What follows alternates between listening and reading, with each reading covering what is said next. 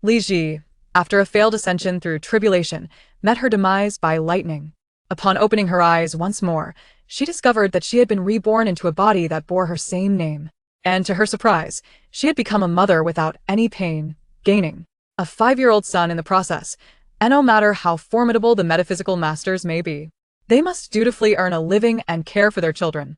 With her mobile phone, she began live-streaming fortune-telling sessions, occasionally taking on side jobs to exorcise spirits, which rapidly garnered immense popularity online. "Master Li, please, read my fortune at your leisure." Li Ji responded, "You are afflicted with hemorrhoids." "Miss Li, when will I be able to marry?" Li Ji replied, "You are attracted to the same sex. Marriage is not in your future." Until one day, her biological father sought her out. "Having stolen my essence, Gigi, what do you think I should do to punish you?" Li Ji shoved the replica of his younger self into his arms. "Here, take him back." Li Yanjing frowned. "Li Ji, I have no father, only a mother." Li Ji reclaimed him from the man's embrace. "Did you hear that? My son does not acknowledge you. Go wherever it is comfortable for you." The man smiled faintly. "As long as I acknowledge you both, it suffices." Chapter 1. A Pain-Free Motherhood. "Let go of me. I do not wish to extort anyone." The woman clutched the arm of the boy beside her, her expression rife with impatience as she observed the approaching vehicle at the intersection, commanding silence. "If we do not do this, where will the money come from?" The boy, left with no choice, inhaled deeply and bit down hard on her arm. "Ah!" The woman yelped in pain and instinctively swatted him away. The boy stumbled back a few steps, steadied himself, and immediately sprinted across the street. Seeing this, the woman, in her high heels, chased after him. "Li Yanjing, stop right there." Li Yanjing did not halt. He had just reached the opposite side when a sudden loud crash and the screeching of tires echoed behind him. He paused, turned, and saw the woman sprawled in a pool of blood in the middle of the road, her mouth moving as if she were speaking. Li Yanjing's pupils dilated in shock. He quickly rushed toward her. By the time he reached her, she appeared lifeless, eyes closed. The truck driver who had exited his vehicle stared at the deceased woman on the ground, irritably raking his hair. "Damn, what bad luck. What is this?" He paused and turned his gaze to the little boy, continuing, "She dashed out unexpectedly. I hardly had time to react." Li Yanjing could not process his words, slowly crouching down, disbelief etched on his face as he shook the woman on the ground. Li Ji, he could not fathom that she had truly died, his fingers trembling as he sought to confirm if she still breathed. Just as his fingers neared her nose, the woman's eyes suddenly snapped open, her hand clasping his wrist with precision. Li Yanjing was momentarily taken aback, but then his eyes brightened, and he could not help but breathe a sigh of relief.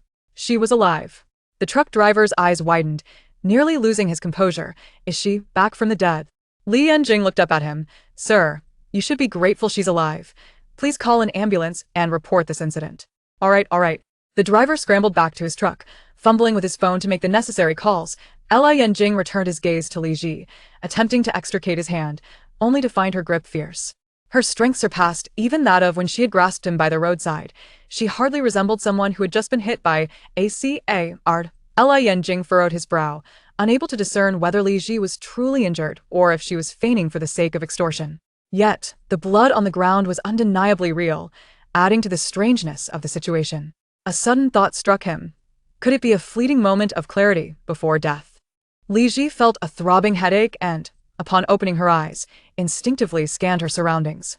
What was happening? Hadn't she perished from lightning after failing to ascend? How had she ended up in this unfamiliar place? Glancing at the small boy squatting beside her, she released her grip on him, realizing he posed no threat. Just as she was about to speak, a flood of unfamiliar memories surged into her mind. Li Ji winced, closing her eyes to rapidly process these strange recollections. Seeing her eyes shut once more, Li Yanjing's expression shifted. He feared she had succumbed again and shook her gently. "Li Ji, wake up, don't die." "I won't die, but you might. Shake me to death." Li Ji slowly opened her eyes, her expression a tapestry of emotions. Indeed, she had been reborn.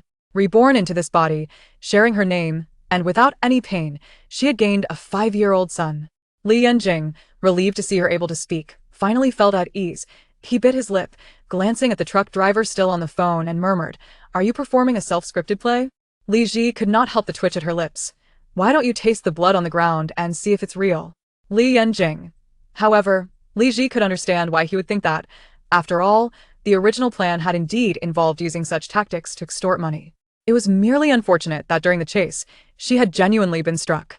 Talk about bad luck. Lig flexed her fingers, feeling the spiritual energy swirling at her fingertips, and let out a sigh of relief. Fortunately, she had merely swapped shells. Everything else remained intact. The pain coursed through her body, though it did not compare to the excruciating sensation of being struck by lightning during her tribulation. It was still quite uncomfortable. She immediately summoned her spiritual energy to shield herself from the pain and to mend the internal injuries of this body. Before long, an ambulance and police car arrived in swift succession. Li Ji was lifted onto a stretcher by the medical personnel and transported into the vehicle, heading straight for the hospital. Li Yanjing, as her family member, naturally accompanied her, and, being just a child, he would be of no use left behind.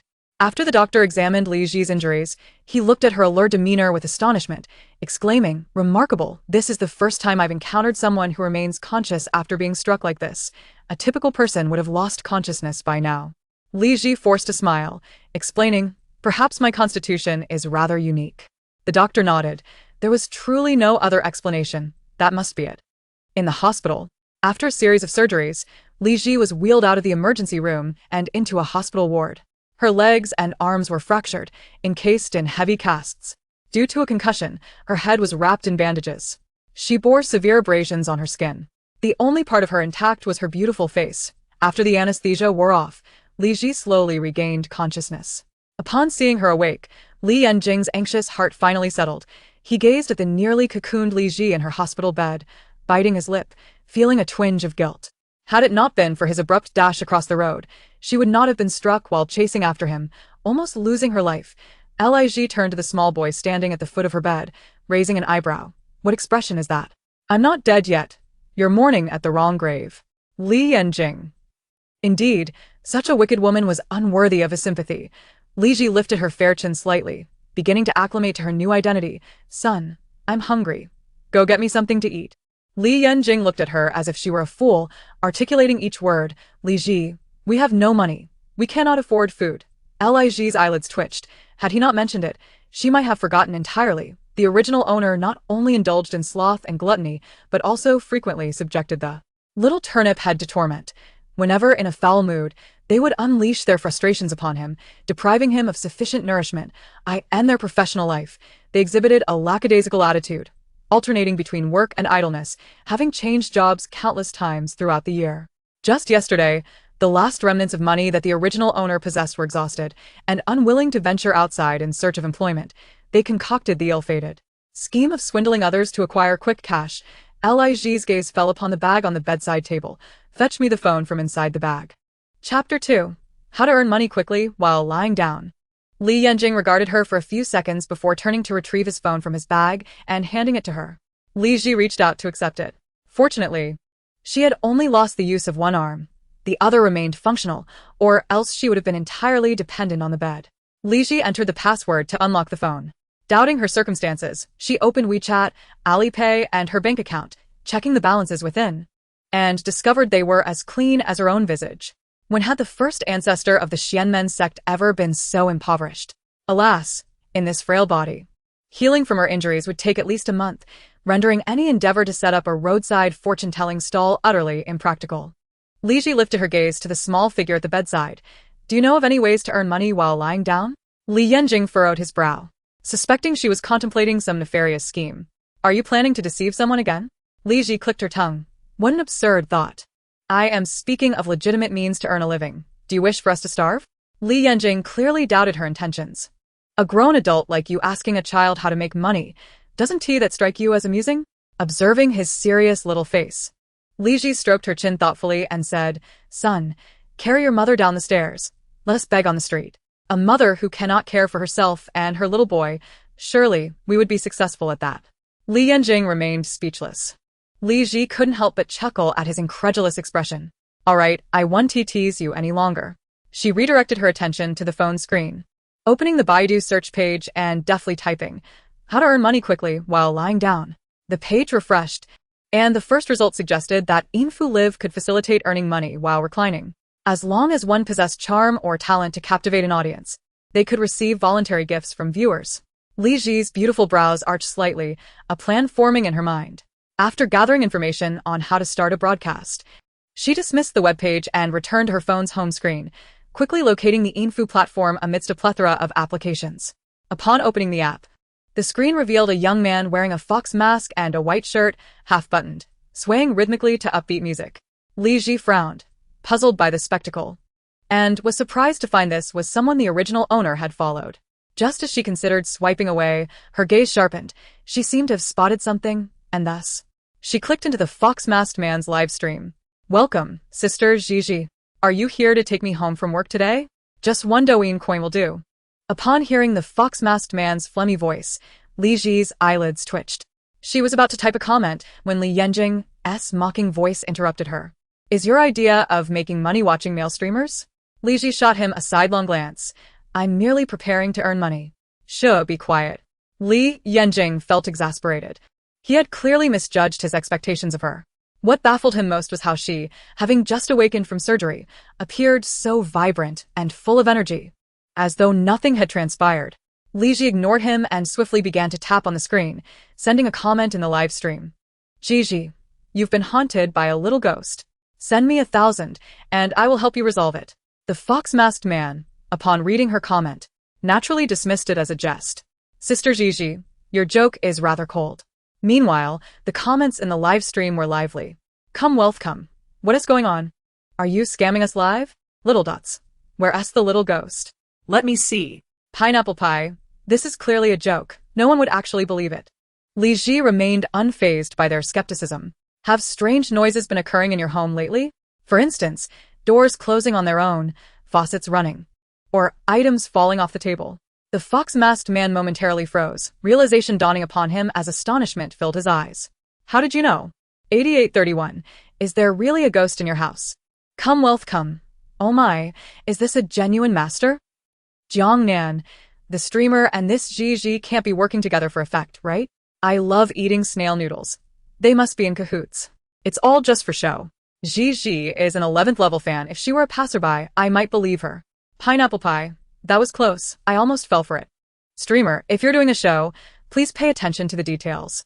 The fox-masked man paused the music, gesturing in protest. "We're not putting on an act. I've genuinely experienced the peculiar occurrences she mentioned. I didn't think much of it." "Gigi, do you sometimes feel a heaviness on your shoulder? As if someone is pressing down on you? Or feel inexplicably cold at night, as though someone is watching you while you sleep?" The fox-masked man's face was filled with astonishment. He truly believed her now, nodding rapidly. Yes, that's exactly it. Gigi, transfer me 1,000, and I'll help you resolve it." The fox-masked man had her WeChat. As long as his fan level reached 11, they could mutually add each other. "All right. Sister Gigi, I'll contact you privately. Everyone, I apologize, but the streamer is signing off for today.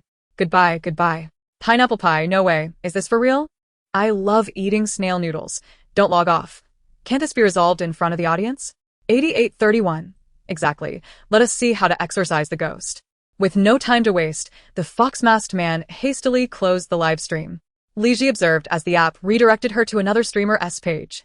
Clicking on the message list below, she was about to send a message to the fox-masked man when a WeChat notification popped up at the top of her screen. She immediately tapped it open.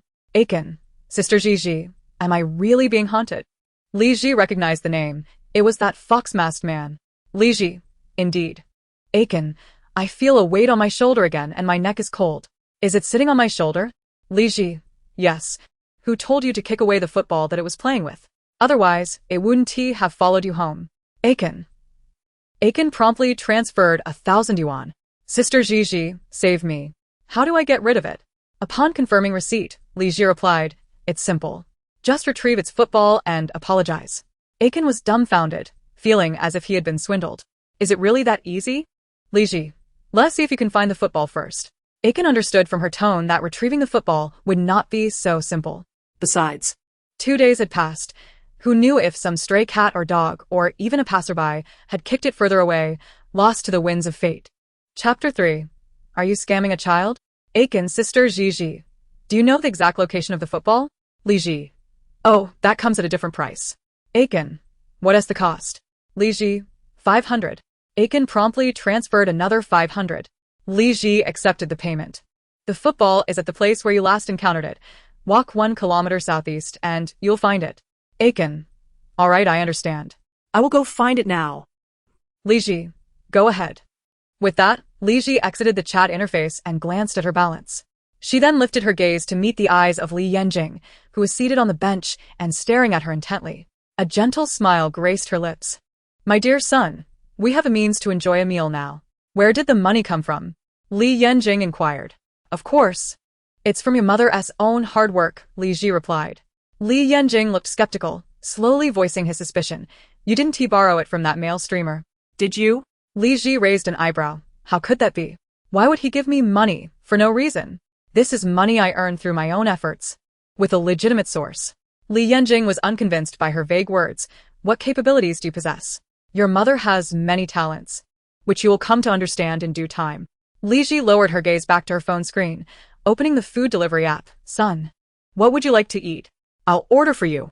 How much did you earn? Li Yanjing pressed further. 1,500, Li Ji responded. You just played on your phone for a bit and earned 1,500? Are you trying to fool a child? Li Yanjing paused before continuing. Is it possible you borrowed money from that male streamer? Li Ji noticed how tenacious her son was regarding this matter. Let us discuss the money issue later, shall we? For now, let us focus on our meal. If you don't tell me what you want, I'll simply order something myself. Li Yanjing indeed felt hungry. Having eaten nothing since last night, that mischievous woman, Li Ji, had bought a cup of instant noodles with the last of their money and had consumed it all without leaving him a drop of broth. Order whatever you like. He replied nonchalantly. All right then, Li Ji acquiesced, proceeding to place her order. Half an hour later, as Li Yanjing looked at the delivered food, he asked, Didn't you order congee? Why would I order congee? Li Ji questioned. Shouldn't you be eating light, liquid foods after just undergoing surgery like congee? Li Yanjing remarked. Li Ji raised an eyebrow. Normally, a person recovering from surgery should indeed avoid such foods and consume light, liquid meals. But I am not like most people. My spiritual energy can heal my body, so I don't need to adhere to such restrictions. I can eat normally. That may apply to others, but not to me. I've already mentioned that my constitution is unique and doesn't require such caution. Li Yanjing, however, could not shake off the doubt. He had yet to witness anyone so lively right after surgery. Perhaps he was simply too young and inexperienced to grasp the situation. Let us eat. I'm starving. Li Ji urged. Li Yanjing ceased to dwell on the matter, adjusting the hospital bed to allow her to eat comfortably. He then lifted the tray table with both hands, standing on tiptoe, and with Li Ji as assistance, set it up on the bed. Li Ji single-handedly lifted the takeout from the bedside table and placed it on the tray. She tilted her chin towards the opposite side and said, Come sit and eat. Li Yanjing responded with a soft slipped off his shoes, and climbed onto the hospital bed. Li Ji was the first to retrieve a cup of milk tea from the bag, deftly tearing open the straw and inserting it into the cup before pushing it toward him. Drink up. Li Yanjing paused, staring at the milk tea before him, slightly taken aback. In the past, Li Ji would never have bothered with him. She would always eat by herself, let alone opening a straw and inserting it into the milk tea for him. Li Ji pulled out another cup of milk tea. What are you daydreaming about? If you don't drink it, I will. Li Yanjing snapped back to reality, cradling the milk tea with both hands and taking a sip. How is it? Did you taste the pearls? Li Ji inquired. Since it was his first time trying milk tea, he chewed on the pearls in his mouth. Emicha. Li Ji took a couple of sips herself, her eyes narrowing slightly in satisfaction as she sighed, blissful. Li Yanjing set down his milk tea and began to seriously unwrap the food packaging. There were 3 dishes and a soup, sweet and sour ribs, shrimp and scrambled eggs, stir-fried seasonal vegetables, and chestnut chicken soup. Li Ji tore open the packaging for her disposable chopsticks and began to eat, taking a bite of the sweet and sour ribs. These ribs are delicious. You should eat more. Li Yanjing was momentarily surprised, realizing she could use chopsticks with her left hand.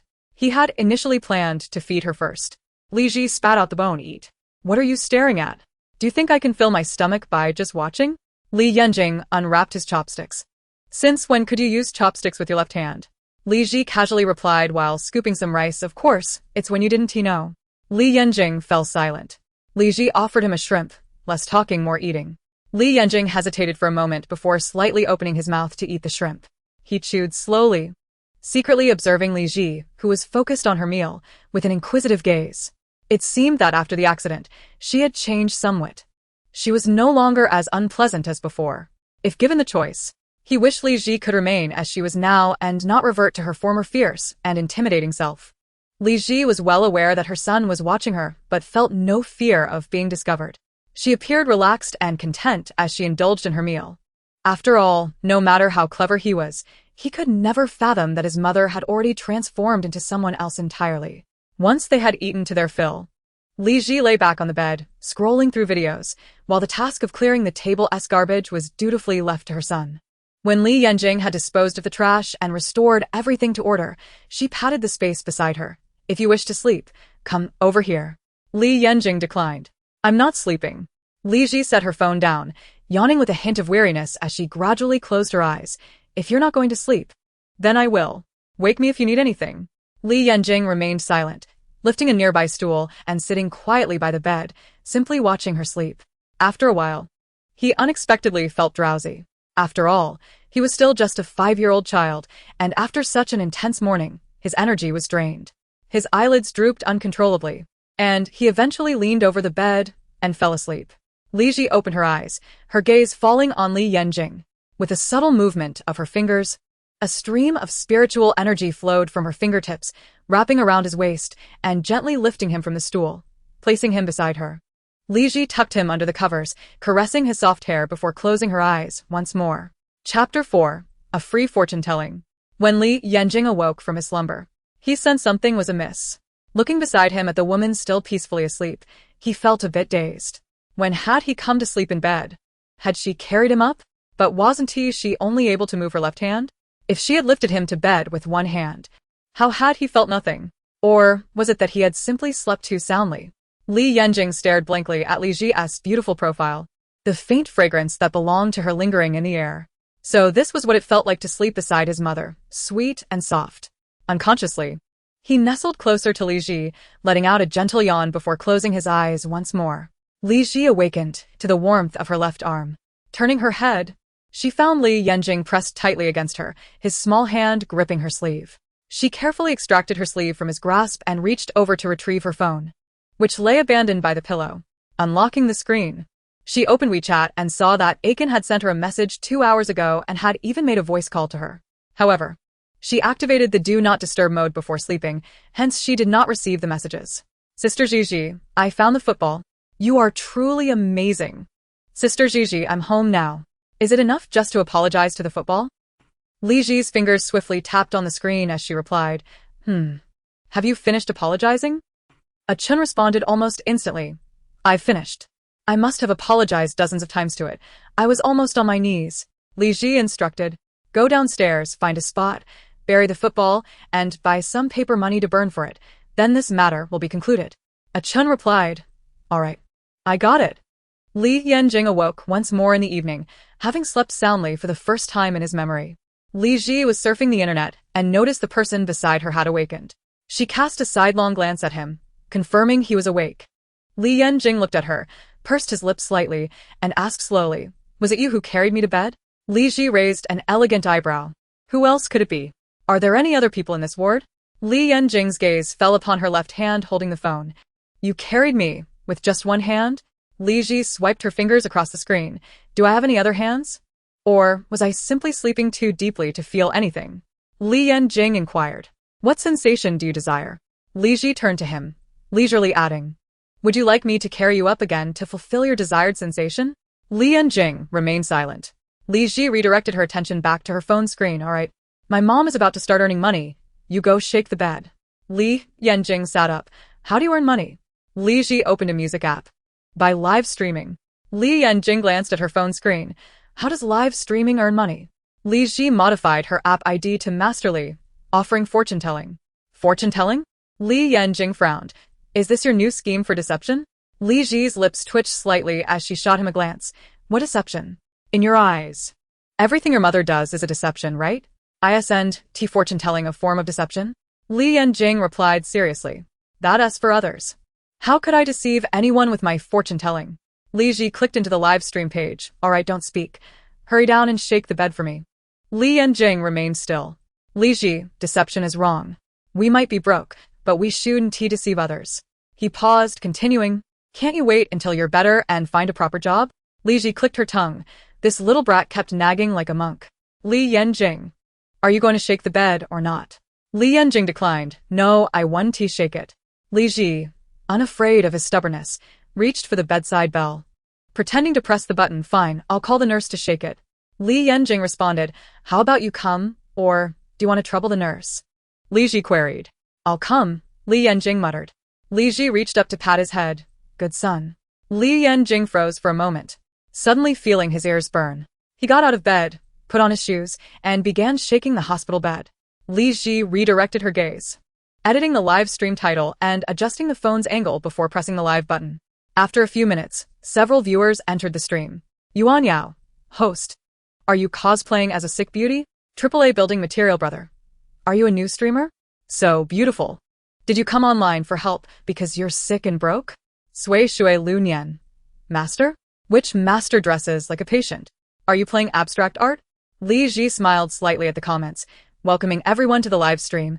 The host is indeed a true metaphysical master. If you wish to have your fortune told, just send a music note number 1. Sitting by the bed, Li Yanjing listened to her words, his eyelids involuntarily twitching. She was daring to say things he couldn't even bear to hear. Big Orange, 666, I see your background is a hospital ward. You're in a patient's outfit, and your head is bandaged. How can a metaphysical master allow themselves to get injured? Shouldn't you foresee and avoid danger? Sui Shui Lu Nian. Yeah, host, why not perform a talent instead? No need to pretend to be a metaphysical host, right? AAA building material brother, how could someone so beautiful engage in such deceptive activities? SpongeBob, wearing a patient's outfit, why not sell sob story in the stream, claiming you have a terminal illness? Maybe a big shot will throw you gifts. Li Ji faced their skepticism without a hint of panic. How about this? I'll draw one person from among you for a free fortune-telling. Let us go with the one named SpongeBob.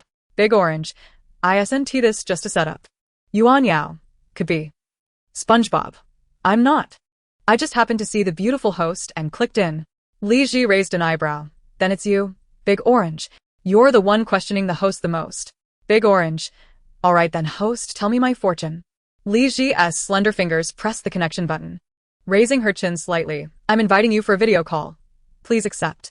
In the next moment, a handsome young man with red hair appeared in the lower right corner of the screen, a cigarette hanging from his mouth, and an air of nonchalance in his gaze.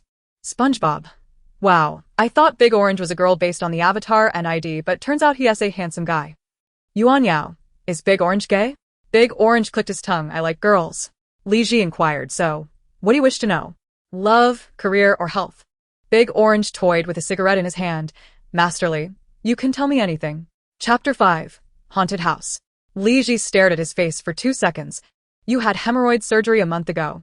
Big Orange's hand paused. A mix of embarrassment and surprise crossed his expression. Embarrassment at having his hemorrhoids revealed before so many online viewers, and surprise that she was actually correct. Could it be a lucky guess? SpongeBob. Big Orange, is that true? Yuan Yao. I can't believe a handsome guy has hemorrhoids. Yin Tian. I'm dying of laughter, haha, is this really not a comedy stream? Sui Shui Lu Nian. Come on, Big Orange, say something. Could it really be true? Big Orange coughed lightly. You're not wrong. But that doesn't prove anything. You might have just guessed right. SpongeBob. Oh my, the host really got it right. AAA building material brother. You can't just guess something like hemorrhoids, and you even got the timing right. The host is truly incredible. Li Ji smiled slightly. Big Orange is the name of your dog. You just ended a relationship a week ago because you were cheated on, and it happened in bed. Big Orange, Sui Shui Lu Nian. Wow. Big Orange's expression suggests the host is spot on, otherwise, he would have rebutted by now. SpongeBob. Incredible, masterly. I bow to you. Yun Tian. If this continues, the host might even reveal what's under Big Orange's pants. AAA building material brother. So accurate. I'm following you now. Li Ji asked, do you wish to continue? Big Orange's cheeks twitched. He hadn't expected this sick beauty to truly possess some skill, which intrigued him. No need. Li Ji raised her hand to disconnect the call with him and address the others in the live broadcast room, saying, all right, now you can believe it. For those who wish to seek my fortune-telling services, simply send a Note 1 gift.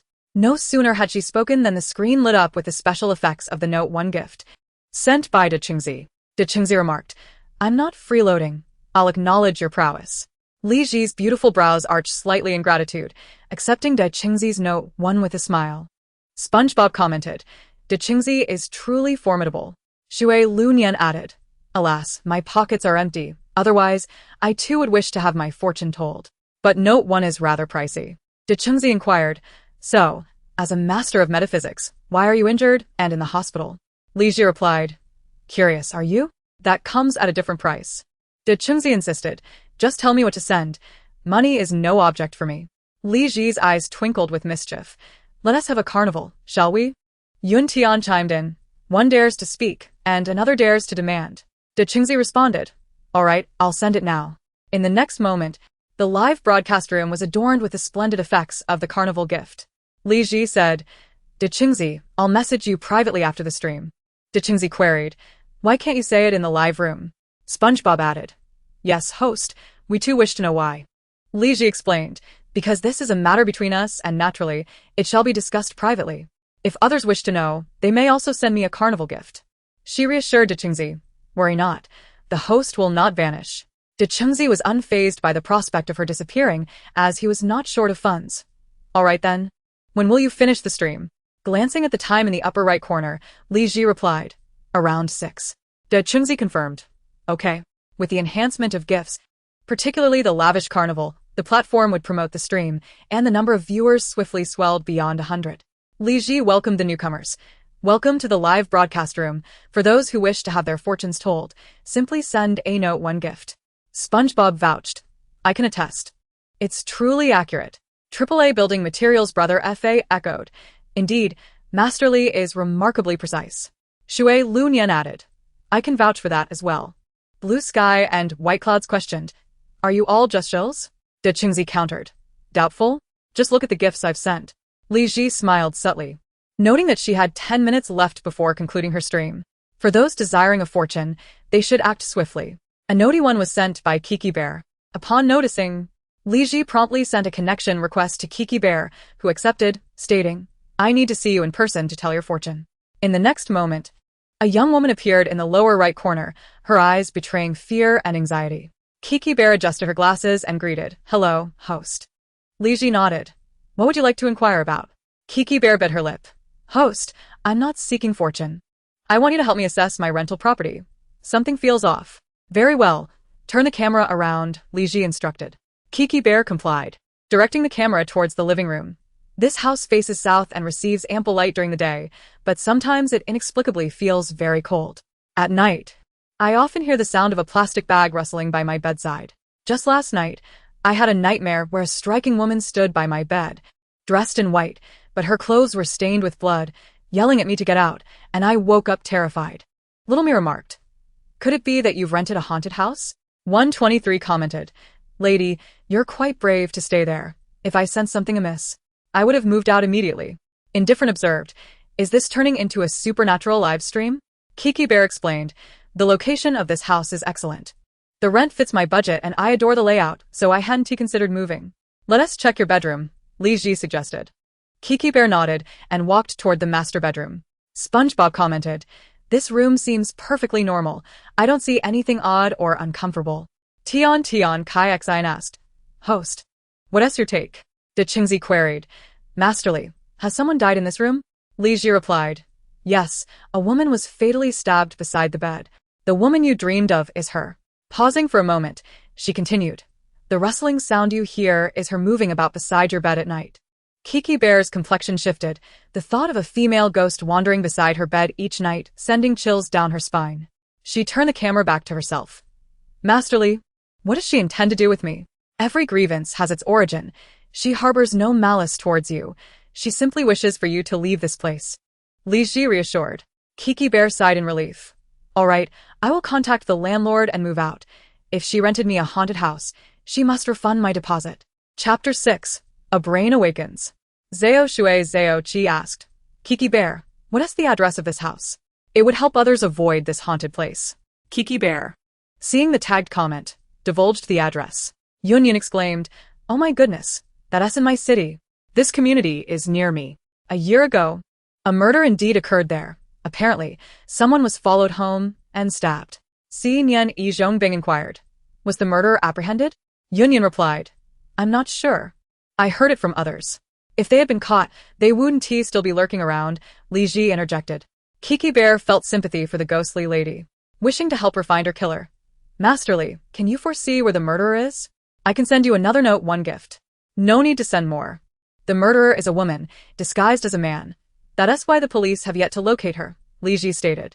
Kiki Bear, contact your local police and share this lead with them. They will soon find her. Kiki Bear nodded excitedly. Okay, I understand. Thank you. Masterly? Not at all. Li Ji replied, bidding her farewell before disconnecting the call. She glanced at the time in the upper left corner and then at her son, who was eagerly awaiting attention. It was precisely time for her to conclude the stream. SpongeBob lamented, but Masterly, I still want to see you tell fortunes. Yun pleaded, you're ending so soon. Masterly, please stream a little longer. I wish to have my fortune told. Those wishing to seek my fortune can come back tomorrow. The host is hungry and needs to eat, Li Ji announced. Si Nian Yi Zhongbing suggested. Host, you could stream while eating, we wouldn't mind. Little Sweet remarked. Host, put in some extra hours. It's rare to find a stream that piques my interest. Li Ji shook her head. That won't do. The host is human and requires rest. Those who appreciate the host may follow her. Until tomorrow, everyone. With that, she raised her hand to close the live stream. Exiting Douyin, Li Ji turned to her son, Li Yanjing, seated near the bed, and inquired, I'm off work now. What would you like to eat? I'll order takeout. Li Yanjing gazed at her with a look of profound curiosity. Though he could not perceive the barrage of comments on her phone, he gleaned from Li Ji's words that she seemed to be speaking the truth. Can you truly tell fortunes? He inquired. Li Ji raised an eyebrow. What of it? Do you know how much your mother has earned in just half an hour since her live stream began? How much? Li Yanjing asked, after deducting the platform's commission. I've made 2,005, Li Ji replied. Li Yanjing was perplexed. But when did you start telling fortunes? I had no idea. He paused before continuing. If you can tell fortunes and earn so much, why did you not do so before? What do you mean by before? Clarify, Li Ji retorted. Li Yanjing bit his lip. Constantly changing jobs and thinking of taking me to scam people when you run out of money. Li Ji rubbed her slightly aching neck. It's not that I hadn't considered making money through live streaming fortune-telling before. Then, why did you suddenly think of it now? Li Yanjing pressed on. Oh. It seems the concussion from the car accident has made me smarter, Li Ji replied with a serious demeanor. Li Yanjing felt that there was no other explanation for her sudden change of fortune. All right, let us not dwell on that. In any case, we need not worry about money anymore, Li Ji declared. Li Yanjing slowly nodded. What would you like to eat, my son? Li Ji asked. You order. I'm not picky. I can eat anything, Li Yanjing responded. All right, then I shall order, Li Ji said, her gaze returning to the phone screen as she opened the food delivery app and began to select items. Just as she was browsing the options, Li Yanjing's voice interrupted again. If you can tell fortunes, why didn't you foresee your own car accident? Li Ji looked up at him, her dark eyes clear. Because we read others, not ourselves, you know. Li Yanjing, sensing the sincerity in her expression, instinctively believed her. Oh, now I understand. As long as you know. Li Ji replied, returning her attention to the screen to continue ordering. After placing her food order, she also purchased some daily necessities from a convenience store. Just after paying, a notification popped up on her phone. Dechingzi, Masterly, where are you? It then struck Li Ji that she had yet to explain to Dechingzi why. As a master of metaphysics, she had been injured and hospitalized. She quickly clicked into their chat window. Masterly, sorry, I was placing an order for takeout. Dechingzi, no worries, but why, as a master of metaphysics, would you allow yourself to be injured and hospitalized? It seems rather illogical. Dechingzi, of course, I'm not questioning your abilities. I'm merely curious. Masterly, we read others, not ourselves. That is an important rule in our fortune-telling profession. Dechingzi, I see, now I understand. Masterly, by the way, don't go out tonight. Dechingzi. Masterly, just listen to me.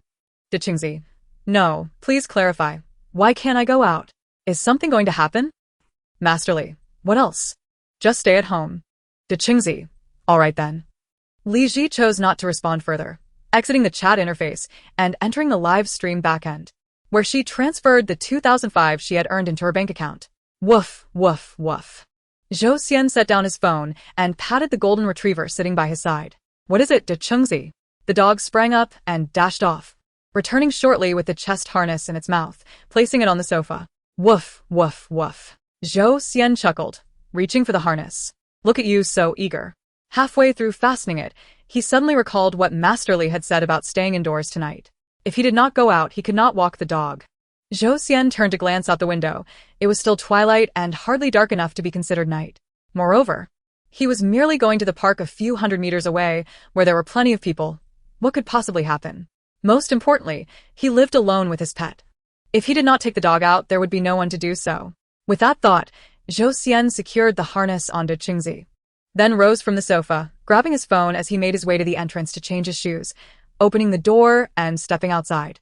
Exiting the community, he held his phone in one hand, scrolling through videos while leading to Qingzi with the other, heading towards a park a few hundred meters away. Upon reaching the intersection, he glanced at the traffic lights, saw it was green, then lowered his gaze back to his phone as he crossed the crosswalk. Chapter 7. Becoming Hospital Companions. Midway through his walk, a sudden blaring horn pierced the air. Zhou Xian furrowed his brow, turning towards the source of the sound, only to see a vehicle barreling towards him, without any sign of slowing down. His pupils constricted in shock, and before he could react, he was struck. Fortunately, the car was not traveling at a high speed, and instead of being thrown aside, he fell to the ground, his leg having been hit. De Chengzi circled around Zhou Xian, barking incessantly. The driver of the vehicle quickly exited and called for an ambulance. All Zhou Xian could think was that he should have heeded Master Li's advice and stayed indoors. Who would have imagined that a simple trip to the park a few hundred meters away, while obeying traffic rules, could lead to such misfortune? Before long, the ambulance arrived. Zhou Xian was lifted onto a stretcher. Hey, my dog. The medical staff handed him his fallen phone, explaining that pets were not allowed in the hospital. Zhou Xian took the phone and tucked it into his pocket, enduring the pain in his leg as he slowly said, "Could you please remove the harness from him? He knows how to get home on his own."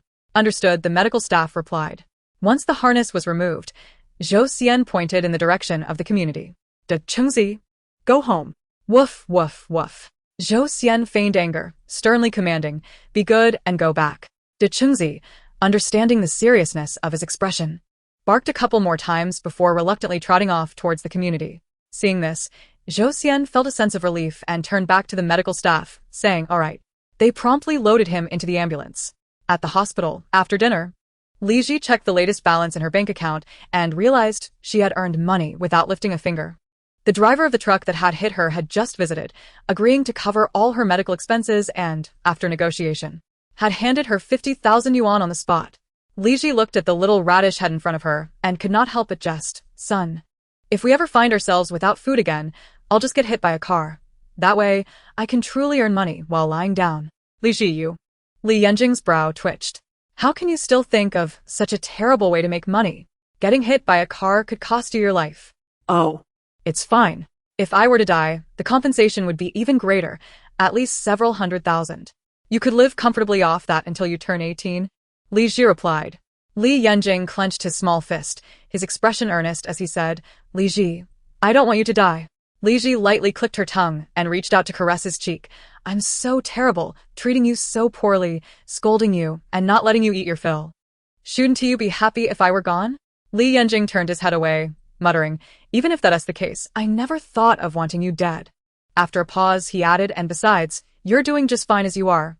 Li Ji observed his awkward demeanor, her eyes shimmering with a gentle glow. "What do you mean by what's wrong with me?" Li Yanjing turned back to face her. "Li Ji, you are fully aware of it. Yet you still choose to question me." Li Ji chuckled softly, deciding not to tease him further. "No more with the Li Ji. Isn't it more fitting to call me Mom?" Li Yanjing turned his head away again, remaining silent. Li Ji raised an eyebrow, unperturbed, knowing that he needed a moment to process. She averted her gaze, looking down at her phone screen, opening an online shopping platform to purchase a new phone. Her current device was nothing short of a battlefield casualty. The rear glass shattered, the screen cracked, and it operated sluggishly, lacking any semblance of smoothness. Li Ji promptly ordered the latest model from the official website, purchasing 2 units, one of which was intended for Li Yanjing, lest the little fellow remain devoid of entertainment, sitting idly by the bedside, gazing at himself, which was rather pitiable. After completing the transaction, Li Ji scrolled through her phone once more, browsing children's clothing, selecting several outfits for Li Yanjing. Just as she set her phone down, the sound of the door opening at the entrance of the hospital room caught her attention. She lifted her gaze to see two nurses wheeling in a post-operative bed. When her eyes fell upon the occupant of the bed, she raised an eyebrow, clearly disobedient. This was a double occupancy room, with the adjacent bed unoccupied. The nurses transferred Zhou Xian to the empty bed, drew the curtains between the two beds, arranged Zhou Xian's belongings, and then exited the room. Li Ji shook her head, redirecting her gaze to Li Yanjing, who was seated beside the bed. Son, it's getting late. Go wash your face and come to bed. Li Yanjing responded with a gentle descended from his chair, removed his shoes, donned the slippers that had been delivered, and obediently made his way to the bathroom. After freshening up, he returned to the bedside, lowered the bed, and then climbed up, pulling back the covers to lie beside Li Ji. Although he had napped for a considerable time in the afternoon, the scent of his mother's fragrance lulled him into a gentle slumber, his eyes gradually closing in comfort. Zhou Xian slowly opened his eyes, feeling a sharp pain in his leg, involuntarily letting out a slight gasp. He glanced down at his left leg, encased in a cast, quickly averting his gaze to the bedside table, where his clothes and phone were placed. Just as he reached out to grab his phone, a clear and soothing voice resonated nearby. "You're awake." He was momentarily taken aback, regaining his composure as he looked toward the source of the voice. His expression tinged with confusion. Was it coming from the adjacent bed?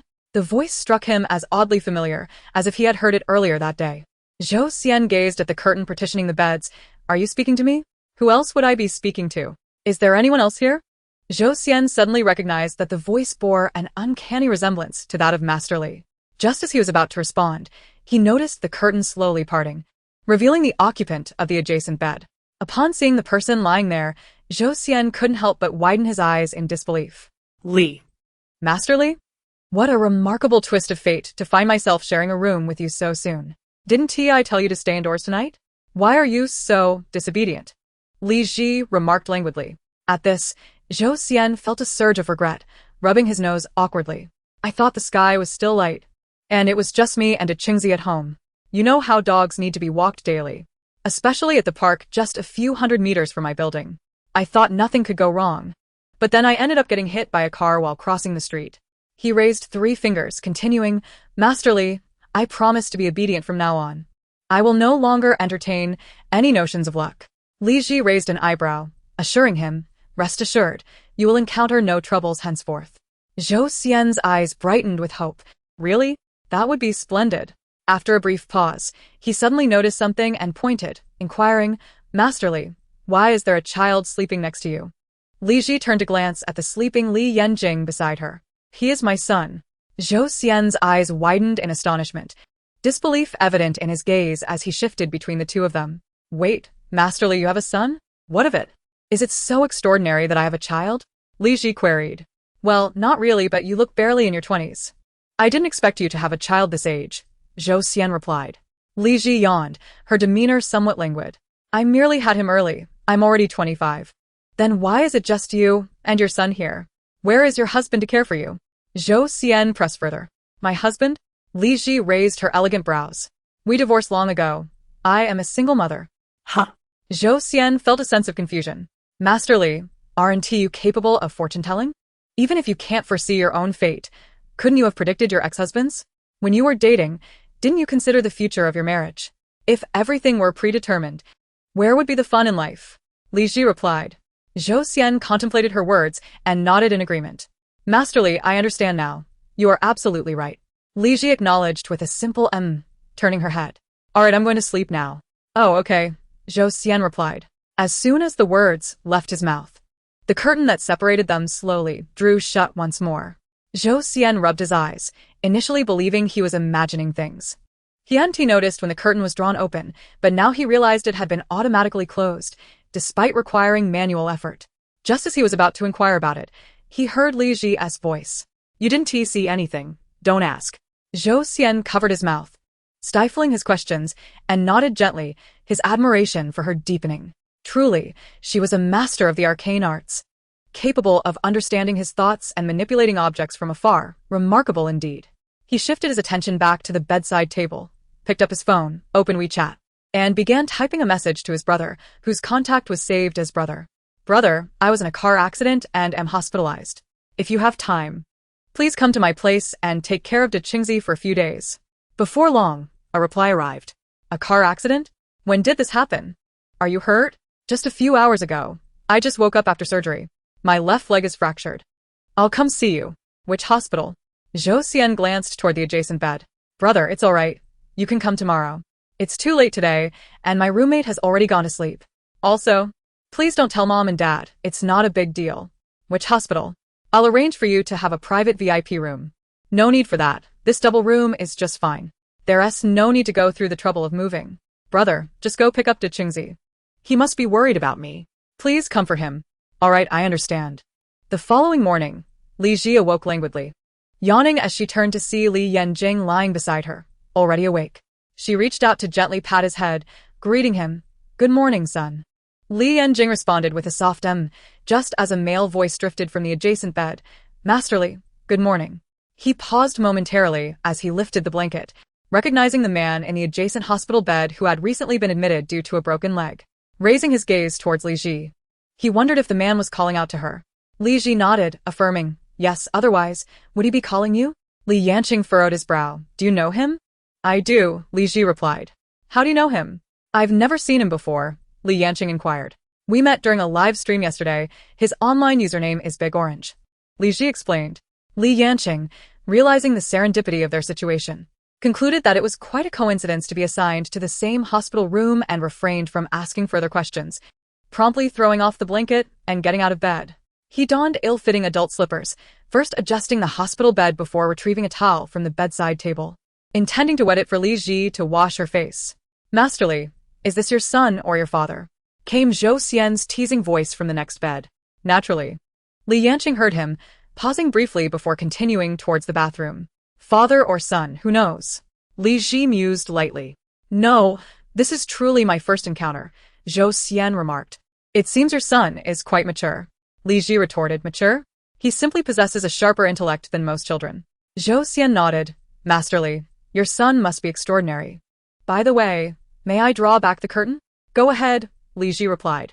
Zhou Xian pulled aside the curtain, revealing a small boy just emerging from the bathroom. A damp towel in hand, exquisitely chiseled features adorning his face. One could easily surmise that this visage would captivate countless girls once he matured. Zhou Xian scrutinized the boy closely, commenting, Master Li, your son doesn't he resemble you at all? Li Ji accepted the towel from Li Yanqing, wiping her face. Sons take after their fathers. Before she could finish, a sudden knock echoed from the hospital door. Zhou Xian craned his neck towards the entrance, recalling that his brother was due to visit him that morning. He then glanced at a message from his brother sent just a minute prior and called out, Brother, just come in. In the next moment, the door swung open to reveal a handsome young man clad in a charcoal gray suit, his features sharply defined and a pair of gold-rimmed glasses perched upon his prominent nose. His demeanor exuded a quiet sophistication, radiating an air of gentle elegance. Li Ji's gaze settled on the man, her brow subtly arching as if discerning something. The man, noticing her scrutiny, returned her gaze, briefly glancing at the small boy standing beside her hospital bed. Zhou Xian broke the delicate silence, gesturing towards Li Ji. Brother, allow me to introduce you. This is Master Li. He then turned to Li Ji. Master Li, this is my brother. Zhou Du pausing momentarily, he added, oh right. I should also introduce myself. I'm Zhou Xian. Chapter 9. A new type of scam. Zhou Du frowned slightly. Master Li? Brother, it's like this. Master Li is a master of metaphysics, exceptionally accurate in fortune-telling, which is why we call her Master Li, Zhou Xian elucidated. Zhou Du, naturally skeptical of such superstitions, harbored doubts about his brother's naivety in being swayed by this so-called master. After all, how could someone who prophesizes accurately end up in the hospital? It seemed more like a charlatan caught in a scam had met with consequences. Zhou Du collected himself. How did you come to know each other? We met in a live stream. Master Li broadcasts fortune-telling on the platform, Zhou Xian responded. So, how did you end up in the same hospital room? Zhou Du queried. Perhaps it's fate. We met online one moment and found ourselves in the same hospital the next. What a coincidence. Zhou Xian replied. However, Zhou Du was not one to believe in such serendipity, suspecting it was orchestrated. He wondered if this con artist had targeted his brother.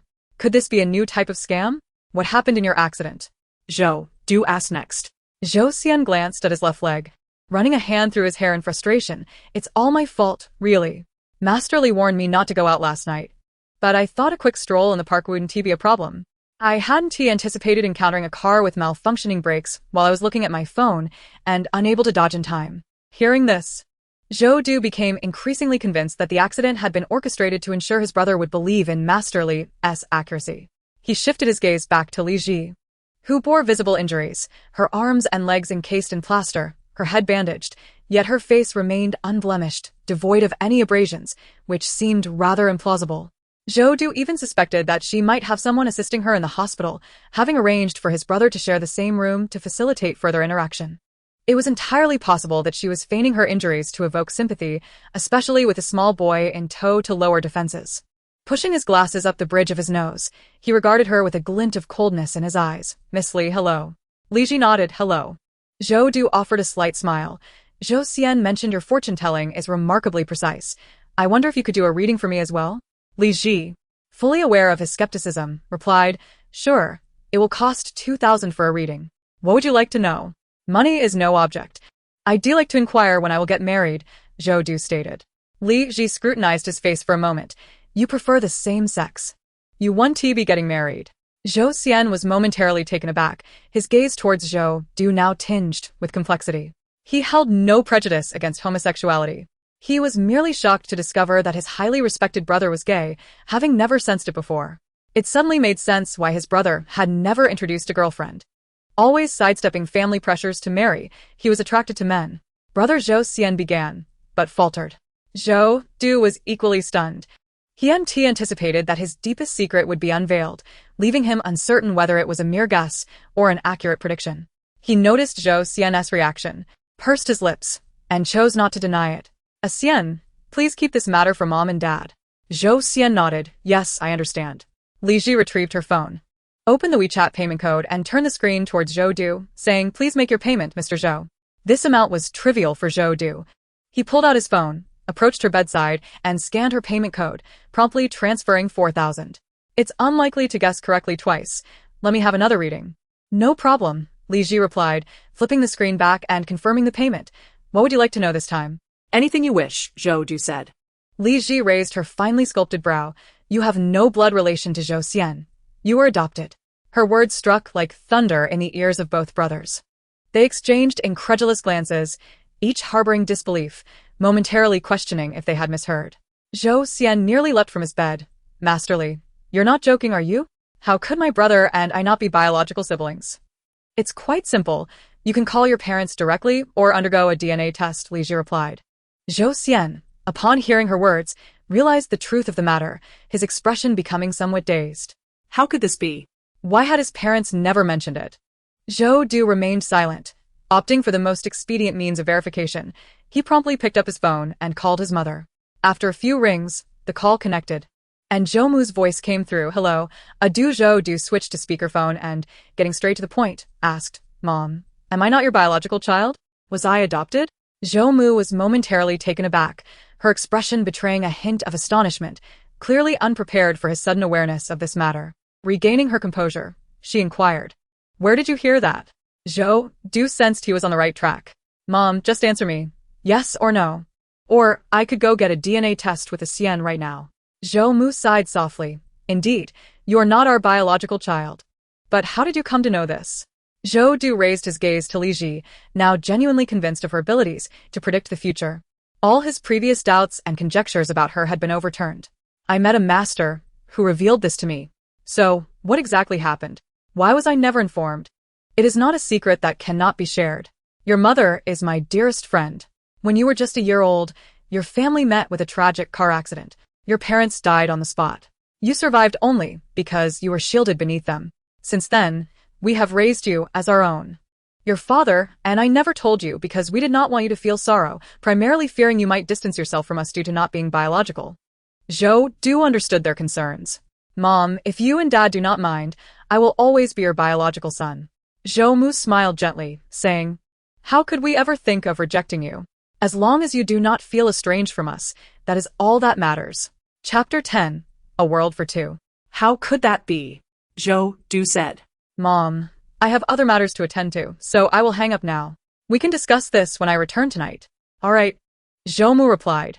After ending the call, Zhou Du put away his phone, his gaze landing on Zhou Xian. A Xian, you. Zhou Xian waved his hand dismissively. What of me? Even if we share no blood ties, you are still my elder brother, and that will never change. Zhou Du smiled slightly, yes, indeed. He then turned to Li Ji, speaking candidly, Miss Li, I apologize for my previous unfounded suspicions about you. Li Ji raised an eyebrow. Her gaze towards him now tinged with admiration. It's nothing. It is human nature. Huh. Zhou Xian looked at Zhou Du, then at Li Ji. His face a picture of confusion. Brother, what unfounded suspicions did you have about Master Li? I thought she was a fraud, specifically targeting someone as simple-minded as you, and snaring you in a new kind of scam, Zhou Du explained. No. How am I simple-minded? I only believed Master Li to be genuine after verification. Zhou Xian retorted. Is that so? Then perhaps you have become a bit wiser, Zhou Du remarked. Zhou Xian's mouth twitched. Brother, are you complimenting me or insulting me? Of course. I am complimenting you, Zhou Du replied. How can I trust that? Zhou Xian paused, suddenly recalling something. By the way, brother, how is De Chengzi? Rest assured. He is eating, drinking, and sleeping normally, Zhou Du reassured him. Zhou Xian nodded. That's good. I was worried he might be anxious about me, losing his appetite. That is unlikely, Zhou Du said, shifting his gaze back to Li Ji, finally resting on the quiet little boy by the bedside. Miss Li, is this your brother? No. He is my son, Li Ji replied. Zhou Du's eyes widened in surprise. He had not anticipated that she was so young and already a mother. I see. But where is your husband? Zhou Xian interjected. Oh, brother, she is a single mother. She has been divorced for a while. Li Yanjing frowned slightly at this revelation. Divorced? I remember when Li Ji lost her temper and referred to him as a bastard, claiming she did not even know who the father was. Who did she divorce? He looked at Li Ji, questioning whether she was deceiving him again. Li Ji did not meet his gaze but instead stroked his head, saying to Zhou Du, yes. I have no husband. Zhou Du contemplated their struggles and, given her injuries, felt it was unwise for them to be without adult supervision. Miss Li, would you like me to help you find a caregiver? It could assist you in taking care of the child. No need, my son can take care of me. Li Ji replied. Zhou Du glanced skeptically at the boy, who was only slightly taller than the bed, wondering if she was joking. Li Ji perceived his thoughts and assured him, I'm not joking. My son is very capable of taking care of others. Do not underestimate him. She paused, then continued, besides, I prefer not to be cared for by strangers. I appreciate your kind offer. Brother, she has a capable son. Zhou Xian chimed in with a smile. Zhou Du turned back to him. Miss Li has her son to care for her. You do not, so you will certainly need a caregiver. True then, brother. Please help me find one when you leave, Zhou Xian said. All right. Zhou Du agreed. Shortly after Zhou Du departed, a caregiver arrived. Li Ji. Considering she still had to live stream and that having an additional person in the ward would be inconvenient, requested a transfer to a single room. Zhou Xian could not help but exclaim, Wait, Master Li, why do you suddenly want to change rooms? It's inconvenient. There are too many people, Li Ji smiled slightly. I prefer the world of two with my son. Zhou Xian pouted, but did not press the issue. Fine. I just thought it would be more enjoyable to keep you company so that you wouldn't be bored. If you are bored, just play with your phone, Li Ji replied. Will you still be live streaming today? Zhou Xian asked. Li Ji glanced at the little boy by the bed. Of course. How else will I earn money to support my son? Will it be at the same time as yesterday? Zhou Xian inquired. I don't know. It depends on my mood. I might stream in the morning or afternoon after my nap, or perhaps after dinner. The timing is quite flexible, Li Ji replied. All right. Send me a message when you go live. Zhou Xian paused, realizing they had yet to add each other on WeChat. Master Li, shall we add each other on WeChat? Sure. Li Ji nodded, opening WeChat and displaying her QR code. She then handed her phone to Li Yanjing, instructing, Son, take this and let him scan it. Li Yanjing took the phone, glanced at the screen, and walked over to Zhou Xian's bedside, expressionless, holding the screen out for him to scan. Zhou Xian used his phone to scan it and sent a friend request to Li Ji. All right. Master Li, I have added you. Hearing this, Li Yanjing returned to Li Ji's bedside and handed her the phone. Li Ji accepted the friend request. Done. The hospital's response is quite swift. After Li Ji requested to pay extra for a single room, it wasn't too long before a nurse arrived to escort her. Li Ji surveyed the new single room and asked, So, what do you think, son? Do you like the two-person world with Mom? Li Yanjing remained silent, quietly organizing the supplies he had brought. His silence was an implicit agreement. You're saying nothing, which means you like it, Li Ji added. Li Yanjing paused for a moment while putting things away, his eyes subtly glancing at her on the hospital bed, yet he refrained from voicing any objections. Li Ji smirked slightly, recognizing his bashful awkwardness, and chose not to tease him further. She redirected her gaze, leaning back against the hospital bed, contemplating the early hour and the lack of pressing matters to attend to, deciding instead to broadcast live for half an hour. Son, Mom is about to start working. So you behave yourself, she said. Li Yanjing raised his eyes to look at her, surprised by her early endeavor. If there's nothing else to do. Of course I need to earn money, Li Ji replied. Li Yanjing pressed his lips together. Can't you just lie down and rest properly? Earning money isn't urgent. And didn't you just make 4,000? Li Ji playfully poked his serious little face and chuckled softly. Don't worry, I know my body well. It's been said that my constitution is extraordinary. My recovery is naturally much faster than the average person's. Besides, I'm only broadcasting for half an hour. Which isn't a long time. Just a bit of talking. How could that tire me out? Chapter 11. A fully lit gallery. Li Yanjing hummed in response. Suddenly recalling something, he asked, Did you tell that person you had long since divorced just as a casual remark to deceive him? He paused before continuing. You mentioned before that you didn't even know who the man who got you pregnant was, so which statement is true? Of course it was just a casual lie to deceive him. When one is outside, identities are self-assigned, Li Ji replied languidly. I'm not familiar enough with those brothers to divulge my past to them. Li Yanjing's eyelashes fluttered. Oh. Li Ji raised an eyebrow. What's the matter? Do you wish to know who your father is? I don't want to, Li Yanjing replied. Why don't you want to? Li Ji inquired. Li Yanjing pressed his lips together. I just don't want to. Li Ji observed him, her slender fingers stroking her chin as she spoke slowly. If your father were to appear one day and wanted to take you away, would you go with him? I don't have a father. Li Yanjing blurted out without thinking. I'm not going anywhere. A faint smile flickered in Li Ji's eyes. Then who am I? Li Yanjing's dark pupils were clear as day, Li Ji. I mean, who am I to you? Li Ji longed to hear him call her mom from the serious little boy's lips. The thought alone warmed her heart. Li Yanjing's small hands at his side tightened slightly, biting his lip in silence.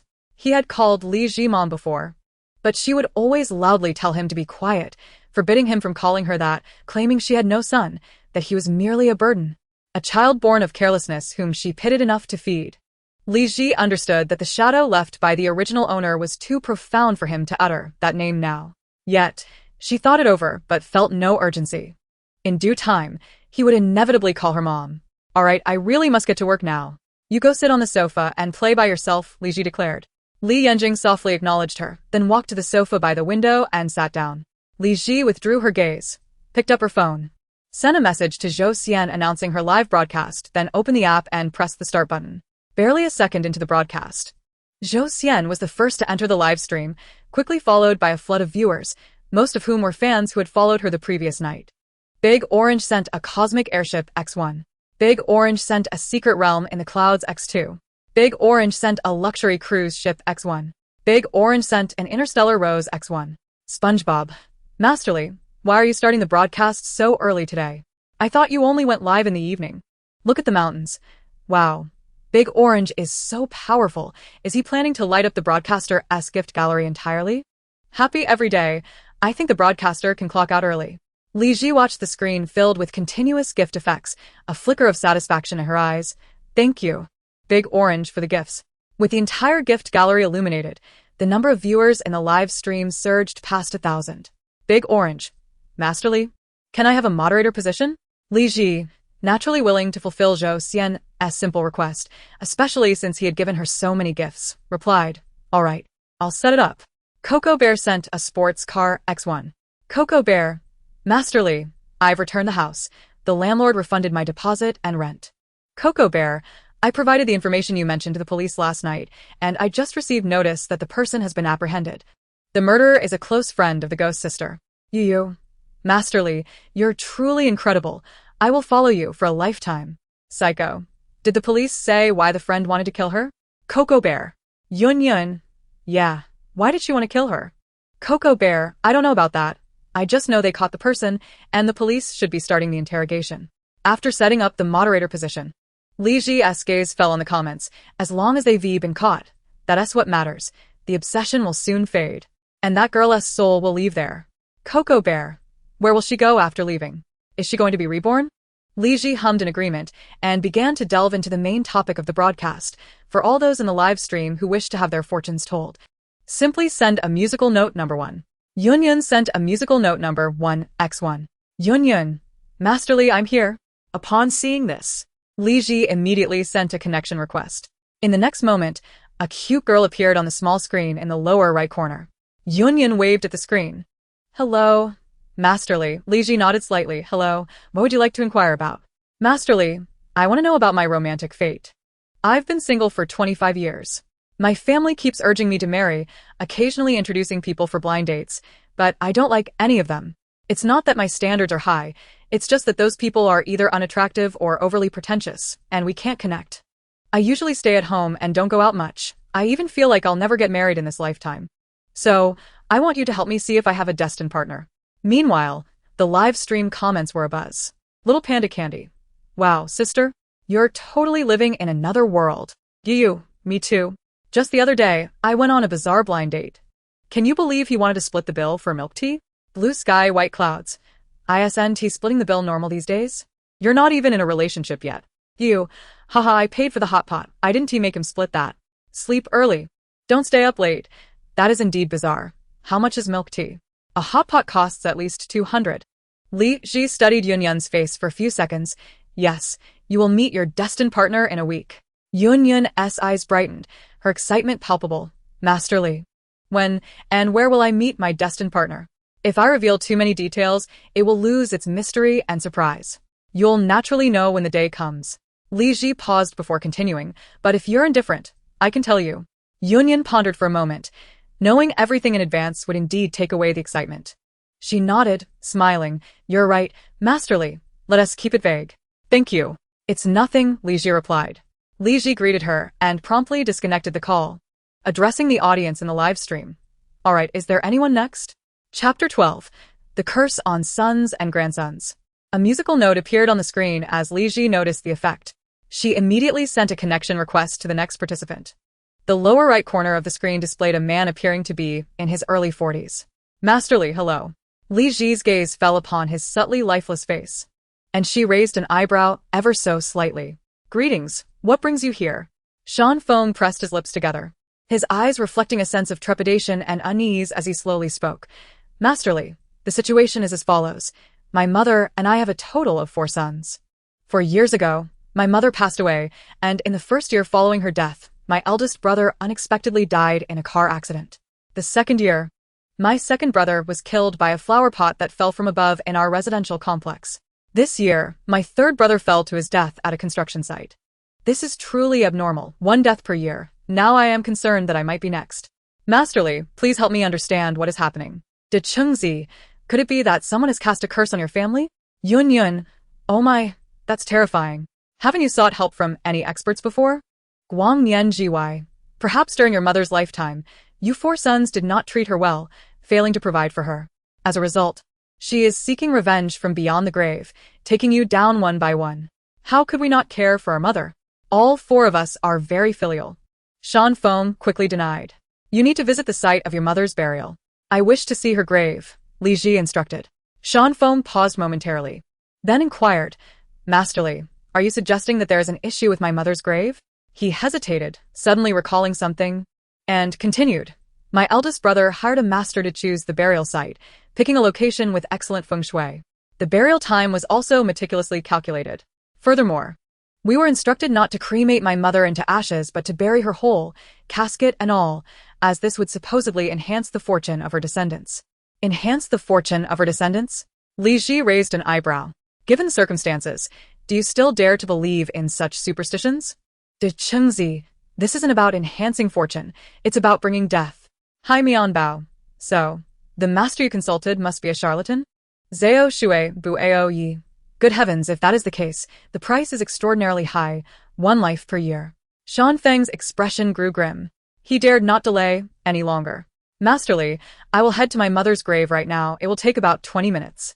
Li Ji acknowledged with a sound. I will disconnect from you now. Please apply for a connection again once you arrive.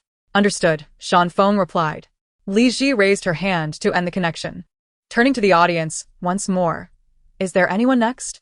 Lan Xian sent a musical note. Li Ji sent a connection request to Lan Xian. In the next moment, a woman appeared on the screen, her complexion somewhat haggard. Masterly, hello. Li Ji nodded. Greetings, what brings you here? Lan Xian shook her head. Masterly, I am not here for fortune-telling. I am here for my daughter. Ever since she returned from school yesterday, she has completely changed. Her demeanor and actions are no longer those of the well-behaved, polite child she used to be. She refuses to listen to anything I say, constantly nodding her head and clapping her hands to a rhythm, laughing and singing at odd moments. Today, she didn't even go to school, instead locking herself in her room, where the music has been blaring since last night. When I opened the door, she yelled at me to leave, displaying an alarming level of agitation. Please go open the door. I wish to see your daughter, Li Ji instructed. Lan Xian nodded, rising from the sofa and heading towards her daughter's room. As she approached the door, the thunderous music from within grew louder. De Chengzi. Masterly, could it be that her daughter is possessed by a ghost? Dai Dai Xiao Pingua. I think so, otherwise, how could a person's temperament change so drastically? And in a place like school, where spirits abound, perhaps she wasn't strong enough and ended up possessed. 384 op. Could it be that the spirit inhabiting her is a music-loving ghost? Lan Xian stopped at her daughter's door, her hand resting on the doorknob, twisting it downwards to open the door. Inside, the room was shrouded in darkness, the curtains tightly drawn, with a girl seated in front of a computer, swaying to the music. Noticing the door had opened, the girl turned and shouted in an irate tone, "What do you want? Didn't I tell you not to disturb me? How annoying!" Lan Xian's face was filled with concern as she lowered her gaze towards Li Ji on her phone screen and pleaded, "Masterly." Li Ji lifted her pale chin slightly and instructed, "That's enough. You may close the door now." "Okay," Lan Xian replied. Once the door was shut, Li Ji spoke again. "The spirit attached to your daughter is a male ghost. In life, his wish was to attend a concert. You need to find a funeral home and have them prepare a paper model of a concert for you to burn for him. After that, he will leave your daughter on his own." Lan Xian quickly nodded. "Understood, Masterly." Li Ji acknowledged her, bidding her farewell before disconnecting the call. De Chengzi, I didn't expect the spirit to be a male ghost. 384 op. A ghost wanting to attend a concert is quite a novel concept. Kukuxiong. Suddenly, I feel that ghosts are not so terrifying. They must be unable to move on due to unfulfilled desires. However, it's quite disrespectful to possess someone so casually. Sean Feng sent a connection request to Li Ji. "Masterly, I have arrived," Sean Feng said, turning his phone camera to show, "This is my mother's grave." AAA Construction FA Go. This place seems quite picturesque, with mountains and water. De Chengzi. Perhaps it appears normal on the surface, but there are hidden secrets beneath. Eli Zhong Shan Xiao. Masterly, what exactly is wrong with this grave? Li Ji's gaze fell upon a lush, beautifully grown tree beside the grave and inquired, "Was this tree also planted by the master your elder brother consulted?" Sean Feng nodded. "Yes, Masterly. Is there an issue with this tree? The feng shui of this grave is indeed sound, but the planting of this tree has disrupted the layout, turning it into a place that attracts negative energy, leading to the misfortune of descendants," Li Ji explained. Chapter 13. It cannot be cut down. Sean Feng's complexion changed dramatically, having not anticipated such a revelation. What grudge did the master his elder brother consulted hold against them, to cause such harm? The notion of cursing the descendants was exceedingly malicious. "Masterly, what should I do now?" Sean Feng paused, continuing, "Should we cut down this tree?" "It cannot be cut down. The roots of this tree have penetrated your mother's coffin, drawing sustenance from her remains, which has caused her spirit to be unrestful, bound to this tree, and unable to depart," Li Ji explained. "If you were to cut down the tree, it would not only lead to your mother's spirit being scattered but would also hasten your own demise." De Chengzi, is this tree truly feeding off the corpse's nutrients? Has it become sentient, and what is this person trying to accomplish? Lulu is absent. Indeed. Why would that so-called expert seek to harm them? Could it be that there exists some profound enmity between them? Daydream. Could it be a lack of skill? Tang Tang.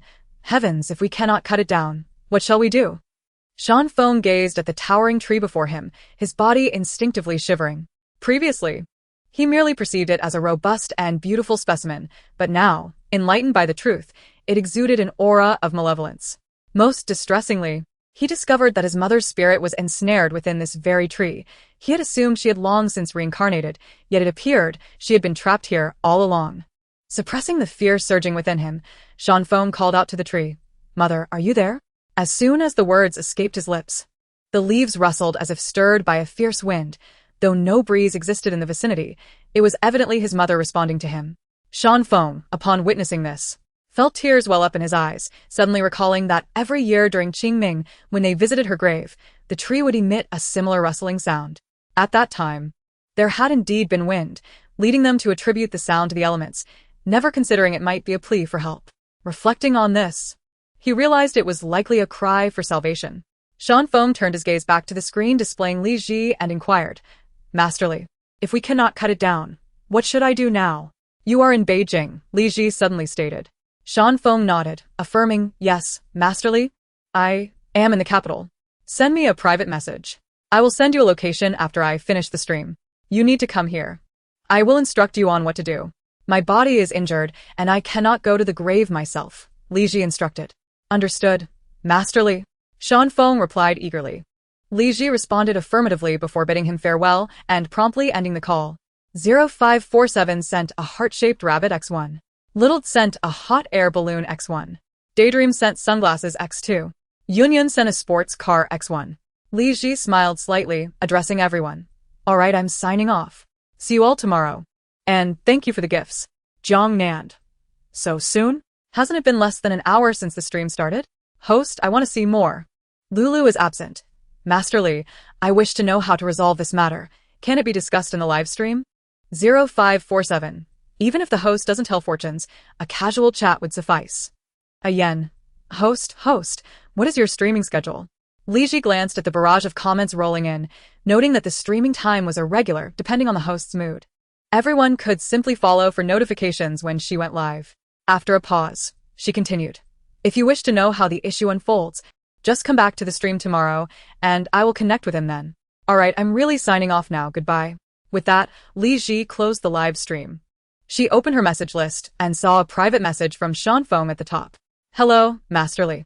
Li Ji entered their chat interface and first sent him a location, then her fair fingers swiftly tapped the screen as she sent a message.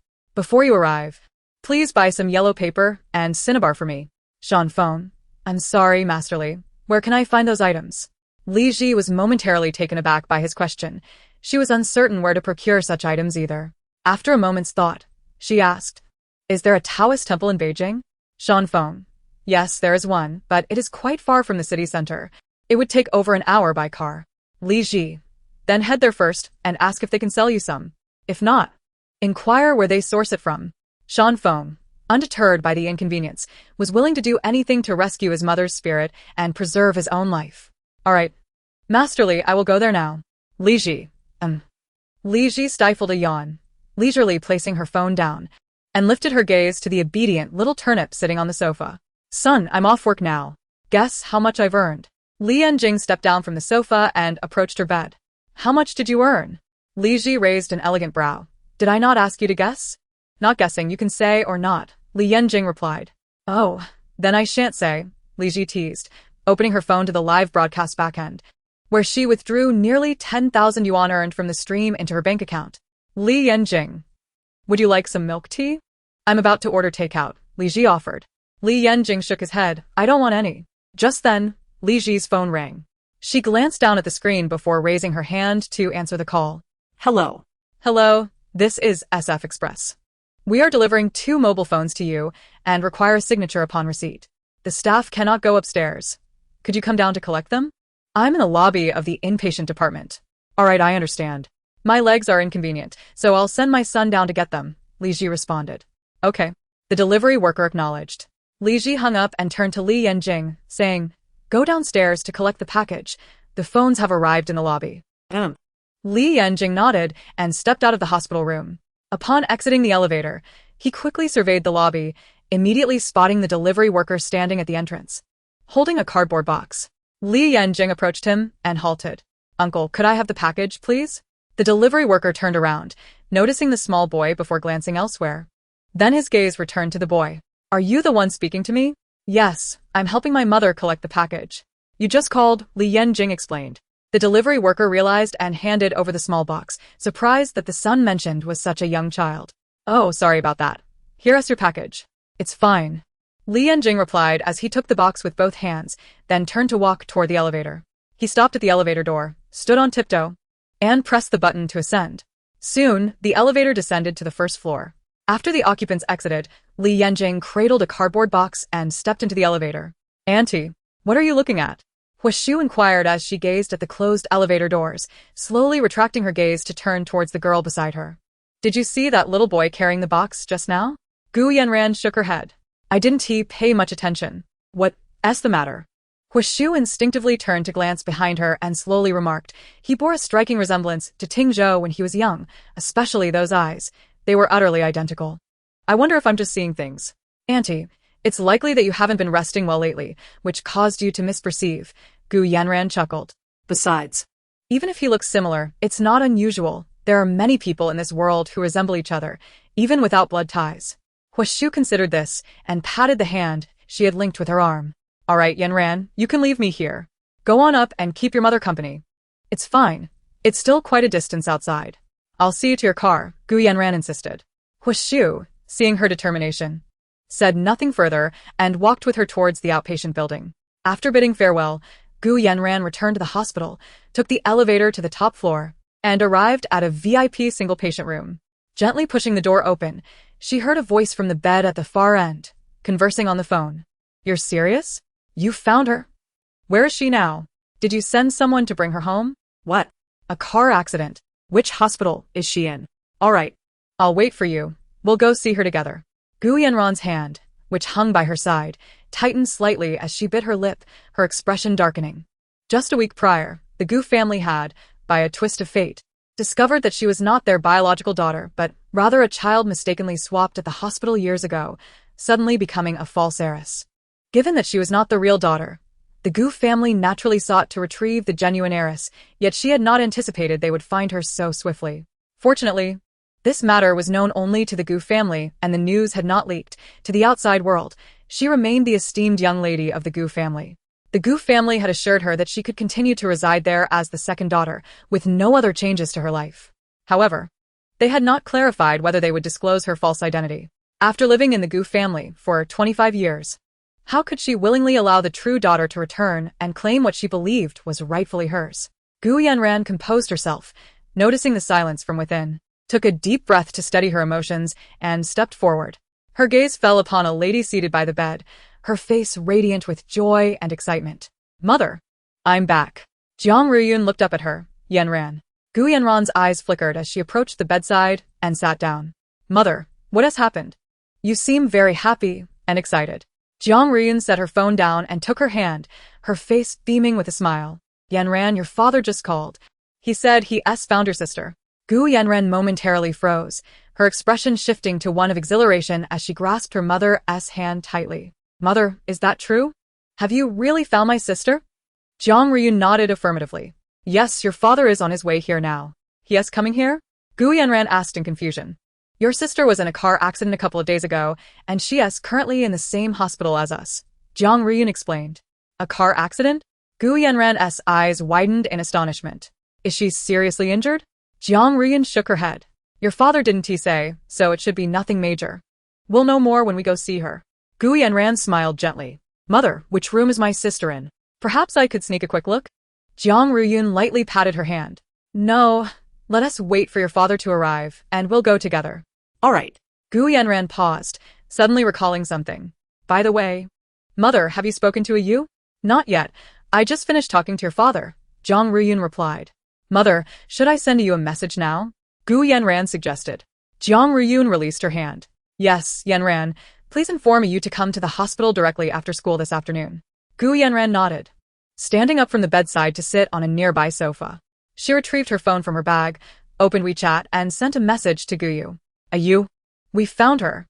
A few minutes later, a reply came. "Sister, what did you find?" Gu Yanran's eyes flickered. "You found your real biological sister." Guyu was somewhat taken aback. "So soon? Has she been brought home?" Gu Yanran glanced at Jiang Ruyun by the bed. "Not yet. She was injured in a car accident and is currently hospitalized, conveniently in the same building as Mother. Chapter 15. We are her family. Guyu's eyes widened in surprise. "What a coincidence. Have you and Mother met her yet?" Gu Yanran replied, "Not yet. We'll go see her together once father arrives. Gu Yanran added. By the way, mother asked me to tell you to come to the hospital directly after school this afternoon. Gu Yu's expression was rather indifferent. Oh, got it. Gu Yanran could clearly sense from his tone that he seemed unperturbed by the news of his biological sister's discovery. She glanced at him. You don't seem very happy about this? Gu Yu shrugged. It's all right. It's just peculiar having a sister suddenly appear. Gu Yanran fluttered her eyelashes. It's fine. Once you get to know her, it'll be better. Just remember, I won't be your only sister from now on. Gu Yu frowned. Sister. What are you talking about? You are my only sister. Gu Yanran subtly smiled. Please don't mention such things in front of our parents. Or they might not be pleased. Gu Yu replied, Sister, I understand, don't worry. Gu Yanran said, Okay, focus on your classes and remember to come after school. Gu Yu replied, Okay. Meanwhile, Li Yanjing returned to the hospital room with the cardboard box. He walked to the bedside table and placed the box on it. Following Li Ji's instructions, he tore open the tape sealing the box. When his gaze fell upon 2 phone boxes nestled within, he paused. One was undoubtedly the phone that Li Ji had purchased for herself, the other was clearly intended for him. Yet, he hadn't anticipated that Li Ji would buy such an expensive phone for him. He had assumed she would merely pick up a functional phone on a whim. What are you daydreaming about? Open one for me first. Li Yanjing snapped back to reality, responding with a hum. He retrieved one of the phone boxes, tore open the seal on the back, lifted the lid, and then handed the brand new phone to Li Ji. She accepted it, peeled off the protective film from the screen, and powered the device on. After setting it up and installing several necessary applications, she connected it to the hospital's Wi-Fi and handed the phone back to Li Yanjing, saying, Here, this will be your phone from now on. Feel free to explore and tinker with it.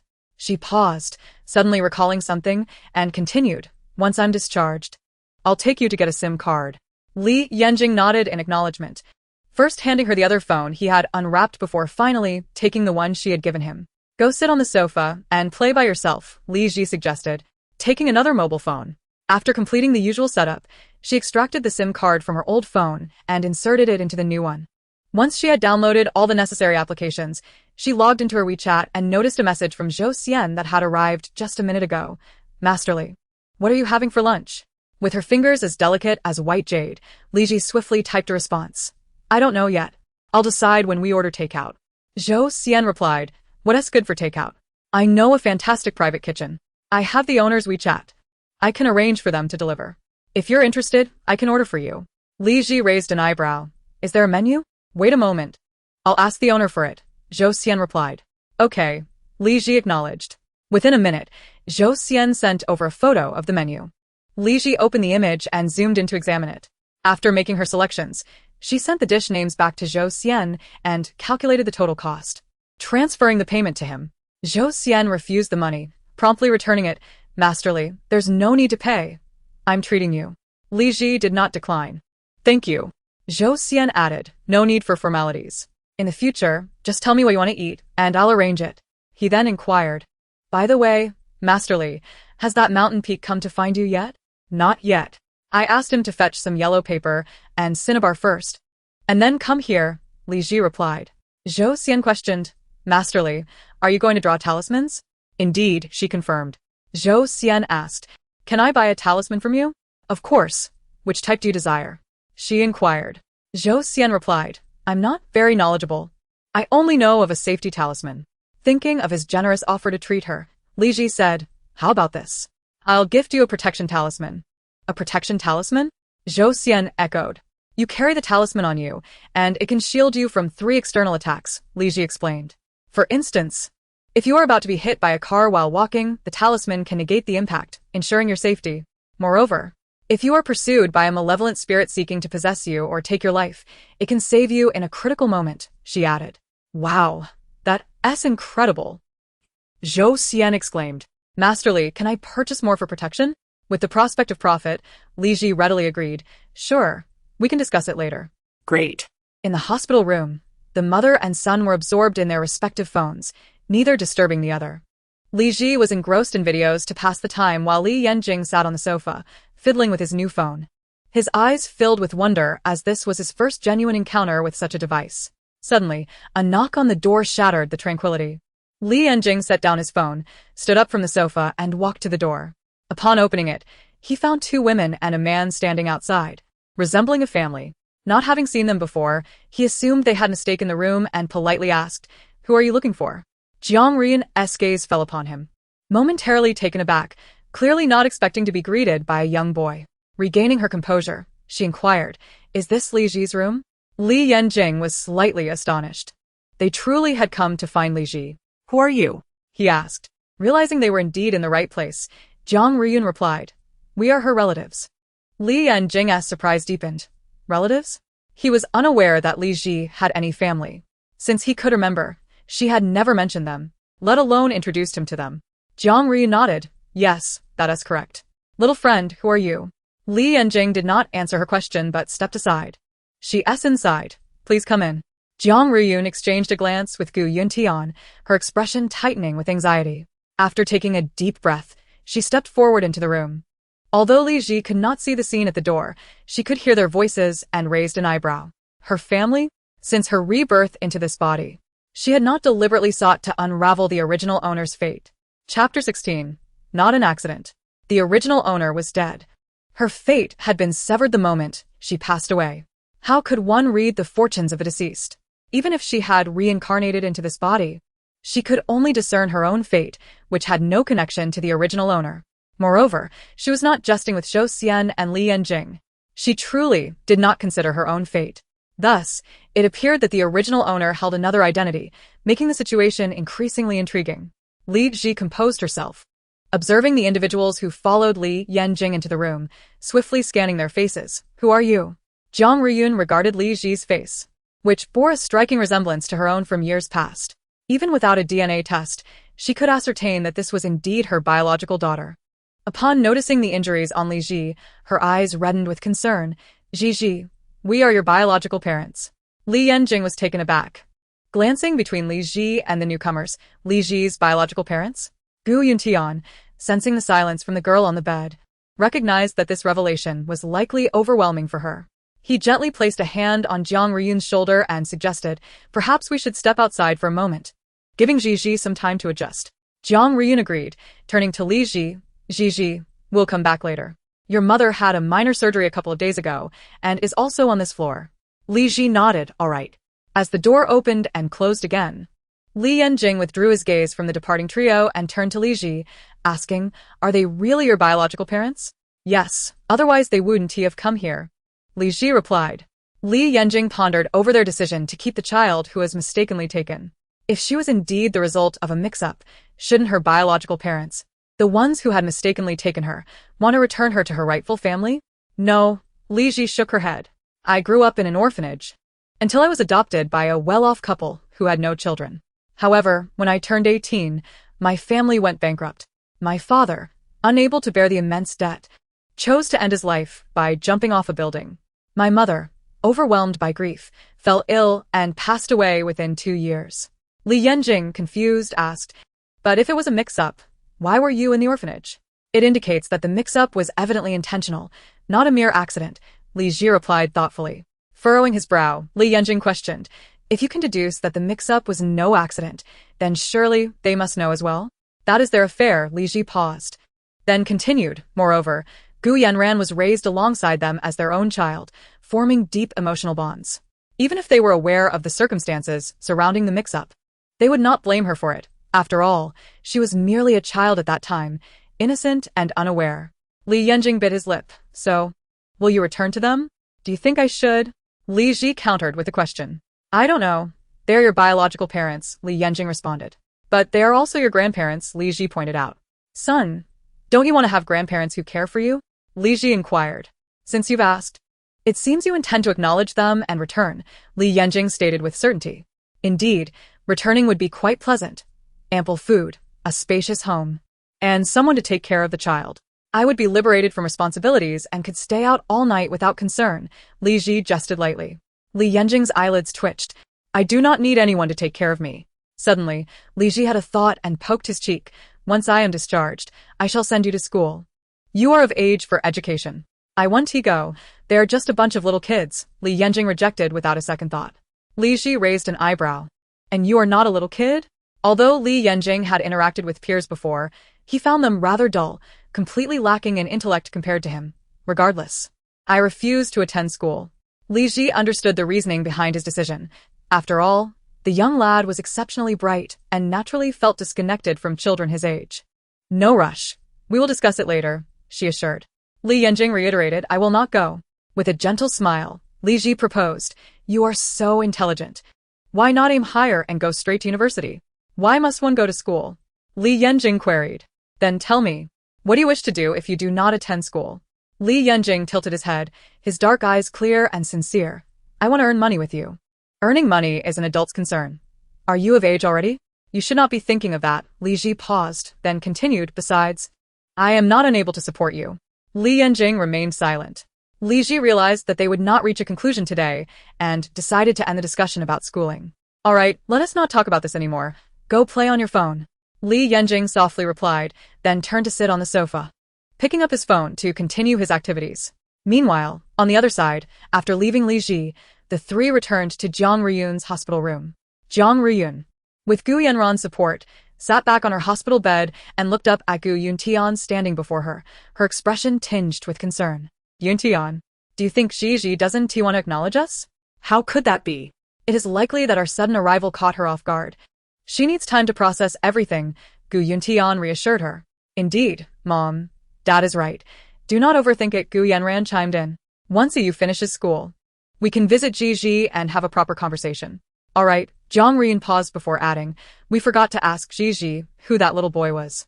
He seems quite endearing, but it's odd to have a child in her hospital room, especially without anyone else around. Gu Yanran's eyes flickered with curiosity. Could he be Ji's child? Ji's child? Jiang Ruyun was momentarily taken aback, then shook her head in disbelief. That cannot be. Ji is only your age. Just 25. How could she have such a large child? That boy looks to be 4 or 5 years old. Perhaps she married young, Gu Yanran suggested. We can ask her later. He might just be a friend's child. It's possible that when we visited earlier, her friend was simply not present, Gu Yuntian noted. He had not yet investigated the specifics of Li Ji's background, merely instructing someone to track her down, and rushed here upon receiving notification. I understand. Jiang Ruyun acknowledged. Gu Yuntian glanced at his watch. I must return to the company. I have matters that require my attention. I will come back after work this evening. He directed his gaze at Gu Yanran, reminding her, Yanran, take good care of your mother.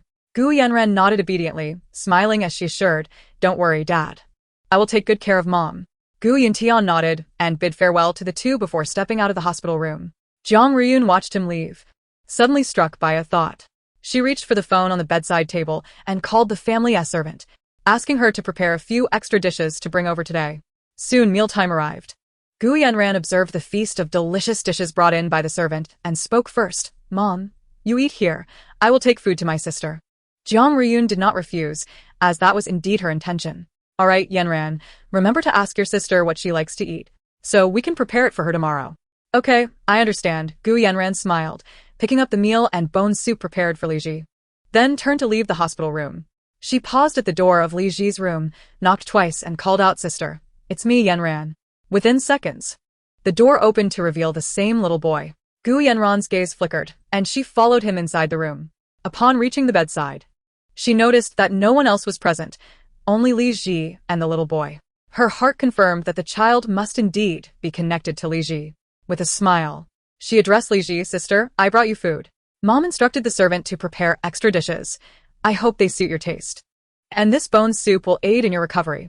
Li Ji did not refuse Jiang Ruyun's thoughtful gesture, nodding slightly. All right, I understand. Please set it down. Gu Yanran placed the items on the bedside table and, being considerate, added, Sister, let me help you set up the dining table. The food should be eaten while it's hot, especially the bone soup. It's all right. I can manage on my own, Li Ji replied. Gu Yanran pointed to her arm in a sling, but you can only move one hand.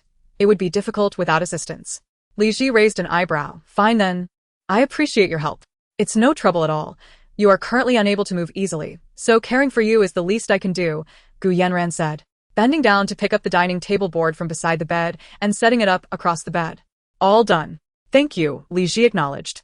Gu Yanran turned around to pick up the meal and bone broth from the bedside table and placed them on the dining table.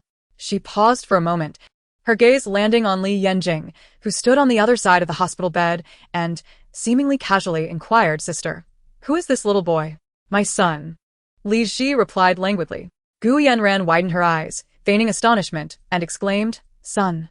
"Yes, he is 5 years old," Li Ji confirmed. A surge of delight coursed through Gu Yanran. Her suspicions had been confirmed, though she remained oblivious to the identity of the boy's father.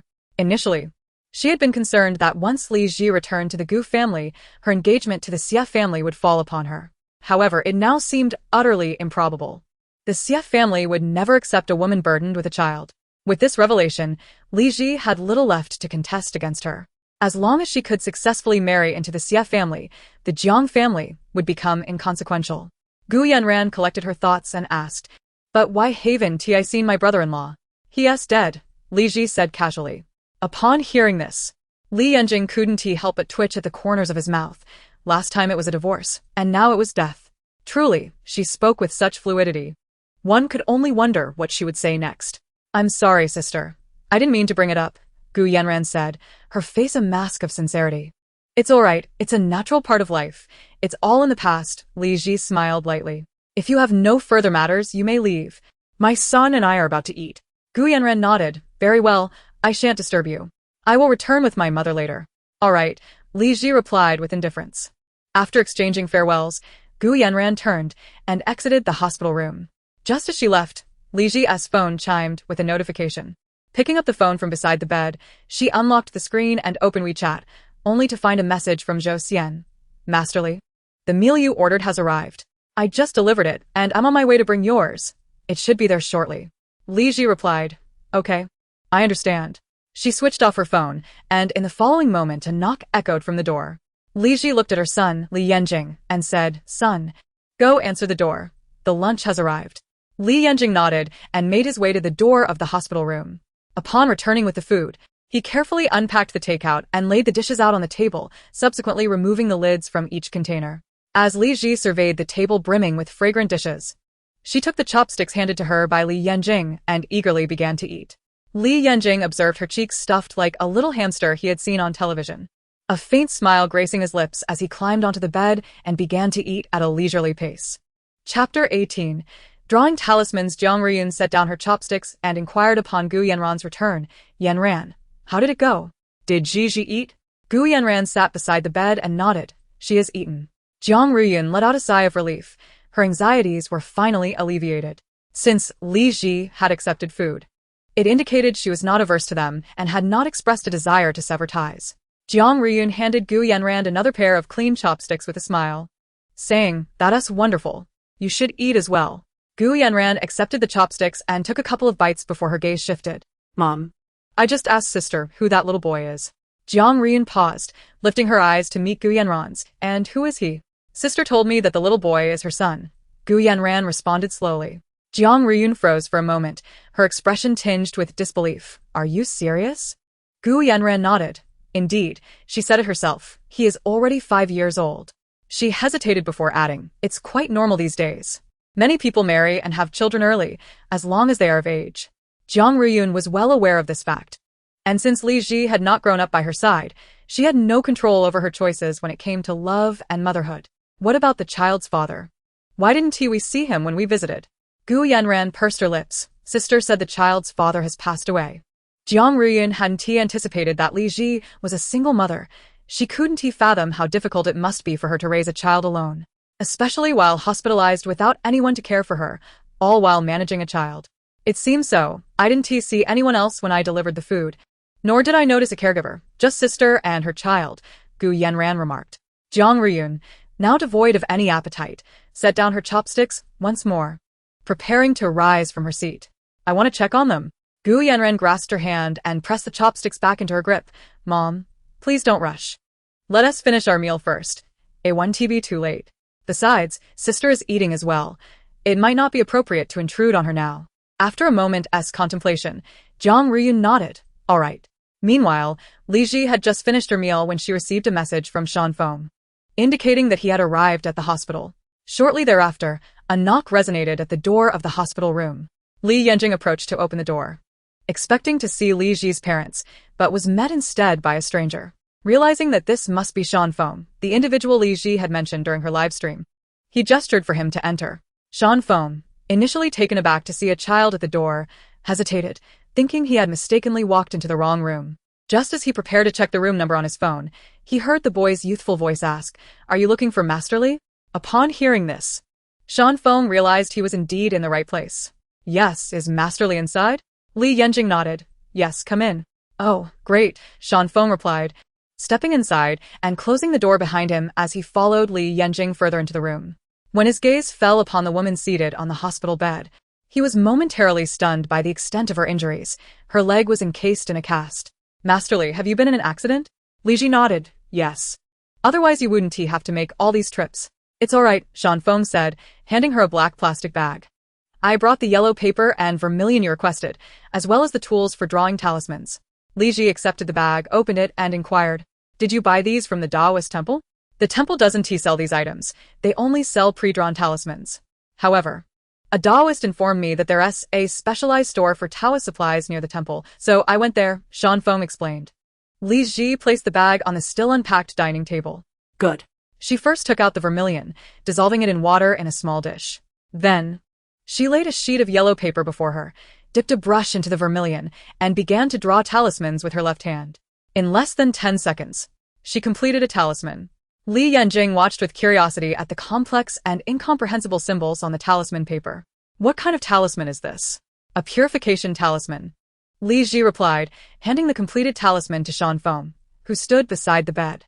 She continued, "You should keep this purification talisman safe. Tomorrow at noon, go to your mother's grave. I will be live streaming.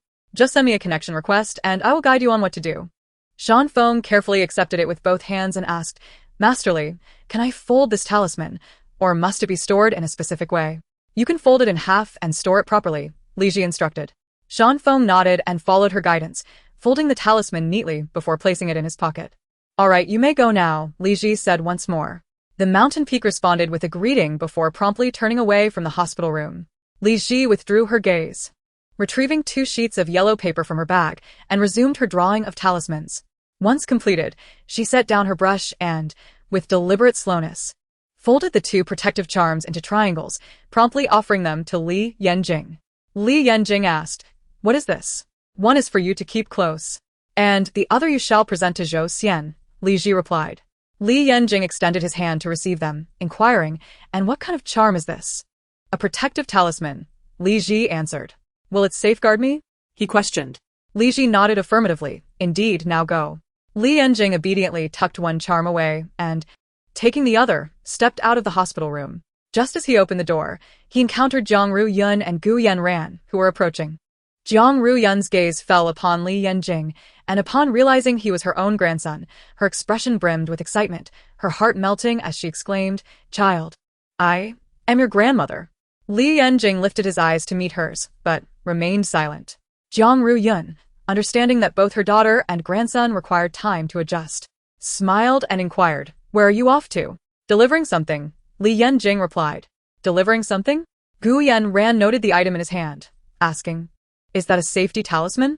Li Yanjing chose not to confirm or deny, saying only, "You can go in now. I shall take my leave." With that, he maneuvered around them towards the elevator. Gu Yanran watched his retreating figure, exclaiming, "Sister is too carefree. How can she trust such a young child to wander the hospital alone? Mother, should I follow him to ensure he doesn't get lost?"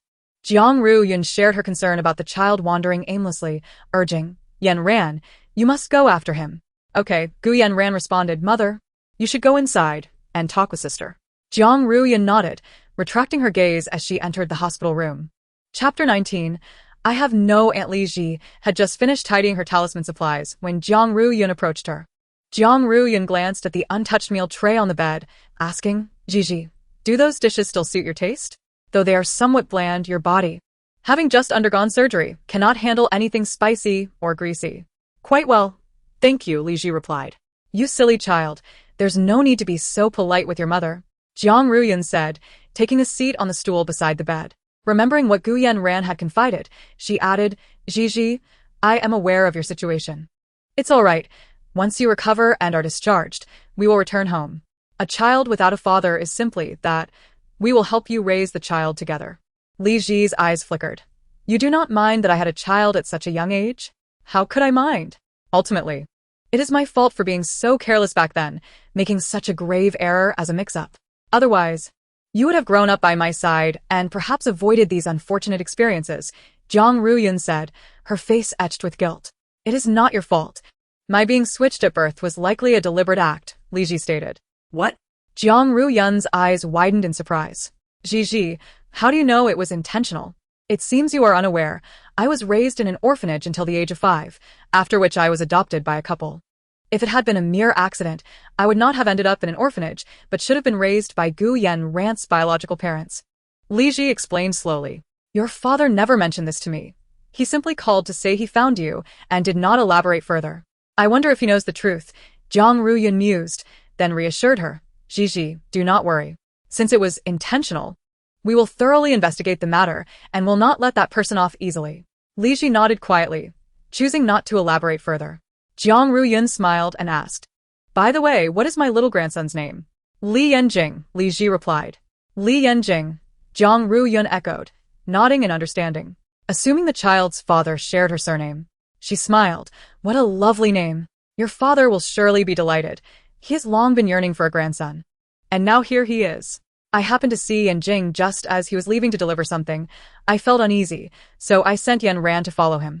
The hospital is rather large, and I feared he might get lost. Jiang Ruyun continued. Li Ji raised an eyebrow ever so slightly. It is quite all right. He is clever, and will not lose his way. I noticed he was holding what appeared to be a safety talisman. Where is he taking it? Jiang Ruyun inquired. To a friend of mine. He was also hospitalized due to a car accident, just downstairs, Li Ji explained. I see. Ji, what happened with this car accident? Jiang Ruyun pressed further. I was inattentive while crossing the street and was struck by a truck. Fortunately, I emerged unscathed, Li Ji replied. You are an adult now. A mother as well. You must be more cautious while crossing streets. Such mistakes cannot be repeated. Safety is paramount. Jiang Ruyun admonished gently. Li Ji nodded. Mother. I understand.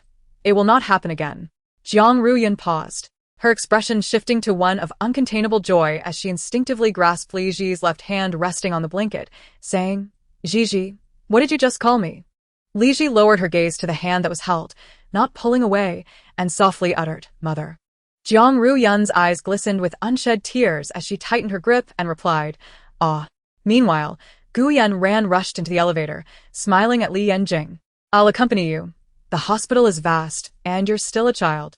It's safer with someone by your side to prevent you from getting lost.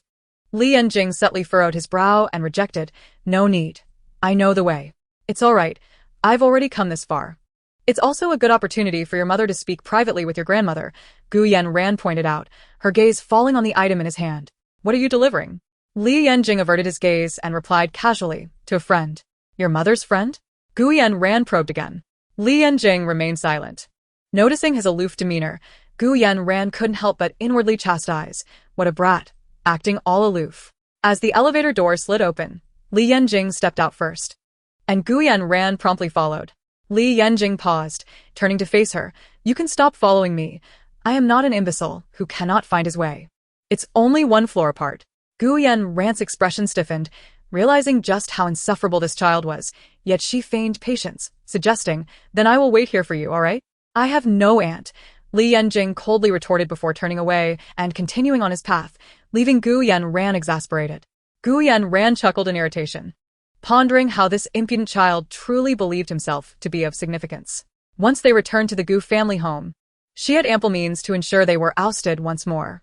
Li Yanjing disregarded whether Gu Yanran followed him and arrived at Zhou Xian's hospital room, raising his hand to knock on the door. Within moments, the caregiver assigned to him came to open the door. Recognizing him, she recalled their brief encounter, although they had only been together for less than half an hour before he and his mother changed rooms. The mother-son duo was simply too striking to forget. Ah. It's you. Are you here to see Mr. Zhou? The caregiver asked with a smile. Li Yanjing nodded. Yes. Please come in, she said, stepping aside to allow him entry. Li Yanjing entered with a soft acknowledgement, stepping into the room. Zhou Xian was reclining on his bed, engrossed in his phone, when he noticed a small boy approaching and stopping by the bedside. A flicker of surprise crossed his eyes as he exclaimed, Oh, What brings you here? Li Yanqing handed him a talisman, his expression impassive as he said, Li Ji asked me to bring this for you. Zhou Xian set aside his phone, reached out to take the talisman, and examined it closely. Recalling the various benefits Li Ji had mentioned, he spoke with a hint of excitement. So this is the talisman. Seeing that he had completed the task assigned to him by Li Ji, Li Yanqing turned to leave. Zhou Xian, noticing this, quickly called out, Hey, wait a moment. Li Yanqing halted, raising an eyebrow. What is it? By the way, how was the lunch? Was it delicious? Zhou Xian inquired. Li Yanqing thought for a moment before responding honestly. It was tasty. Zhou Xian nodded. Oh, as long as it's good. Is there anything else? Li Yanqing asked. No. That's all, Zhou Xian replied.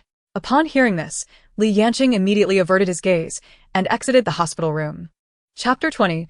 Sabotage. As Li Yanqing stepped out of the hospital room, he spotted Gu Yanran waiting near the elevator, a considerable distance away. He hesitated momentarily.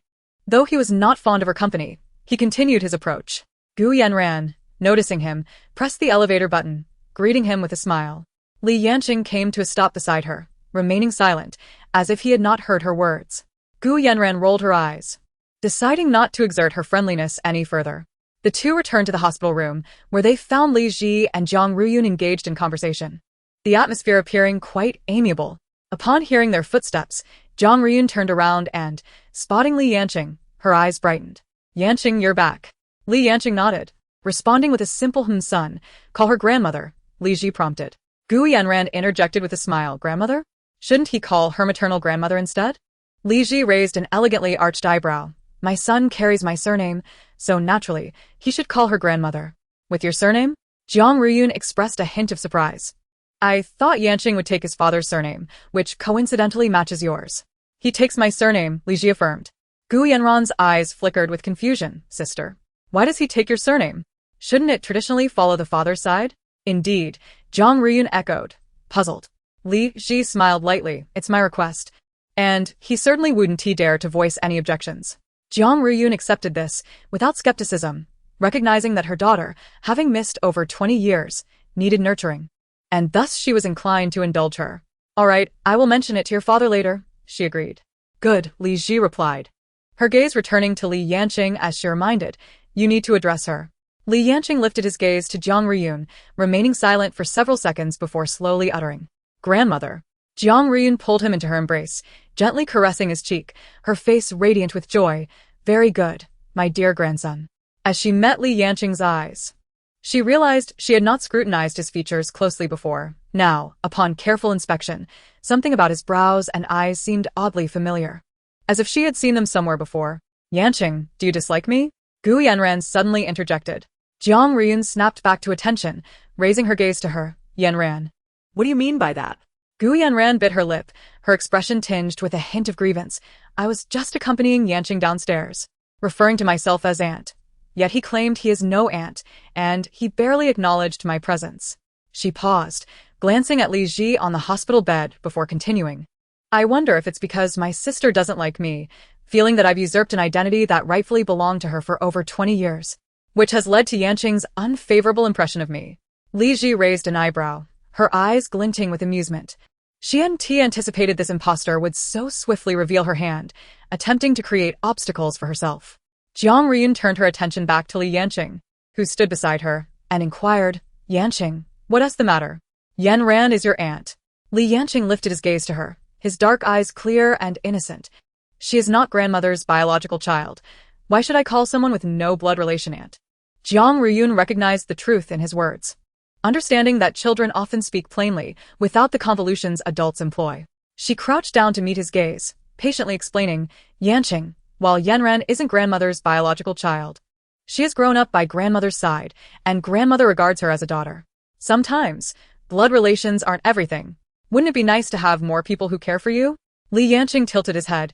If she was mistakenly switched at birth, and now that my mother is going home, shouldn't she return to her biological parents? He looked at Jiang Ruyun. Are you reluctant to let her go? If so, that's unfair to my mother. Why should she share your love with someone who has no blood ties? Jiang Ruyun was momentarily taken aback by his inquiry. She and Gu Yuntian had indeed not considered sending Gu Yanran away. After all, the bond forged over 20 years was not insignificant. and the Gu family was financially capable of supporting another individual. They had initially thought to discuss with Gu Yanran's biological parents to allow them to continue caring for her. However, upon learning from Li Ji that she had not grown up with her biological parents, it became evident that they had no leads on Gu Yanran's true parents, making it even less likely that they would relinquish her. Gu Yanran hadn't anticipated that this clever child would articulate such reasoning so well and quickly interjected, "Mom, perhaps I should leave. Yanqing is right. I am merely an outsider. I should return to my own biological parents." Jiang Rian snapped back to reality, raising her gaze to her, furrowing her brow. "Yanran, what are you saying? Besides, your biological parents are still unaccounted for. Where can you go?" Gu Yanran hesitated. "Mom, What do you mean by that? are you saying my biological parents aren't my sister's adoptive parents?" Jiang Rian shook her head. "Not at all. Gigi grew up in an orphanage before the age of 5. The switch at birth must have been intentional." The astonishment on Gu Yanran's face was genuine. She had only just learned this shocking revelation and was taken aback. But within moments, she quickly processed the implications. This was a tremendous stroke of fortune for her. Since her biological parents had yet to appear, she had every legitimate reason to remain in the Gu household. Furthermore, Jiang Rian and Gu Yuntian had no intention of sending her back to her biological parents. Jiang Rian rose and approached Gu Yanran, gently taking her hand and offering a comforting pat. "Yanran, rest assured, we will definitely find your biological parents." Gu Yanran had no desire for them to search, but Wu Ti voiced this thought, simply nodding. "All right. Once you find your biological parents, will that mean I can leave home?" Li Yanqing suddenly interjected. Gu Yanran's expression stiffened, her gaze falling on him, her eyelids twitching involuntarily. This insufferable child wouldn't be silent when it suited him. She cast a sidelong glance at Li Ji, who lay on the hospital bed with an air of indifference, suspecting that the mother and son had conspired together. Chapter 21. Brother, uncle. Without uttering a single word herself, she let her son articulate her thoughts. Children, in their innocent candor, could speak freely.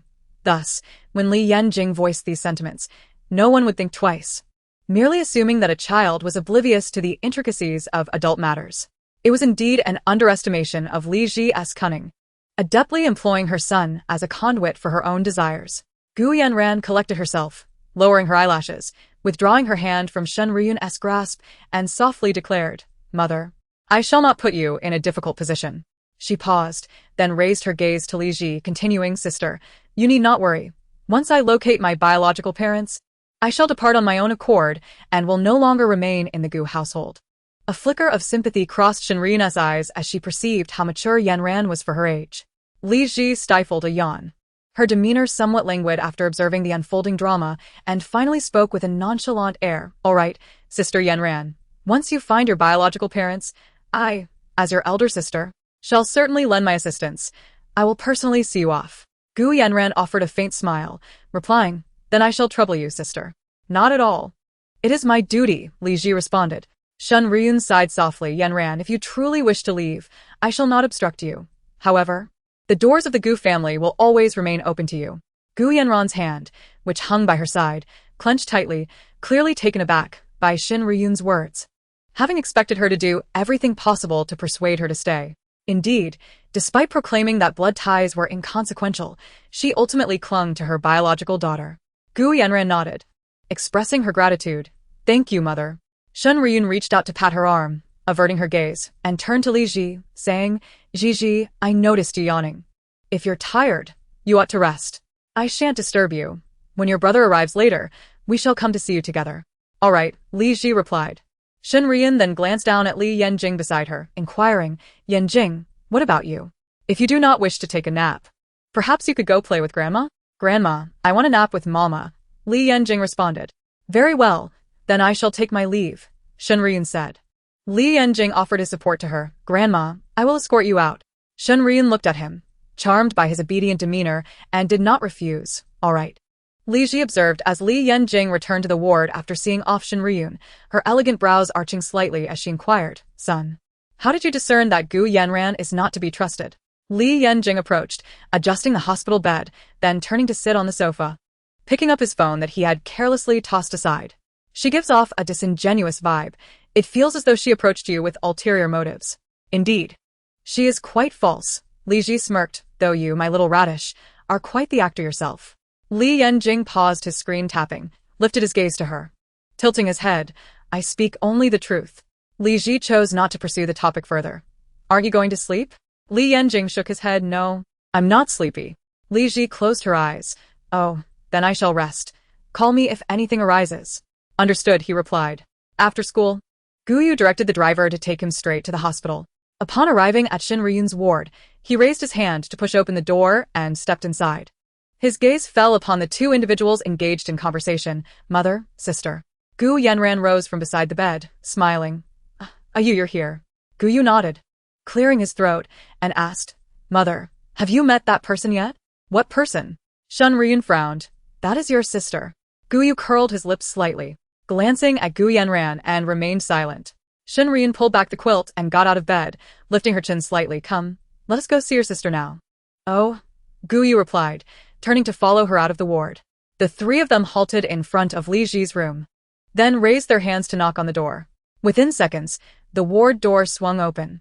Guyu's gaze fell upon the little boy who opened the door, raising an eyebrow. Who is this? Shin Ryun gently patted his back. This is your nephew. Guyu momentarily froze, then his eyes widened in disbelief, questioning whether he had misheard. What? My nephew? You, this is your biological sister's son. Gu Yanran explained softly. No way, he is already this big. Guyu hadn't expected to become an uncle so abruptly. Shin Ryun shot him a sidelong glance. What's the big deal? Your sister married young and had a child early. In any case, you are now an uncle, so you should act more mature and not be so excitable. She paused, then turned to smile at Li Yanjing standing before her. Yanjing, this is your mother's brother, Guyu, who is also your uncle. Li Yanjing looked up at Guyu, quickly averting his gaze, and nodded. Grandma, I understand. You may come in. All right, Shin Ryun smiled, taking his little hand and leading them both into the ward. Li Ji observed the group entering, her gaze ultimately resting on the young man who walked in last. He was clad in a stylish British school uniform, hands tucked in his pockets, tall and upright. His skin was fair, with tousled black hair, and his features were exquisitely defined, exuding an air of arrogance. Upon closer inspection, one could discern a resemblance between him and Li Ji. As she appraised him, Guyu was likewise discreetly assessing her. His eyes glimmered with surprise, astonished that his long-lost sister, who had been separated from him for over 20 years, was so strikingly beautiful, radiating an air of nobility that could easily rival that of any esteemed young lady. The aura of elegance she possessed even surpassed that of Gu Yanran, who had grown up in the Gu household. Gigi, this is your biological brother, Guyu. Shin Ryun initiated the introduction. You, this is your sister, Li Ji. Noticing Guyu's silence, Shin Ryun turned to him, nudging him gently. What are you dazed about? Hurry and greet her. Guyu snapped back to attention, offering a bland greeting, sister. Li Ji nodded, her expression equally muted. The next moment, a profound silence enveloped the ward. Shin Ryun chuckled, breaking the stillness. It is natural for you siblings to feel estranged upon first meeting. With time and more interactions, it will improve. She paused, glancing down at Li Yanjing, hoping to enliven the atmosphere with the presence of the child, and continued. Yanjing, do greet your uncle. Chapter 22. Children do not play with fools. Li Yanjing turned to look at Guyu, standing at the foot of the bed, and after a few moments of silence, stated plainly, Uncle. Guyu's gaze shifted back to him, responding with a simple This was the first time he had encountered such a beautiful little boy, chiseled and delicate. Yet, considering how stunning his mother was, it was no surprise that he turned out well. Noticing that only the four of them were present in the ward, and not seeing Li Ji's partner, Guyu couldn't help but ask, Where's my brother-in-law? Gu Yanran gently tugged at his sleeve, whispering, Ayu, sister is a single mother. Single? Guyu turned to her. Did they divorce? Gu Yanran glanced at Li Ji on the bed, then at Shin Ryun, shaking her head. Guyu frowned. Sister, what does that shake of the head mean? Your brother-in-law has already passed away. Jiang Ryun paused momentarily before continuing. Please refrain from mentioning him again. It might evoke painful memories for your sister. Guyu didn't anticipate this revelation. He raised a hand to touch the tip of his nose. Oh, I'm sorry. I understand now. Jiang Ryun averted her gaze and turned to the little boy standing by her side, Li Yanjing, and asked, Yanjing, would you like to play with your uncle? Guyu clicked his tongue lightly and couldn't help but interject, Mom, how old am I? What fun can I have with a child? Li Yanjing looked up at Jiang Ryun and chimed in, Grandma, I don't want to play with a fool either. Guyu, realizing the implication, widened his eyes slightly and stepped towards him. Hey, who are you calling a fool? Guyu, stop it. Don't frighten your nephew. Jiang Ruyun admonished, lightly tapping his arm. It's not incorrect for Yanjing to call you a fool, just look at those dismal grades of yours. Only a fool could achieve such scores. She ruffled Li Yanjing's hair and continued with a smile. Oh, our Yanjing is truly clever. He can see right through his uncle's foolishness. Guyu. Gu Yanran approached, linking her arm with his. Ayu. Don't overthink it. Mom is just joking with you. Guyu waved his hand dismissively. It's fine, I know. Just as he finished speaking, there was a sudden knock at the door. Jiang Ruyun pulled Li Yanjing to the sofa. Guyu, could you please answer the door? It might be your father. Guyu complied, walking towards the door of the hospital room. He opened it to find a young man standing outside, momentarily taken aback before recognizing him. His expression filled with astonishment, as he clearly hadn't expected the visitor to be him. Zhou Xiao. Guyu appeared as though he had seen a ghost. How could Li Ji know the young master of the Zhou family? Surely, he must have knocked on the wrong door. Zhou Du was equally taken aback. Logically, it should have been Li Ji's son who opened the door, not the youngest son of the Gu family. He too wondered if he had arrived at the wrong room. Confirming once more the number on the wall. No mistake there. Could it be that Zhou Xian had misremembered? Zhou Xiao, did you knock? Guyu couldn't help but verify. Zhou Du nodded yes. Guyu glanced at the food bag in his hand. Zhou Xiao. Are you sure you're not in the wrong room? It's possible. Let me check again, Zhou Du replied. Even he, being astute, couldn't fathom a connection between the Gu family and Li Ji. He pulled out his phone, opened WeChat, and began typing a message to Zhou Xian. A few seconds later, he looked up at Guyu, his expression suddenly shifting to one of curiosity. You know Li Ji? Guyu was dumbfounded, realizing that Zhou Du truly did know Li Ji. You know her too? Zhou Du confirmed with an affirmative grunt, intrigued. What is your relationship with Li Ji? Guyu rubbed the back of his neck. Li Ji is my sister. Your sister? Zhou Du's eyes widened slightly in surprise. He recalled that the eldest daughter of the Gu family didn't resemble Li Ji at all. Guyu opened his mouth, about to say something, when he was interrupted by Gu Yanran's voice. Ayu, who is it? Why did you open the door? Gu Yanran approached, and upon recognizing the person standing in the corridor, her voice trailed off. Regaining her composure, she glanced at Guyu. Zhou Xiao, have you come to the wrong place? Guyu coughed lightly. No. He's here to see Li Ji. Gu Yanran's pupils dilated momentarily, her expression filled with disbelief. Looking for Li Ji? How could the rustic girl, who had grown up in obscurity, possibly know the young master of the Zhou family? Would you? Hearing Guyu refer to Li Ji as sister, and noticing Gu Yanran's presence, assumed that Li Ji was a relative of the Gu family, and that they had come to visit upon hearing about her accident. Am I interrupting? Should I come back later? Zhou Du inquired. Guyu shook his head, turning aside. No, please come in. Gu Yanran, eager to ascertain the situation, insisted, yes, it's perfectly fine. Zhou Xiao, please come in. Zhou Du nodded and stepped into the hospital room. Li Ji raised an eyebrow upon seeing Zhou Du enter. What brings you here? Zhou Du approached the bedside, placing the food bag on the nightstand, explaining, I came to see a Xian and thought I'd bring you something to eat. I didn't realize you had changed rooms. This is herbal soup. Li Ji glanced at the bag. Thank you. It's nothing, Zhou Du replied, lifting his gaze to Jiang Ruyun, greeting her, Aunt Jiang. Jiang Ruyun nodded, her expression equally astonished, her gaze flitting between the two, incredulously asking, you know Ji? Yes. I was surprised to learn that Li Ji was related to you. I almost thought I had knocked on the wrong door, Zhou Du replied. Jiang Ruyun was about to clarify that they were not relatives, but rather, she was her biological daughter, when Gu Yanran interjected, Zhou Xiao, how do you know my sister? Zhou Du turned to her, through my brother. Zhou Xiao. Gu Yanran nodded, then turned to Li Ji inquiringly, sister. How do you know Zhou Xiao? We were hospital roommates, Li Ji replied nonchalantly. Gu Yanran sighed in relief. She had thought that, given Li Ji's humble background, it would be impossible for her to have any interaction with the Zhou family's two young masters. It seemed she had merely been fortunate to share a room. Regardless, she need not worry. Even if the Zhou family's young master took an interest in Li Ji, it was unlikely he would marry her. At best, he might merely find her attractive and seek a fleeting dalliance. What happened to your brother? Jiang Ruyun inquired. He was also in an accident, Zhou Du replied. Was he seriously injured? Jiang Ruyun pressed.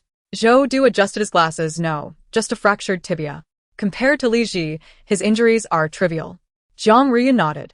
As long as he is all right. Zhou Du redirected his gaze to Li Ji. Well, I'll take my leave now. I wouldn't want to intrude. All right. Li Ji responded. Zhou Du bid farewell to the others before exiting the room. Chapter 23. The Haunted Girl. Zhou Xian watched as Zhou Du returned from delivering the items. Bro, why did you ask if I might have remembered the wrong room? I didn't make a mistake. Master Li sent me that exact number. And the delivery was correct at noon. Zhou Du sat down on the chair beside the bed, explaining, the one who opened the door for me was Guyu. So, I instinctively thought I had knocked on the wrong room. Guyu? Zhou Xian's eyes widened, and then he realized, you mean the kid from the Gu family? Zhou Du nodded slightly, yes. Wait, how does Master Li know Guyu? Zhou Xian was bewildered. It seems Li Ji is related to the Gu family. Aunt Jiang and Gu Yanran were both present, likely visiting her, Zhou Du elucidated. Guyu referred to her as a sister. She must be his cousin. Zhou Xian nodded. Oh, I see. I didn't realize Master Li had connections to the Gu family. I thought she was merely a single mother from an ordinary family. He paused. Suddenly recalling something, pulled out a charm from within his phone case, and waved it in front of Zhou Du. Bro, look at this. Master Li gave me this charm. Zhou Du raised an eyebrow. A charm? Bro, let me tell you. This charm is incredibly powerful. Zhou Xian eagerly recounted its significance. Zhou Du took the charm from him, scrutinizing it closely. Is it truly that remarkable? I believe what Master Li says, Zhou Xian affirmed. Zhou Xian gently rubbed the back of his head and continued, however, as I spend my days in the hospital, nothing untoward should happen to me, and who would wish for calamity to strike daily? The crux of the matter lies in what Master Li has foretold. He assured me that I would face no troubles henceforth, rendering this talisman seemingly unnecessary. Zhou Du's gaze shifted slightly as he returned the talisman to him, contemplating that perhaps it was precisely because Zhou Xian carried this talisman close to him that it provided protection, and thus he remained unscathed. Zhou Xian's eyes sparkled with realization. Indeed, brother, you have a point. You are quite astute. He handed the talisman back, saying, Here, take this talisman. It will protect you. I shall procure more from Master Li shortly, and distribute them among our parents as well. Zhou Du accepted without hesitation, genuinely curious to verify the talisman's reputed efficacy. Very well, I shall take it, he replied. After a brief exchange, Zhou Xian noted that night had fallen. Brother, it's getting late. You should head home. De Chengzi must be waiting for you to take him out for a stroll. Zhou Du acknowledged with a hum, stowed the talisman in his pocket, bid his brother farewell, and departed the ward. Upon exiting the hospital building and walking a short distance, Zhou Du found himself at his parked vehicle. The parking area was devoid of streetlights, enveloped in darkness, and silence prevailed without the presence of any passers-by. As Zhou Du opened the car door and settled inside, an icy chill engulfed him as he shut the door. He furrowed his brow, sensing an oddity. It was June, and even if there was a breeze, it should be warm. How could it feel so frigid? Moreover, the car's air conditioning was yet to be activated. Dismissing the peculiarity, he started the engine and drove off with one hand on the steering wheel. As he continued, an unsettling realization dawned upon him. He had already passed this intersection. How had he returned here? Glancing at the rearview mirrors, he noted that there were no cars behind him. Upon raising his gaze to the traffic light ahead, he observed it turn green and, momentarily suppressing his bewilderment, released the brake and pressed the accelerator. Yet, he soon found himself back at the same intersection once more. Zhou Du's expression shifted, skeptical of the supernatural. He attempted several times to navigate away, only to find himself trapped in an endless loop. A memory surfaced of a horror film he had watched with Zhou Xian, wherein the protagonist was ensnared in a location they could not escape. Was he encountering the fabled ghost wall? Remaining relatively composed, Zhou Du mused that humans were far more terrifying than ghosts. He reached for his phone on the center console, intending to message Zhou Xian for guidance on how to resolve this predicament with Master Li. However, when his gaze fell upon the illuminated screen, he discovered it bore no signal bars. Frowning, he contemplated exiting the vehicle to seek a signal, when suddenly, the streetlights on either side extinguished simultaneously, and a thick fog enveloped the surroundings. The temperature within the car plummeted again, and the biting cold washed over him. Zhou Du froze momentarily, and before he could process the situation, a sweet, sultry voice broke the silence. Brother. His pupils constricted as he gripped the phone tightly, sensing a weight upon his shoulder. Brother, you're quite handsome. Would you like to go out with me? Zhou Du's eyelids twitched. Had he attracted the attention of a ghostly apparition? He attempted to turn around but found himself immobilized, as if bound to his seat. "Brother, speak to me. If you remain silent, I shall have no choice but to devour you, ensuring we remain together forever." The glimmer in his eyes dulled as he slowly uttered, "Leave." As soon as the words left his lips, a frigid grip tightened around his neck, constricting gradually. Zhou Du's complexion shifted as he struggled to breathe. Just as he felt he was on the brink of asphyxiation, a searing sensation coursed through his thigh, accompanied by the ghost's anguished wail. And the weight on his shoulder vanished. He relaxed, gasping for breath, his body racked with violent coughs, realizing he could move again. A sudden rap on the window startled him. Turning his head, he spotted an unfamiliar man standing beside his car. Lowering the window slowly, he pondered whether this individual was flesh or spirit when the man snapped, "Hey, brother, what are you doing parked here? Can you move?" Just because you can't see the green light doesn't mean you can't hear the horn."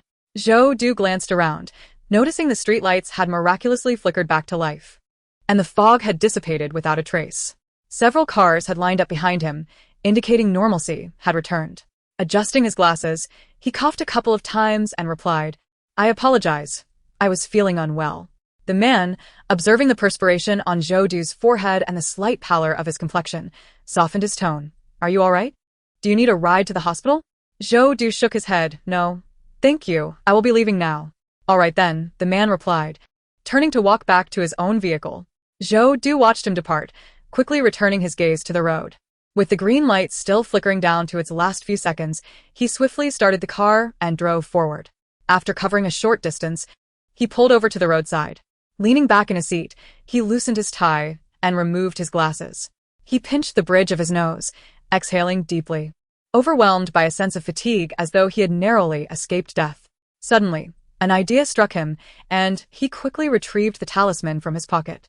Observing the triangular talisman in his palm, he recalled the moment of peril when something had seared his thigh, precisely where he had placed the talisman. Reflecting on Zhou Xian's words in the hospital regarding the talisman's purpose, specifically, that it could save one's life should they be beset by malevolent spirits, he realized it was indeed this talisman that had saved him. Zhou Du chuckled softly. Caressing the talisman, he had initially doubted its purported powers but had inadvertently experienced its efficacy. He carefully stowed the talisman away, reached for his phone on the center console, and instinctively checked the signal, then dialed Zhou Xian.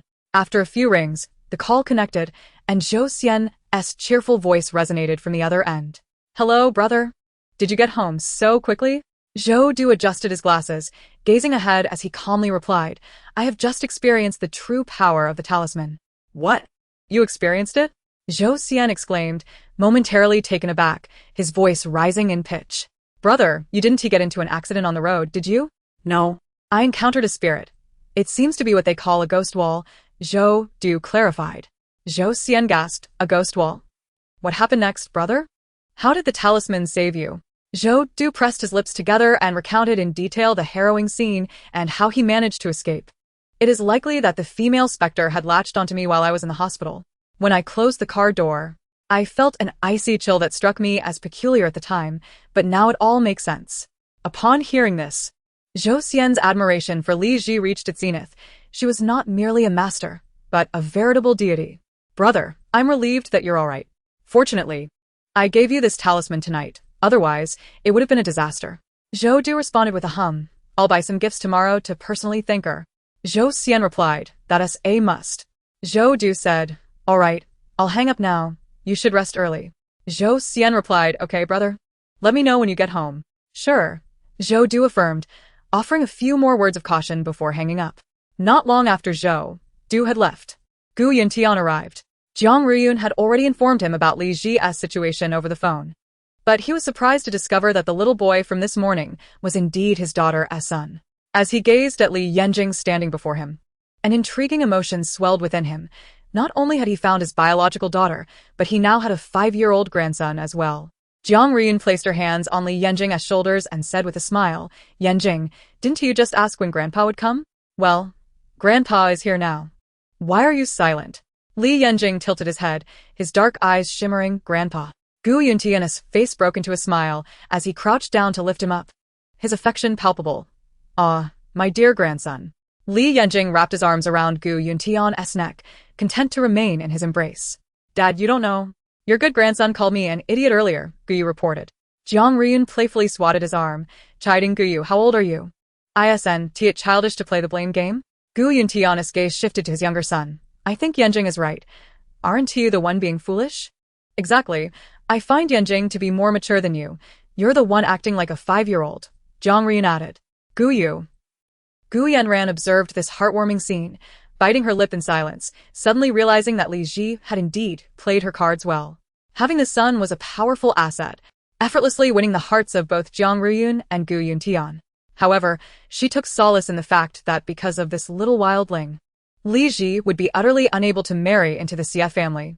If she could seize the opportunity to keep the Gu family from revealing that she was not biologically related, then this marriage arrangement could indeed proceed smoothly. Gu Yanran collected herself and interjected with a smile. Ayu, I believe Mom is right. You truly are acting like a 5-year-old. Guyu glanced at her. What the hell, sis? You're saying that too. I'm losing love here. Isn't it so? Yanjing is just a little child. Why must you nitpick at him?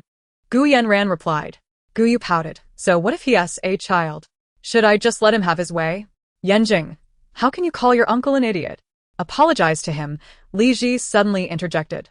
Li Yanjing glanced at Li Ji, then turned his gaze to Guyu, and in a sweet, soft voice said, Uncle, I'm sorry. I shouldn't have called you an idiot.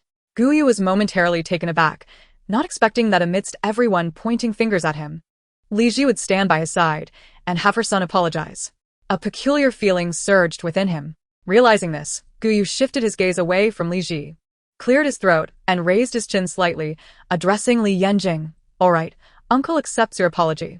He paused, waved his hand, and added, but next time you call me that, I'll spank you. Li Yanjing smiled slightly. Oh. All right, it's getting late. Li Ji and Yanjing should have their meal now. Yuntian, you and Guyu should head back for dinner and rest early, Jiang Ryun said. Gu Yuntian nodded. Suddenly recalling something, he asked, Did you have the kitchen prepare a meal for Li Ji and Yanjing? Rest assured, if you thought of it, I certainly would. It should be arriving shortly. Jiang Ryun replied. Good. Gu Yuntian bent down to set Li Yanjing down, addressing Li Ji. Li Ji, we'll head back now and visit you again tomorrow. Li Ji nodded. All right, Dad. Gu Yuntian leaned down to bid farewell to Li Yanjing before stepping out of the ward. Guyu looked at Li Ji, awkwardly touching the back of his neck, and said, I'm off, sis.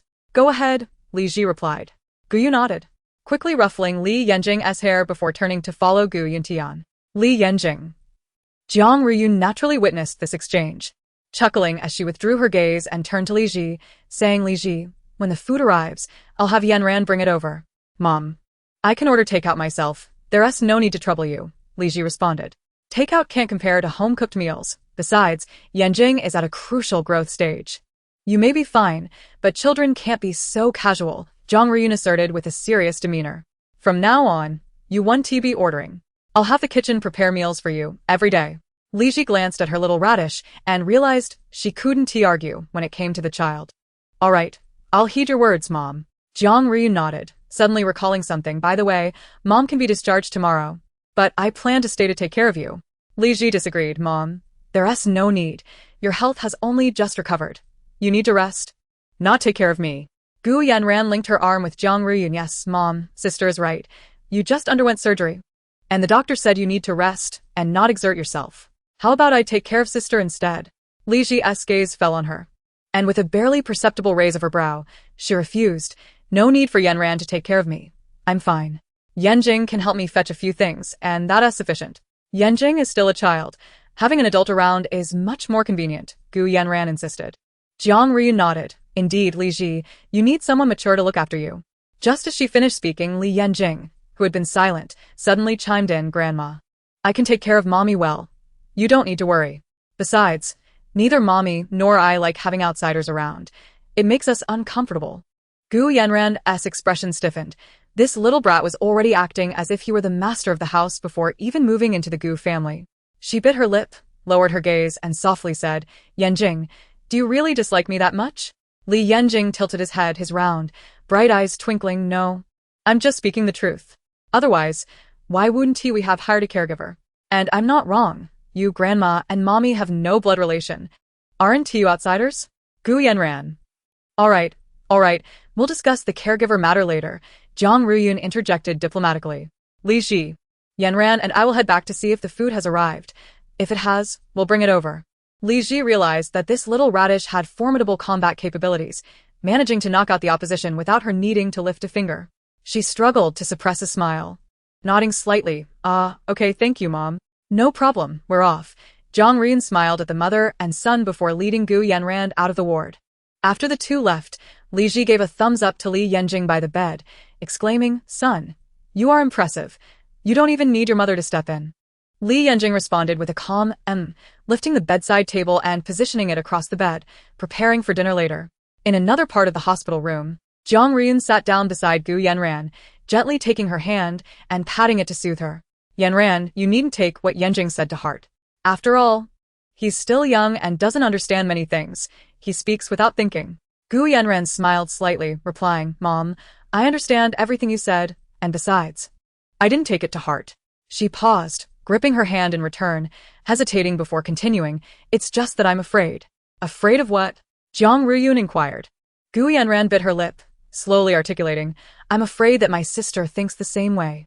"Mom, you mentioned that children don't understand much. They say things they've been taught by those around them. Do you think Yanjing's words might have come from my sister's influence?" Zhang Riyun's expression wavered slightly.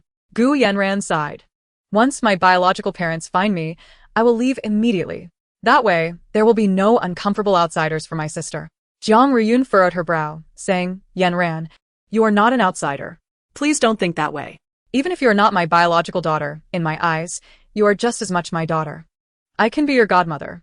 "Mom, thank you," Gu Yanran said, her face filled with emotion. Zhang Riyun pulled her to sit beside her, wrapping an arm around her shoulders. "Good child." Gu Yanran's eyes flickered. Recalling the engagement with the Xie family, she tentatively asked, "Mom, you mentioned that my sister has been married and has children. Does that mean her engagement with the Xie family will be affected?" Zhang Riyun was momentarily taken aback. Had Gu Yanran not brought up the marriage, she would have been lost in the joy of finding her biological daughter and might have forgotten about it. Logically, since Li Ji had been found, the engagement with the Xie family should transfer to Gu Yanran. However, no matter how forgiving the Xie family might be, they would never allow their only son to marry a divorced woman with a child. Thus, the engagement would ultimately be rendered void. "Mom?" Zhang Riyun came back to herself. "Your sister's engagement with the Xie family will likely be annulled. You know the reasons behind this. Once your sister is discharged and returns home, your father and I will personally visit the Xie family to dissolve the engagement. But our family just secured a significant collaboration with the Xie family. If we annul the engagement, won't it affect that?" Gu Yanran expressed her concerns. "That shouldn't be a problem. After all, we have no other choice. We can't deceive the Xie family and marry your sister off like that. A lie can only last so long, and if the truth comes out, it could lead to disastrous consequences." Zhang Riyun paused before continuing, "Moreover, we are sincerely apologizing. Your sister's past marriage and children were unforeseen circumstances. The Xie family will surely understand, so there's no need for concern." "True," Gu Yanran agreed, seemingly casually adding, "Originally, this engagement was between me and brother Tingzhou. Now that my sister is back, it naturally belongs to her, especially since I have occupied her place for over 20 years. It's just a pity that my sister cannot fulfill this engagement due to her circumstances." Zhang Riyun nodded. "Indeed, it is an unavoidable situation." Chapter 26. Withered Tree. "If only I were Mom's biological daughter, then there would be no need to annul this engagement," Gu Yanran lamented with a tone of deep regret. Zhang Riyun did not catch her insinuation, patting her hand for comfort. "Yanran, in my heart, you are my biological daughter. If, when the time comes, you find your biological parents and do not wish to return, you can stay by my side." Gu Yanran was unsure whether Zhang Riyun genuinely did not understand her hint or was intentionally pretending not to. However, with her words, she felt somewhat reassured. In truth, she never intended to return to her biological parents. It was merely a pretense.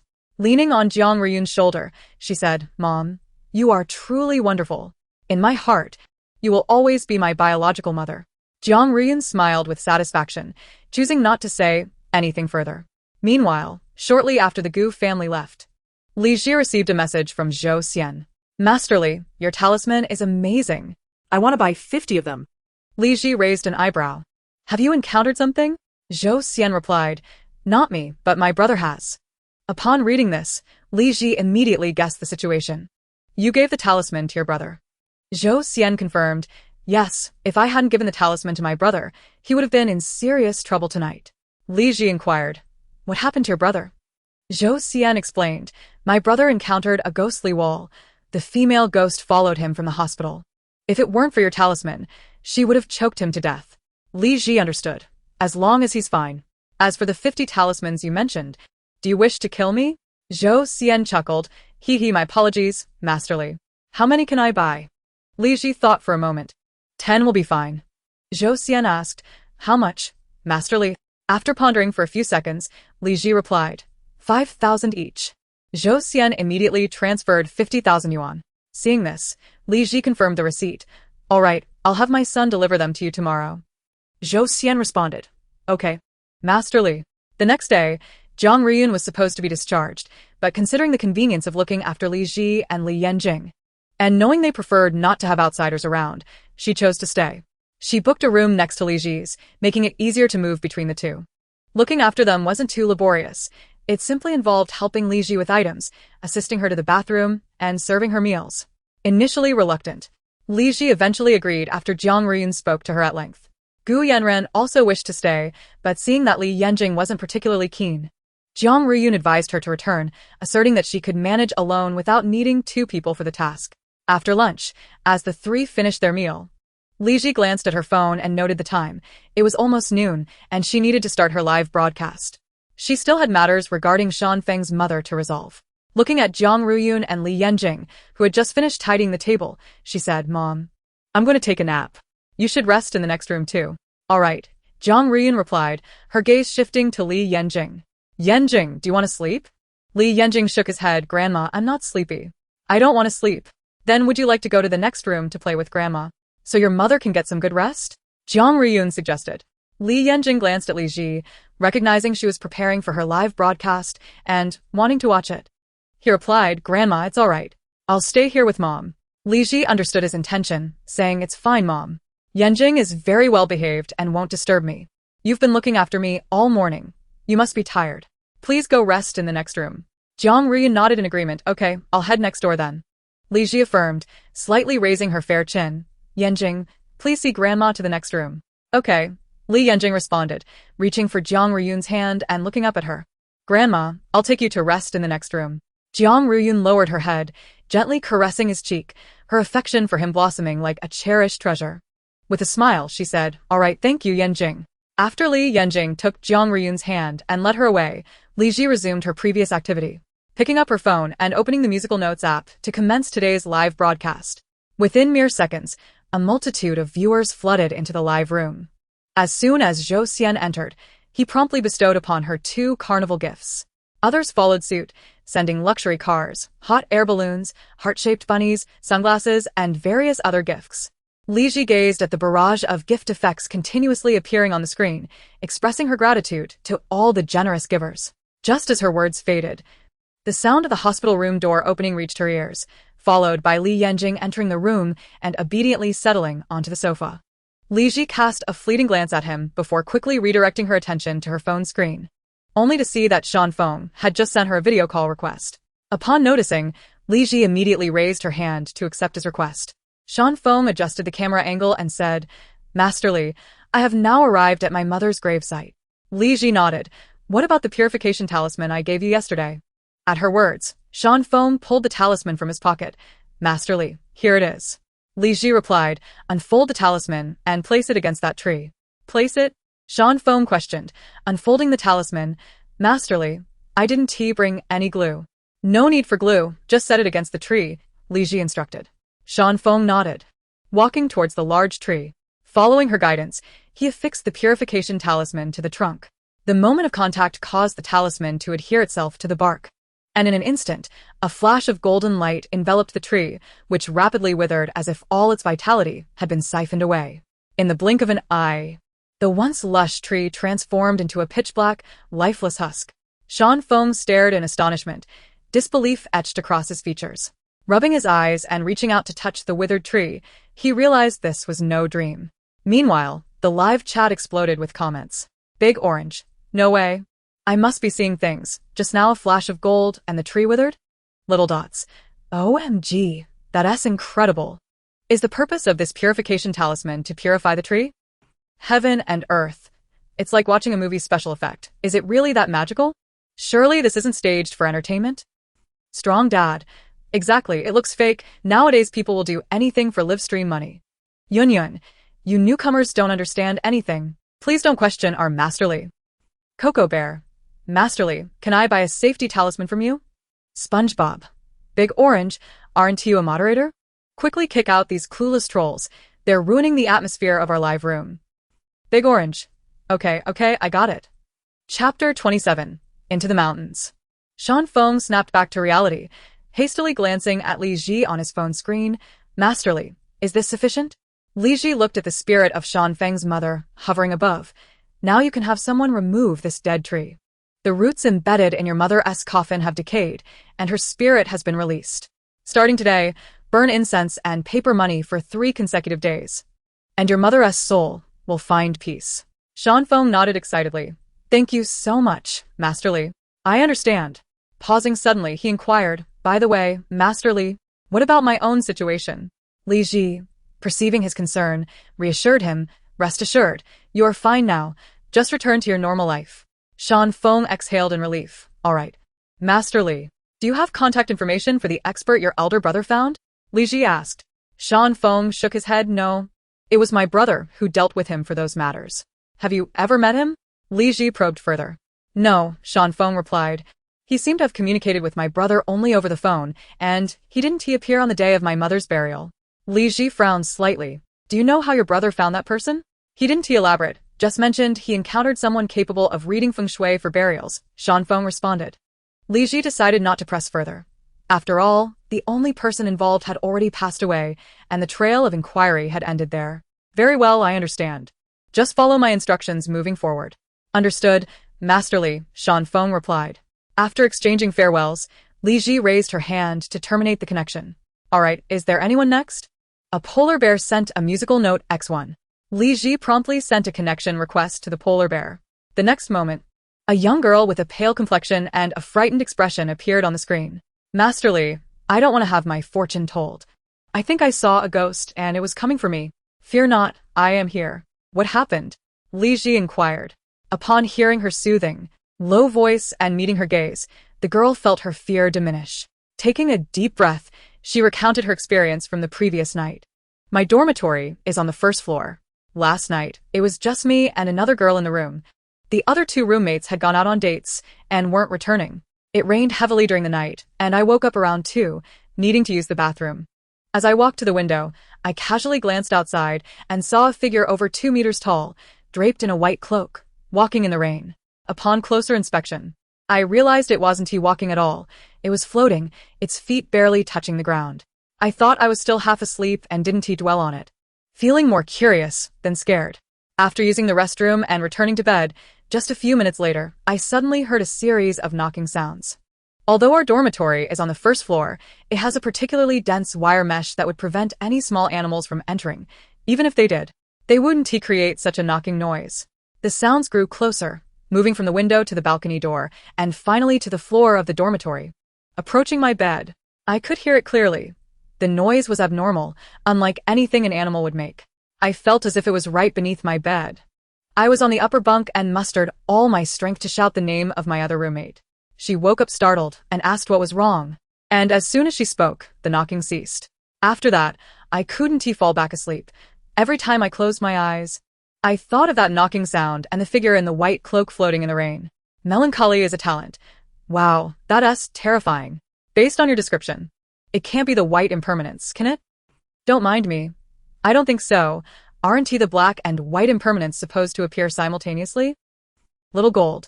Just thinking about it makes me want to faint. As a university student, I'm really scared. I've heard our school is built on a graveyard. I'm terrified I'll encounter this too. Peaceful and unfazed. Help. I'm alone in my dormitory and it's raining outside. I'm getting goosebumps. After listening to her, Li Ji spoke up. It's all right. Don't be afraid. The white figure isn't an evil spirit. It has noticed that you can see it and came to give you a fright. It won't linger around you. The polar bear sighed in relief, her anxious heart finally at ease. So, Masterly, it won't come back to find me, will it? Li Ji nodded, saying, Indeed, If you truly feel uneasy and fearful, I can send you a talisman. The polar bear's eyes lit up. Thank you, Master Li. It's nothing. Just send me a private message after the broadcast, and I will contact you, Li Ji responded. All right, Master Li, the polar bear replied eagerly. Li Ji acknowledged her with a sound and severed the connection, turning to the audience in the live stream. Is there anyone next? A user named Hug the Moon sent a note. Note 1x1. Li Ji glanced at the special effects rising on the screen and sent a request to connect with Hug the Moon. Hello, Master Li, Hug the Moon greeted. Hello. What would you like me to calculate? Li Ji inquired. Hug the Moon pressed her lips together and said, Master Li, I would like your help in determining whether my aunt is still alive. Your aunt? Li Ji asked. Hug the Moon nodded. Yes, my aunt is a PhD in engineering. She suddenly disappeared 15 years ago, and despite reporting it to the police, she was never found. Do you have her birth date and time? Li Ji asked. Yes. Hug the Moon replied. She flipped her phone's camera to focus on a piece of red paper on the table, continuing, after my aunt went missing. Our family consulted various fortune tellers, but they either said she was dead or that they couldn't find her. I've been watching your live streams these past few days, so I wanted to try again. Li Ji's gaze fell on the birth details inscribed on the red paper, her expression momentarily deepening. After a few seconds, she spoke. Your aunt is still alive. Hug the Moon's eyes sparkled with excitement. Really, Master Li? Li Ji nodded affirmatively. Then Master Li, I'll send you another note. And could you also help me find out where my aunt is? Hug the Moon asked. No need to send more. Your aunt is in the mountains, Li Ji replied. Hug the Moon paused, realization dawning upon her. Her pupils constricted as she cautiously voiced her suspicion. Master Li, is my aunt being trafficked in the mountains? Yes. Li Ji affirmed. Big Orange. Damn those traffickers. I've seen so many news stories about young girls being deceived into the mountains to become wives and bear children. It seems your aunt might be one of them. The polar bear. Goodness, I've read about it too. Those mountains are desolate and endless. Once you cross one, there's only more mountains. You can't escape. With great intensity, someone commented, I've seen such movies. It's terrifying. They even break your legs to prevent you from escaping. Flowing time. Girls who are trafficked become nothing more than breeding tools for those villagers. Hug the Moon was acutely aware that being taken into the mountains typically meant a fate of madness or cruelty. Yet as long as her aunt was alive, she was determined to find and rescue her. Master Li, could you provide more specifics? Which mountains are you referring to? The mountains over 300 kilometers from here, filled with cherry trees, and at the foot of the mountain, there is only one village. Li Ji paused before continuing. You should contact the local police and share this lead with them. They will quickly identify the exact location, and you can accompany them. Hug the Moon nodded vigorously. I understand, Master Li. Thank you. You're welcome, Li Ji replied. Master Li, once I reach that place, can I connect with you? I fear there might be unexpected incidents, and for some reason I feel secure with you around, Hug the Moon requested. Li Ji did not refuse. She nodded slightly, yes. Just send me a private message once you arrive, and I will start a broadcast. Thank you, Master Li. Hug the Moon exclaimed. Li Ji smiled and bid her farewell before cutting off the connection. Good night, Little sent a private jet X1. I can't think of a name sent a romantic campsite X1. Sour and spicy shredded potatoes sent a luxury cruise X1. Little ribs on my back sent blooming flowers X2. Li Ji watched the various gift effects ascend on the public screen, expressing her gratitude. Thank you all for the gifts. That will be all for today. The host needs to sign off and rest. Tion. Seriously, Master Li, you're signing off so soon? You've only done 2 calculations today. Yun, come on. Master Li, I haven't had enough yet. Mysterious person 045233. Host, I'll send you a gift, so you can work another half hour. Momo, host, you really don't want to earn money? Big Orange, don't you see Master Li is still unwell? Can't you show some understanding? If she wants to rest, she should. I'm sorry, everyone. The host still has to take care of the child and cannot stream for long. Goodbye. Li Ji concluded before directly shutting down the live stream. Li Yanjing set down his phone and turned to look at Li Ji, who was resting on the bed. Why did you sign off so early? Li Ji raised an eyebrow. What's wrong? Didn't you have enough? Li Yanjing nodded. Yeah. Suddenly, an idea struck Li Ji. She pointed to her cheek and said, Come here and give me a kiss, son. I'll do another broadcast tonight. Li Yanjing froze for a moment, realizing what she meant. His ears turned red as he lowered his eyelashes. Li Ji, you're shameless. Li Ji chuckled. You little radish, what are you saying? I'm not taking advantage of you. It's only natural for a son to kiss his mother. Besides, You're not at the age where you need to be cautious. Why should it be shameless? Li Yanjing remained silent. Standing up from the sofa and shaking the bed, he said sternly, "You should go to sleep." Li Ji looked at him and mused. What's this? My son is now taking care of me? Is that a problem? Li Yanjing retorted. He paused before continuing, then I won't take care of you anymore. I didn't say it was a problem. You should come up here and sleep with me, Li Ji said, her fingers moving slightly. A surge of energy enveloping Li Yanjing. Just as he was about to refuse, claiming he wasn't tired, he suddenly found himself floating through the air and landing gently beside Li Ji. Li Yanjing's eyes widened in disbelief as he glanced at where he had just been, then looked down at his current position, his brow furrowed in incredulity. He turned to Li Ji, knowing she was responsible. What just happened? Li Ji yawned. Her demeanor slightly languid. It's magic, you know. Li Yanjing clearly did not believe it. How could that possibly be magic? Li Ji smiled slightly. Then it's a spell. Curiously, Li Yanjing reached out to touch her left hand, asking, Is it really a spell? Of course not. Now, let us sleep, Li Ji said, closing her eyes. A few moments later, Li Ji opened her eyes again, suddenly recalling something she had yet to do. Li Yanjing, noticing her hesitation while taking off his shoes, asked, What's wrong? Zhou Xian bought 10 talismans from me, and I haven't drawn them for him yet. Li Ji replied. Upon hearing this, Li Yanjing put his half-removed shoes back on, got off the bed, and adjusted the hospital bed before setting up the dining table that had been lying across it. Li Ji reached for the black plastic bag on the nightstand, taking out the yellow paper and cinnabar, placing them on the table.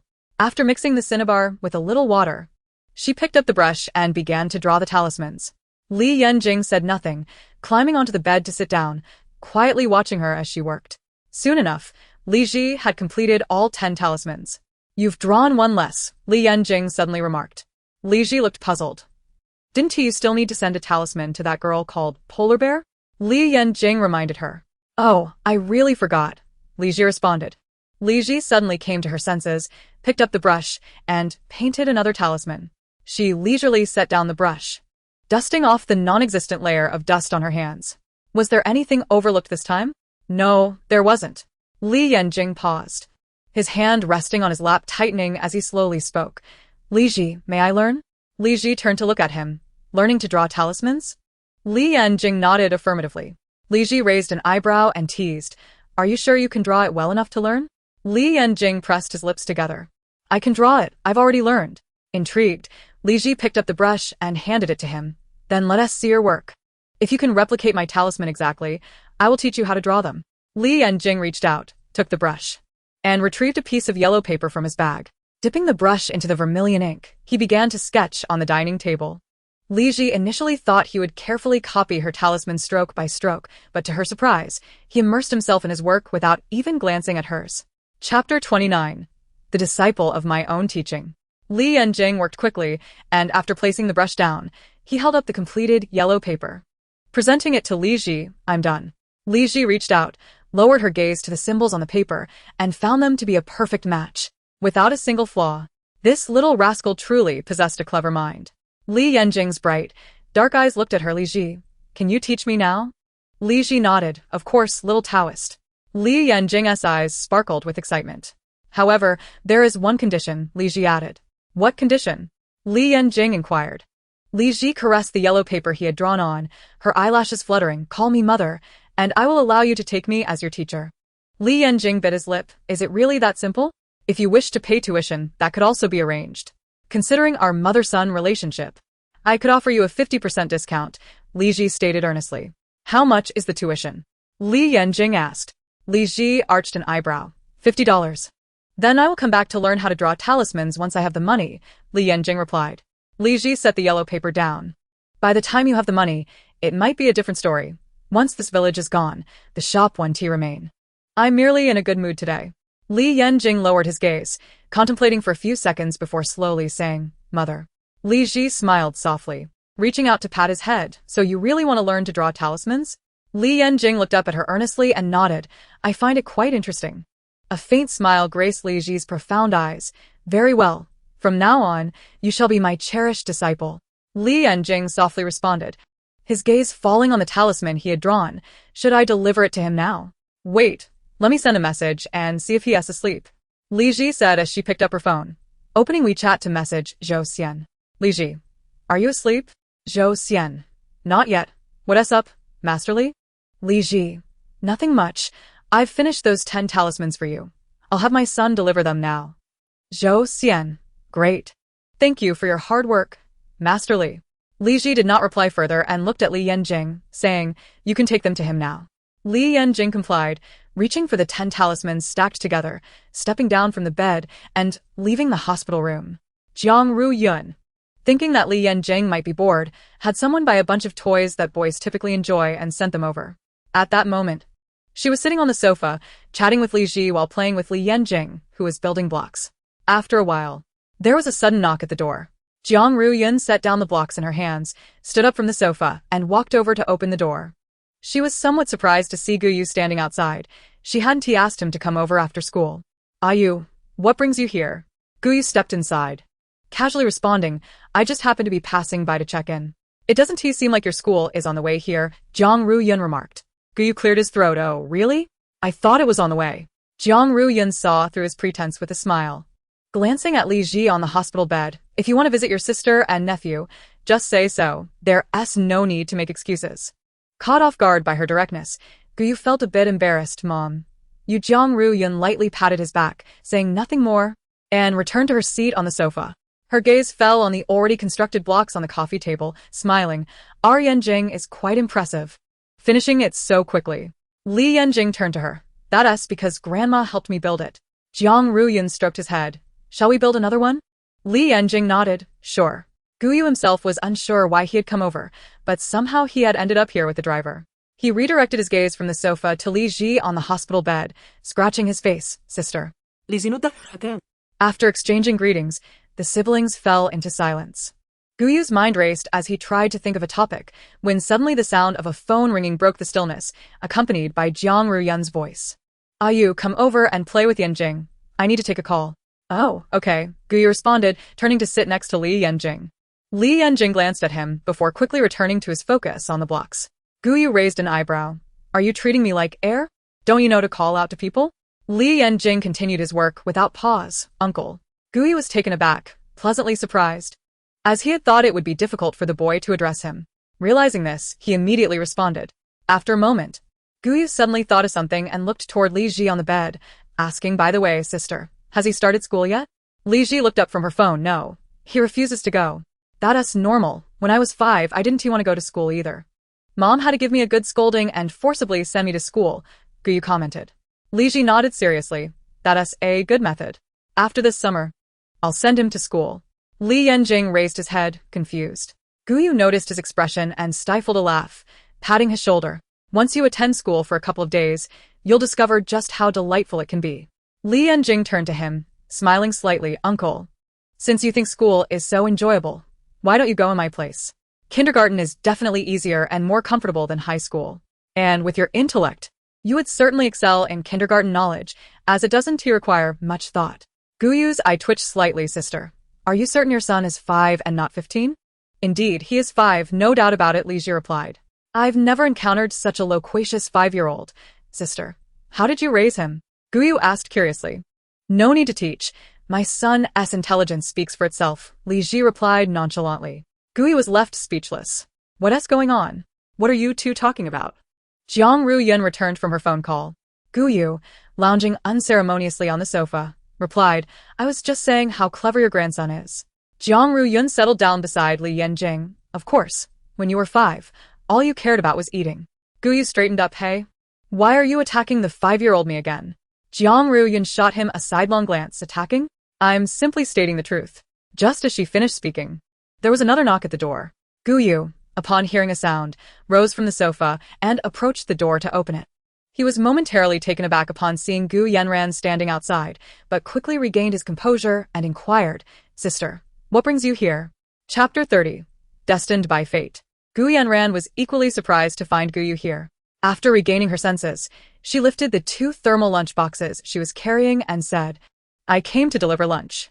Pausing for a moment, she added, Yu, why didn't you tell me you were coming here? I thought you went straight home after school. Guyu stepped aside to let her in, explaining, I just came to stay for a while before heading back. Gu Yanran's eyes flickered. She hadn't anticipated that despite his sweet words claiming she was his only sister, his demeanor changed drastically after encountering Li Ji. He had rushed over immediately after school, not even bothering to inform her. Did their bond of over a decade pale in comparison to this newfound sister of blood? Then let's head home together, she suggested. Guyu nodded in agreement, all right. Jiang Riyun observed Gu Yanran entering and glanced at the lunchboxes she was carrying. Rising from the sofa, she remarked, Yanran, dear, you could have just sent a servant with the food. Why did you come all this way? Gu Yanran smiled gently. I had nothing to do at home, so I thought I'd come see my sister. Have you eaten? Jiang Riyun asked with concern. Gu Yanran shook her head. Not yet. I plan to eat with Ayu after delivering the food, but I didn't expect him to be here. Guyu set up the dining table on the bed and turned to her, saying, Sister, let me take that. I'll handle it. Gu Yanran's gaze shifted slightly. She tightened her grip on the lunchbox and handed one to him. Guyu accepted it and placed it on the table, uncovering the dishes inside before passing chopsticks to Li Ji. She thanked him upon receiving them. Gu Yanran observed their interaction, then walked to the coffee table with the other lunchbox, saying, Mom, this is for you and Yanjing. You should eat while it's hot. All right, Jiang Riyun replied, returning to her seat on the sofa. After Gu Yanran helped set everything up, she stood straight and said, Mom, Ayu and I will head back now. You can take your time eating. Jiang Riyun nodded. Okay. Please be careful on your way back. All right, we're off then. Gu Yanran waved goodbye to Li Ji before leaving with Guyu. Once they exited the hospital building, Guyu sent a message to the driver who usually picked him up from school, instructing him to return home. He then joined Gu Yanran in her car. As Gu Yanran watched Guyu enter from the other side, she recalled how attentive he had been in the hospital, arranging food for Li Ji. She slowly remarked, Ayu, you and Sister Ji must be quite familiar with each other by now. Guyu turned to her and replied, It's all right, I suppose. What about you and Yanjing? Gu Yanran inquired further. Also fine, I guess. That kid is quite articulate. He doesn't seem like a 5-year-old at all. More like a little adult, Guyu responded. Gu Yanran bit her lip. Yes, but Yanjing doesn't seem to like me. A hint of surprise flashed in Guyu's eyes. Sister, why do you say that? Gu Yanran sighed softly, because I have no blood relation to you all. In his eyes, I'm just an outsider who took the place that rightfully belongs to Sister Ji, so it's only natural for him not to like me. Guyu frowned. That's not how it is. The mix-up was an accident, and it has nothing to do with you.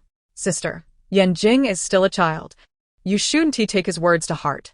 I know. Gu Yanran paused before continuing. What I fear is that Sister Ji thinks the same way. That shouldn't be the case, Gu said. Let us hope so. Gu Yanran thought it surprising that he seemed unaware of the situation. She couldn't fathom what kind of spell Li Ji had cast over him. After all, children often lacked understanding. She worried that Sister Ji might express her discontent through Yanjing. Guyu, not one for convoluted thinking, suggested, instead of speculating. Why don't we just ask her directly tomorrow? We can clear the air. Gu Yanran's expression stiffened slightly as she shook her head. Let us not. I'm afraid it might lead to unnecessary conflict. I just wanted to share this with you. I never intended to take action. Ayu, just keep this to yourself. Please don't mention it to Mom or anyone else. All right, Guyu acquiesced. Gu Yanran smiled at him, choosing not to say more. Not long after Li Ji finished her dinner, Zhou Du arrived at her hospital room. Hello, Aunt Jiang. Jiang Riyun nodded and greeted him warmly. Here to see Ji again? Zhou Du set down the various high-end supplements he was carrying. Yes. Li Ji understood. He was there to express gratitude regarding the talisman and gestured towards the chair by the bed. Please, have a seat. Zhou Du complied, pulling out the chair to sit down. Jiang Riyun's gaze flitted between him and Li Ji, as if sensing an unusual atmosphere. She took Yanjing by the hand and stood up from the sofa, saying, Ji, I'll take Yanjing out for a stroll. You two can chat. Li Ji didn't refuse, sure. Once the door to the hospital room opened and closed again, Zhou Du adjusted his glasses and stated, Miss Li, I came tonight specifically to thank you. Ascian must have mentioned it to you.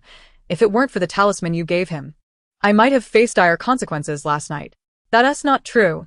Everything is destined, Li Ji replied. Zhou Du was momentarily taken aback, then realized you foresaw this. Didn't you? Perhaps, Li Ji replied ambiguously. Zhou Du, understanding her hint, refrained from pressing further. By the way, Ascian told me that this talisman can be used 3 times. What happens after the 3rd use? It will spontaneously combust into ashes, Li Ji explained. Zhou Du nodded. I see. After a brief pause, he suddenly recalled something and asked, "Can this talisman get wet?" Li Ji raised an eyebrow. "Others can't, but mine can. You don't have to worry about it getting wet. Just keep it close." Zhou Du was somewhat surprised, not expecting it to be waterproof. All right. "I'll let Asian know." After chatting for a while longer, Zhou Du bid her farewell and left the hospital room. Li Ji watched his retreating figure before shifting her gaze and picking up her phone to send Jiang Riyun a WeChat message. Jiang Riyun, aware that Zhou Du had departed, soon returned with Yan Jing. She picked up a thermos from the bedside table, poured a cup of hot water, and handed it to Li Ji. "Ji, is there something going on between you and Zhou Du?" Li Ji accepted the cup and took a sip. "What do you mean?" Jiang Riyun sat down at the bedside. Does Zhou Du like you? Li Ji nearly choked on her water, coughing lightly. "Mom, what are you talking about?" Chapter 31. How could one remain in solitude? Jiang Riyun assumed she was merely shy and continued, "What's wrong with that? It's a good thing to be liked, especially since he doesn't mind your past. You two are well matched." "Wait," Li Ji quickly raised her hand to stop her. "Mom, what makes you think Zhou Du likes me? If he didn't like you, why would he come to see you every day?" Jiang Riyun replied, "He brought you medicinal soup yesterday, and today he brings these valuable supplements." Li Ji turned to place her cup down, knowing she could never reveal that Zhou Du was attracted to the same sex. "Mom, you're overthinking it. We're just friends. He doesn't like me, and I don't like him. It's that simple." "Really?"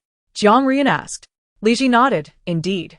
She paused for a moment before continuing, "Even if he has feelings for me, would the Zhou family allow their son to be with a woman who has lost her husband and has a 5-year-old son?" Jiang Riyun, of course, understood this as well. She gently took Li Ji's hand and lightly patted it, suggesting that dating was acceptable and marriage was not a prerequisite. "Are you really intending to spend your life without love or remarriage?" How could that be? "I just haven't met the right person yet," Li Ji replied. Jiang Riyun felt relieved at her words, saying, "That's good then. I was worried you would want to be loyal to your deceased husband for the rest of your life." Li Ji couldn't help but slightly twitch her lips. "Mom, you think too highly of me. How could I possibly live as a widow for him? This isn't ancient times." "I was just afraid you might be too sentimental," Jiang Riyun remarked. "No, rest assured, I've long forgotten him," Li Ji assured her. Jiang Riyun playfully tapped her hand and glanced over at the sofa where Li Yanjing was engrossed in his phone. She whispered, "But don't mention this in front of Yanjing in the future. After all, that was his biological father, and he must have some feelings." Li Ji grasped her hand in return. "Mom, you needn't worry about that. Yanjing's father passed away before he was even born, so there are no feelings there." Li Yanjing paused his phone activity, raising his eyes to the mother-daughter conversation, and chimed in, "That's right, Grandma. I have no feelings for that person. I've never even met him." For a moment, Jiang Riyun felt a twinge of sympathy for Li Ji's late husband, dying without even having seen his own son. She thought it was the perfect moment to clarify things. "Ji, how did your ex-husband die?" "Oh, it's quite unfortunate. He was struck by lightning while walking on the road," Li Ji replied with a straight face. Li Yanjing couldn't help but twitch his lips, realizing that her reasoning was always beyond his imagination. Crafting such an absurd reason for death was quite a feat. Jiang Riyun looked at Li Ji, then at Li Yanjing, unsure of what to say. After a long pause, she finally said, "That is indeed quite unfortunate. What can be done? Such is life." Li Ji smiled slightly. "Perhaps he did something wrong to me, and heaven took matters into its own hands." Jiang Riyun couldn't help but get carried away. "Could it be that he cheated on you while you were pregnant?" Li Ji raised an eyebrow. "That's not entirely out of the realm of possibility." Jiang Riyun waved her hand dismissively. "Forget it. He's dead, and it has nothing to do with us anymore. Let's not bring him up." "All right," Li Ji agreed. At the Shilon Club, Pei Yuan teased, "Hey, stop, what's going on? Sneezing now? Is some beauty thinking of you?" Xie Tingzhou, with his long fingers holding a half-burned cigarette, lazily raised his slightly veiled gaze toward him. "Cursing me would be more accurate. Who would dare curse you? It must be that a beauty is thinking of you." Pei Yuanji replied, closing his eyes and rubbing his fingers. "Wait, let me calculate this for you." "Stop, I can tell you, your romantic fortune is about to arrive." Xie Tingzhou diverted his gaze, replying calmly, "Stop paying attention to those trivial matters." Pei Yuanji opened his eyes with a light click of his tongue. "Stop. You just don't understand the mysteries of metaphysics." "Mysteries?" Xie Tingzhou raised an eyebrow, his eyes sharp. "You mean deception?" "What deception?" "You just haven't seen a truly capable master," Pei Yuanji countered. "Have you seen one?" Xie Tingzhou asked. You'd be surprised. I actually came across a master today, truly remarkable. Pei Yuanji said, pulling out his phone and opening the app to show his following list. He pointed to an account named Masterly. This Masterly, when I entered her live stream, I saw an uncle on the other side using the talisman she provided. It automatically adhered to a large tree, and with a flash of golden light, the once lush tree instantly turned into a withered black stump. Xia Tingzhou had always been skeptical of such things, finding them merely theatrical. At first, I thought she hired actors to create a live effect, but her stream had 2,000 to 3,000 viewers, with nearly all the comments praising her abilities. Those viewers must have been watching her for a while, indicating she truly possesses skills. Are you sure those people aren't her hired supporters, merely to create an atmosphere and lead gullible fools like you to believe? Xia Tingzhou spoke slowly. Pei Yuanji rubbed his chin thoughtfully. No way. With that many people in her stream and a bunch sending her gifts, they can't all be fakes, right? Xia Tingzhou remained silent. Pei Yuanji slapped his thigh. I've decided. Once she finishes her live stream, I'm going to send her a gift and ask her to divine for me. If she's accurate, then she must be a true master, not just putting on a show. Xia Tingzhou leaned forward, extinguishing a cigarette in the ashtray, his beautiful eyes half-lidded. Suit yourself. Don't just suit yourself, stop. How about we make a bet? Pei Yuanji proposed. Xia Tingzhou picked up his suit jacket draped over the armrest of the sofa. Not betting. Pei Yuanji stood up alongside him. Hey, stop, you just got here, and you're leaving already? Xia Tingzhou shot him a sidelong glance. I'm tired. I'm going to sleep. All right then, Pei Yuanji replied. Xia Tingzhou nodded, and then departed the private room. Pei Yuanji watched his retreating figure, then turned his gaze back to his phone, intending to message others to join him for drinks, when his eyes landed on Masterly S account and suddenly froze. After pondering for a few seconds, he decided not to wait for her next live stream. He quickly typed a message to her. Masterly, are you there? Chapter 32. Your dad cheated. In the hospital room, Li Ji had just settled down when a notification popped up on her phone indicating a private message. She promptly clicked on it. Upon seeing the message from the unfamiliar ID, she typed back with one hand. What's up? Yuanji. Masterly, can you help me with a divination right now? I can transfer you money privately. Li Ji, eager for the opportunity to earn some money, replied, Sure. Add me on WeChat, and we can discuss the details there. ZZZ 1120. Yuanji. Okay, Masterly. After adding each other on WeChat, Li Ji received a transfer of 1,000 yuan. Once she confirmed the receipt, she asked, Hi, do you have time for a video call? Pei Yuanji. Sure. No problem. After receiving his consent, Li Ji immediately sent him a video call invitation. In the next moment, a handsome young man appeared on her screen. Since she was already lying in bed, she chose not to turn on her camera. What do you want to divine? Pei Yuanji pondered, realizing he didn't really have anything specific in mind. He had money and women aplenty. If he wanted, he could easily summon a crowd of women with a wave of his hand. The only thing he could divine was how long he would live, but that couldn't be verified in such a short time. Gathering his thoughts, Pei Yuanji cleared his throat. Masterly, why don't you just take a look and divine something? Li Ji raised her beautiful brows. You don't even know what you want to divine, and you come to me? Pei Yuanji rubbed his nose. I can't just tell you the truth, that I want to confirm whether you're a real master. Since you've already taken my money, just divine something for me. Li Ji gazed intently at his face for several seconds, delivering a shocking revelation. Your father has been unfaithful, and there is a mistress. The child is almost due. Pei Yuanji was momentarily taken aback, his eyes widening in disbelief as he exclaimed, No, Masterly, you cannot be jesting with me. Do I strike you as one to jest? Li Ji replied nonchalantly. I have completed the reading. If you doubt my words, you may inquire with your father. If there is nothing further, I shall terminate this call. Without waiting for Pei Yuanji to respond, she abruptly ended the call. Staring at the now blank screen of his phone, Pei Yuanji regained his composure, pondering for a few moments before exiting the chat with Li Ji and messaging his mother. Mother, is my father at home? His mother replied promptly, He is not. He mentioned he has a dinner engagement tonight and will return late. Reflecting on Master Li's words about his father's affair and the impending arrival of a child, Pei Yuanji considered that if this were true, his father would likely exhibit some unusual behavior, especially during this critical time when he would surely want to be by the mistress's side. However, his father often indulged in revelry, frequently returning home in the early hours after nights of drinking, leaving Pei Yuanji uncertain of his father's daily activities. Thus he felt compelled to consult his mother. By the way, mother, has my father been particularly busy lately? Pei's mother responded, he has indeed been quite occupied. Either there are matters at the company requiring overtime or he has social engagements, returning home quite late. She continued, no matter how late, it is never later than you. What time do you plan to return tonight? You are 26 now. It is high time you settled down. You hardly ever go to the office, spending all your time gallivanting about.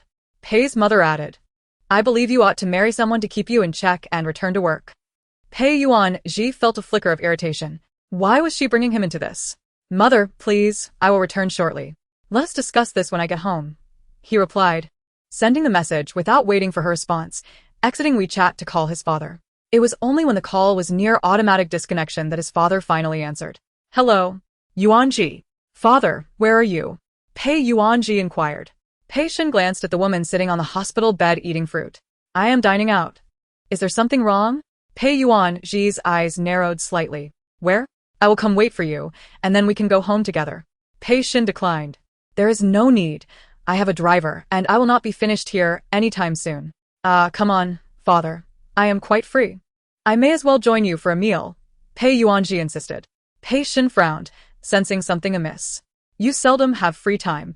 Why are you suddenly available today? I do not know.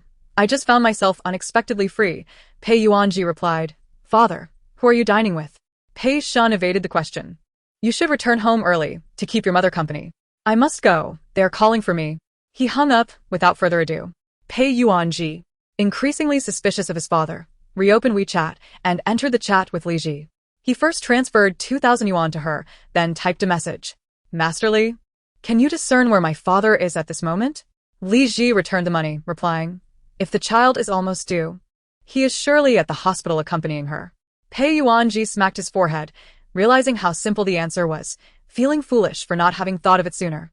Masterly, I understand now. He exited the chat and swiftly utilized his connections to find out which hospital his father was at. In less than half an hour, he received the information about his father's location, including surveillance footage. Watching the video of his father entering the hospital and proceeding to a patient room, Pei Yuan-ji's emotions spiraled into turmoil. His grip on the phone tightened, his expression darkening as he grappled with the betrayal. His father, who publicly professed love for his mother, was clandestinely involved with another woman and fathering a child. He felt a wave of nausea wash over him. Drawing a deep breath, he turned off his phone screen, picked up the car keys from the coffee table, and rose from the sofa, departing the premises. Upon exiting the establishment, he entered his car and drove directly to the hospital where his father was located. Half an hour later, Pei Yuan-ji arrived at the door of the hospital room. A cold glint flashed in his eyes as he twisted the doorknob and gently pushed the door open. Shinge, are you finally going to meet our son? Are you happy? Of course, I am delighted. When do you plan to divorce that old tigress at home? Do not worry, I am already making arrangements. Once I acquire all her shares, it will be done. That is good, my son, and I will be waiting for you. Pei Yuan-ji listened to their conversation. His fists clenched at his sides, fury surging to its peak as he strode forward. Pei Shin, are you even human? The couple in the bed was startled by his sudden outburst. Pei Shin looked up, shock and disbelief etched across his face, never expecting Pei Yuan-ji to appear there. Yuan-ji, you. Pei Yuan-ji kicked over a nearby chair and pointed a finger at him. Do not call my name. You are not worthy. Pei Shin furrowed his brow, his expression darkening as he grappled with how he had been discovered. He released the woman he had been embracing and stood to shield her, saying, let us discuss this outside. Pei Yuan-ji scoffed. What? Are you afraid I will harm her? Pei Shin pressed his lips together, speaking in a low voice. They are innocent. You can confront me directly. Innocent? How dare you utter such words? Pei Yuan-ji's eyes blazed with fury. Pei Shin, let me make this clear. As long as I am here, that illegitimate child shall not be born. Pei Yuan-ji, do not go too far. Pei Shin's gaze hardened as he seized Pei Yuan-ji's arm, attempting to lead him outside. But Pei Yuan-ji, youthful and strong, easily shook off his grip, pushing him aside and advancing toward the woman on the bed. Upon seeing him approach, she instinctively clutched her belly and scooted back, terror written on her face. Do not come any closer. Pei Shin could not allow Pei Yuan-ji to reach her, grabbing his arm once more in an effort to restrain him. Calm down. We can talk outside. Pei Yuan-ji felt a surge of indignation and, unable to contain himself, turned around and landed a punch squarely on Pei Shin's face. Today, I will deal with you too, You beast. Pei Shen staggered back, unable to regain his balance before another punch sent him crashing to the ground. Ah. The woman cried out in fear, hastily pressing the call button on the wall. Pei Yuanji kicked Pei Shen on the ground, pivoting toward her. Just as he was about to act, the woman suddenly clutched her belly, wailing in pain, a crimson stain appearing on her legs. She seemed to be in labor. Do you think I would hesitate to act against you? Pei Yuanji coldly retorted. Pei Shen's face paled as he scrambled to his feet, shoving Pei Yuanji away. Have you lost your mind?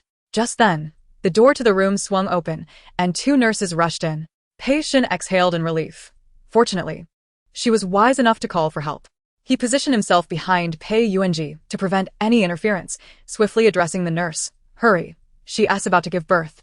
Move her quickly. The two nurses, not daring to delay, surrounded the bed, unlocking the fixed wheels before promptly wheeling the woman away from the ward. Pei Shen retracted his gaze and turned to face Pei Yuanji, pressing his fingers against his temple in exasperation. He hadn't anticipated that his plans would be disrupted at such a critical moment. How did you come to know about this? Don't concern yourself with how I know. Pei Yuanji shot back with a fierce glare. If it weren't for my mother, your family would be in ruins. Just wait, I won't allow you, that wretched woman, and that illegitimate child to enjoy any peace. After delivering his harsh words, Pei Yuanji shoved past him and exited the premises. Once outside the hospital, Pei Yuanji entered his car. Leaning back against the seat, he retrieved his phone from his pocket, opening WeChat to read a message from his mother sent an hour ago.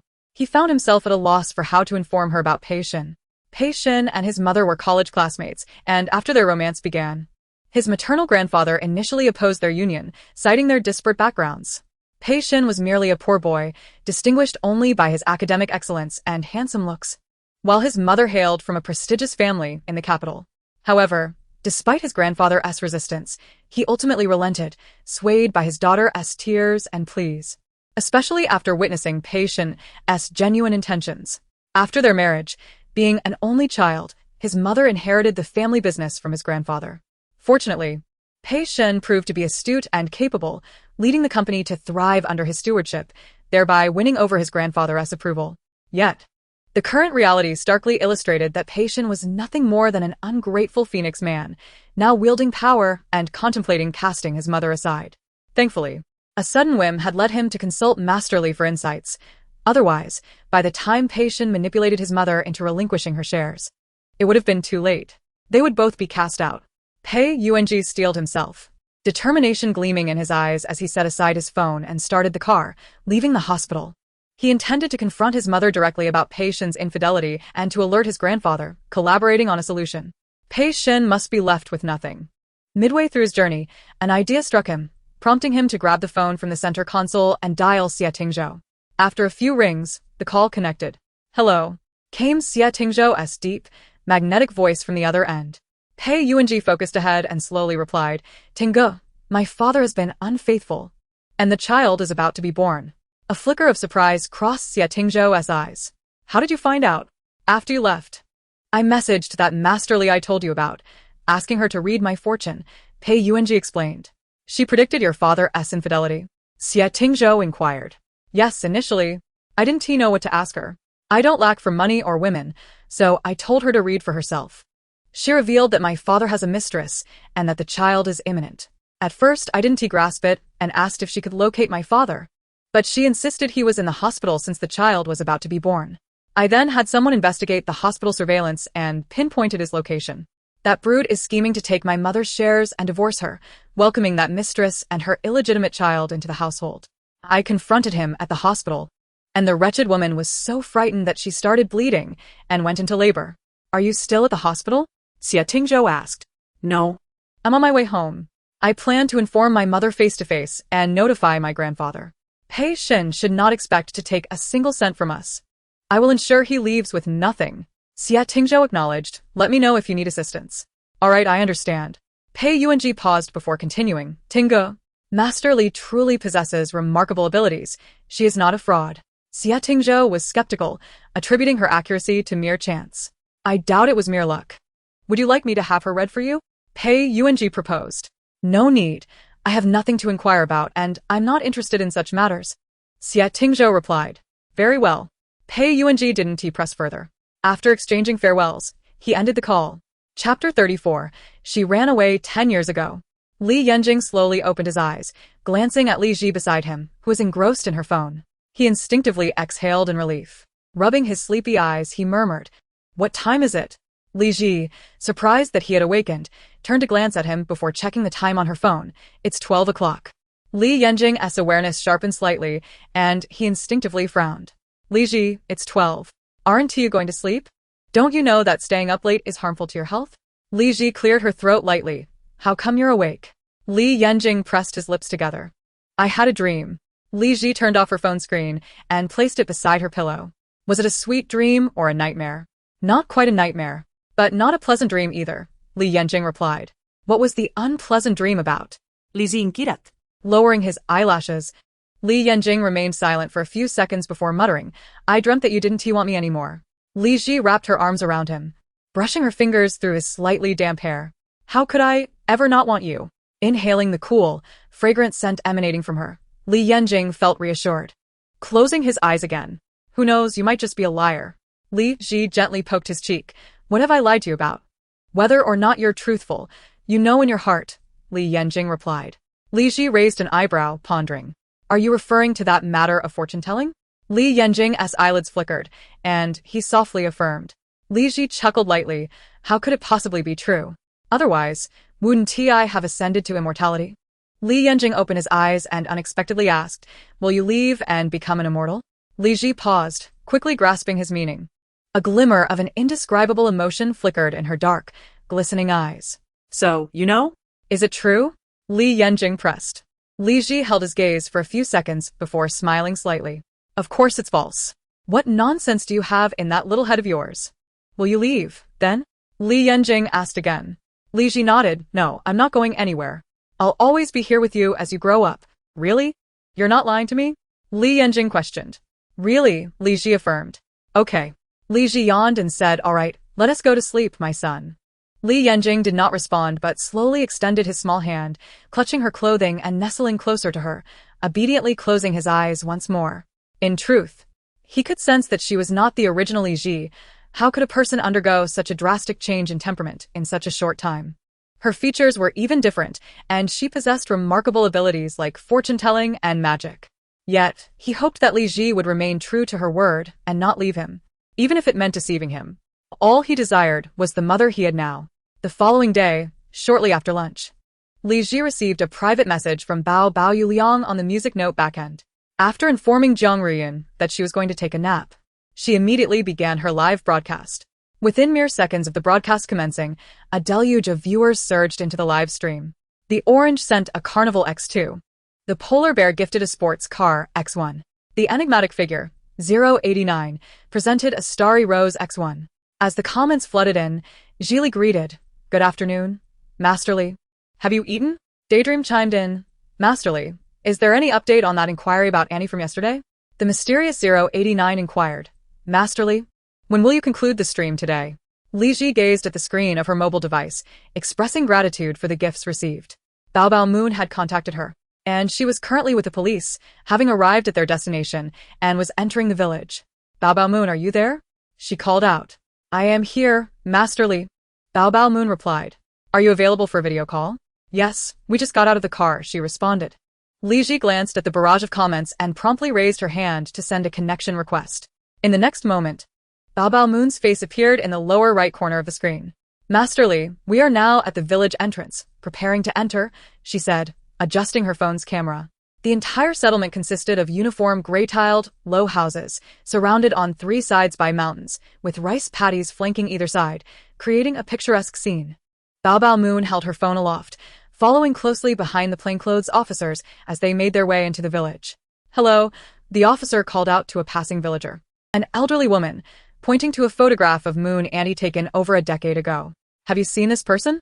The villager paused, her gaze fixed on the photo. After a few moments of contemplation, she slowly replied, "I feel like I've seen her, yet I also think I haven't. "Please think again," Auntie Bao Moon urged. The elder shook her head. "I've never seen anyone so beautiful in our village. This is a picture from over a decade ago. She must look somewhat different now." "Please take a closer look," the officer encouraged. The woman set down her hoe and scrutinized the photograph more attentively. Suddenly, she raised her hand to point at the image, exclaiming, "I remember now. Isn't this the daughter-in-law of Lu Lalu?" Bao Bao Moon's eyes sparkled with excitement. "Annie, could you take us to Lu Lalu's house?" Who are you? The elderly woman asked, her tone tinged with caution. Bao Bao Moon responded, "She owes us a considerable amount of money, and we've finally tracked her down here to collect." "Well, you've come for nothing. Lu Lalu's daughter-in-law ran away 10 years ago, leaving behind 2 children who have never known their mother. It's quite tragic," the woman explained. Bao Bao Moon's brow furrowed. If she escaped, how could she not return home to find them? "Are you sure she isn't here?" "Oh, would I lie to you?" the woman retorted. "Auntie, could you tell us what happened?" Bao Bao Moon inquired further. The villager's enthusiasm ignited as she recounted the gossip. Liu Danyu, Liu Lao Liu's son, Was notorious in our village for being a lazy good-for-nothing, wandering about without a care. No girl would look his way, fearing his son wouldn't find a wife. Lu Lalu spent an unknown sum to buy a girl, the one in the photo. Bao Bao Moon clenched her fingers around her phone. bought? Indeed, the woman nodded. He borrowed money from every household in the village to afford her. Didn't she ever cause a scene? Bao Bao Moon pressed on. Oh, she did. She attempted to escape several times but was eventually caught and brought back by Lu Laolu and his family. Bao Bao Moon, suppressing her rising anger, asked, "Didn't she seek your assistance?" "That's none of our business." The woman waved her hand dismissively. "Besides, Lu Laolu borrowed money to buy her. If we helped her escape, how would he repay us?" Chapter 35. The Cellar Entrance. We all advised her not to entertain thoughts of fleeing and to settle down with Lu Dinyo, as he provided for her well enough, the woman added. Bao Bao Moon took a deep breath. "Then how did she end up escaping again?" "I couldn't say." The villager shook her head. "One day, Lu Laolu told us that his daughter-in-law had snuck off in the night, and they never managed to catch her again. To this day, they still haven't repaid the money they owe, claiming she ran away as an excuse, effectively shirking their debts. Eventually, the villagers ceased all interactions with them." Is that so? "Andy, could you now take us to Lu Laolu's house?" "I wish to inquire further," Bao Bao Moon stated. "Oh dear. I have to tend to the fields," the elder replied, gesturing toward a direction. "Just keep walking that way. The innermost house, where a large yellow cow is tied up, is Lu Laolu's." Bao Bao Moon followed the direction indicated, nodding in understanding. "All right, thank you, Auntie." "No problem," she said, shouldering her hoe and stepping past them toward the fields. Bao Bao Moon watched as the elder departed, quickly shifting her gaze to trail the police as they approached Lu Laolu's home. Shortly thereafter, the group arrived at the entrance of Lu Laolu's residence. The officer's eyes fell upon a middle-aged woman peeling corn beneath the eaves. He approached her and inquired, "Is this Lu Laolu's house?" The woman looked up, momentarily taken aback before recovering and standing up hastily. "Who are you?" The officer, maintaining a serious demeanor, reiterated, "Is this Lu Laolu's house?"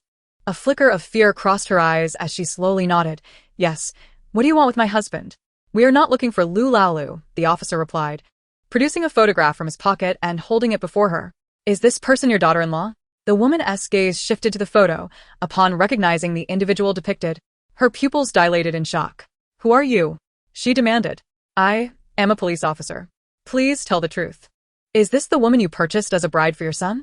the officer asserted firmly. The woman's expression shifted, disbelief mingling with surprise as she realized law enforcement had come knocking after all these years. "Yes, she is my daughter-in-law." "And where is she now?" the officer pressed. The woman hesitated, her eyes flickering. "She ran away 10 years ago. I don't know where she is now." "Officers, you must have made a mistake." Just then, a male voice resonated from behind. "Who are you, and what are you doing at my house?" Bao Bao Moon turned to see 2 men, resembling father and son, entering the courtyard, presumably Lu Laolu and Lu Dinyo. The woman sighed in relief, quickly moving to stand beside them. "Oh, they say they're police. Hear about Dinyo's runaway wife." Lu Dinyo and Lu Laolu exchanged glances, lowering their hoes, their expressions laced with skepticism. "Are you truly police?" Lu Dinyo asked. The officer produced his badge to affirm his identity. Although Lu Dinyo could hardly read, he recognized the emblem, prompting him to adopt a more respectful demeanor. "Officers, what do you want with my runaway wife?" The officer retracted his badge, gesturing toward the house. "We need to go inside and take a look." "Officers, my daughter-in-law fled 10 years ago. If you don't believe me, you can ask others in the village." Lu Laolu interjected. "We are aware, but we must investigate inside." What is the meaning of your obstruction? Bao Yirlang paused for a moment before continuing. Or perhaps this individual never escaped at all, but has been hidden in your home all along? Lu Daniu, gripping his hoe, instinctively recoiled. Impossible. We merely wish to spare you a fruitless search. If you truly doubt our words, then please, feel free to enter and see for yourselves. Upon noticing his reluctant concession, Bao Yirlang furrowed her brow slightly, momentarily perplexed. Setting aside her suspicions, she followed the officers into the modest dwelling. The layout was simple. 2 bedrooms flanked a central living area, allowing for a clear view of the entire space. Within 2 minutes, the group had thoroughly searched beneath beds and inside wardrobes, inspecting every conceivable hiding place. Officer, I trust you are now convinced? This person has not been in our home for a decade, Lu Daniu asserted. The 2 officers, now somewhat persuaded, began to entertain the possibility that the individual had indeed fled and was not present there. Bao Yirlang pressed her lips together and stepped outside. Her gaze fell upon the adjacent kitchen, where she entered and scanned the area, discovering no potential hiding spots. Exiting the kitchen, she noticed a pig pen nearby and approached it, only to find nothing amiss. Meanwhile, the live stream's chat was abuzz with excitement. In such a small place, they've searched everywhere. Could it be true what they said, that she fled 10 years ago? If she ran away, why has she not contacted her family? They must be lying. She is likely hidden elsewhere. Could the streamer have miscalculated? Perhaps this woman perished from abuse at the hands of this family, and they are now covering up their crime, deceiving the villagers into believing she eloped. Wow, the upstairs comment is quite insightful. Could a trafficking case have morphed into a murder case? Masterly, please, discern where this individual is hidden. Bao Yirlang felt a wave of confusion wash over her. Masterly, is my aunt truly alive? At that moment, a voice emerged from the pile of grass beside the pig pen. Litzizi spoke up. Startled, Bao Yirlang froze. Then, upon realizing, her pupils dilated as she hurried toward the grass pile. Lu Daniu, witnessing her urgency, paled slightly, a flicker of panic crossing his eyes as he rushed to intercept her, exclaiming, "Hey, what are you doing?" Realizing his reaction indicated something amiss, she called out, "Dad." Mom. Officer Li. Officer Wang. Come quickly. Hearing her voice, the others hastily emerged from the house. What's the matter? She explained quickly, I want to move this grass pile, but Lu Daniu is blocking me. There must be something hidden here. Lu Lao Lu and his wife also approached, standing before the grass pile. It's just a grass pile. There's nothing here. You've searched enough. Just leave our home. The officers, recognizing the family's apprehension, sensed something suspicious. If there were truly nothing to hide, why obstruct their search? Step aside, they ordered, losing their patience. The 3 stood resolutely before the grass pile. Lu Lao Lu slapped his thigh in frustration. Oh, come on, officers. That woman has long since escaped. Why are you holding us?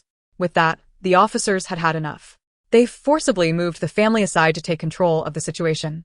Seeing this, Bao Yirlang, along with her parents, began to clear the grass pile, revealing an entrance to a hidden cellar.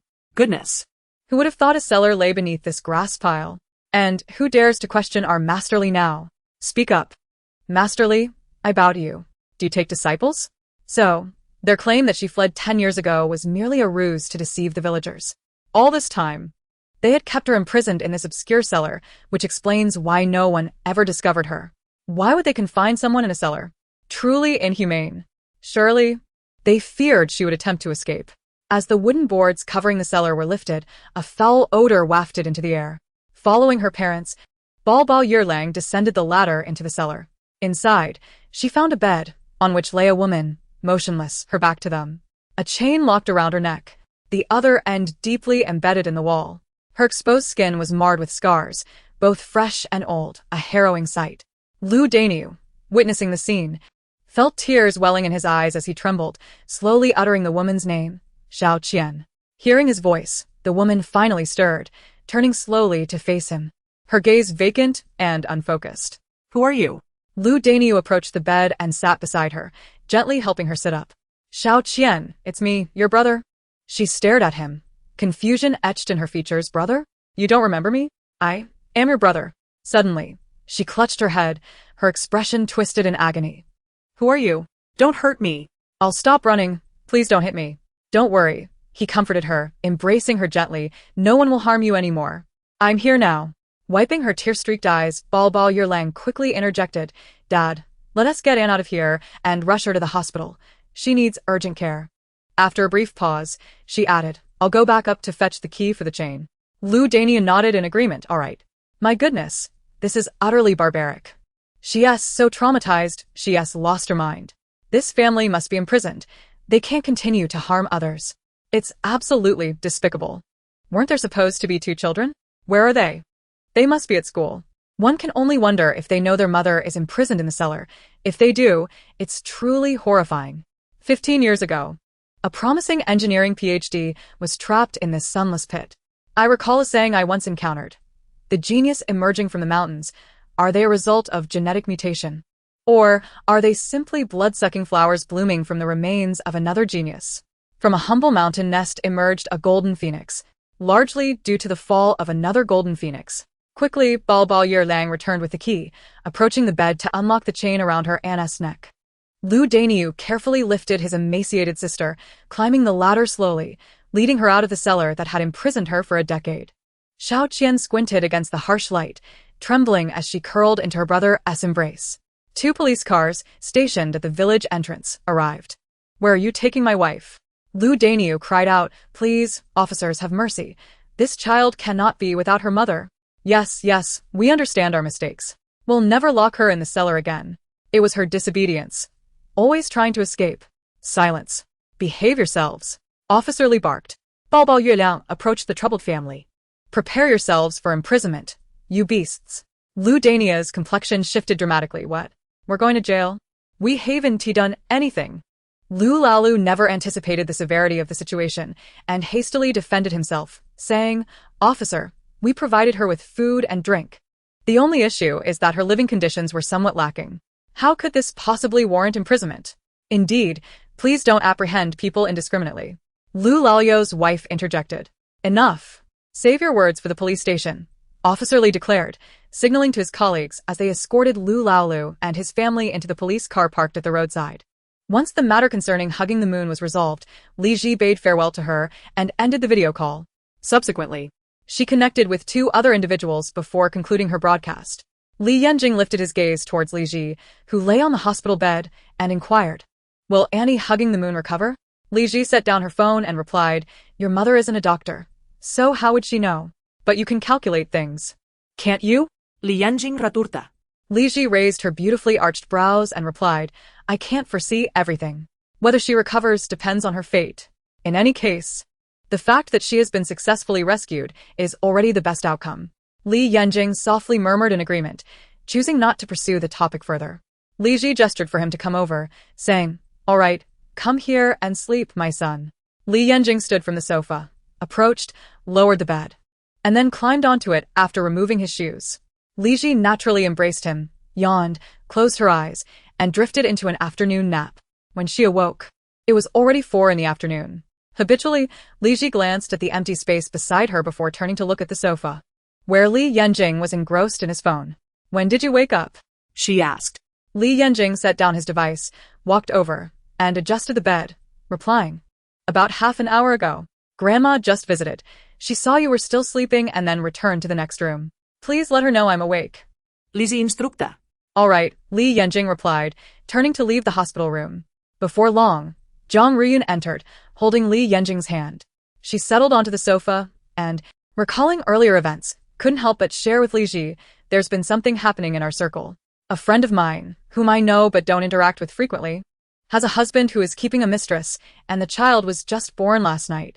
Li Ji momentarily froze, an unsettling sense of familiarity washing over her. Suddenly, she recalled that she had predicted this very situation for someone last night, her father's infidelity and the imminent birth of a child.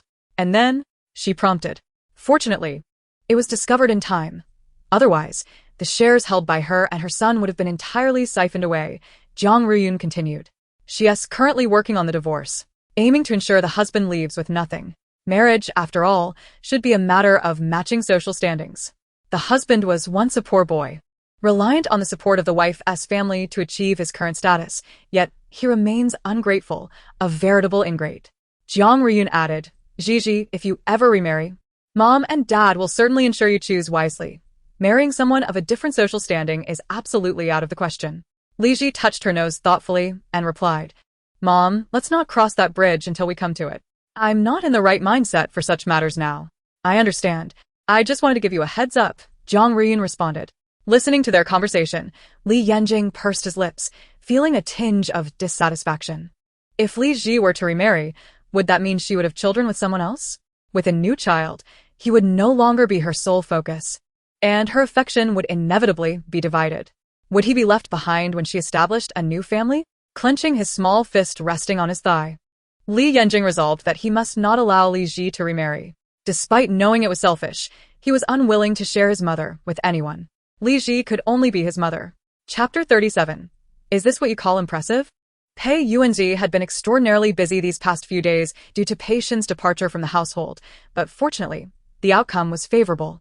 With the assistance of his grandfather and Xie Tingzhou, he successfully reclaimed all the shares from Pei Shin. Not only did he retrieve the company that rightfully belonged to his mother, but he also ensured that Pei Shin was expelled from the home. Now that the matter had concluded smoothly, he had completely taken over the family business, and with his grandfather's guidance, the company was stabilized. Although it was a joyful occasion, he could no longer indulge in carefree days. He had to shoulder the responsibilities of the family and dutifully attend to work at the company. While seated in his office reviewing documents, Pei Yuanzi suddenly recalled something and paused momentarily in his actions. He had not watched Master Li's livestream in the past few days and was unaware if the ant who had been abducted into the mountains had been found.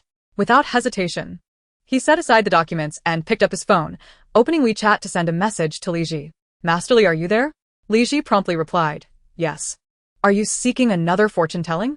Pei Yuanji chuckled lightly. No. I've been preoccupied with family matters these past few days and Haven T had the chance to watch your livestream. I just wanted to inquire if the person looking for their aunt has been found. Li Ji responded, she has been found. That is truly wonderful. Master Li, you are indeed impressive. Pei Yuanji exclaimed. By the way, Master Li, I have yet to express my gratitude properly. If it weren't for your foresight regarding my scoundrel father's infidelity and his mistress, my mother and I might have lost our shares and been driven out, he added. I am immensely grateful to you, Master Li. Li Ji replied, I merely provide my services for a fee. It is a mutual agreement. Not at all, Master Li. You are far too modest. Pei Yuanji insisted.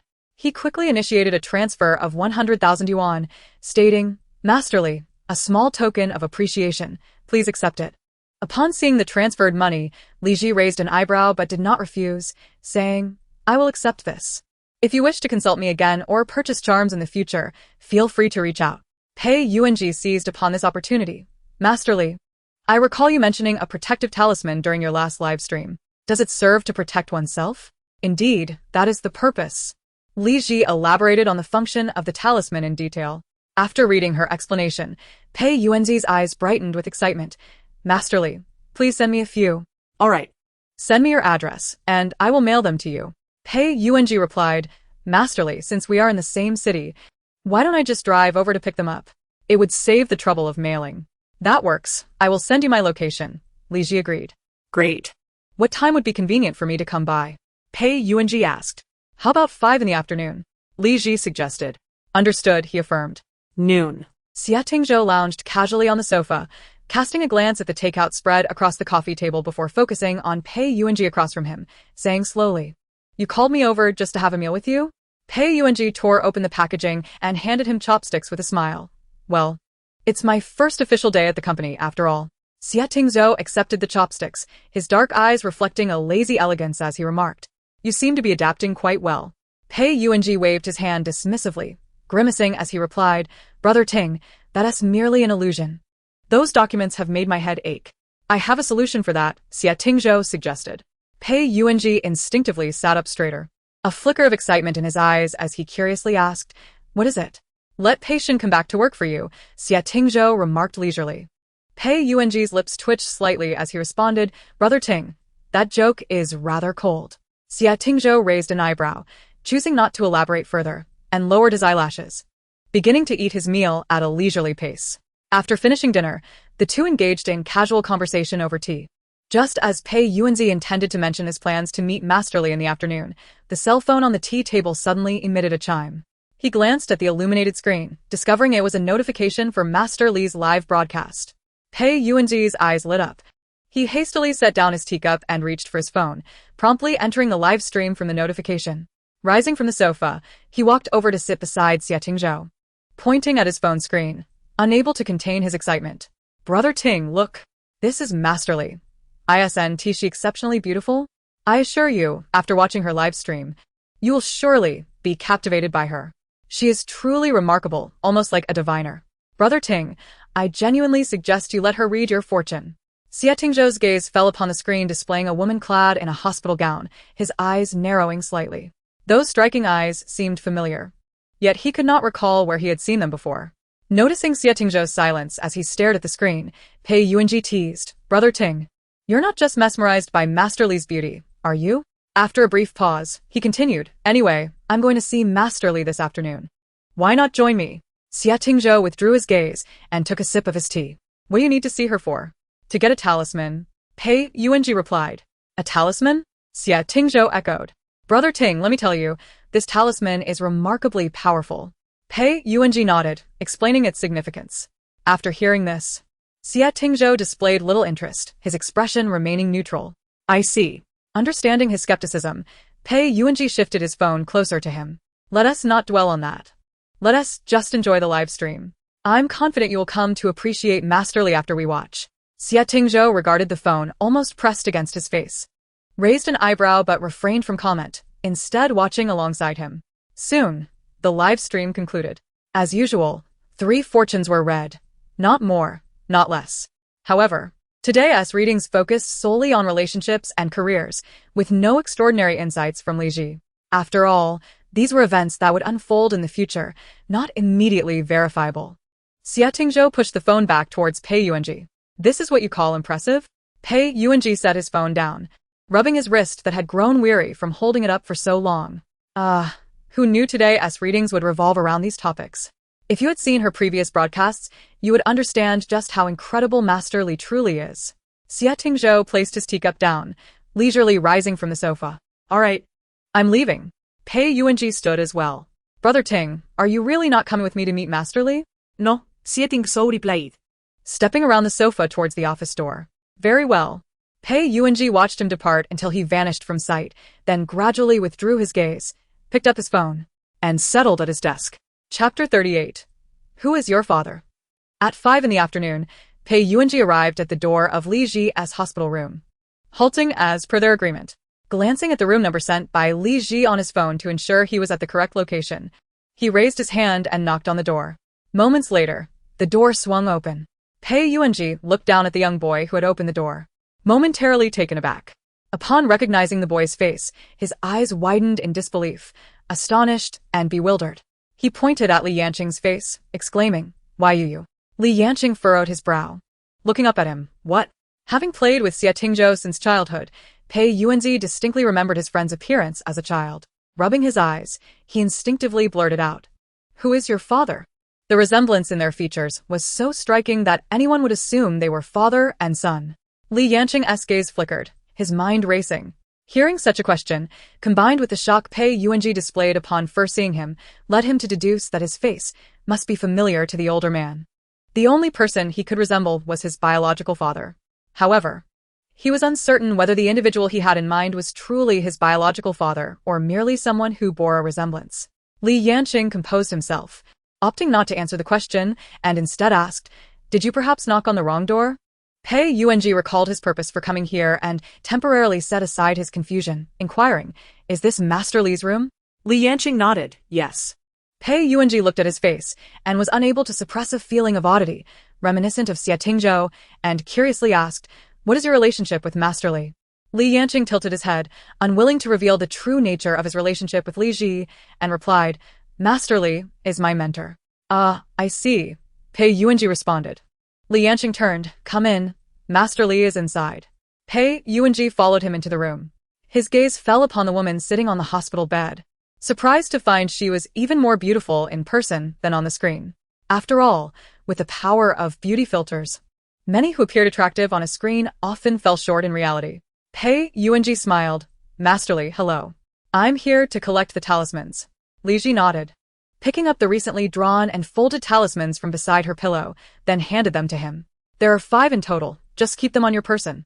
She paused before adding, also, these talismans are waterproof, so you needn't remove them in wet places. Pei Yuanji accepted them, observing the uniformly sized triangular talismans in his hand, nodding in acknowledgement. All right, I understand. Thank you, Master Li. No problem, Li Ji replied.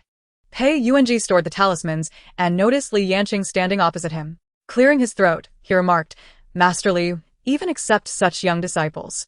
Li Ji turned her gaze towards her son, raising an eyebrow. Yes, he is my only direct disciple. Master Li, what about his parents? Pei Yuanji inquired. Why do you ask about his parents? Li Ji responded. Pei Yuanji, not concealing anything, candidly replied. Your disciple looks exactly like my good friend did when he was a child. Upon hearing this, Li Ji's expression darkened slightly. Almost certain that the brother he referred to is likely the biological father of her son, whom she had never met. However, given the current circumstances, it was best to observe how things unfolded. It must be a coincidence. His father had already passed away before he was born. Pei Yuanji thought about it as well, realizing that no woman had ever appeared besides Xie Tingzhou, making it impossible for this boy to be his son, especially since the child already had a father. He nodded, dismissing the thought, and smiled.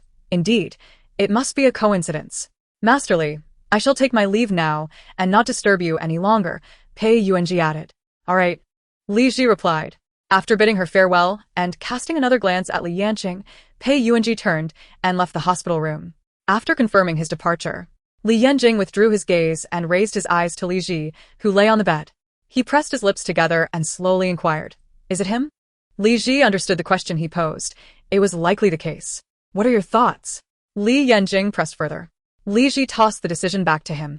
Do you wish to acknowledge your biological father? No, Li Yanqing replied without a moment's hesitation. Then do not recognize him, Li Ji advised. However, a concerned nod at Li Yanqing. But what if that man informs him about the situation?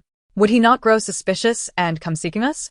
Li Ji's eyelashes fluttered as memories from 5 years prior surged in her mind. After her adoptive parents went bankrupt, she had sold various jewelry and bags belonging to herself and her adoptive mother, trading anything of value for money. Following the death of her adoptive mother, she squandered her remaining funds within a year. Faced with relentless financial strain, she serendipitously found herself working as a waitress at the most prestigious private club in the capital through a college friend's introduction. One evening, a colleague who was supposed to deliver drinks suddenly fell ill. Given the affluent clientele, the colleague could not afford to delay and asked Li Ji for assistance. With nothing else pressing, she agreed and took the tray to the top floor. The upper level was designed like a hotel suite, serving as a resting place for guests. Following the room number given by her colleague, she arrived at the door and knocked. The moment the door swung open, she was pulled inside by the man within. The man appeared to have been drugged, and thereafter, Li Ji was forced into a harrowing encounter. The lights were dimmed in the room, and she could not discern the man's features. Once it concluded, terror gripped her. She hastily dressed, enduring the pain, and fled. Upon reaching the ground floor, she encountered her colleague, who inquired whether she had delivered the drinks to room 526. It was then that she realized her mistake. She had misheard the room number. Trembling, she stammered a denial and rushed to the restroom, leaving her colleague bewildered. The colleague was unaware of her distress, but quickly returned to deliver the drinks. Before long, the manager summoned all the female servers, questioning who had been on the top floor at a certain time to deliver drinks. Li Ji was engulfed by fear, fearing repercussions, and naturally refrained from admitting her presence. Not long after that night, she discovered she was pregnant. At the time, she was oblivious to her condition. And due to her slender frame, her pregnancy did not manifest prominently, nor did she experience any morning sickness. Thus, by the time she realized her predicament, it was too late. A hospital examination revealed that the fetus was too developed to terminate. The incident had already morphed into her nightmare. And now she was to bear an unknown child, which inevitably darkened her disposition. Following childbirth, she suffered from postpartum depression, which explained her deep-seated animosity toward Li Yanqing. To her, both the man from that fateful night and Li Yanqing had shattered her life. The mere sight of Li Yanqing would resurrect memories of that nightmarish ordeal. Yet, despite her bitterness, she possessed a shred of conscience, never contemplating abandoning her child. Although her attitude towards Li Yanqing remained unkind, she raised him nonetheless. Li Ji, did you hear what I said? Li Ji snapped back to reality, looking at him. I heard you. Let us remain observant for now. Li Yanqing nodded in agreement, acknowledging that this was the only course of action. Meanwhile, Pei Yuanzi departed the hospital and drove directly to seek out Xia Tingzhou. Half an hour later, his vehicle came to a gentle stop before a villa. Pei Yuanzi unfastened his seatbelt and exited the car, striding swiftly into the villa and directly ascending to the master bedroom on the third floor. Upon reaching the door of the master suite, he paused, raising his hand to knock, only to find the door ajar. Seeing this, he pushed it open and entered. Tinga? After a brief search revealed no one inside, he traversed the small study connected to the master bedroom and stepped out onto the balcony. There, he found Xia Tingzhou languidly reclined on a rattan chair, dressed in a black shirt with the top two buttons casually undone, revealing a hint of his alluring collarbone. His eyelids drooped slightly, suggesting he was napping. The evening sun cast a magnificent hue across the sky, creating a silhouette that seemed to halo him in light. Upon hearing footsteps, Xia Tingzhou slowly lifted his eyelids, his gaze falling on Pei Yuanji. "Have you seen that fellow?" Pei Yuanji nodded. "I have, but I must tell you, I encountered something particularly peculiar." "What peculiar thing?" Xia Tingzhou inquired. "Master Li has a disciple who appears to be around 4 or 5 years old. That little boy looks exactly like you did as a child. When I saw him, my jaw nearly dropped. One might mistake him for your biological son." Pei Yuanji exclaimed. Xia Tingzhou's eyes narrowed slightly, as if recalling something, and he straightened up. "Are you certain you did not misinterpret?" Pei Yuanji slapped his thigh. "How could I be mistaken? Even if one has never witnessed your childhood visage, placing you two side by side would make the connection unmistakable." "Did you take a photo?" Xia Tingzhou asked again. Pei Yuanji shook his head. "No. I was too taken aback to think of it. Besides, I confirmed with Master Li that the little boy has a father, though he passed away before the boy was born. Most importantly, you've never had a woman by your side, nor has any woman caught your eye. How could there be an abandoned son out there, right?" Xia Tingzhou's deep gaze darkened. "No, there's one." "Oh, there is one?" Pei Yuanji blinked in surprise, his eyes wide with disbelief. "What are you saying?" 5 years ago, at Shilong Club," Xia Tingzhou replied slowly. Pei Yuanji's pupils constricted as the memory surfaced. "Is that the night when that brat Xia Wang played a prank on others, serving you an excessively potent drink, and you ended up drinking it by mistake?" Xia Tingzhou nodded. "Correct." Pei Yuanji furrowed his brow. "I remember you mentioned feeling dizzy, so I took you upstairs to rest. Later, you texted me, saying you were fine? The drink was spiked, and due to my unique constitution, its effects were intensified. I was already somewhat disoriented, and a waitress mistakenly delivered drinks to my room." The unspoken implications of his words were clear to both. "Wait, are you serious? Such a significant matter, and you never mentioned it?" Pei Yuanji paused, then continued. "No wonder you sent that brat Xia Wang abroad and prohibited his return. I thought it strange. When I regained consciousness, the waitress had already left," Xia Tingzhou added. "Didn't you have someone check the surveillance to find her?" Pei Yuanji inquired. Xia Tingzhou raised an eyebrow. "Coincidentally, the surveillance on the top floor malfunctioned during that period. Her image was not captured. Eventually, the matter faded into obscurity. Why do I get the feeling that this was all orchestrated?" Pei Yuanji sensed something amiss. Coincidentally, a female server had mistakenly entered the wrong room to deliver wine, and the surveillance in the corridor was conveniently malfunctioning. However, if she truly intended to scheme against him, why had she not made an appearance? Xia Tingzhou reasoned that it could only be attributed to a series of fortuitous coincidences. "Indeed," Pei Yuanji mused, stroking his chin with one hand. If she aimed to capitalize on this opportunity to ascend socially, she would not have left before he regained consciousness. Thus, the young boy I encountered could very well be your child, Brother Ting? Master Li also mentioned that the child's father had died before his birth. Could it be possible that the child's mother deceived her, and that mother happened to be the very server who once wandered into your room? Xia Tingzhou's gaze flickered, and he lazily lifted his hand resting on the armrest of the wicker chair. "Do you truly believe her words?"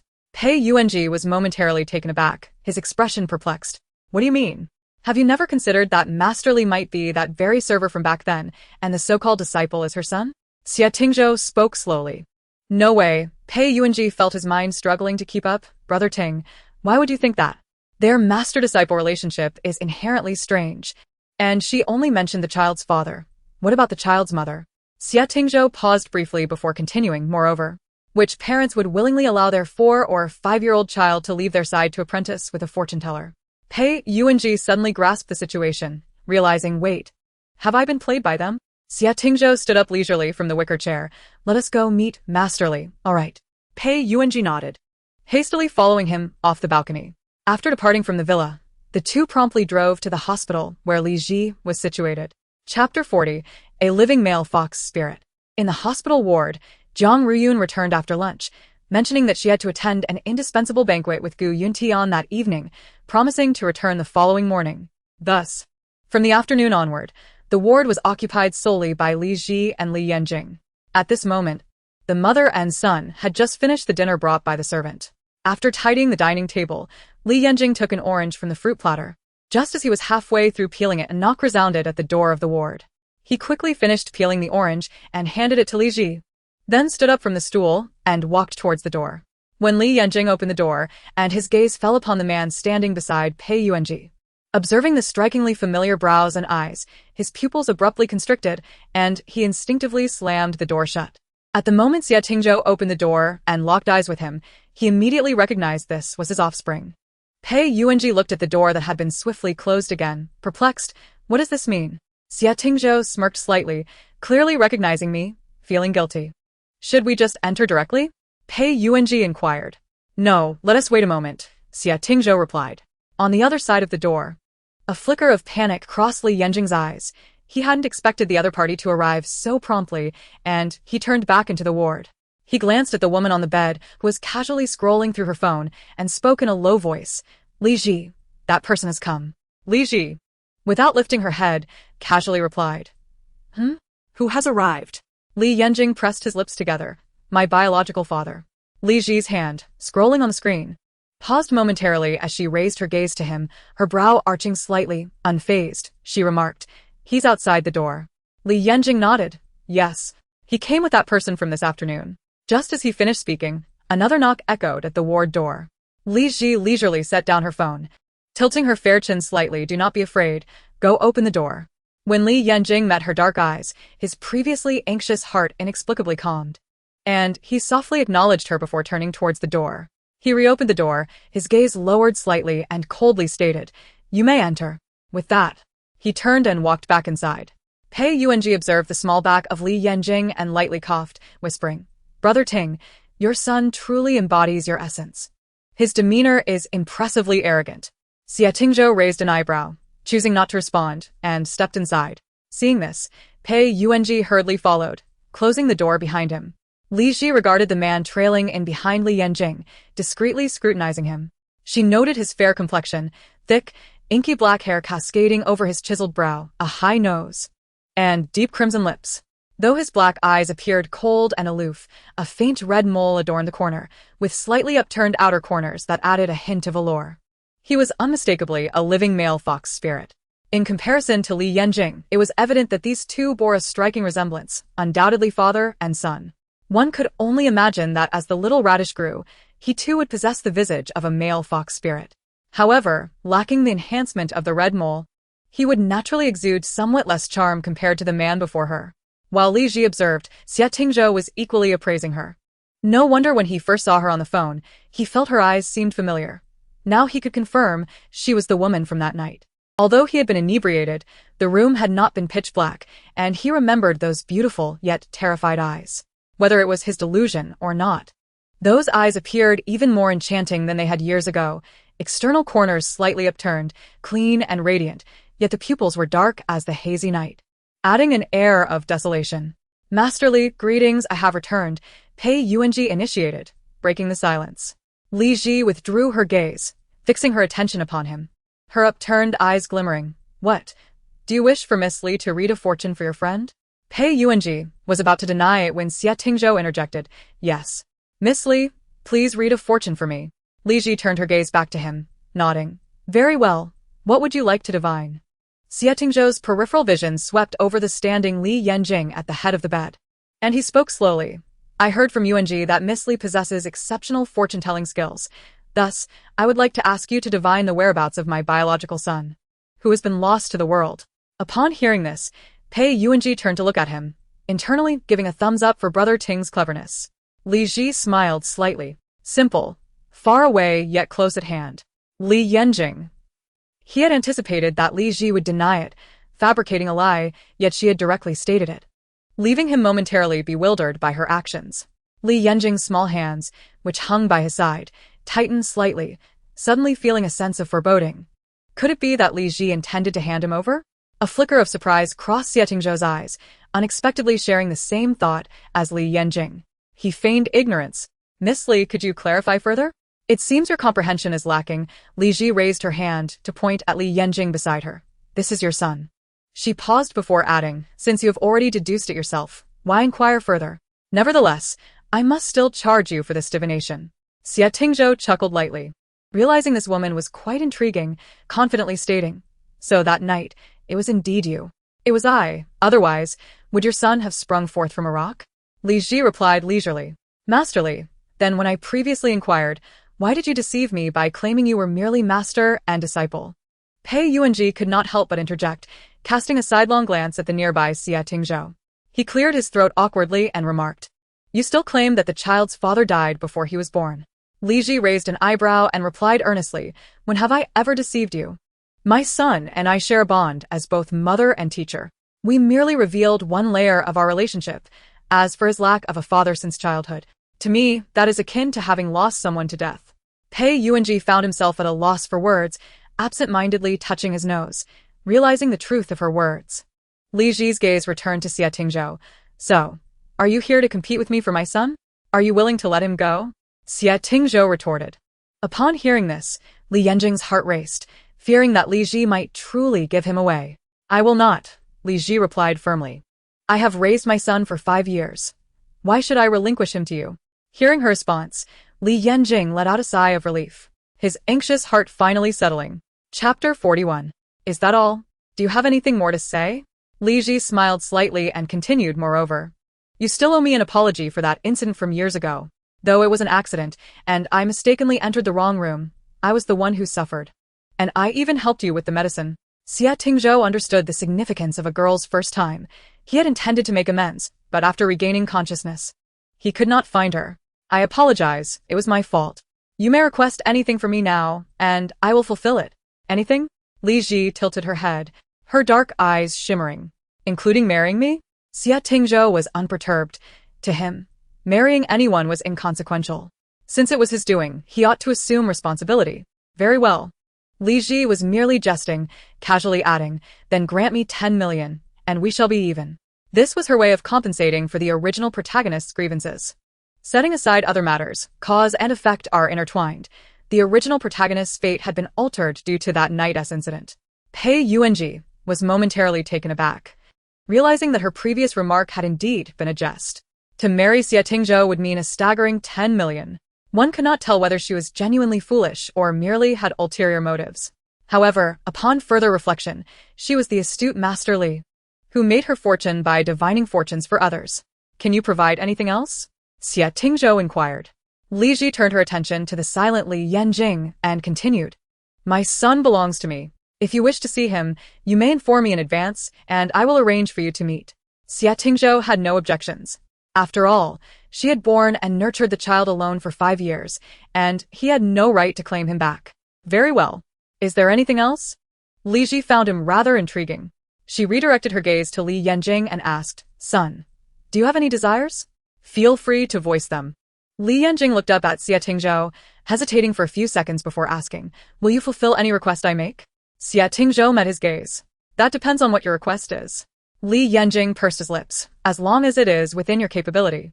Please go ahead, Xie Tingzhou encouraged.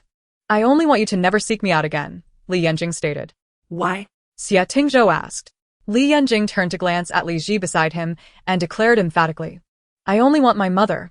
Xie Tingzhou's eyelashes fluttered slightly. Very well, I promise you. Pei Yuanji, upon hearing this response, widened his eyes in disbelief, never expecting him to acquiesce to such a request. Was he preparing to sever all ties with a mother and son, allowing them to lead separate lives henceforth? Li Yanjing was equally surprised at how easily Xie Tingzhou had agreed. It seemed he held no emotional attachment, making it all the more inconsequential. This arrangement suited him well, as no one would compete with him for his mother. Since we have reached an agreement, if you have no further matters to discuss, you may take your leave. Li Ji interjecta. How much did that divination cost? Xie Tingzhou inquired. 5,000, Li Ji replied. Pei Yuanji's eyes flickered at this revelation, and he coughed into his fist.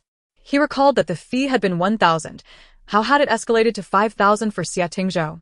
Although this amount was not substantial, he felt an inexplicable pang of sympathy for Xia Tingzhou. Xia Tingzhou glanced at him, retrieved his phone from his pocket, and stated, "I will transfer you the 5,000 now. The remaining 10 million will be delivered later by someone with a check." Agreed, Li Ji nodded. Picking up her phone from the pillow, unlocking the screen, and opening her WeChat payment code, Xia Tingzhou stepped forward, scanned the code with his phone, and promptly transferred the 5,000. "All right, I have received it," Li Ji confirmed. Xia Tingzhou responded with a brief acknowledgement, pocketing his phone before departing the hospital room. Pei Yuanji exchanged greetings with Li Ji before following suit. Upon hearing the door to the ward open and close, Li Ji turned her gaze back to Li Yanjing by her bedside. "Why don't you want him to seek you out?" "I already answered that person," Li Yanjing replied. "Other children have fathers. Don't you wish to have one who loves you?" Li Ji inquiret. Li Yanjing tilted his head slightly. "I don't want one. Things are good as they are now." Li Ji respected his opinion. "All right, but if one day you find yourself crying for your father, don't come looking for me." Li Yanjing's lips twitched. "Crying for my father? That's impossible." Li Ji said nothing further, reaching for the oranges Li Yanjing had peeled for her earlier, and began to eat the segments. On the other side, after exiting the ward, Pei Yuanji could not resist turning back for another glance. "Xia, what are your thoughts?" Xia Tingzhou shot him a sidelong glance. "What thoughts? Are you truly going to abandon your son?" Pei Yuanji paused before continuing. "If your mother were to find out, she would surely bring him back to the Xia family. If you don't say anything, how would she know?" Xia Tingzhou countered. "So, do you intend to sever ties with them completely?" Pei Yuanji mused. "I actually think Master Li and you make a good match. If you were to marry her, you would have both a wife and a son. Wouldn't that be a joyful outcome?" Pei Yuanji sighed softly before continuing. "However, you have a marriage contract with the Gu family, arranged by your grandfather since childhood, and they certainly would not allow you to marry an ordinary person." Xia Tingzhou maintained a nonchalant expression, who said, "I intend to cut off all ties with them." Pei Yuanji scratched his head. "Didn't you just agree to your son's request not to seek him out?" Xia Tingzhou raised an eyebrow. "He only asked me not to find him. But he never mentioned I couldn't seek out his mother." "Xia, you truly are something else," Pei Yuanji praised, giving him a thumbs up. "Your son is still too young. How can he compete with a cunning fox like you? By the way, Xia, you're not actually interested in Master Li, are you? When she jokingly suggested you marry her, you didn't refuse?" Pei Yuanji asked curiously. Xia Tingzhou's eyelashes fluttered. "She is somewhat intriguing." Pei Yuanji was surprised. Finding someone intriguing implied interest. "I've never seen you take an interest in any woman. Is it because she is the mother of your child?" "Not exactly. It's simply that this person is somewhat intriguing." Xia Tingzhou paused momentarily before suddenly recalling something. "When I asked her how much a divination costs earlier, why did you cough?" Pei Yuanji raised his hand to touch his nose, explaining, "When I asked her for a divination, the fee was 1,000. And that was the price in the live stream too. I didn't expect her to ask you for 5,000 per divination." Chapter 42. What a rip-off. Xia Tingzhou mused, the corners of his mouth twitching upward. Pei Yuanji nodded in agreement, acknowledging that while the sum of money in question was not substantial, Master Li was evidently taking advantage of you. "Do you have her WeChat?" Xia Tingzhou suddenly inquired. "Yes, do you want to add her?" Pei Yuanji responded. Xia Tingzhou affirmed. "Then why didn't you just add her while you were in the hospital room?" Pei Yuanji asked, somewhat perplexed. Xia Tingzhou absent-mindedly twirled the ring on his finger and replied earnestly, "Because now I realize I've been taken advantage of." Pei Yuanji cleared his throat, conceding, "Well, if you're going to give her the money, then so be it. Do you really want to reclaim that 4,000? Why shouldn't I get back what was taken from me?" Xia Tingzhou retorted. "Come on, you aren't hurting for cash. Is it really worth it?" Pei Yuanji paused before continuing. "If you're feeling uneasy about it, I can transfer you 4,000. Just don't ask Master Li for it back. It would make you look petty, especially since you're the father of her child." "Which side are you on exactly?" Xia Tingzhou's elongated eyes narrowed in amusement, seemingly questioning when Pei Yuanji had been swayed by her. Pei Yuanji raised 3 fingers, swearing, "By heaven's grace, Tingzhou, I am undoubtedly on your side." "Then spare me the chatter and send me her WeChat," Xia Tingzhou commanded. "All right." Pei Yuanji set his phone down, retrieved it from his pocket, opened WeChat, and sent over Li Ji's contact. "Done." "Tingzhou, you can add her now." Xia Tingzhou acknowledged with a hum, then suddenly asked, "What's her name?" "I have no idea." "I didn't ask," Pei Yuanji replied. "When you add her, you can ask yourself, After all, she is your son's mother. Xie Tingzhou remained silent as the elevator reached the first floor. Upon the doors gradually opening, he stepped out. In the hospital room, Li Ji had just finished replying to a message from Jiang Riyun when she noticed a small red appeared in her contacts, indicating someone had sent her a friend request. Upon inspection, she saw a blank avatar with the nickname Zhou. Li Ji recalled that she had not shared her WeChat ID on her Douyin profile, surmising that it must have been a friend of hers sharing it with someone else. After a moment of contemplation, she vaguely guessed who it might be, but still accepted the friend request. Once successfully added, Li Ji promptly sent a question mark to the new contact. Zhou, you're taking advantage of me? Li Ji raised an eyebrow, instantly knowing it was that Yuanji who informed him of her standard fee for such readings. She feigned ignorance, replying, "What do you mean by taking advantage? Who are you?" Zhou, charging others 1,000 while I'm billed 5,000. Li Ji, the price is determined by my mood. Zhou, so, does that mean I put you in a bad mood? Li Ji, not at all. In fact, I made $1 million today, which has put me in a splendid mood, hence I couldn't resist charging you a bit more. Zhou, is that really a valid reason? Li Ji, did you add me just to reclaim that 4,000? Zhou, as a consumer who is deceived, shouldn't I get my money back? Li Ji, I'm sorry, but I've already received that money, and there's no reason for me to return it. Zhou, then deduct it from the $1 million. Li Ji, haha, you're quite amusing. Zhou, flattery. Li Ji rolled her eyes and chose not to respond further, exiting the chat interface. Pei Yuanji observed the conversation on his phone, and, noticing Li Ji had not replied, could not help but comment. Oh dear, Tingzhou, I've realized you're quite the typical straight man. I told you to let it go regarding that 4,000. Why chase after it? Now look, you've angered her. After a brief pause, he suddenly added, what if Master Li has removed you? Perhaps you should send another message to test the waters? Xie Tingzhou lifted his gaze, questioning, what should I say? You wanted to know her name. Just ask her, Pei Yuanji suggested. Didn't you say she was upset? Do you think she will tell me? Xie Tingzhou replied. Pei Yuanji pondered for a moment before saying, let us first see if she has indeed removed you. If not, why not send her a transfer? Xie Tingzhou lowered his eyes back to his phone screen and promptly transferred 40,000. Pei Yuanji sighed in relief upon seeing there was no red exclamation mark indicating he had been removed. Li Ji did not say a word but simply accepted the 40,000. Xie Tingzhou clicked his tongue in confusion. What does that mean? Pei Yuanji scratched his head and suggested, perhaps wait a bit. She might be contemplating how to respond. Xie Tingzhou shot him a sidelong glance and replied, does it really require that much thought? Pei Yuanji raised his hand to touch his nose, smiling awkwardly, surprised to discover that Master Li was quite the little money grubber. Xie Tingzhou turned off the screen of his phone and began to drive. All right, Pei Yuanji said, straightening up as he drove away from the hospital. In the hospital room, Li Ji, though unaware of the odd behavior of the individual who had inexplicably transferred her 40,000, recognized that refusing money would be foolish. After all, it was from the biological father of her son. She could merely consider it child support. Her gaze fell upon her son, Li Yanjing, who was engrossed in his phone. She spoke, son, since your grandmother is not here today, and I've made quite a bit of money, we should order some takeout to celebrate. How does fried chicken with milk tea sound? Li Yanjing paused his finger on the screen, looked up at her and calmly replied, if you want to eat. You don't need to ask me. Then will you eat? If you will, I'll order 2 portions, Li Ji said. I want tea, Li Yanjing replied. Pausing before continuing, milk tea contains caffeine, which can stimulate your nervous system and make your brain hyperactive. Drinking it before bed can affect your sleep quality. Fried chicken, being high in fat, burdens your digestive system and can lead to indigestion, similarly affecting your sleep. So you, Li Ji smiled slightly and interrupted, I know, which is exactly why I should indulge. Thank you for your informative input. You can continue playing your game. Li Yanjing. Li Ji disregarded him, returning her focus to her phone screen as she opened the takeout app and began ordering. Did you place the order? Li Yanjing asked. Yes, Li Ji replied, glancing at him. What's wrong? Are you regretting not ordering for yourself? Li Yanjing shook his head, responding, no, I was just asking. It's fine. When the takeout arrives, if you look hungry, I can share some with you, Li Ji replied. Li Yanjing pressed his lips together. Were you just complaining that I was being too verbose?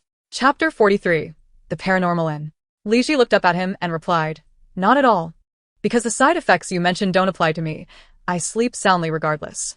All right, I want to mention it again, Li Yanjing said. Enough with the frowning. I'm not angry with you. I appreciate your concern, Li Ji assured him. You're not upset? Li Yanjing inquirat. No, Li Ji paused before adding. But I must insist you drink a sip of my milk tea and eat a piece of my fried chicken. Seeing that she genuinely didn't appear angry, Li Yanjing relaxed and nodded, okay. After comfortably finishing their takeout, Li Ji lay back and scrolled through videos.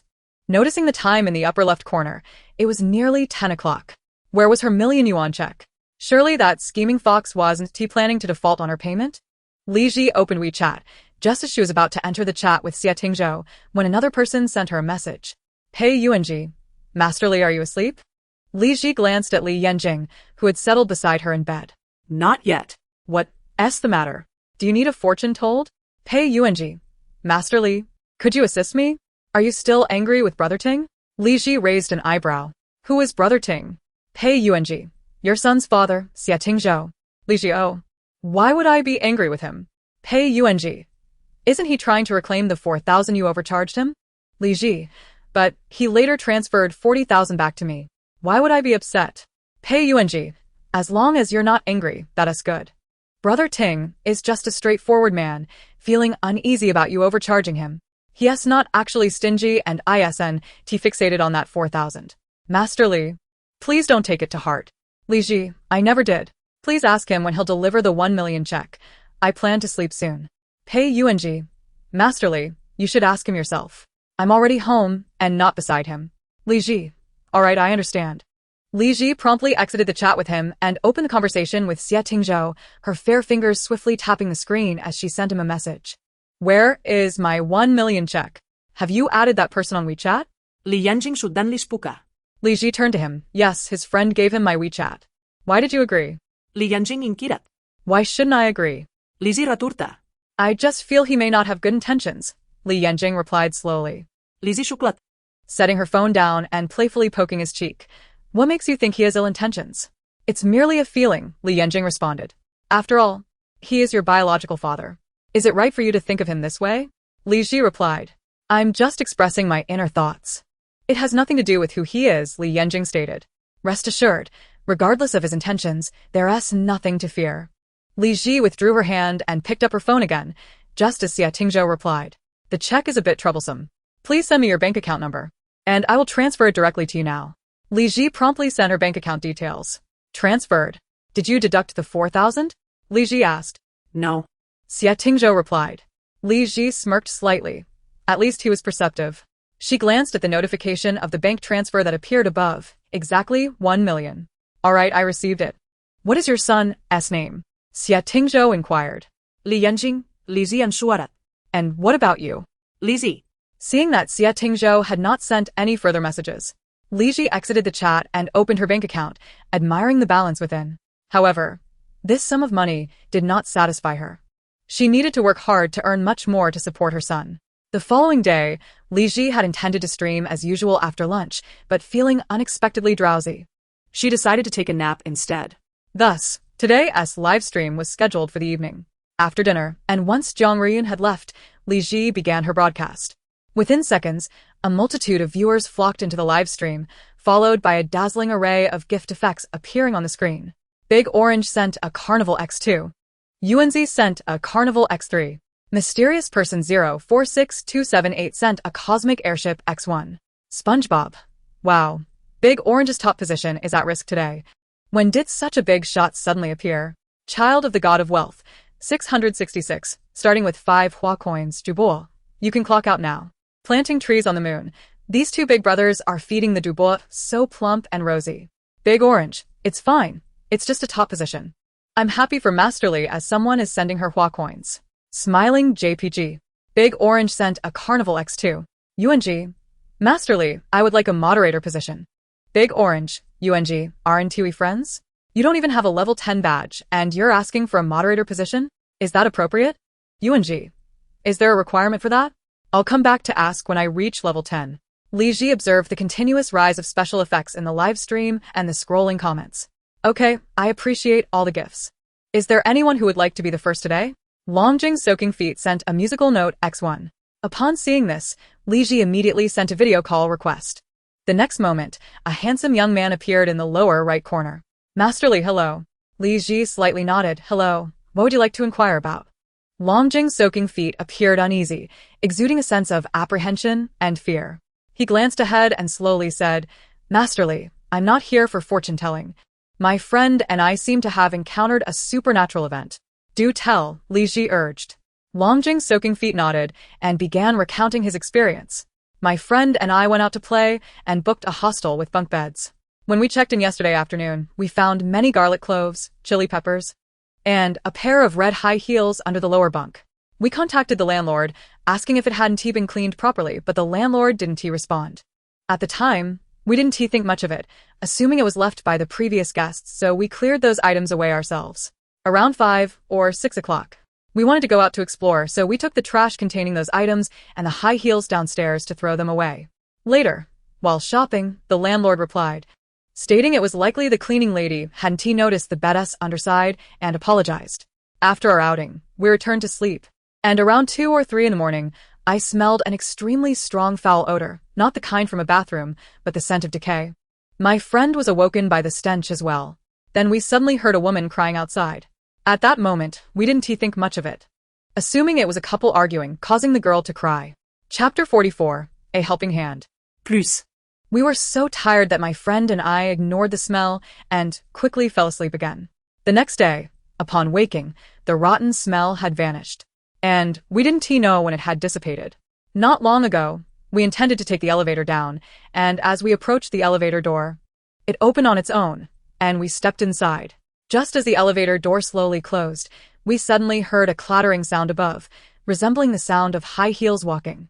My friend and I were startled and hadn't yet processed the situation when we felt the elevator drop at an alarming speed, plummeting from the 18th floor with a thud directly to the 4th floor, then gradually stopping at the 1st floor. We nearly thought we were going to die in the elevator, and once the door opened, we hurriedly rushed out. Long Jing's soaking feet paused, glancing down at the item in his hand, still shaken as he continued. The moment I stepped out of the elevator, the jade Buddha I had been wearing around my neck inexplicably shattered. My friend and I are currently outside the hostel, with our luggage still up there, and we don't dare go back to retrieve it, fearing we might encounter something like that again. My friend believes we might have encountered a supernatural event. And since I've been watching your live stream these past days, I thought to ask for your help to see what exactly is happening. After listening, Li Ji spoke. Indeed, you have encountered quite the predicament. Were it not for the jade Buddha pendant around your neck protecting you both, you would not have emerged from that elevator. Long Jing Pao Jiao's expression changed dramatically as he exchanged a glance with his companion beside him, then glanced at the shattered jade Buddha in his hand. No wonder it had suddenly broken. It had been safeguarding them within the elevator. Could it be related to that discarded red high-heeled shoe? You truly are audacious. How could you not have realized this? If I had come across such a bizarre combination of garlic, chili, and a red high-heeled shoe in a guest house or hotel, I would have fled long ago. Young man, you're still too inexperienced. You have watched too few horror films. A red high-heeled shoe is an omen of great misfortune. The cries in the night are likely from the female ghost. And I also heard the sound of high heels above in the elevator. Master Li, what should we do now? Long Jing Pao Jiao inquired. We must search for that red high-heeled shoe and see if it remains where you discarded it, Li Ji replied. Long Jing Pao Jiao paused. The red high-heeled shoe? Li Ji explained. There is a malevolent spirit residing in the guest house where you stayed. It is likely that rituals have been performed there. The red high-heeled shoe is a relic of her life, and also the vessel that seals her. By taking it away from the guest house, you have allowed her to emerge. Li Ji continued. The cries and the foul odor you heard at night were all manifestations of her presence. She was just outside, and had you ventured out to investigate, you probably would not have seen the light of day again. But why can't she simply enter? Long Jing Pao Jiao asked. Aren't ghosts capable of passing through walls? I just mentioned that rituals were performed at your lodging. She cannot enter. Thus she must lure you outside, Li Ji elucidated. So, if we find that high-heeled shoe and return it to its original place, it will suffice? Long Jing Pao Jiao queried. You should first go and see if it is still there, Li Ji instructed. Long Jing Pao Jiao nodded. All right, I understand. He signaled to his companions and promptly headed toward the location where they had discarded the high-heeled shoe. Upon arriving at the trash can where the item was thrown away, he greeted Li Ji, stowed his phone in his pocket, and disregarding the filth and stench, began rummaging through the refuse alongside his friend. Fortunately, it had not yet been taken by the garbage truck, and halfway through their search, they found the red high-heeled shoe. Long Jing Pao Jiao wiped the grime from his hands onto his clothing, pulled out his phone, adjusted the camera to focus on the shoe lying on the ground, and exclaimed, "Masterly, we found it." Good. "Where are you in the capital?" Lizzie inquired. Long Jing Pao Jiao immediately provided his location. Li Ji acknowledged and asked, "Is Yuanji there?" Yuanji replied, "Yes, Masterly, what is it?" "I need a favor. Please go to where they are and help them return that shoe." Lizzie rakasta. Yuanji responded, "Huh? Masterly, why do I have to deliver it? I am afraid of ghosts too. You have a protective talisman. What is there to fear?" Li Ji paused before continuing, "Rest assured, once this matter is resolved, you will not be overlooked in the rewards." Although Yuanji was fearful of ghosts, he was intrigued by such matters, being both inexperienced and adventurous. With the protective talisman bestowed by Masterly, he felt this was an excellent opportunity to test its reputed power. Furthermore, he believed that Master Li would not put him in harm's way. If he was asked to undertake this task, there must be no danger involved. Yuanji replied, "All right, I will head over now." Dakenzi interjected, "White, Master Li." "Do you know this Yuanji?" Li Ji noticed De Chengzi's comment. "Yes. Were it not for your mobility issues, I would have asked you for assistance." De Chengzi responded, "Hee, once I recover, feel free to call on me, Master Li." "So, shall we wait here for him to arrive?" Long Jing Pao Jiao asked. "Yes," Li Ji replied. A flicker of unease crossed Long Jing Pao Jiao's eyes as he surveyed the surroundings. "Master Li, that malevolent spirit won't turn against us again, will it?" "Do not worry. Although the spirit has emerged from the room you occupied, she cannot leave this building. Thus, you are safe outside," Li Ji assured him. Hearing this, Long Jing Pao Jiao felt a wave of relief wash over him, his previously tense posture relaxing. He paused, suddenly recalling something, and asked, "By the way, Master Li, why seal that malevolent spirit in that room instead of eliminating her directly?" Li Ji raised an eyebrow. "It is simply because the practitioner who performed the ritual lacked sufficient skill, allowing her to be sealed there only with great difficulty." "But what happens when someone else moves in later?" Long Jing Pao Jiao inquired anxiously. "Moreover, since the landlord is aware of the issues in that room, why does he continue to allow people to stay? Isn't that endangering lives? You must be among the first batch of guests to stay there post-ritual. The landlord likely is unaware, believing that the problem was resolved and that it was safe to continue renting it out," Li Ji clarified. "You should contact the landlord shortly and inform him of the situation. He will naturally refrain from renting out that room again." Long Jing Pao Jiao nodded. "Understood, Master Li." Chapter 45. No one mentioned having to go through this.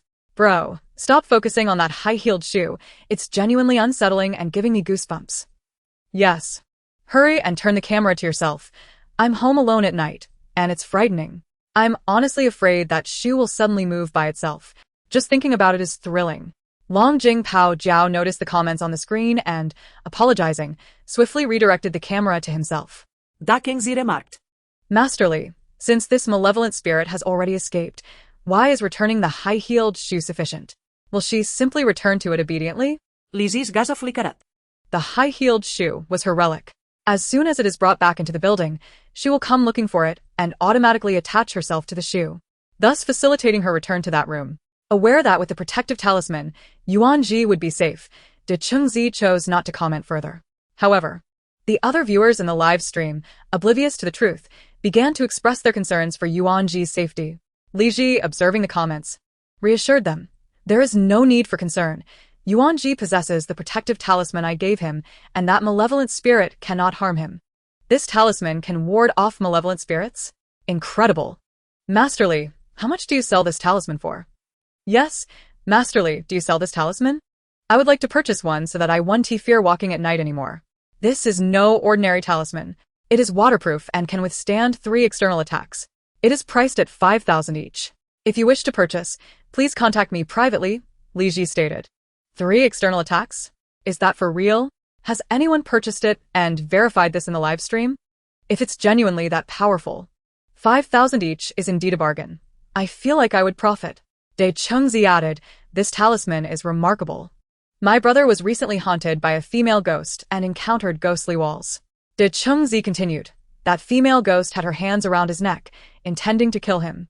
Thanks to Master Li's talisman, he only heard a scream, and that female ghost vanished, along with the ghostly walls. Is that true? You're not just promoting it, are you?" "I can vouch for De Chengzi. He was the first to question Master Li, yet ultimately, he was convinced by Master Li's abilities. Indeed, I can corroborate that the earliest fans are well known to all. You may choose to purchase if you believe, or abstain if you do not. There is no compulsion to spend. 20 minutes later, Pei Yuanji arrived in his car. He parked on the roadside, alighted, and surveyed his surroundings. Quickly spotting two young men standing by a nearby trash can, he promptly strode towards them. "Hey, brother, are we doing Longjing foot baths?" Upon hearing this, Longjing foot bath turned to look in the direction of the voice and saw a handsome man approaching. "Are you Yuanji?" Pei Yuanji halted before them, casting a glance at the red high heels on the ground. "That's me." Longjing foot bath glanced down at his phone screen. "Master Li, Yuanji has arrived." Pei Yuanji stepped closer to him, gazing at Li Ji on the screen. He waved. "Master Li, can I just return those high heels directly?" "Yes," Li Ji replied. "Simply place them back under the bed." "All right, I'm on my way." Pei Yuanji paused for a moment, turning to confirm with Longjing foot bath. "It's the building ahead, right?" Longjing foot bath nodded. "Yes, room 1804. The passcode is 086258. "Understood," Pei Yuanji replied. His gaze fell upon the red high heels on the ground. He retrieved a pair of disposable gloves and a plastic bag he had prepared beforehand, donned the gloves, bent down to pick up the heels, and placed them in the bag. Standing upright, he readied himself, exchanged greetings with them, and then proceeded towards the building ahead. As he stepped inside, he immediately felt the temperature drop several degrees compared to the outside. Pei Yuanji glanced around and noticed nothing unusual. Stopping in front of the elevator with the plastic bag in hand, just as he was about to press the button, the elevator doors opened automatically. His expression shifted slightly as he recalled that Longjing foot bath and the others had also seen the elevator doors open by themselves. Could the ghost be waiting for him inside? Pei Yuanji instinctively touched the talisman in his pocket, inhaled deeply, and stepped inside, promptly pressing the button for the 18th floor. As the doors began to close, his heart raced, fearing that the female ghost might suddenly appear before him. As anticipated, what he feared came to pass. Just as the elevator ascended, the sound of high heels clicking on the floor echoed in his ears, growing nearer. Pei Yuanji's hand, hanging by his side, clenched tightly, goosebumps spreading across his body, his eyes betraying his mounting panic and fear. Was it coming? Just as he was lost in thought, the footsteps abruptly ceased. He instinctively exhaled in relief, believing that the ghost had gone elsewhere. However, the next moment, a gentle female voice emerged from behind him. "Could you return the shoes to me?" Pei Yuanji's pupils constricted in shock, his hair standing on end, nearly dropping the bag he held. The elevator was empty. How could there be a woman's voice? The ghost hadn't gone away. She was right behind him. Damn. Pei Yuanji's hand trembled as he clutched the bag, too terrified to turn around. It felt like Master Li had set him up. He had never signed up for this.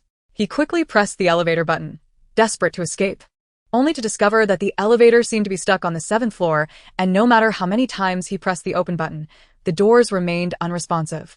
"No way. Are my shoes not red enough? Perhaps your blood would make them redder." Pei Yuanji. As soon as the words left her lips, he felt a chill at his neck, followed by the sensation of being choked, as if hands were squeezing his throat. The bag slipped from his grasp, and his face flushed crimson as he clawed at his neck in a futile attempt to breathe, but there was nothing to grasp. He hastily reached for the talisman in his pocket, thinking, why hasn't it worked yet? It can't be fake, can it? Just as he was about to reach into his pocket, a flash of golden light erupted, burning the spot where he had kept the talisman, followed by the ghost's piercing scream. The grip around his neck vanished. Pei Yuanji stumbled back a few steps, gasping for fresh air as he leaned against the elevator wall, coughing violently. With a ding, the elevator doors slowly opened. Regaining his composure, he glanced up at the digital display, realizing he had reached the 18th floor. Without a moment's hesitation, he bent down to retrieve the plastic bag containing the high heels from the floor and dashed out. Arriving at room 1804, he entered the passcode, opened the door, and stepped inside. He paused by the bed, crouched down, and shoved the plastic bag under the bed without looking back, then exited hastily. Chapter 46. Remember to call me for such activities in the future. Having successfully exited the building, Pei Yuanji finally felt his heart settle. He approached Longjing foot bath, greeted him, and took his phone, looking at Li Ji on the screen. With lingering trepidation, he said, "Master Li, it's been returned." Pausing to reflect on his experience in the elevator, he continued, "Master Li, you didn't warn me beforehand that the malevolent spirit would attempt to kill me. She nearly choked me to death in the elevator." Li Ji cleared his throat. Didn't I tell you? With a talisman, there's nothing to fear. The realization dawned on Pei Yuanji, his eyes brightening with excitement. I remember a flash of golden light, and the ghost let out a particularly mournful scream, after which that invisible grip on my neck vanished. He pulled the talisman from his pocket. Yes. I recall that the place where I kept the talisman burned.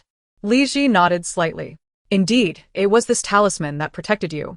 The ghost, having sustained significant injury, could only retreat back into those high heels. Master Li. So I was merely the bait you sent, Pei Yuanji remarked. Li Ji raised an eyebrow. That is one way to interpret it. I can't shake the feeling that you two are just putting on a show to promote this talisman, one commenter remarked. Indeed.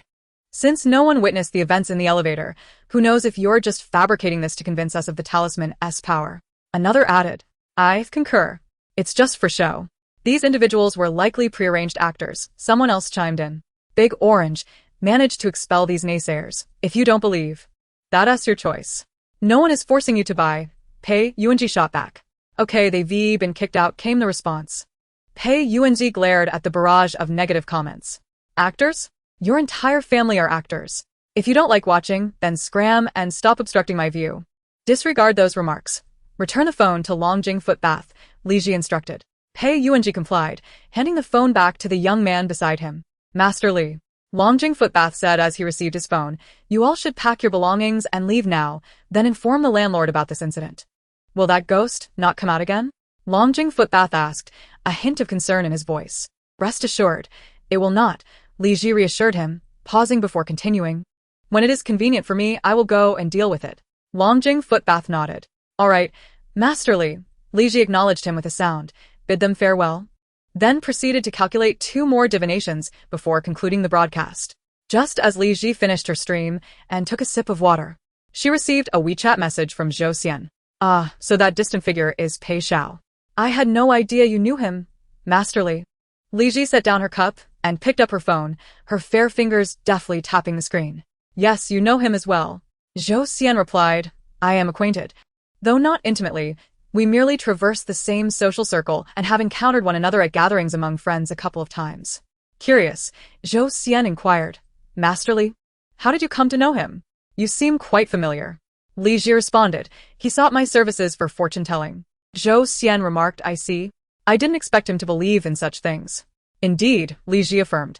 Master Li, once my leg is healed, should you ever require assistance, do not hesitate to call upon me. Zhou Xian offered eagerly. Li Ji did not decline, all right. After exchanging a few more words, Li Ji exited the chat interface. Just as she was about to close WeChat, a message from Pei Yuanji popped up. Master Li, I've taken care of that matter for you. What's the compensation? Li Ji pondered for a moment. I shall gift you 2 talismans. The other charms would be of little use to you. Pei Yuanji replied. That sounds good. I must say, Master Li, your talismans are truly impressive. From now on, I shall stride boldly, unafraid of any malevolent spirits. Li Ji replia. Come by tomorrow around 2 or 3 to collect them. All right. Pei Yuanji responded. Thank you for your efforts tonight. Make sure to rest early, she advised. No worries.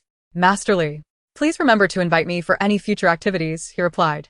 Li Ji arched an eyebrow at his message. Weren't you afraid of ghosts? I imagine you were wondering if I was leading you into a trap when we entered the elevator. Pei Yuanji hadn't anticipated her observation. I hadn't witnessed the power of your talismans before. Now that I have, I truly feel unafraid. Let any spirit come. We shall see about that, Li Ji responded. Okay, he replied. After Pei Yuanji noticed that Li Ji had not replied further, he turned off his phone and placed it on the center console, subsequently driving away from the commercial building. Halfway through his journey, he suddenly recollected something and picked up his phone to call Xieting Zhou. Just as the call was about to disconnect automatically, it was answered, and Xieting Zhou's voice came through. What's up? Brother Ting. You won't believe the exhilarating experience I had tonight. I nearly lost my life. Pei Yuanji began. Before he could continue, Xieting Zhou interrupted, I know. Pei Yuanji was momentarily taken aback by the response, a hint of surprise flickering in his eyes. Brother Ting, you also watched Master Li's live stream? Yes. Xieting Zhou confirmed. Now you must believe in Master Li's prowess. I'm not fabricating tales. That female ghost was right behind me. It was Master Li's talisman that protected me, Pei Yuanji asserted. What did she promise you in return? See a thing, sir inquired. 2 talismans, Pei Yuanji replied. Master Li said the other charms would be of no use to me. By the way, Brother Ting, I'll give you one of the talismans tomorrow. Just keep it on your person, Pei Yuanji added. Xia Tingzhou did not respond immediately, only asking, when will you pick it up? Master Li said to come by tomorrow afternoon around 2 or 3. Pei Yuanji replied. Don't you have to work at the office? Xia Tingzhou queried.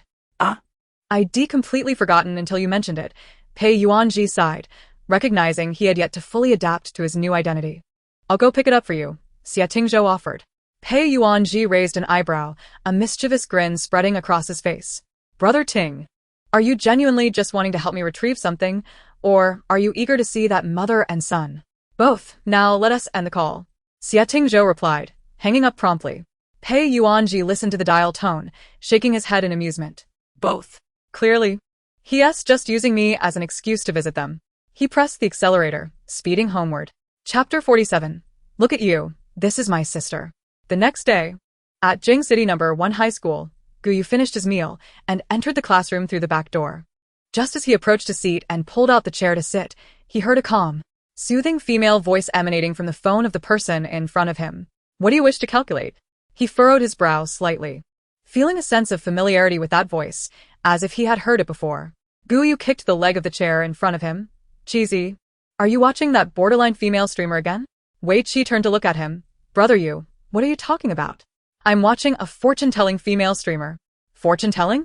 Guyu raised an eyebrow. You actually believe in that? I don't know. I stumbled upon it. The live stream has thousands of viewers, and the comments are praising her accuracy. If it were fake, so many people wouldn't be watching, would they? Wei Qi stood up and moved to sit beside him, presenting his phone screen. Plus, this female streamer is exceptionally beautiful. Guyu remarked, I see so many people here. They aren't just here for fortune-telling but to see a pretty face. As his gaze fell upon the phone screen, he was instantly struck dumb upon recognizing the female streamer's face, his expression filled with disbelief. Wei Qi chuckled at Guyu's astonished reaction, teasing, Brother Yu, are you so mesmerized by her beauty that you can't move? Guyu remained silent, snatching the phone from him and fixating intensely on the woman speaking on the screen. Not only did she look exactly the same, but even the hospital gown she wore matched. No wonder he had felt that voice was so familiar. This streamer was his sister. Wait, what's going on? Brother Yu, you're not seriously falling for this female streamer, are you? Wei Qi asked again. Guyu's eyelids twitched. Look at you. This is my sister. I know. She's older than you, so she's your sister. Wei Qi paused before continuing. Though inter-sibling romances are quite trendy now, you aren't her top supporter. So, she likely wouldn't give you her contact information. Guyu's lips twitched as he smacked the back of Wei Qi's head. What nonsense are you spouting? That's my biological sister. Now it was Wei Qi's turn to be astonished. What? Brother Yu, you mean this female streamer is your biological sister? Guyu pulled out his phone, opened the camera, and took a photo of the screen displaying the other phone. What else could it be? Wei Qi rubbed the back of his head, a hint of confusion in his voice. But, Brother Yu, I remember your sister doesn't look like this. Has she had plastic surgery recently? Guyu shot him a sidelong glance and returned the phone. You've never seen my eldest sister. Oh, alright. Wei Qi accepted the phone. But Brother Yu, your family isn't lacking in money. Why would your eldest sister go live streaming to tell fortunes? I'm not sure. She probably just needed something to do to pass the time, Guyu replied, opening WeChat and navigating to his chat with Li Ji. He sent her the photo he had just taken. Sister, what is going on? Why are you live streaming to tell fortunes? After sending the message, he remembered that Li Ji was likely busy with her live stream and would not be able to reply, so he exited WeChat and opened the app for live streaming. Guyu searched for her live room and immediately clicked in. Just after she finished telling someone about their romantic fate, she greeted the audience and promptly ended the stream. Wei Qi stroked his chin. With the amount she charges for a reading and all the various gifts, your sister must have earned quite a bit from this live stream. Especially since it seems to be packed. Guyu chose to disregard him, exiting the musical notes and opening WeChat, just in time to see a message from Li Ji. It's me. You found me so quickly. Guyu scratched his face. Sister, is it that our parents didn't give you money, and you're too embarrassed to ask them? So, you resorted to live streaming online to earn some cash? Li Ji replied, No, this is actually my job. Guyu responded, I see. So, is your fortune-telling genuine or a sham? Li Ji asserted, Of course it's genuine. If I were a fraud, could I still be broadcasting every day? I would have been reported and taken down long ago. Guyu pondered this and found himself intrigued by the notion of fortune-telling. Sister, would you read my fortune? Li Ji replied, transfer 1,000, come by after school this evening. Guyu stared at her message, his lips twitching involuntarily. Even as her younger brother, she was charging him. Was this right? Li Ji seemed to sense his thoughts and sent another message. My principle is to keep work and personal matters separate.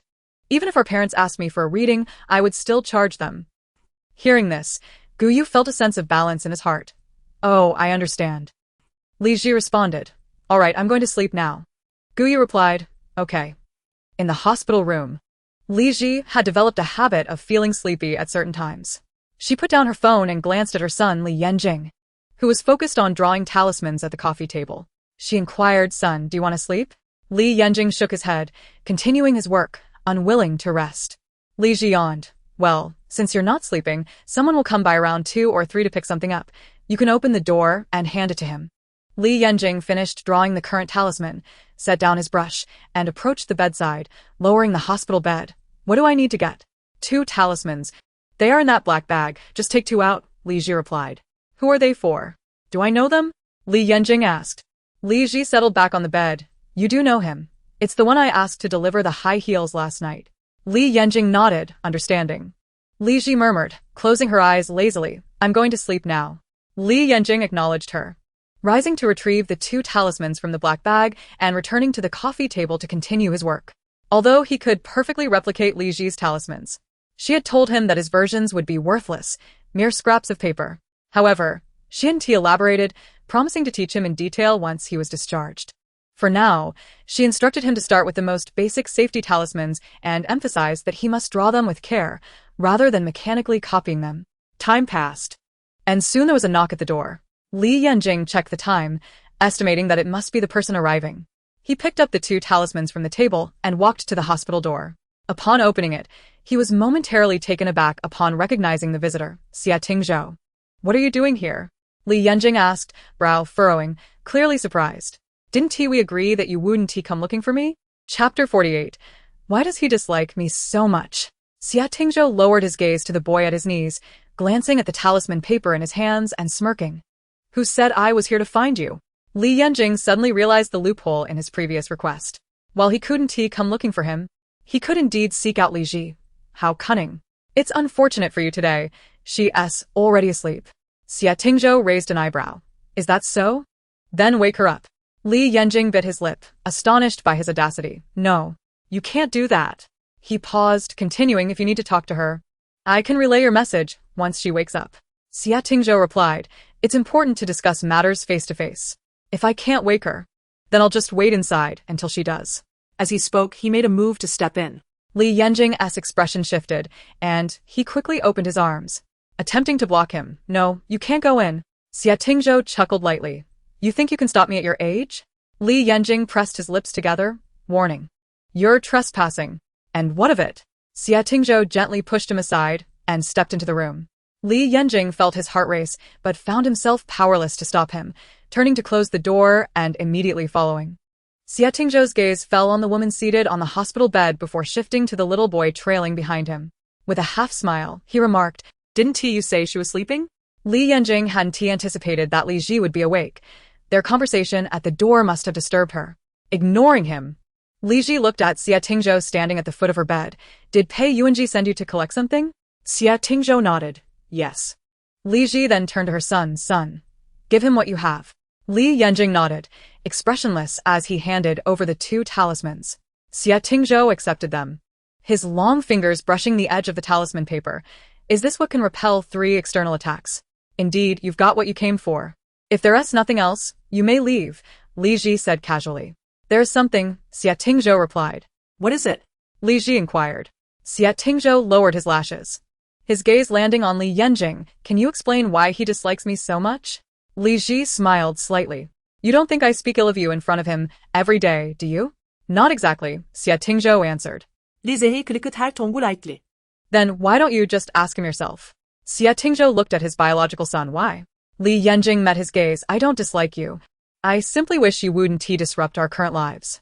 Xia Tingzhou raised an eyebrow. Isn't that essentially dislike? Think what you will, Li Yanjing turned his head, refusing to look at him any longer. Xia Tingzhou chose not to pursue the matter further, shifting his attention back to Li Ji, shaking the talisman paper in his fingers before leaving. Alrig, Lizzie respunda. After Xia Tingzhou departed, Li Yanjing approached. Were you not asleep? Or did we wake you while talking at the door? I was asleep, but I just happened to wake up, Li Ji replied. All right then. Li Yanjing frowned slightly and murmured, the request I made had a loophole that he exploited. What loophole? Li Ji asked. He agreed not to look for me. But he didn't say he couldn't come looking for you, Li Yanjing explained. What's wrong with that? It won't affect anything, Li Ji said nonchalantly. After all, you already belong to me. Li Yanjing bit his lip, feeling a twinge of regret. I know. So it would have been better had I not made that request at all. It served no purpose. Enough of this. Just remember, you belong to me and not him. Lizzie instructa. Li Yanjing nodded. Yes. As Xia Tingzhou exited the hospital and settled into his car, he received a message from Pei Yuanji. Brother Ting. How did it go? Did you get my things? Leaning back against the seat, Xia Tingzhou replied, I got them. Come by my place tonight to pick them up. No sooner had he sent the message than Pei Yuanji called him. Xia Tingzhou pressed the answer button. Hello. Brother Ting, I shall forgo this talisman. It was originally intended as a gift for you, and since you have graciously retrieved it for me, I shall bestow both upon you, Pei Yuanji remarked. Xia Tingzhou did not decline, simply responding with a nonchalant However, Pei Yuanji's purpose in calling was not solely to discuss the talisman. He was primarily interested in gossip. With a light cough, he inquired, Brother Ting, has your relationship with Master Li and your son progressed in any way during your visit? Xia Tingzhou, recalling Li Yanjing's demeanor towards him, asked carelessly, what sort of progress do you envision? Pei Yuanji pondered for a moment, suggesting, perhaps you and your son have finally acknowledged each other, with your son clinging to your leg, weeping and calling you father? Xia Tingzhou raised an eyebrow. Your imagination is rather vivid. Pei Yuanji then inquired, and what about you and Master Li? Nothing, Xia Tingzhou replied tersely. If there is nothing else, I shall hang up. Very well, goodbye, Pei Yuanji responded. After Xia Tingzhou ended the call and was about to put down his phone, he received a sudden message on WeChat from Huishu, inviting him to dinner at the old residence that evening. After replying affirmatively, he powered down his phone, casually tossing it onto the center console, and then drove away from the hospital, heading towards the old residence. Half an hour later, his car came to a gentle stop in front of the Xia family estate. Xia Tingzhou exited the vehicle and strolled through the expansive courtyard, entering the living room with familiar ease. Hearing footsteps, Huishu turned towards the door, surprised at his early arrival. Xia Tingzhou acknowledged, taking a seat across from her. I was about to head back when I saw your message, so I came directly. Huishu pressed her fingers to her forehead. Tingzhou, I've been contemplating something these past few days. What is it? Xia Tingzhou inquired. Not long ago, I visited Aunt Jiang in the hospital, and as I exited the elevator, I saw a little boy, Huishu recounted slowly. Xia Tingzhou's gaze flickered slightly, and he guessed. And then? The boy bore an uncanny resemblance to you as a child. At first I thought I must have been mistaken, for he immediately bowed his head as he entered the elevator. I did not get a good look at him, Huishu continued. However, upon reflection, I believe I did not err in my observation. Xia Tingzhou's eyelashes fluttered. He had not anticipated that his mother would be the first to encounter his son. Mother? What are you implying? Is it possible that you have an illegitimate child of whom you are unaware? Huishu voiced her suspicions. Chapter 49. A Solitary Existence Mother. Could that truly be the case? Xia Tingzhou mused. Huishu, hearing his response, realized her thoughts may have been excessive. Well, primarily, that child bears such a striking resemblance to your younger self. It is merely a resemblance. What significance does that hold? Xia Tingzhou replied. Having received her answer, Huishu felt no need to dwell further on the matter, nodding in agreement. Indeed, you are correct. She paused abruptly, suddenly recalling something, her expression darkening. By the way, Tingzhou, you ought to take some initiative with your younger brother. He has been studying abroad for 5 years and has yet to return. I do not understand what is so appealing about being overseas. He answers my calls only to hang up. You are the only one whose words he seems to heed.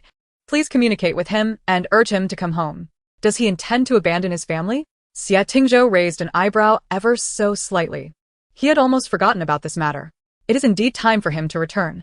Very well, I shall message him now. Huishu replied, lowering his gaze. Xia Tingzhou retrieved his phone from his pocket, opened WeChat, and with deliberate precision, tapped a message to his brother. You can come back now. Within seconds, a reply came through. Xia Wang. Xia Wang. Brother, are you not jesting? I can truly return. Xia Tingzhou. Indeed. Xia Wang. After 5 years, have you finally remembered me? Will you forgive me at last? Oh. Xia Tingzhou. Get lost. Xia Wang. All right, brother.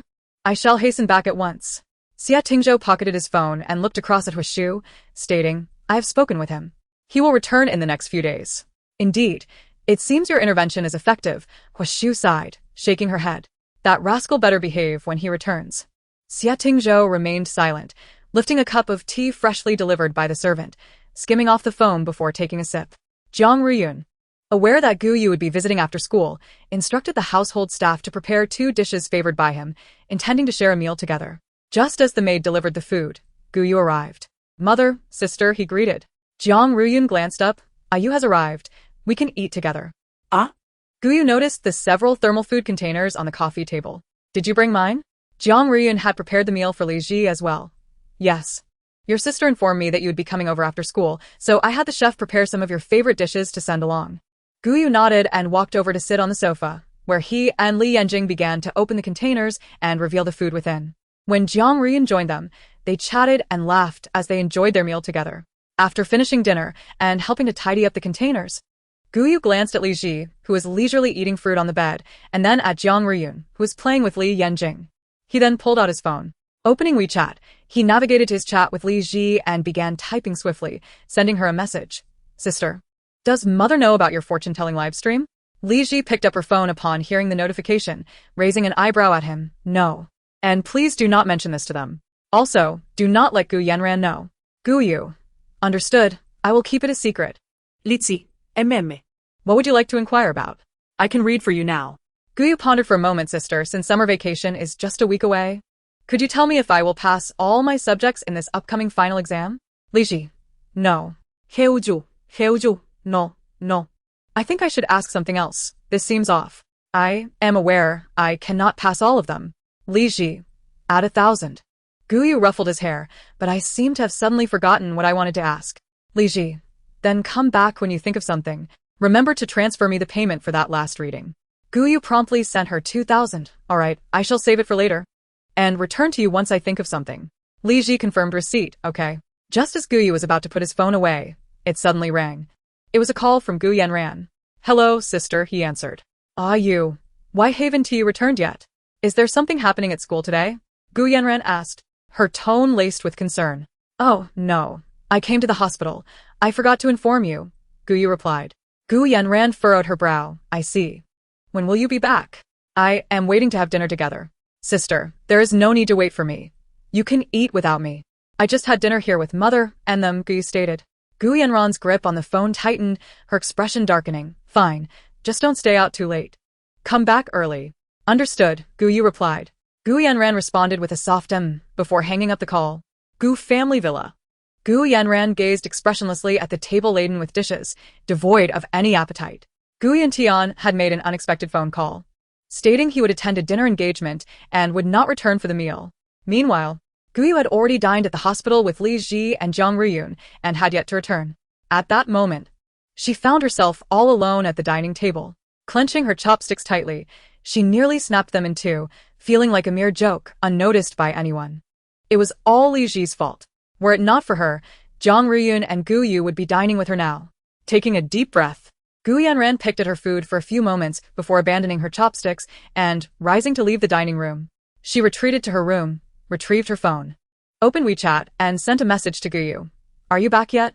After a few minutes, Gu Yu replied, Not yet. What's up, sis? Gu Yanran bit her lip. Nothing much, just asking. You didn't tell me you were visiting your sister today. Otherwise, I would have gone too. Gu Yu responded. Ifurbot, sorry, sis. Gu Yanran replied. It's fine. I heard from Mom that your sister should be discharged in a couple of days.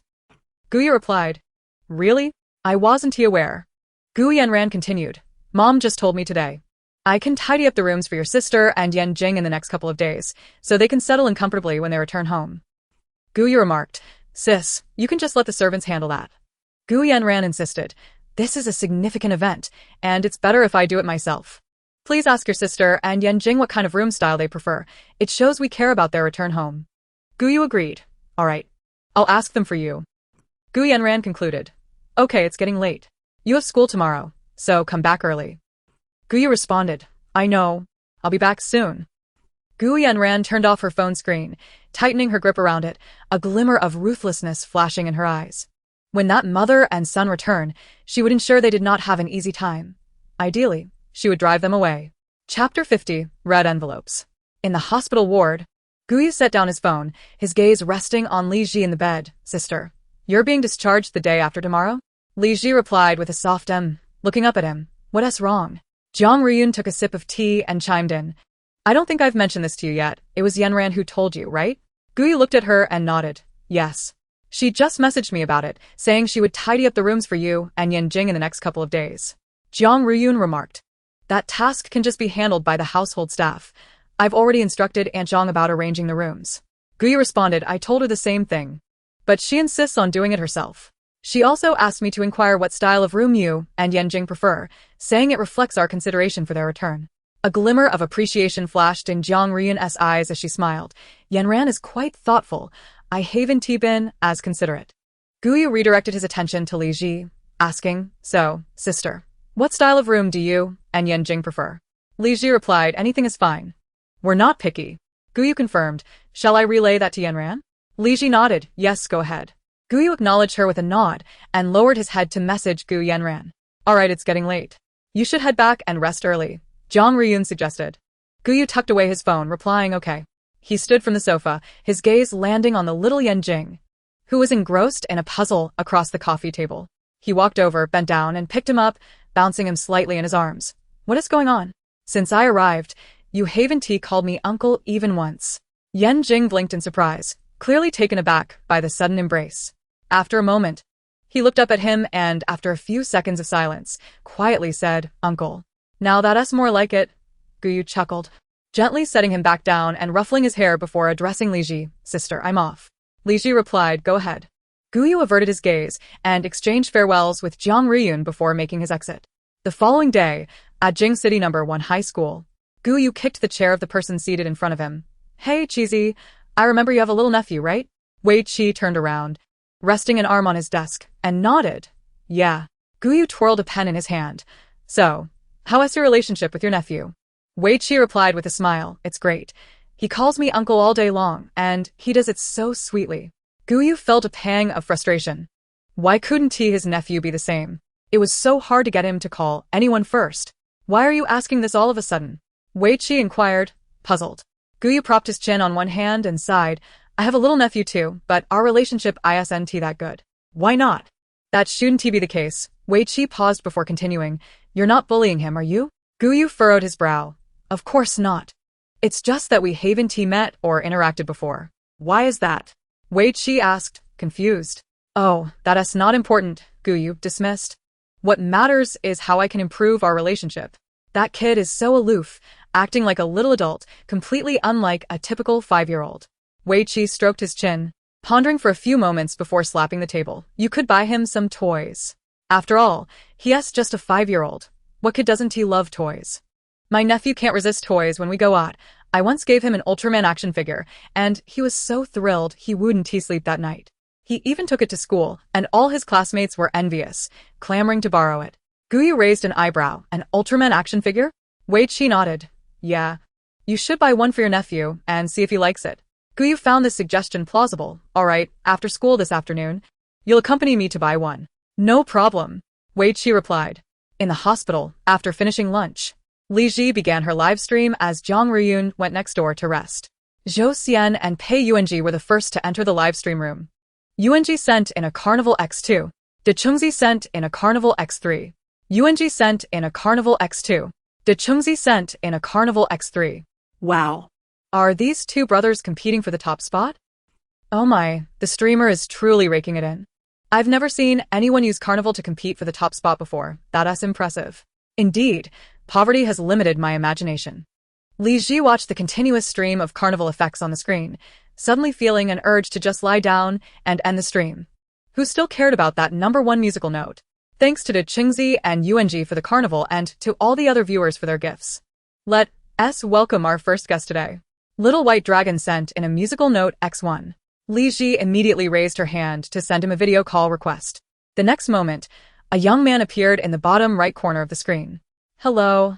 Masterly, Li Ji nodded. Hello, what would you like to discuss? The little white dragon in the waves pressed his lips together, glancing around before addressing Masterly. I do not practice fortune-telling, but it seems I have become entangled with a ghost. Yesterday, while returning home from work, I stumbled upon a red envelope on the road. Upon opening it, I discovered a tuft of hair and a photograph of a man inside. Initially, I thought nothing of it, merely feeling a sense of misfortune, and I carelessly discarded it. However, upon arriving home, I was horrified to find the very same red envelope sitting on my coffee table. Terrified, I threw it out of the window. After observing that the eerie envelope did not reappear, I felt a slight sense of relief. Yet, while bathing that evening, another bizarre incident occurred. I felt a sudden slap on my backside. To my astonishment, the soap began to levitate and scrub itself against me, as if an unseen hand were helping me wash. In a panic, I rushed out of the bathroom without even putting on my clothes. I darted to my room, intending to call a friend to share this strange occurrence, but before I could even dial, a man's voice emerged from behind me. The little white dragon paused for a moment, finding it difficult to articulate. He said, Wife, why are you out of the bath so soon? Is your husband not washing you well? Struggling to suppress my fear, I turned to see the man from the photograph standing before me. Chapter 51. You were his pet in a past life. Alone in my home, his sudden appearance, coupled with his resemblance to the man in the red envelope, left no doubt that he was a ghost who preferred men. As I noticed he wasn't as terrifying as I first thought, I calmed down slightly and inquired what he wanted and how I could rid myself of him. He insisted that he was my husband and demanded I call him such. I refused, calling him a dead gay man, at which point he unexpectedly teleported in front of me. Before I could process the situation, darkness enveloped me, and I lost consciousness. When I regained my senses, I found myself naked on the roadside outside my apartment complex, nearly reported as a pervert. I knew this was the work of that dead gay ghost, so I hurried back home, only to find him seated on my living room sofa. He warned that if I dared insult him again, he would possess me again to embarrass me, and then he vanished. I dared not remain alone in the house any longer. After dressing, I sought refuge at a friend's place for the night. Fortunately, he did not appear again. However, I still fear returning home, uncertain of when he might reappear. Masterly, please help me determine how to exorcise this ghost. I swear, I'll never pick up a red envelope on the street again. Who knows what kind of ghost it might bring home? Bro, you're so unfortunate. Others are haunted by female ghosts and you're stuck with a male ghost. What a gay predicament. Could this be the legendary Ian Peach Blossom? You have been chosen to be his partner in a ghostly marriage, Masterly stated. The little white dragon-esque complexion paled. A ghost marriage? No wonder that dead gay ghost kept insisting I call him husband. It all makes sense now. Masterly, how can I dissolve this ghost marriage? He asked. The red envelope you found was not mere coincidence, but rather a twist of fate, Masterly continued after a brief pause. You shared a profound bond with him in your previous life. Could it have been a husband-wife relationship in a past life? Why do I suddenly feel an urge to cry? No matter what, if our bond is deep enough, we can meet again, regardless of the form it takes. Heavens, this supernatural encounter has turned into a sentimental moment, yet how regrettable it is that we met only to be separated by life and death. The little white dragon, momentarily stunned by this revelation, quickly inquired, what profound bond? Masterly cleared his throat. You were his pet in a past life. Masterly, are you serious? Is this a challenge to stifle laughter? Quite amusing. I apologize. I simply cannot contain my laughter. I've imagined various relationships, but I never expected it to be master and pet. The little white dragon. As for how to dissolve this ghost marriage, you must fulfill his unfulfilled wishes from his life. Once he is reborn, the ghost marriage will automatically be annulled. Masterly explained further. The little white dragon felt a whirlwind of emotions, never expecting to have been a dog in his past life. What were his wishes? He asked. You can inquire about this directly with him. Do not worry, he will not harm you, Masterly assured. The little white dragon nodded slowly. All right, I understand. Suddenly, he remembered something and asked, Masterly, where is he now? Is he still in my house? Masterly glanced over his shoulder, subtly raising an eyebrow. Naturally. He is waiting for you at your home. Okay, the little white dragon replied. Master Li nodded and, after exchanging farewells, ended the video call. Meanwhile, The white dragon hurried back home, standing in the living room, inhaling deeply before addressing the empty air. Hey, ghost, are you there? After waiting for a minute without any sign of the apparition, he felt a headache coming on. With a moment of hesitation, he called out, Husband, are you there?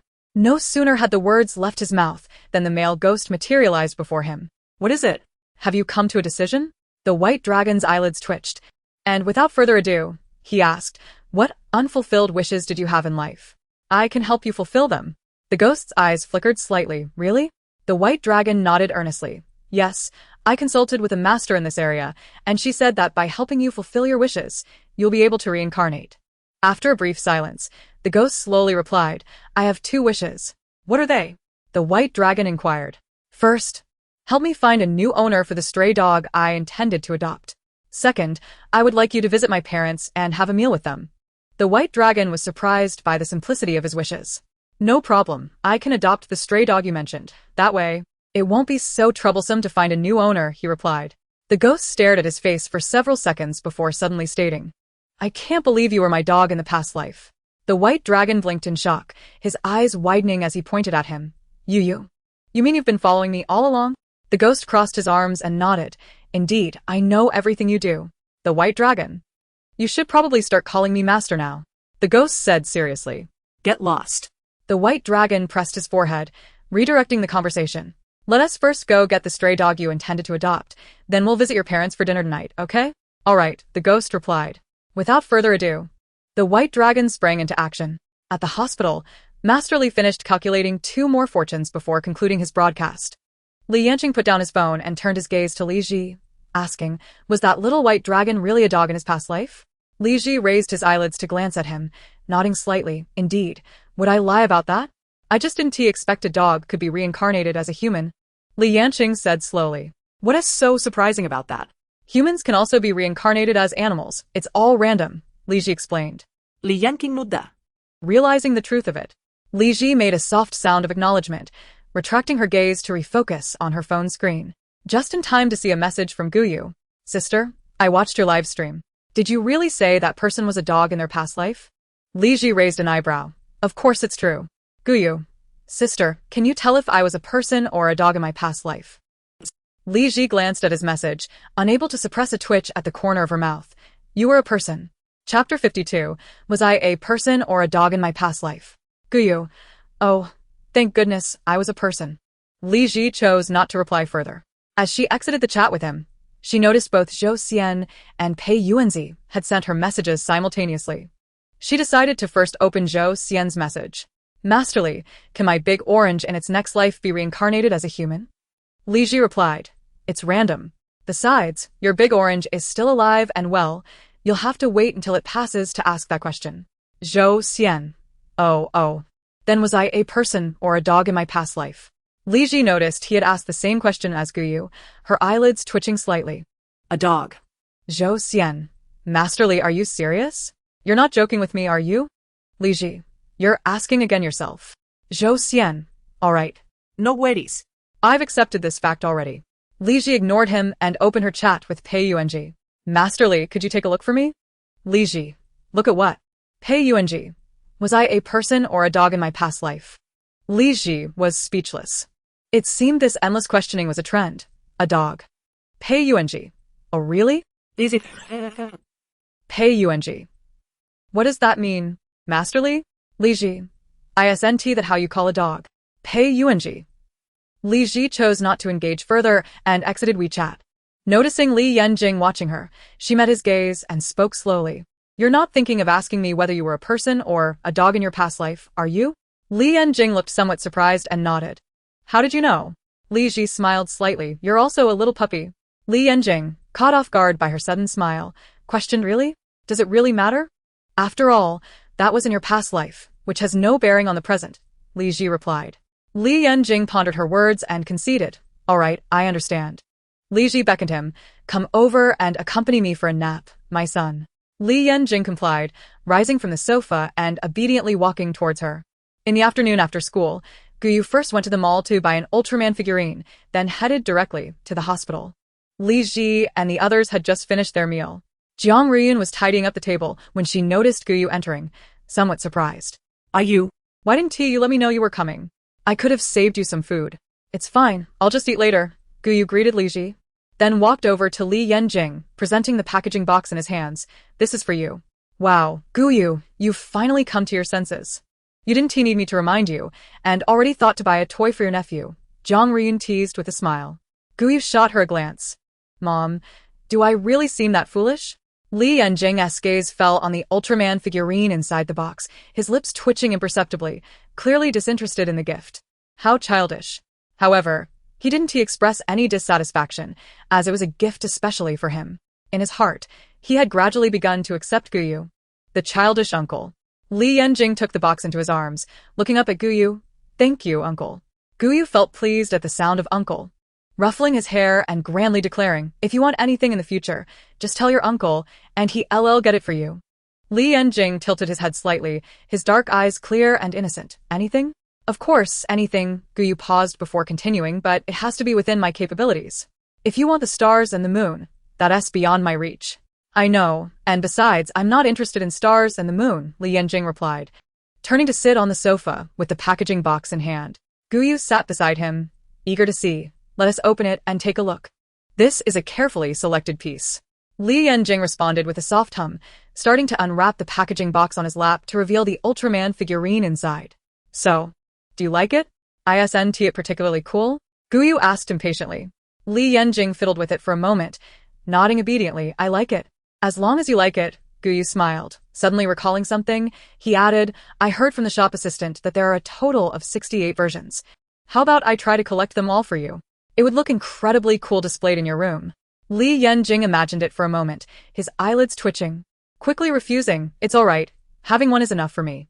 All right then, is there any other toy you want? Guyu inquired. Li Yanjing placed the Ultraman figurine back in its packaging, turning to him, shaking his head, not at the moment. If I think of something, I'll let you know, uncle. Guyu smiled, sounds good. He couldn't shake the feeling that today, the distance between him and this aloof little boy had lessened somewhat. That evening, at the Shilong Club. Second young master. Welcome back to the country. Yes, come. Second young master, let me toast to you. Second young master, are you going back after this?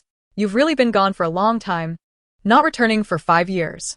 Xia Wang raised his glass, clinking it with the others, and took a sip. I'm not going back. I'm sick of that place. Perfect. Now that you're back, we can finally call you out for drinks whenever there's a gathering. It's always more fun to drink with the second young master. Now that you're back, we have to drink to our heart's content. Xia Wang nodded, sounds good. He turned to Pei Yuanji sitting beside him, playfully resting a hand on his shoulder. Brother Yuanji, what do you think? After 5 years apart, do I seem more handsome? Pei Yuanji scrutinized his face, no change, still the same as before. Don't you think I've matured and become more manly? Xia Wang pressed on. Nope. Pei Yuanji paused before continuing. Shouldn't you have gone home first after just returning?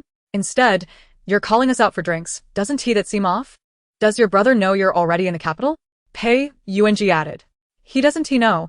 I haven't told him. Xia Wang set down his glass. Clearing his throat, leaning closer to Pei Yuanji's ear, he whispered, Brother Yuanji, do you know why my brother suddenly allowed me to come back? Pei Yuanji raised an eyebrow. What's wrong? Isn't it good to be back? It is, but it's just so sudden. He wouldn't let me come back no matter how I begged before. Why is he suddenly so agreeable now? Xia Wang wondered aloud. Or, did my brother encounter some good fortune recently, and is in such a good mood that he allowed me to return? Pei Yuanji's eyes flickered as he took a sip from his glass. How would I know? You can just ask your brother when you get back. I wouldn't dare. I'm afraid if I ask, he'll just send me back again. Xia Wang shook his head. Brother Yuanji, aren't you close with my brother? Don't you know anything? Chapter 53. Discharge and return home. Your brother doesn't tell me everything. Perhaps he is simply in a good mood and has decided not to hold a grudge against you for that foolish thing you did back then, Pei Yuanji replied. The incident from years ago was not intentional on my part. It was merely that my brother mistakenly drank that glass of wine. Xia Wang remarked, besides. It was just a bit stronger than usual. It's hardly a significant matter. I can't fathom why my brother was so furious. Men's hearts are as inscrutable as the depths of the sea. Are you certain it was merely a matter of alcohol content? Pei Yuanji inquired with a hint of melancholy. Xia Wang nodded. Indeed. Are you sure nothing else was added to it? Pei Yung pressed further. Added to it? Why do you ask such a thing? I didn't tamper with it. It was simply a stronger concoction, Xia Wang replied, furrowing his brow. Pei Yung surmised that the glass of wine had likely passed through the hands of others. And it was probably his brother's dubious friends who had spiked it for amusement. Oh, I was merely jesting, he said dismissively. Well then, Xia Wang shifted the focus. How about you call my brother to gauge the situation? Pei Yung handed him the wine glass and stood up from the sofa, patting his shoulder lightly. All right then. You should head home and ask your brother yourself. I must take my leave as well. Xia Wang pleaded, hey, don't go yet. You've just arrived. Stay for a while longer? I'm not drinking. I'm going home to sleep. Pei Yung declined, and without further ado, he exited the private room. Watching him depart, Xia Wang raked his fingers through his hair, pondering for a few moments before setting down his glass. He addressed the others in the room. You all carry on. I'll take my leave. Wait, second young master. You're leaving so soon? This isn't like you, one remarked.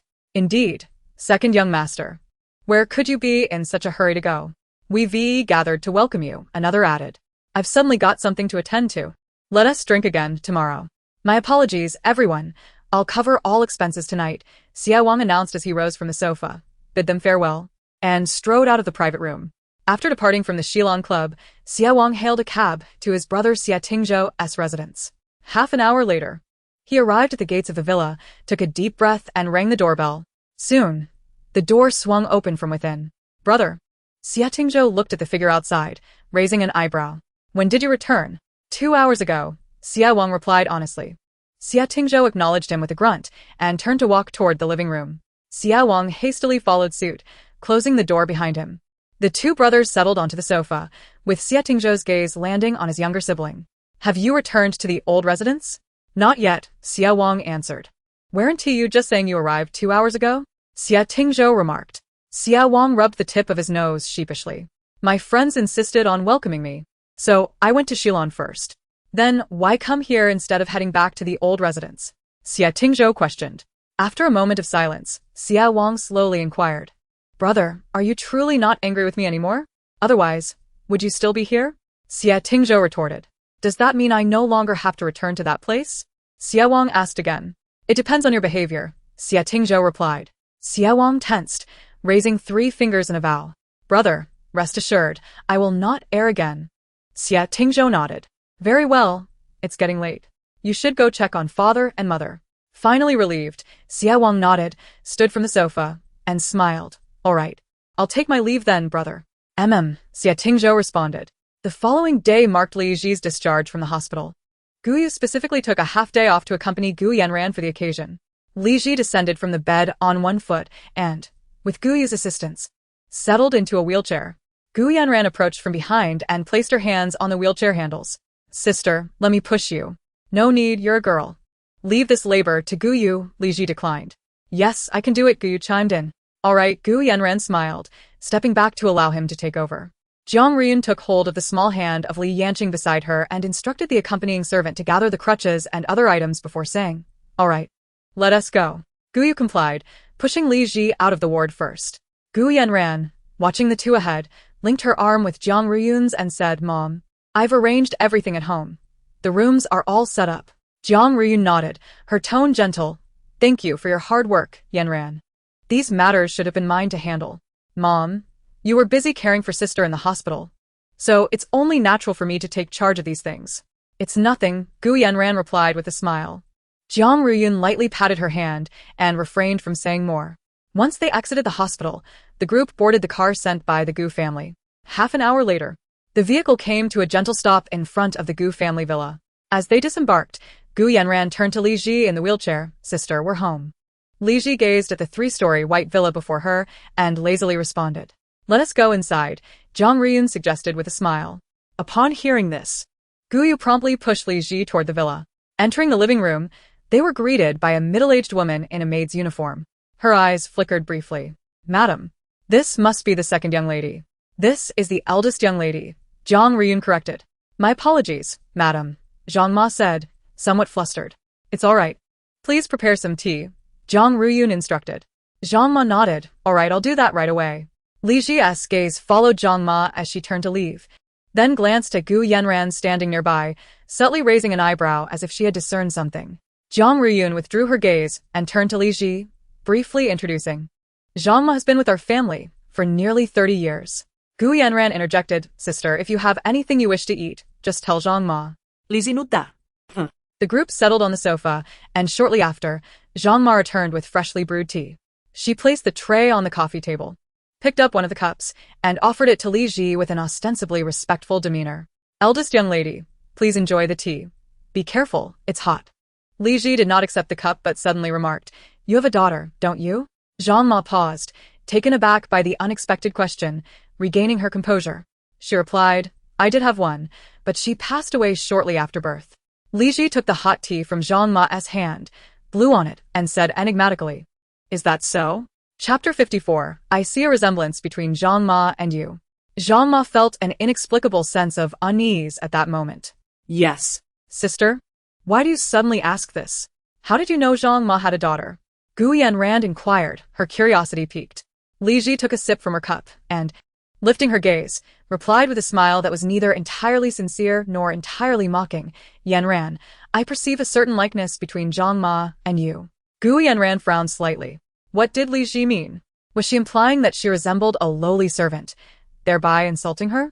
Upon hearing Li Ji's words, Zhang Ma's pupils constricted, and her body tensed instinctively. The earlier statement echoed in her mind, and her hands clenched at her sides, a sense of foreboding washing over her. Did she know something?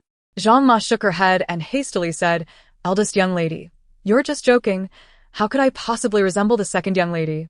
Li Yanqing understood that Li Ji would not make such a remark without reason. His mind raced swiftly. Dear daughter, resembling her. A mix-up. Could it be that Gu Yanran shares a maternal bond with the maid Zhang Ma? Was it Zhang Ma's mischief that led to the mix-up all those years ago? Li Yanqing glanced at Zhang Ma, then turned his gaze to Gu Yanran, gently shaking Jiang Ruyun's arm, his dark eyes clear and pure. Grandma. They do bear a slight resemblance. Gu Yanran's expression darkened. This pesky little brat was meddling again. Jiang Ruyun had not previously noticed, but upon closer comparison, she discerned that Zhang Ma and Gu Yanran did indeed share some facial similarities, though she dismissed the thought, acknowledging that they bore a slight likeness.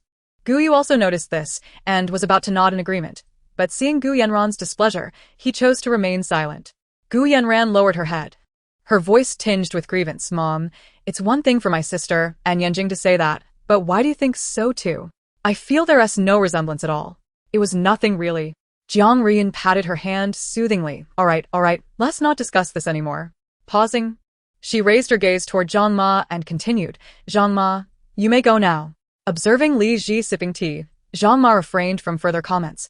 Exhaling a sigh of relief, perhaps she had overthought the situation. How could she have known the deeds of her past? Of course, madam. Zhang Ma nodded, then stepped away. Gu Yanran watched Zhang Ma depart before quickly averting her gaze to Li Ji, biting her lip as she slowly said, Sister, by comparing me to a maid, do you imply that you regard me as lowly as her? Li Ji raised her eyes to meet hers, her delicate brows arching slightly. Yanran, do not accuse me unjustly. I merely noticed a resemblance between you and Zhang Ma. How could you twist my words so? Indeed, Yanran, you are overthinking this. Ji would never think of you in such a manner, Jiang Ruyun interjected. Mother speaks true. She meant no offense, Gu Yu added. Gu Yanran's expression stiffened. Not a single person defended her. They all stood with Li Ji. Her nails dug into her palm as she begrudgingly apologized. I'm sorry, sister. It was my overreaction. Li Ji raised her fair chin slightly, her demeanor nonchalant. It's nothing. Gu Yanran forced a smile, attempting to shift the topic, sister. How about I take you and Yanjing to your room now? I wonder if you'll like the arrangements I made. Li Ji did not refuse, sure. I could use a lie down. Jiang Ruyun stood up. Then let us go. We shall see it together. All right, Gu Yanran replied. On the second floor, Gu Yanran opened the door to the room. Sister, though this room isn't the largest in the house, it should be ample for you. And Yanjing's room is right next door, making it convenient. Li Ji glanced around the room, which is the largest room in the house. Oh. That would be Yanran's, Gu Yu responded. Li Ji leaned against the armrest of her wheelchair, languidly saying, Then I want her room. This one is too small. I want the largest.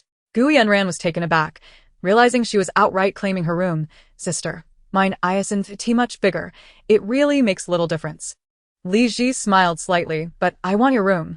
Gu Yanran fell silent, feigning submission, biting her lip, and turned to Jiang Ruyun, hoping she would advocate for her. She did not wish to relent over the room. Otherwise, her authority in the eyes of the household staff would be diminished, and they would look down upon her. Jiang Ruyun glanced at her, then at Li Ji, her expression conflicted. On one hand was the daughter she had nurtured since childhood, and on the other, her biological daughter. She was uncertain whom to support in this trivial dispute over room size. Guyu scratched his head, unsure of what to say, feeling that any stance taken would offend the other. Li Yanjing observed the scene before him, his gaze flickering. Naturally, he intended to ensure that Li Ji obtained the room she desired.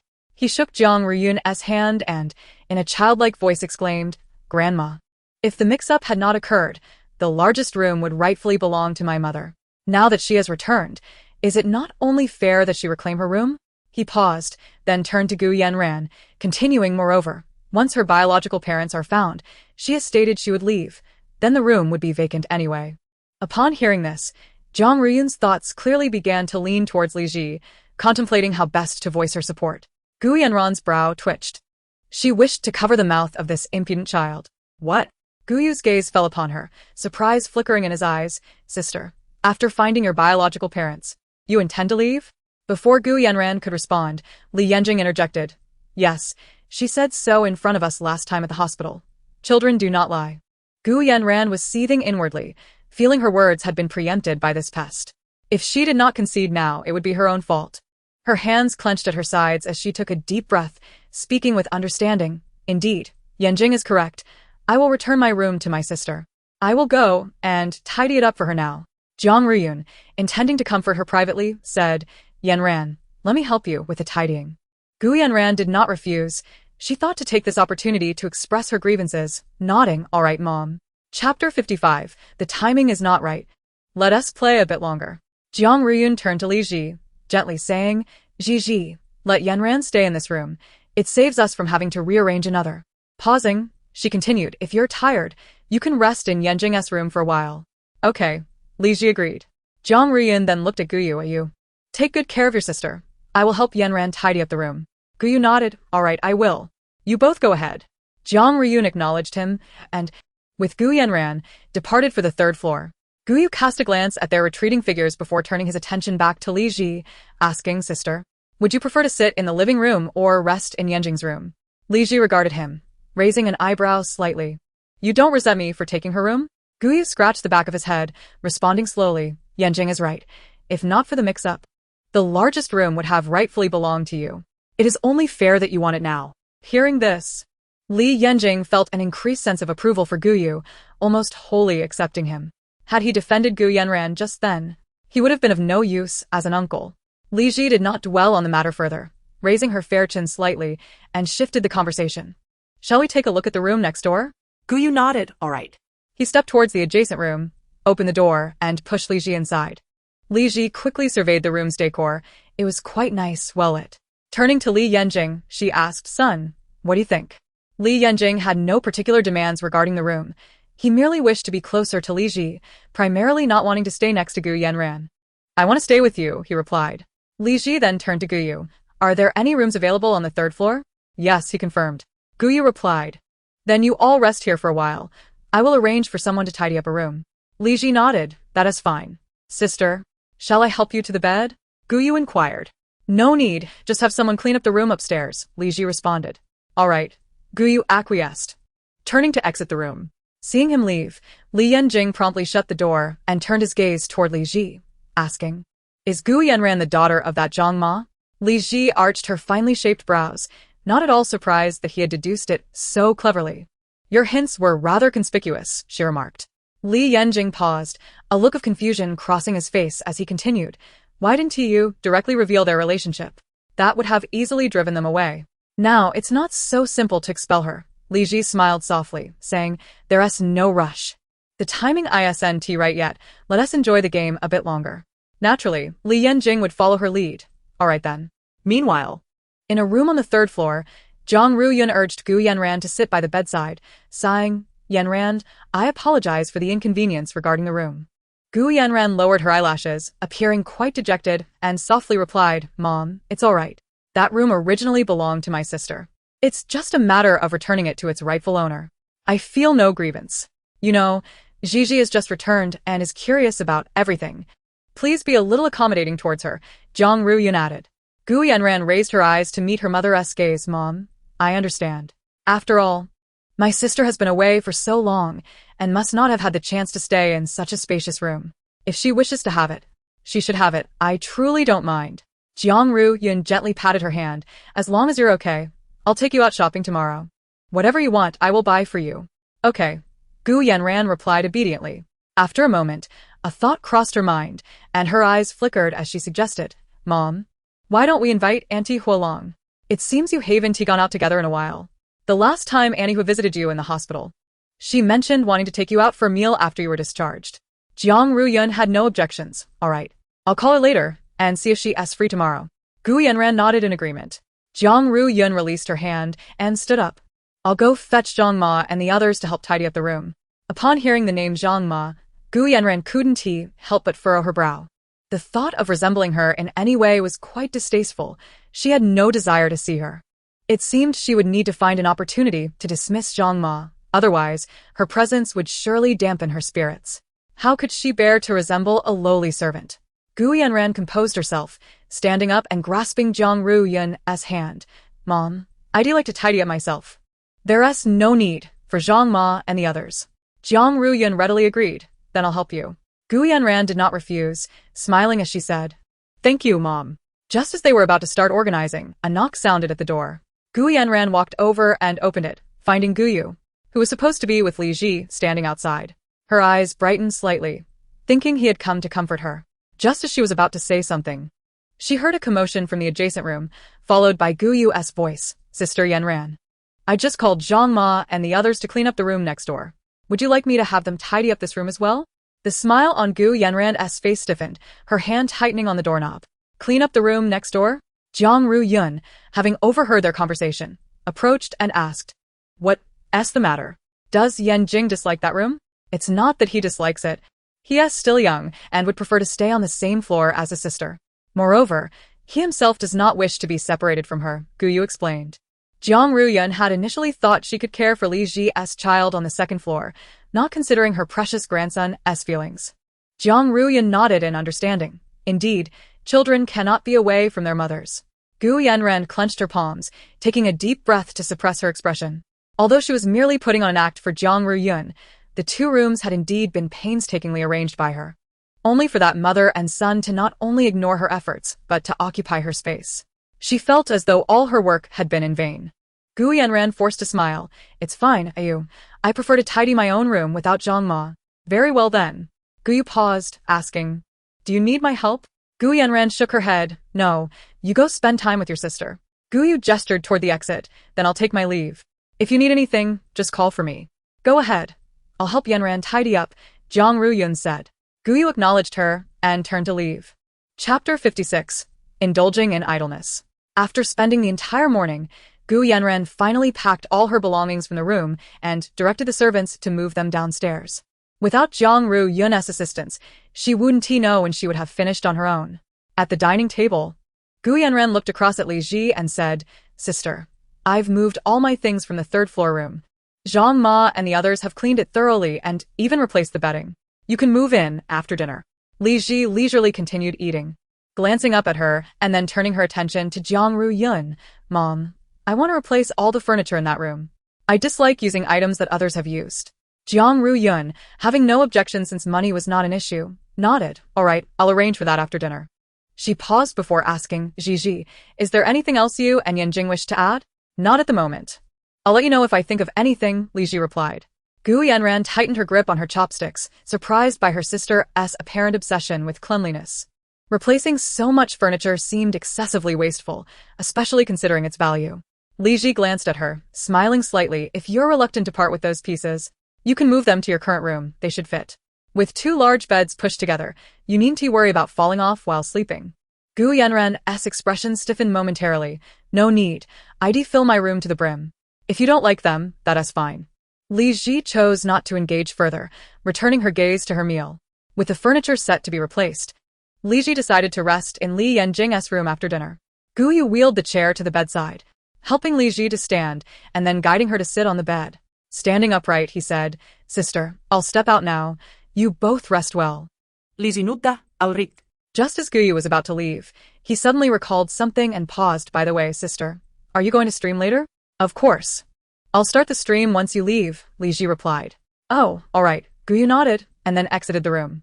Li Ji glanced at his departing figure, then turned her attention to Li Yanjing. "Son, I'm about to start the stream. You can play by yourself." Li Yanjing acknowledged her and moved obediently to sit on a small single sofa. Li Ji picked up her phone, navigating to the live streaming page, and pressed the start button. Within seconds, a multitude of viewers flooded into the stream. Far Away sent a double carnival gift. The Great Orange sent a Carnival X3. User 1957004522642 contributed a Carnival X10. What on earth? Who is this new big shot? Coming in strong with 10 carnivals right off the bat. Oh my, it looks like a newly registered account. Their spending level has just increased.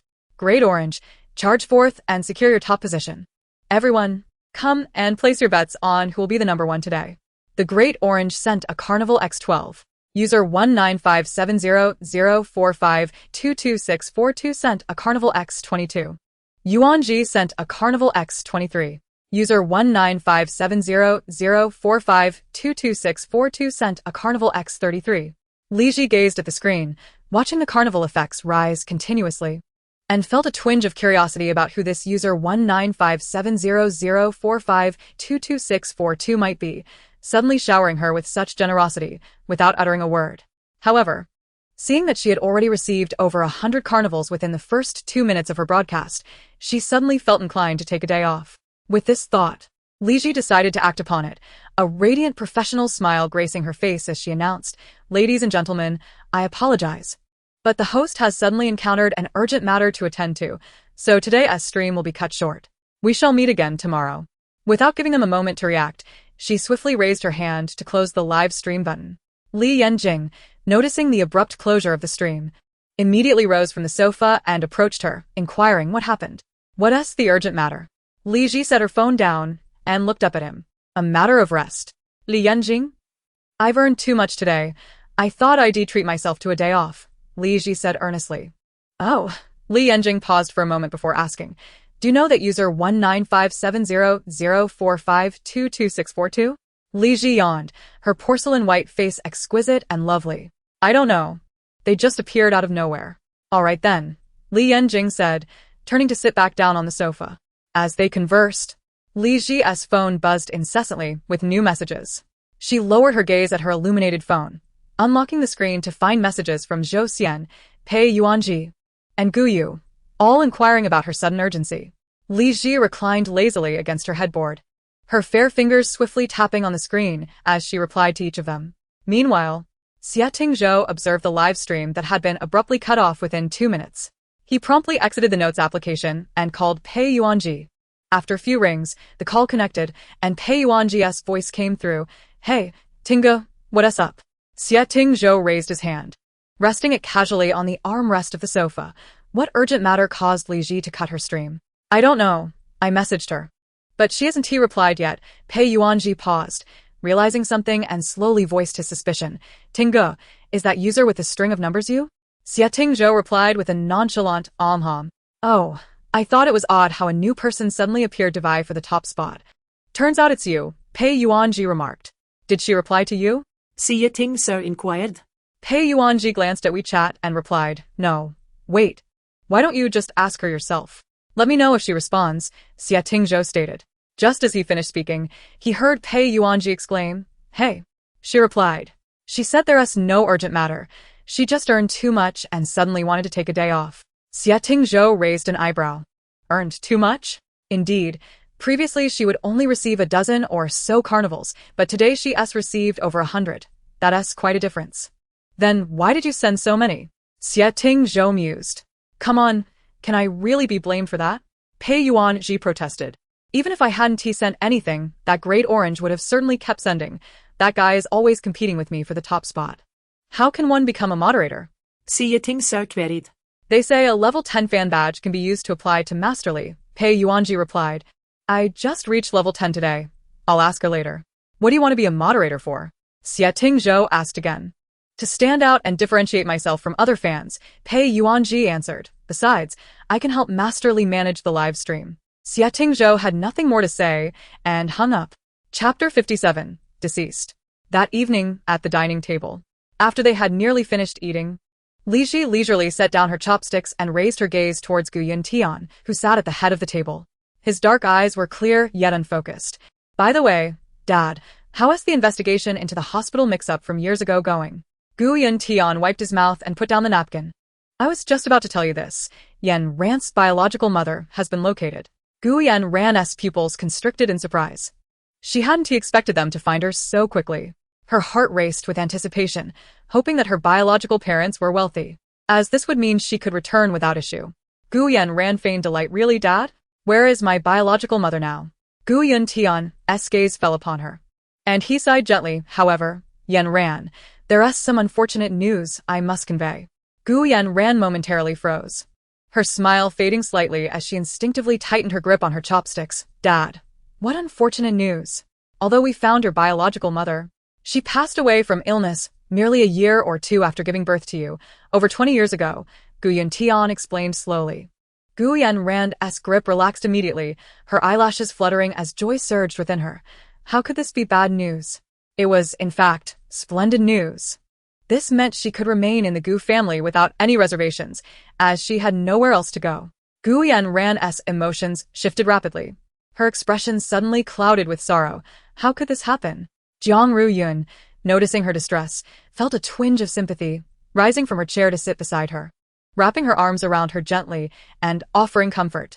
Li Ji raised an eyebrow and inquired, why was only the biological mother mentioned? What about the father?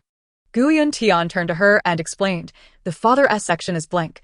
He was born under unmarried circumstances. Gu Yan Ran lowered her eyes, her voice trembling. Does that mean I have no family? I had hoped to return to my biological parents once they were found, but now where can I go? Jiang Ruyun patted her shoulder, comforting her. Silly child. What are you saying?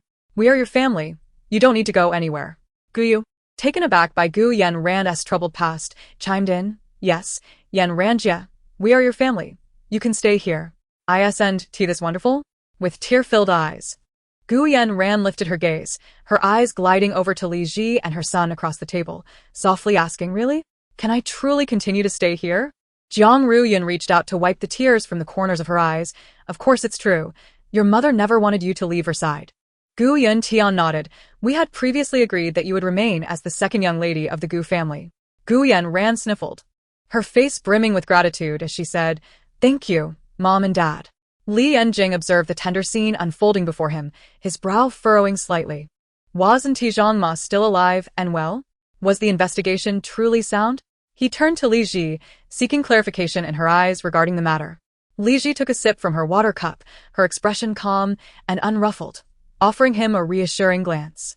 Gu Yanran glanced across the table at Li Ji, a barely perceptible smile gracing her lips.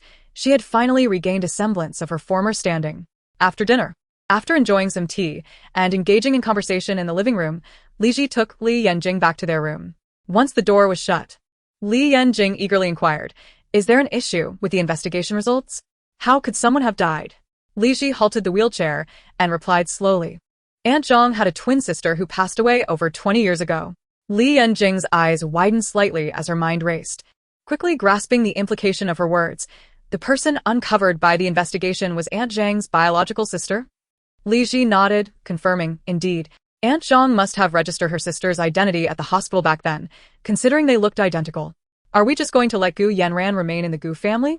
Li Yanjing asked. She hasn't done anything out of line, and your grandparents still regard her as their own daughter. After all, over 20 years of affection cannot simply be dismissed. Let's observe how things unfold, Li Ji responded. She paused before continuing. Have you forgotten what I told you previously? Even if they discover that Aunt Zhang was responsible for the mix-up, they won't blame Gu Yanran, for she was merely an innocent infant at that time. If punishment is to be meted out, it will fall squarely on Aunt Zhang. In the end, Gu Yanran could play the card of familial loyalty, shed a few tears, and still leverage those 20-plus years of affection to remain in the Gu household. Li Yanjing nodded in understanding. I see. The following day, Gu Yanran spotted the affluent woman approaching with a bag in hand and waved, Aunt Hor, over here. Aunt Hua nodded, walking over to pull out a chair to sit down. She placed her bag on the empty seat beside her, her gaze landing on Jiang Ruyun, and remarked, "There was a bit of traffic on the way. I was delayed for a few minutes." "It's fine. We just arrived," Jiang Ruyun replied. Gu Yanran reached for the tea set and poured a cup, placing it beside Aunt Hua. "Be careful, it's hot." Aunt Hua smiled. Thank you, Yanran. Suddenly, Jiang Ruyun remembered something. "By the way, is Xiaowang going back after this visit?" Aunt Hua lifted her teacup and sipped, clearing her throat. "No. She will be staying in Jing City from now on. That child, she left for 5 years and didn't return even during the holidays. Now that she's older, it seems she has finally settled down," Jiang Ruyun commented. Aunt Hua chuckled, shaking her head, setting down her teacup. "Settled down? Not at all. She only decided to stay after listening to Tingzhou's advice." "Aunt Hua, what has Brother Tingzhou been busy with lately?" Gu Yanran inquired. "I don't know what he is up to all day. He hardly shows up," Aunt Hua paused before continuing. "Don't you have WeChat? You could message him when you have the chance." Gu Yanran sighed softly. "I did, but Brother Tingzhou doesn't reply to my messages." Aunt Hua furrowed her brow slightly. "Is that so? I will have a word with him later." Gu Yanran quickly shook her head. "Aunt Hua, please don't mention that I have been trying to reach Brother Tingzhou. Don't worry, Auntie will take charge. If not, he won't learn his lesson after all." "You are meant to marry him," Aunt Hua replied. Gu Yanran's eyelashes fluttered, and she smiled shyly, remaining silent. Chapter 58. Why does that name sound so familiar? Aunt Hua was quite pleased with Gu Yanran as her future daughter-in-law and had originally planned to bring up the engagement that had been arranged since childhood during their meal together. After all, both children were no longer young, and it was time to settle this matter. As the conversation turned to her eldest son, Aunt Hua's gaze fell on Jiang Ruyun regarding the marriage between Tingzhou and Yanran. "I think we should find a suitable time for both families to dine together and finalize the date." Jiang Ruyun was momentarily taken aback, and just as she was about to respond, Gu Yanran suddenly grasped her hand resting on her lap, speaking before her. "Aunt Hua, I'm afraid of what Brother Tingzhou might think." Aunt Hua turned to her with a smile. "Yanran, you need not worry about that. I will speak with Tingzhou as well, and it will certainly be fine." In her view, if Xie Tingzhou was opposed to the family's arrangements, he would have already brought up the cancellation of the engagement given his character. Gu Yanran nodded, her voice sweet as she said, "All right." Aunt Hua acknowledged with a sound, retracting her gaze to focus on Jiang Ruyun, once again seeking her opinion. "Ruyun, what do you think about this?" Initially, Jiang Ruyun was a bit confused and could not grasp Gu Yanran's intentions. However, upon turning to meet her eyes filled with a pleading expression, she began to suspect what was unfolding. Jiang Ruyun turned back to Aunt Hua, gently caressing the teacup in her hands, and after a few moments of contemplation, replied, "This matter cannot be decided solely by me. I will discuss it with Yun Tian tonight after I return home and provide you with an answer." Aunt Hua nodded. "Very well." Upon returning home, Jiang Ruyun held her thoughts throughout the journey. Once she had dismissed the servants in the living room, she turned to Gu Yanran seated beside her. Hesitating to speak, "Yanran, earlier during dinner you..." Gu Yanran took her hand firmly, no longer concealing her intentions, with resolute eyes. "Mom, I want to marry Brother Tingzhou." Jiang Ruyun furrowed her brows, momentarily at a loss for words. "You..." Gu Yanran bit her lip. "Mom, I understand that you might say I am not the biological daughter of the Gu family and that marrying into the Xie family would be deceitful. But I truly love Brother Tingzhou."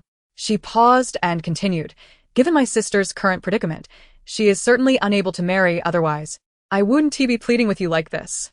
Moreover, the circle is still unaware that I am not the biological daughter of the Gu family. As long as you and Dad do not disclose it, this secret will remain hidden. In the eyes of outsiders, I am your biological daughter." Jiang Ruyun remained silent, primarily because she did not wish to deceive the Xie family. "If you're going to call off the engagement, why not let me marry him in a manner that seems natural? It would only benefit the Gu family, not harm it. Wouldn't that be better?" Gu Yanran released her grip and embraced her arm, her voice softening. "Mom, you have always cared for me the most. Please grant me this wish.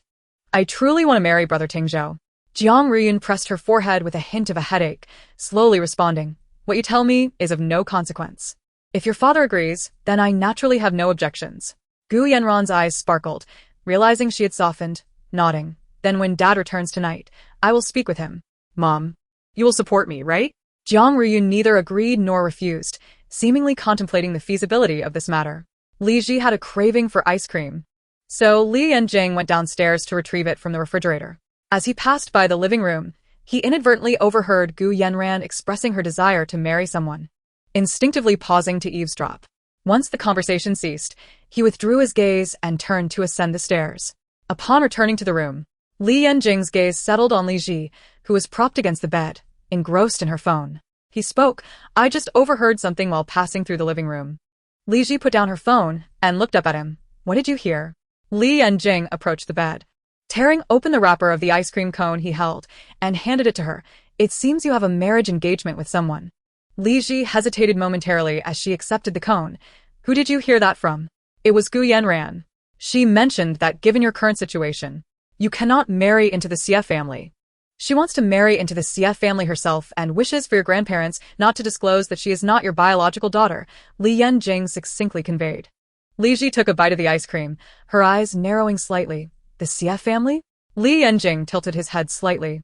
"I believe that person's name is Xie Tingzhou." The name Xie Tingzhou sounds somewhat familiar. Li Ji's clear and serene eyes flickered as a realization dawned upon her. The little turnip's father is indeed named Xie Tingzhou. Li Yanqing noticed the change in her expression and inquired, "Do you know him?" "Perhaps, maybe," Li Ji replied slowly. Li Yanqing respunda, puslat. Li Ji swiftly finished off her ice cream and immediately picked up her phone, her fair fingers deftly tapping the screen as she sent a message to Pei Yuanji. "Does Xie Tingzhou have an engagement?" After about a minute, a reply came from Pei Yuanji. "Masterly, did you deduce this on your own?" Li Ji, "With whom?" Pei Yuanji, "You probably don't know her. The eldest daughter of the Gu family, Gu Yanran." Li Ji raised an eyebrow, intrigued by the unfolding situation, and asked, "What is the nature of Xie Tingzhou's relationship with Gu Yanran?" Pei Yuanji replied, "Not much. That engagement was arranged by his grandfather while he was still alive, and he pays no attention to it, nor does he harbor any affection for Gu Yanran." Li Ji probed further, "If he doesn't like her, why not annul the engagement?"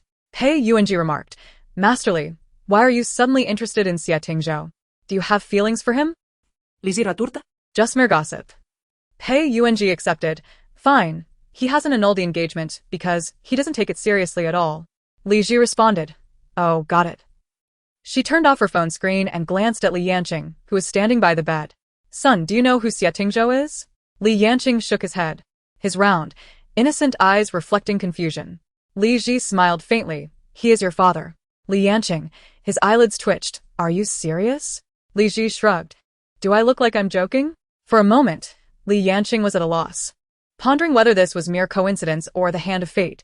The man engaged to Li Ji was, in fact, his biological father. He pressed his lips together. "What do you think?" Li Ji regarded him thoughtfully, her hand gently stroking her chin. "If you were taken in by Xie Tingzhou and Gu Yanran were to marry him, wouldn't she then become your stepmother?" She shook her head with a soft click of her tongue. The idea of a faux aunt becoming a stepmother is rather dramatic. Chapter 59. Perhaps he wishes to marry. Li Yanqing's expression darkened as he clenched his small fists. "Li Ji, can you be serious? What do you mean by a faux aunt becoming a stepmother?" Li Ji, now more solemn, inquired, "Do you wish for Gu Yanran to marry your father?" Li Yanqing lowered his gaze, remaining silent for a few seconds before shaking his head. "I don't want that." He found it difficult to articulate his feelings towards that person. Didn't he dislike him, but also didn't he wish to acknowledge him? Yet the mere thought of Gu Yanran marrying that man was inexplicably disconcerting. Li Ji's finely arched eyebrows lifted slightly. "Then let us not allow her to marry. After all, this engagement is between me and the Xie family, and it has nothing to do with her." Li Yanqing looked back at her and nodded, adding, "Also, Gu Yanran doesn't want my grandparents to disclose that she isn't their biological granddaughter. It seems my grandmother was persuaded by her words." Li Ji nodded slightly, her beautiful dark eyes concealing their usual mischief. "I understand. She thinks too highly of herself, desiring everything while hoping the falsehood turns into reality." "What do you plan to do?" Li Yanqing asked. "No rush. Let's wait for your grandparents' response before deciding how to proceed." Li Ji paused before continuing. "Moreover, I just inquired. And your father has no interest in Gu Yanran. He likely won't marry her. Did you ask him?" Li Yanqing prasa. "No, y escapé Yuanzi, Li Ji raplia." Li Yanqing pursed his lips. "He is not his father. Perhaps he wishes to marry." Li Ji chuckled, sensing that this little turnip might still care about Xie Tingzhou. "How about I give him a call, and you can ask him if he intends to marry?" Li Yanqing turned his head away. "No, why would I ask him that? Are you not concerned about whether he wants to marry?" Li Ji raturta. "Who is concerned?" I was just making a statement, Li Yanqing said, turning to sit on a single sofa, engrossing himself in his phone. Oh, very well. Li Ji diverted her gaze, engaging with her own phone. Meanwhile, Pei Yuanji, noticing that Li Ji had not replied, promptly called Xia Tingzhou. Just as the call was about to disconnect, Xia Tingzhou finally answered, hello. Pei Yuanji leaned back in his chair, crossing his legs, and said mysteriously, Tingzhou, do you know what Master Li just asked me? What? Xia Tingzhou inquired. Pei Yuanji teased. Why don't you take a guess? If you don't say, I'll hang up. Hey, wait. Xia Tingzhou interrupted. She found out about your engagement with the Gu family. Xia Tingzhou raised an eyebrow. She deduced that? Apparently, she asked me about your relationship with Gu Yanran. Pei Yuanji replied. What did you say? Xia Tingzhou asked. I told her the truth, that you don't like Gu Yanran and don't pay her any mind. Pei Yuanji recounted. What else did she ask? Xia Tingzhou probed again. Pei Yuanji responded. She asked why you don't annul the engagement if you don't like her. I said it's because you don't take it seriously. Anything else? No. Pei Yuanji shook his head, sighing. I thought she was interested in you, and was jealous. But it turns out she was just being nosy. He paused, cleared his throat, and added, Tingzhou, if you wish to pursue Master Li, you should probably annul this engagement first. Otherwise, you have no advantage, especially since your son doesn't even acknowledge you. Xia Tingzhou narrowed his eyes slightly. Who said I want to pursue her? Oh, you can play hard to get, but I know you well, Pei Yuanji replied. If you had no interest, why would you visit her live stream to shower her with gifts and vie for the top spot? Surely, you weren't merely performing charity? Xia Tingzhou remained silent, hanging up after a few seconds. Pei Yuanji lowered the phone, glancing at the disconnected screen and clicking his tongue. Without me, this family will fall apart. After Xia Tingzhou ended the call, he promptly opened WeChat and entered the chat with Li Ji. His long fingers tapped leisurely on the phone screen as he sent her a message. If you wish to know about my matters, feel free to ask me directly instead of inquiring through others. Li Ji, upon receiving his message, knew immediately that Pei Yuanji had disclosed everything to him. No worries. I've already finished my inquiries. Xia Tingzhou's gaze narrowed slightly. I meant next time. Li Ji replied, Oh, we can discuss it next time. Xia Tingzhou asked, How did you find out about my engagement? Did you deduce it? Li Ji answered, More or less. Thinking of Pei Yuanji's words, Xia Tingzhou inquired, Do you wish for me to annul the engagement? Li Ji replied, What does it matter to me whether you annul the engagement or not? Xia Tingzhou responded, Just asking casually. Li Ji pressed on, Do you wish to marry Gu Yanran? Xia Tingzhou raised an eyebrow. No, I won tea. Li Ji acknowledged, All right, I understand. To clarify any misunderstanding, she added, I'm asking on behalf of your son, not for myself. Xia Tingzhou, recalling Li Yanqing's previous attitude towards him, was somewhat surprised. When did he become interested in my affairs? Li Ji, who can tell? The thoughts of children are inscrutable. Xia Tingzhou, do we even need to guess the thoughts of a child? Li Ji, so confident. Have you deciphered your son's mind yet? Xia Tingzhou, with more interaction. It can be understood. Li Ji, that's quite unfortunate. He doesn't wish to engage with you. Xia Tingzhou fell silent. In the room, Li Ji set her phone aside, lazily lifting her eyelids, her gaze landing on Li Yanjing. I've inquired on your behalf. Li Yanjing looked up at her, his dark, bright eyes glimmering with a hint of confusion. What did you ask? Li Ji's eyes danced with depth. Didn't he want to know if he wishes to marry Gu Yanran? I took the liberty of asking him. Li Yanjing was momentarily taken aback, then quickly denied. I didn't want that. Li Ji yawned, slowly withdrawing her gaze, casually commenting, If you didn't want to know, then it's of no consequence. I've asked. And if you're uninterested, I shan't divulge. Li Yanjing waited for a minute, noticing that Li Ji truly had no intention of speaking, biting his lip and awkwardly inquiring. What did he say? Li Ji turned her gaze back to him, knowing he wouldn't be able to contain his curiosity. He stated he would not marry Gu Yanran. Li Yanjing inexplicably felt a weight lift from his heart and nodded in acknowledgement. Since that individual had no intention of marrying, any efforts from Gu Yanran would be futile. There was no need for him and Li Ji to intervene. Chapter 60. Disrupting the plans that evening, after Li Ji, Li Yanjing, and Gu Yu had ascended the stairs, Gu Yanran glanced at Jiang Riyun, her eyes flickering slightly, before finally settling on her father, Gu Yuntian, who was sipping tea. Dad, I have something to discuss with you and Mom. Gu Yuntian set down his teacup, looking up at her. What is it? Today, Mom. Aunt Hua and I had a meal together, and she mentioned the engagement with Brother Tingzhou, suggesting that our families should find a time to dine together and finalize the matter, Gu Yanran said slowly. Gu Yuntian frowned slightly. With Li Ji's return, the engagement rightfully belonged to her. However, considering she had been married once and had a child, it was clear she could not marry into the Xie family. Thus the engagement must be dissolved. He composed himself and turned to Jiang Ruyun, saying, "Tomorrow, we shall visit the Xie family to dissolve this engagement, given Ji's situation. It is clearly unfeasible." Jiang Ruyun glanced at Gu Yanran, who sat beside her, still conflicted, remaining silent. Noticing her lack of response, Gu Yuntian inquired, "What is it? Is there an issue?" Seeing Jiang Ruyun's silence, Gu Yanran seized the moment. "Dad, I wish to marry Brother Tingzhou." Gu Yuntian was momentarily taken aback, processing her words with a hint of disbelief. "What did you say?" Gu Yanran clenched her hands and spoke softly. "Since my sister cannot marry into the family, I can take her place. After all, the Xie family and the entire circle still believe I am your biological daughter." Gu Yuntian's expression darkened as realization dawned upon him. "You intend for us to keep the mistaken identity a secret, allowing you to fulfill this engagement and marry into the Xie family?" Gu Yanran nodded, lowering her eyes, unable to meet his gaze. "Dad, I understand this requires deceiving the Xie family, but as long as you remain silent, no one will ever find out." She paused, continuing with logic. "Marrying into the Xie family clearly benefits us, elevating the Gu family's status. Even if my sister remarries in the future, her choices will only be among those beneath us." Gu Yuntian understood the rationale. Heirs of prominent families, like them, would naturally seek to strengthen their lineage through powerful alliances. He and Jiang Ruyun had done the same.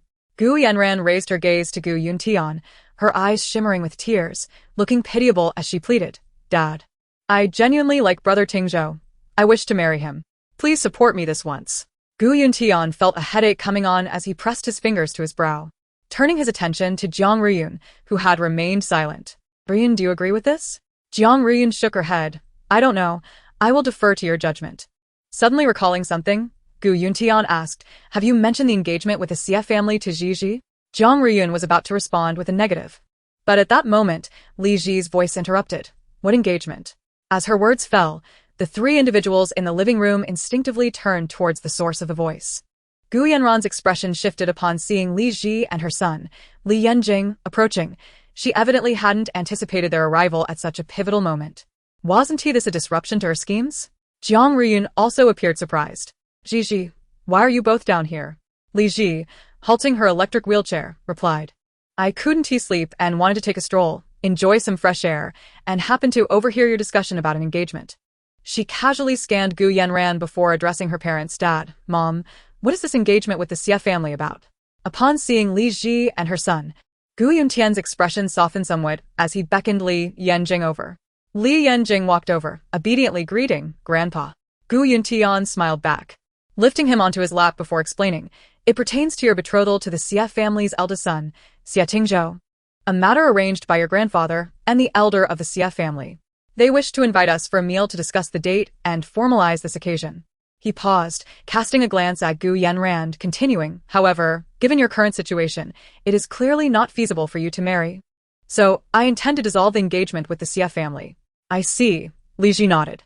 "Then the engagement must be dissolved. Otherwise, prolonging it is unwise." Gu Yanran felt a throbbing at her temples, her mind racing as she pondered how to respond, only to hear Gu Yuntian add, "Indeed, that is the course of action. But Yanran wishes to take your place." "Take my place?" Li Ji frowned, fixing her gaze on Gu Yanran. "Sister Yanran, this engagement is mine with the Xie family. Should you wish to take my place, it requires my consent as the party involved." Gu Yanran's expression stiffened as she met Li Ji's gaze, speaking softly, "Sister, I consider this for the greater good. The union between the Gu and Xie families benefits both parties, enhancing our status." Li Ji chuckled lightly, her eyes shimmering with depth. "Sister Yanran, you truly possess a spirit of self-sacrifice. However, have you forgotten that you share no blood relation with our family? If you marry into the Xie family, wouldn't that be a blatant deception of their family? Paper cannot contain fire. If one day the truth emerges and the Xie family discovers they were a counterfeit, who will bear the consequences?" Gu Yanran bit her lip, slowly retorting, "But as long as Dad, Mom, and you, sister, remain silent, no one will ever find out." Li Ji raised an eyebrow, withdrawing her gaze and addressing Gu Yuntian unhurriedly. If that is the case, could I not also marry into the Xia family? Provided you keep my child a secret? Wouldn't it be the same? Gu Yanran. Jiang Ruyun, suddenly enlightened, realized she had been led by Gu Yanran and had overlooked this aspect. If deception was the name of the game, then Li Ji could just as easily pursue a marriage with the Xia family, which would evidently serve her better. Dad, as a businessman, you surely understand the importance of integrity. Are we unable to thrive without this marriage with the Xia family? Li Ji added.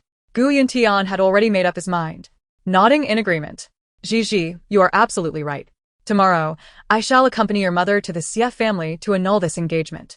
Gu Yanran felt a throbbing at her temples, a tight knot of frustration lodged in her chest, unable to swallow or expel the pent-up emotion. It sat heavily in her throat, causing her considerable discomfort. She had almost succeeded in swaying the situation, only for Li Ji to unexpectedly intervene, thwarting her plans entirely. Chapter 61. Annulment of Engagement. Gu Yanran pinched her fingers, striving to maintain a semblance of composure on her face. She forced a smile and spoke, I apologize, Mom and Dad, for my lack of forethought. Gu Yuntian, naturally, bore no resentment towards her, attributing her feelings to the whimsical nature of youth. Her desire to marry Xia Tingzhou. Thus, he considered the matter settled and deemed it unnecessary to revisit it in the future. Lowering her gaze, Gu Yanran concealed her emotions beneath her lashes and nodded, I understand, Dad. Gu Yuntian acknowledged her with a grunt, refraining from further commentary. Feeling a wave of awkwardness, Gu Yanran lost the desire to linger any longer. Rising from the sofa, she addressed Gu Yuntian and Jiang Ruyun, Dad, Mom, I shall return to my room now. Please rest early. Jiang Ruyun nodded, very well, off you go. Gu Yanran turned, catching a glimpse of Li Ji and her son from the corner of her eye, then gracefully maneuvered around the sofa and exited the living room. Jiang Ruyun watched her retreating figure before shifting her gaze to Li Ji, inquiring, Ji, do you still wish to go outside for a stroll? I can accompany you. Li Ji turned to her, nodding slightly, sure. Pausing for a moment, she then looked at Li Yanjing, who was perched on Gu Yuntian's lap, and continued, Yanjing, will you join us for a walk? Or would you prefer to stay here and chat with Grandpa? I will stay here with Grandpa, Li Yanjing replied obediently. Li Ji acknowledged him with a hum, and, as Jiang Ruyun approached, they set off together. Meanwhile, at the Xia family's ancestral home, Huashu gazed at the young man seated across from her, her expression one of bewilderment. Tingzhou, what did you just say? You wish to annul the engagement with the Gu family? She had initially planned to wait for a confirmation from the Gu family before sharing the good news with Xia Tingzhou, only to receive his notice of the annulment first. Xia Tingzhou leisurely set down his chopsticks, affirming, yes. Xia father, Xia Heng, furrowed his brow, his demeanor serious as he inquired, what prompts this sudden decision to dissolve the engagement? I never regarded the engagement with the Gu family as significant and had even forgotten about it. I merely remembered it now and wished to annul it, Xia Tingzhou replied, his tone indifferent. Huashu felt a headache coming on as she pressed her fingers to her temples. I just discussed the engagement with the Gu family today, intending for our families to find a time for dinner to finalize everything. Now you tell me you wish to backtrack on this? How do you expect me to explain this to the Gu family? Xia Tingzhou remained impassive. I will handle the explanation. Tomorrow, I will go to the Gu family to annul the engagement. Xia Heng understood his son's temperament well. Whether he or Huashu would find it challenging to sway his decisions. Tingzhou, are you truly resolved? Indeed. If you're hesitant to intervene, I shall take care of it myself. Xia Tingzhou paused before continuing. The Gu family has long coveted the land in Dongjiao as compensation for the annulment.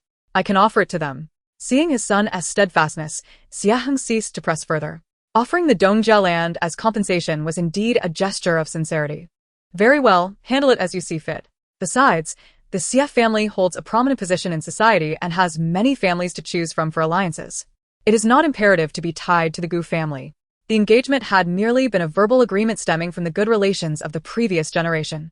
Huashu sighed and waved her hand dismissively, saying to Xia Tingzhou, very well, I cannot control your actions. You may go to the Gu family and address this matter tomorrow. Suddenly, Xia Wang, who had been quietly observing, interjected, but what if the Gu family refuses to accept the annulment? Xia Tingzhou's gaze fell upon him, an eyebrow raised, his expression sharp yet casual as he replied, well, then perhaps you should marry her instead. After all, it matters little who one marries, and this way, we can avoid giving away the Dongjiao land, simplifying matters considerably. Xiaowang merely sputtered his soup, clearing his throat and opting for silence. His brother's words indicated that he could very well act on them. I think that's a viable plan. It would prevent you incorrigible brat, from gallivanting about, and would be wise to find someone to keep an eye on you, Huishu remarked. Xiaowang's expression tightened, and he quickly protested, No, Mom. I truly won't run away this time. I have no desire to marry that Gu family miss. I've forgotten what she even looks like, or what her name is. Please let me off the hook. Huishu had merely jested in response to Xia Tingzhou's comment. Enough, let us focus on our meal. Relieved, Xiaowang resumed eating, having feared his mother was serious. He had initially planned to accompany Xia Tingzhou to the Gu family to annul the engagement, but worried that if the Gu family objected, his brother might whimsically push him forward to marry the Gu miss, leaving him with no avenue for protest.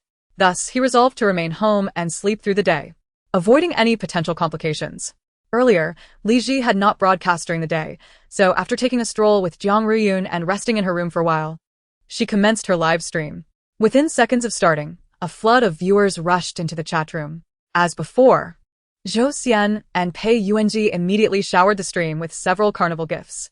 Just as others speculated whether the user 1957004522642, who had aggressively gifted dozens of carnivals yesterday, would make an appearance today, suddenly the screen lit up again with carnival gift effects.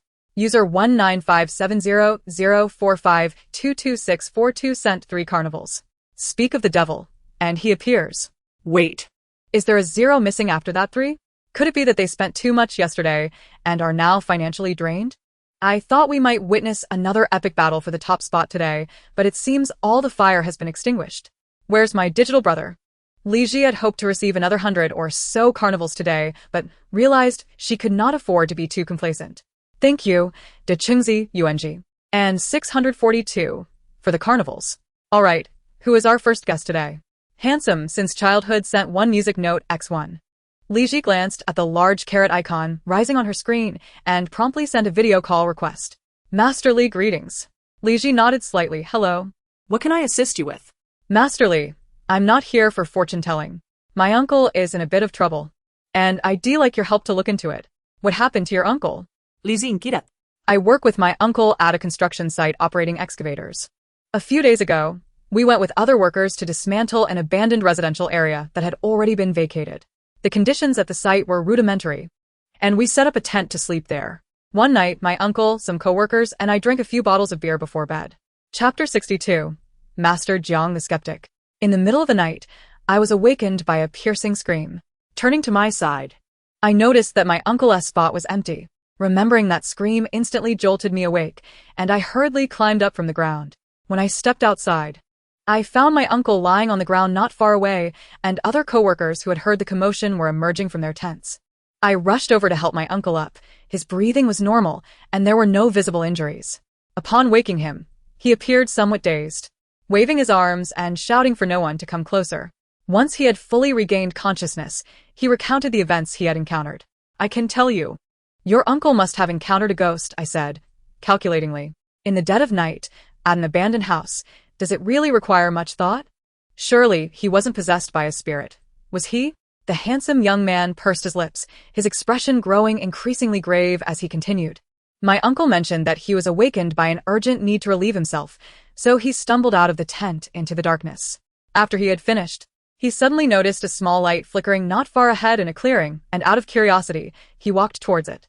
Upon approaching, he discovered it was a breakfast stall, where an elderly couple was busily making dumplings and frying dough sticks, with several tables around them occupied by patrons enjoying their meals. Feeling hungry, my uncle chose an empty table to sit down at and called out for a bowl of dumplings.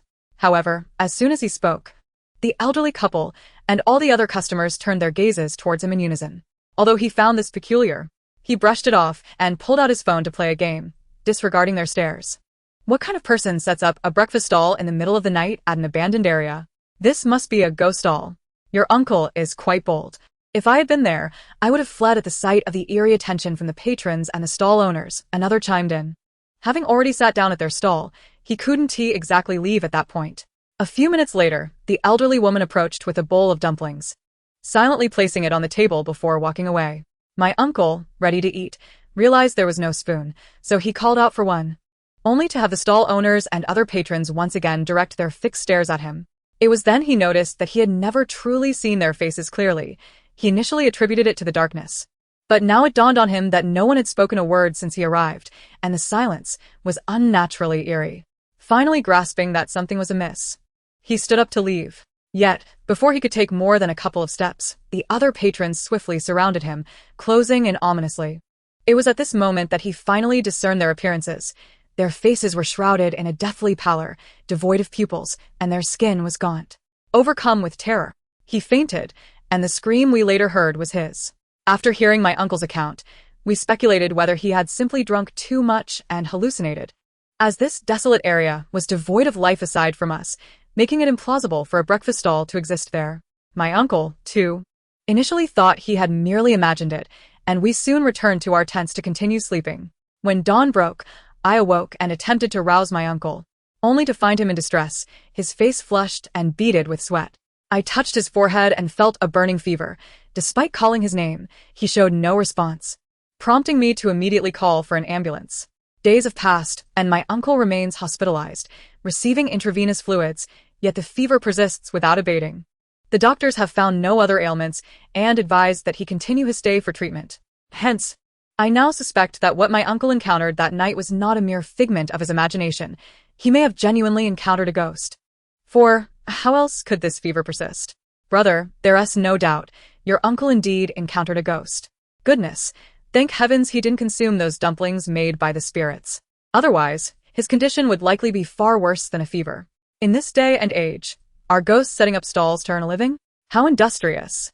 You should go to the place where your uncle encountered this incident and burn some joss paper. His fever should subside soon, suggested Li Ji. The handsome young man was taken aback at how easily this problem could be resolved. He had expected a more elaborate exorcism. All right, Master Li, I understand. Sensing his thoughts, Li Ji clarified, your uncle did not encounter a malicious spirit. They surrounded him out of concern that he might run off without paying. Therefore, burning the joss paper will conclude this matter. So it is, the handsome young man nodded. I'll head over there right away. Li Ji acknowledged him with a sound, wished him well, and then ended the video call. As she observed the array of gift effects appearing on her screen, she announced, let us welcome our next guest. Noticing a large carrot effect rising in the public chat, Li Ji reached out to click on the screen to connect with the next participant. Suddenly, a PK connection request popped up. The opposing ID read Jiang Tianshi, indicating he was likely to appear in the same field. After declining the request, she intended to connect with the individual who had just sent gifts, but Jiang Tianshi sent another PK request. After a moment's contemplation, she accepted his challenge. The next instant, the screen split in two, revealing a middle-aged man dressed in a yellow Taoist robe, his hair styled in a topknot secured with a wooden hairpin, and sporting a pair of small mustaches. What's happening, Master Li? Why are you engaging in a PK? It appears I've encountered a peer with that appearance. He could be a formally recognized Taoist priest. I checked out his stream next door. Jiang Tianshi has hundreds of thousands of followers, so he seems to possess real skills. The title Tianshi sounds more impressive than master. Li Ji scrutinized Jiang Tianshi's face for a few seconds, subtly raising an eyebrow. Sensing his low spiritual energy, there was some talent there, but not much. With a slight elevation of her fair chin, she initiated the conversation. Jiang Tianshi, what brings you here? Jiang Tianshi was also assessing Li Ji. He had a penchant for exposing fraudulent small streamers posing as spiritualists, which his followers enjoyed watching. Recently, his fans had mentioned a rather popular female spiritualist with striking beauty, prompting him to connect and assess her authenticity. He stroked his small mustache, adopting an air of profundity. This young friendly, my followers say you are quite formidable. They have challenged me to a contest to see who is superior. May we trial our skills? Of course. How shall we compete? Li Ji inquirat. Let us engage in the simplest contest of retrieving an object from a distance, Jiang Tianshi proposed. Li Ji tilted her head, her dark eyes reflecting a hint of nonchalance as she replied, Jiang Tianshi, this is far too simple. How about I propose a challenge instead? Jiang Tianshi, detecting her calm demeanor and her suggestion to change the nature of the contest, began to doubt her composure and suspected she might be stalling. He narrowed his eyes slightly, eager to see what trick she would employ, and nodded. Very well, you may propose a challenge. With a slight smile, Li Ji declared, within 3 seconds, summon a bolt of lightning. How does that sound?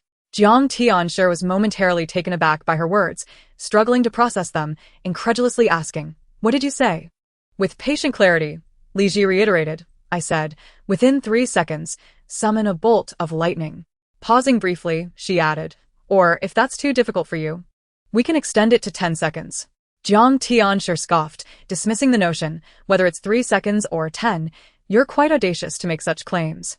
Li Xiaoyou. Even if given 20 seconds, he could not conjure lightning, for it was beyond his capabilities. Li Ji raised an elegant eyebrow. What? Just because Jiang Tianshi cannot do it, does that mean no one else can? Master Jiang, in his honesty, conceded, I truly cannot accomplish that. Perhaps you, my young friendly, could demonstrate it for us? He proposed a wager. If I manage to do it, you shall bestow upon me a huazi. Should I fail, I will grant you one instead. What do you think? Li Xin Kirat. Master Jiang was certain she couldn't possibly succeed. Summoning thunder within 3 seconds would require one to ascend to immortality. He was unsure of her pretense but nodded. Very well, should you achieve it, I will indeed grant you a huazi. Li Ji, seated in her wheelchair and livestreaming, deftly maneuvered her chair to the balcony, promptly adjusting her phone to capture the starry night sky. Perhaps you should verify the night sky for any discrepancies, lest you accuse me of employing some elaborate special effects. Master Jiang remarked, his cheek twitching slightly. I shall discern truth from illusion myself. I will not wrongfully accuse anyone. The night sky appears unblemished. Dearly, you may commence. He paused before adding, however, it would be prudent for you to reveal yourself as well, so all can witness how you summon the lightning. Very well, Li Ji acquiesced. I shall have someone assist me with the phone. Upon hearing this, Li Yanjing promptly set down his own phone, strode over, and took hers, stepping back to ensure her upper body was visible on camera. Li Ji turned her gaze towards the lens, then raised her hand to channel her spiritual energy, inscribing a symbol for thunder. Golden runes materialized in the air in an instant. With a flick of her wrist, the golden symbol rapidly expanded into the sky, and suddenly, the previously clear night sky was shrouded in dark clouds, accompanied by a rumbling thunder. Before the audience in the live stream could fully comprehend, a purple bolt of lightning pierced through the clouds and struck down in the blink of an eye. Li Ji snapped her fingers, and the ominous clouds swiftly dissipated, revealing a crescent moon and twinkling stars, as if the preceding events were but a fleeting illusion. What just transpired? It vanished in the blink of an eye. Wow. I've truly witnessed something extraordinary today. Master Li, I bow to you. Even special effects wouldn't dare to portray such a spectacle. Incredible. Master Li, do you accept disciples? If not, I'd gladly serve you as a dog. This is no ordinary master. This is a deity. I timed it. It was indeed within 3 seconds. Simply astounding. Li Ji pivoted her wheelchair and gestured to Li Yanjing, signaling him to return the phone. Recovering from his astonishment, approached and handed it back to her. Li Ji repositioned the camera to face herself, observing the other half of the screen, where Master Jiang appeared utterly dumbfounded, his fair chin slightly raised as he spoke. What do you think, Master Jiang? Do I possess some skill? Upon hearing her voice, Master Jiang jolted back to reality, his eyes betraying the shock and disbelief he struggled to conceal. Though he could not replicate her feat, he recognized the authenticity of the display. There was no room for deception. The initial act of inscribing the symbol alone was something even his ancestors could not achieve. Such a display required immense spiritual power. The disdain in Master Jiang's eyes for Li Ji transformed instantaneously into respect. Who are you? Li Ji raised an eyebrow. Me? I am merely a modest metaphysical streamer. She paused before continuing. Remember to send me that huazi later. I shall terminate this PK connection now. Without waiting for Master Jiang to respond, she severed the line. Simultaneously, both live streams erupted with excitement. The fans from Master Jiang's channel flocked to Li Ji's stream, subscribing eagerly, and those with purchasing power began showering her with various gifts. Likewise, Master Jiang, adhering to the wager, sent her a carnival gift. Li Ji beamed at the rising effects, expressing gratitude for the carnival from Master Jiang. Master Jiang replied, You flatter me. Please just call me Xiao Jiang. He continued, By the way, Master Li, do you accept disciples? Li Ji responded with a puzzled expression. Master Jiang persisted. What do you think of me? Though I may be a bit older, I am earnest and eager to learn, and I do possess some foundation. Li Ji Kugaliguli. I'm afraid I currently have no plans to take on disciples. Master Jiang replied, Please inform me when you are ready to accept disciples. Very well. Li Ji acknowledged politely, shifting the topic. The friend who sent me the first musical note. Please send me a connection request again. I seem to have lost you. Upon hearing this, the individual promptly sent a connection request, wishing to inquire about romantic destinies. After completing the divination, Li Ji bid farewell to her audience and ended the stream. As she prepared to exit the musical note app, she noticed Master Jiang had sent her a private message. Master Li, may I add you on WeChat? Li Ji did not decline, sure. After sending her WeChat ID, she exited the app. Setting her phone down, she looked up at Li Yanjing, who was gazing at her with sparkling eyes. What is it, my son? Li Yanjing approached, curiosity evident in his tone. How did you create that golden symbol floating in the air? Aren't symbols usually drawn on paper with cinnabar? Li Ji smiled, her porcelain-like face radiant. Do you wish to learn? Li Yanjing nodded eagerly. Can I really learn?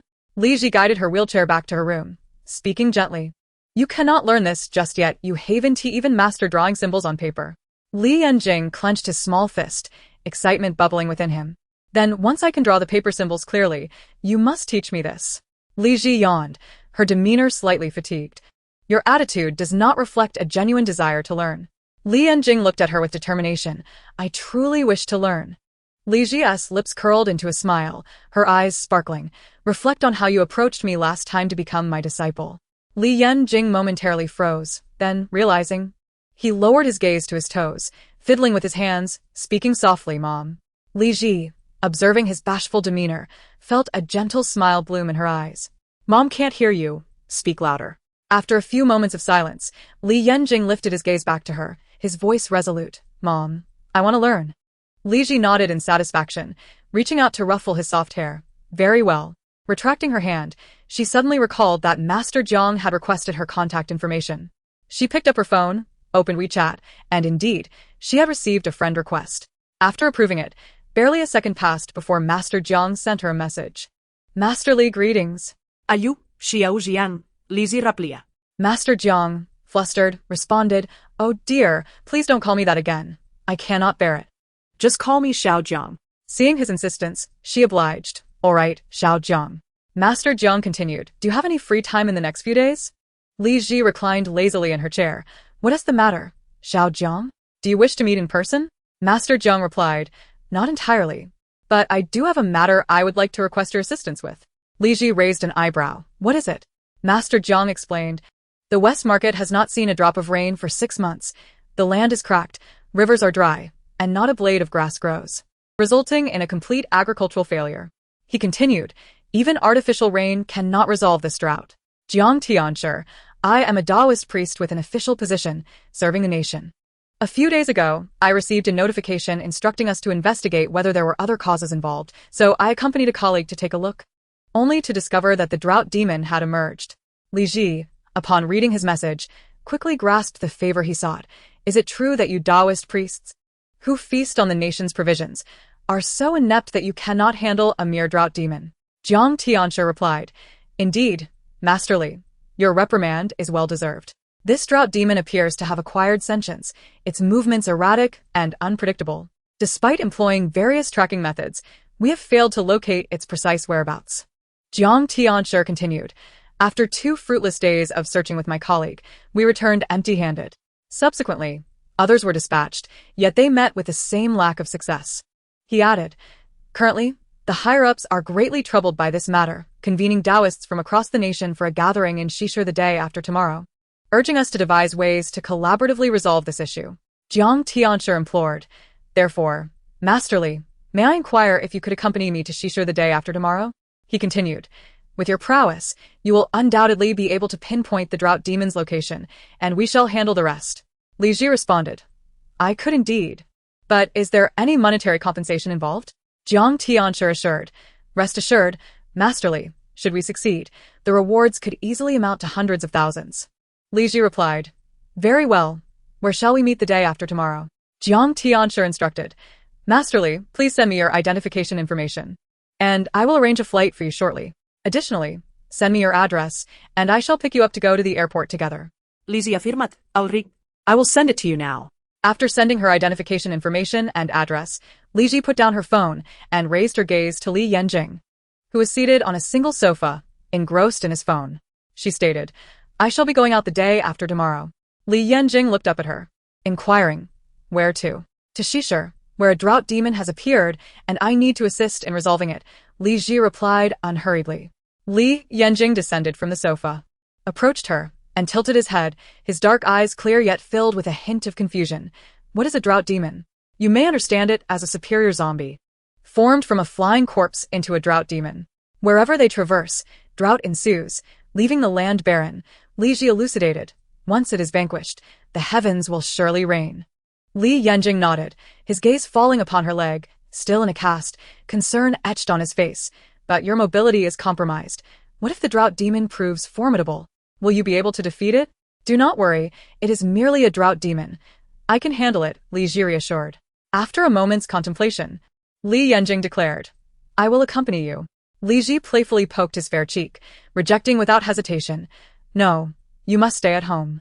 The situation there may be chaotic, and I may not be able to attend to you at all times. Li Yanjing pursed his lips and slowly said, I can take care of myself.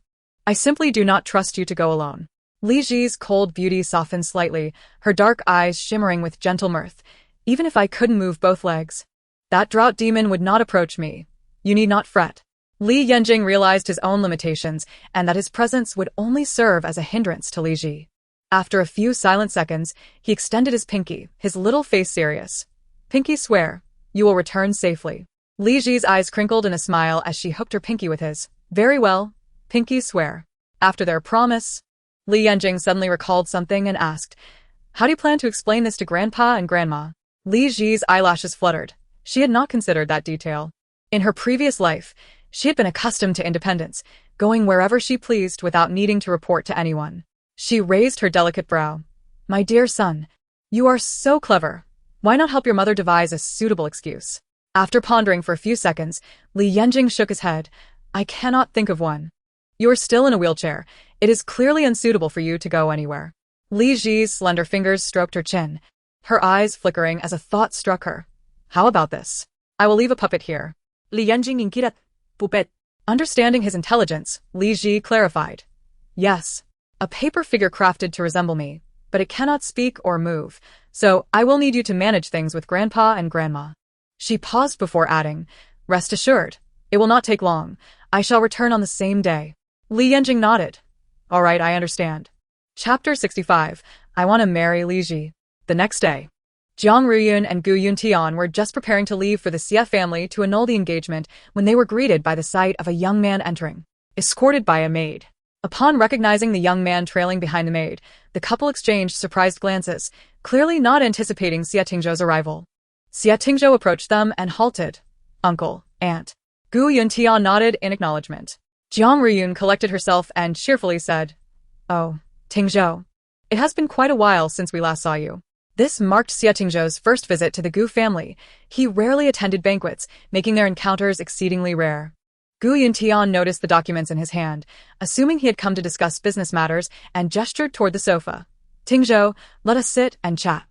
Xie Tingzhou nodded. Following him to the sofa, Jiang Ruyun signaled the maid to prepare tea, then joined them on the sofa. Without further ado, Xie Tingzhou stated his purpose. I have come today to discuss the annulment of our engagement. Gu Yuntian, momentarily taken aback, instinctively exchanged glances with Jiang Ruyun, astonished that both families sought to dissolve the engagement, coincidentally on the same day. Xie Tingzhou placed the documents on the coffee table, pushing them towards Gu Yuntian, and added, This is the transfer agreement for the land in Dongjiao. I know that you have always wanted it. This is our family's compensation for the annulment. Gu Yuntian cast his gaze towards the documents, his interest piqued. If that were the case, he could forego the need to personally visit the Xie family to propose the annulment while also acquiring the Dongjiao land, a most favorable outcome. However, if he pretended to be oblivious and accepted, his conscience would be troubled, as he too wished to annul the engagement. Gu Yuntian steadied himself and inquired, Tingzhou, what has transpired that you suddenly wish to break off the engagement? Indeed, Jiang Ruyun chimed in. Your mother mentioned just yesterday that she wanted to finalize this marriage. Why the sudden change today? Just as Xie Tingzhou was about to respond, he heard the maid greet someone, Miss, young master. He glanced casually in the direction of the voice, only to find himself utterly transfixed. Xie Tingzhou gazed at the figures of Li Ji and her son, his deep-set eyes brimming with astonishment. He had not expected to see them here. Miss, young master? Xie Tingzhou's brow furrowed slightly. Despite his intelligence, he could not fathom the situation. Did the Gu family not have only one young lady, Gu Yanran?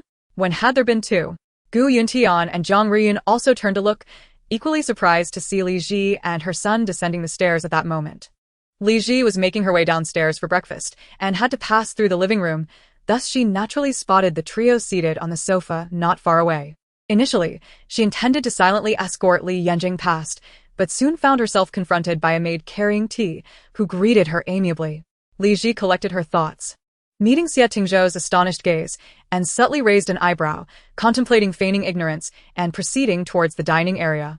However, before she could act, Xie Tingzhou inquired, "Uncle, aunt, who is this?" Gu Yuntian, who had initially planned to announce Li Ji's identity at a reunion banquet, felt compelled to introduce her in response to Xie Tingzhou's question.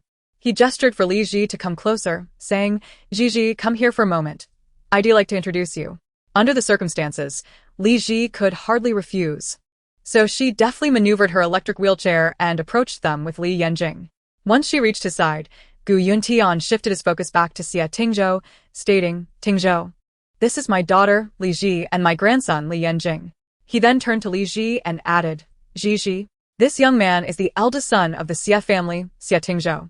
At that moment, Xie Tingzhou did not immediately consider the familial implications, questioning whether this was a recognition. Gu Yuntian shook his head, clarifying, "Li Ji is my biological daughter. She has been lost to us since childhood and was only recently found." Xie Tingzhou's eyes widened in surprise, which quickly faded as he recalled why Li Ji had suddenly inquired about her engagement with Pei Yuanji the other day. "So, is this engagement between me and her, or someone else?" After contemplating for a few moments, Gu Yuntian decided to reveal everything to avoid any unnecessary conflict. Ji was swapped at birth with Yanran in the hospital, hence this engagement is indeed yours with Ji. However, she has been married before and has a child. So under these circumstances, she cannot marry into the Xie family. He paused, glancing at Jiang Ruyun beside him, and continued, "Your aunt and I were just about to head to your home to discuss the annulment of the engagement when you unexpectedly arrived and mentioned the same topic, leading to a fortuitous alignment."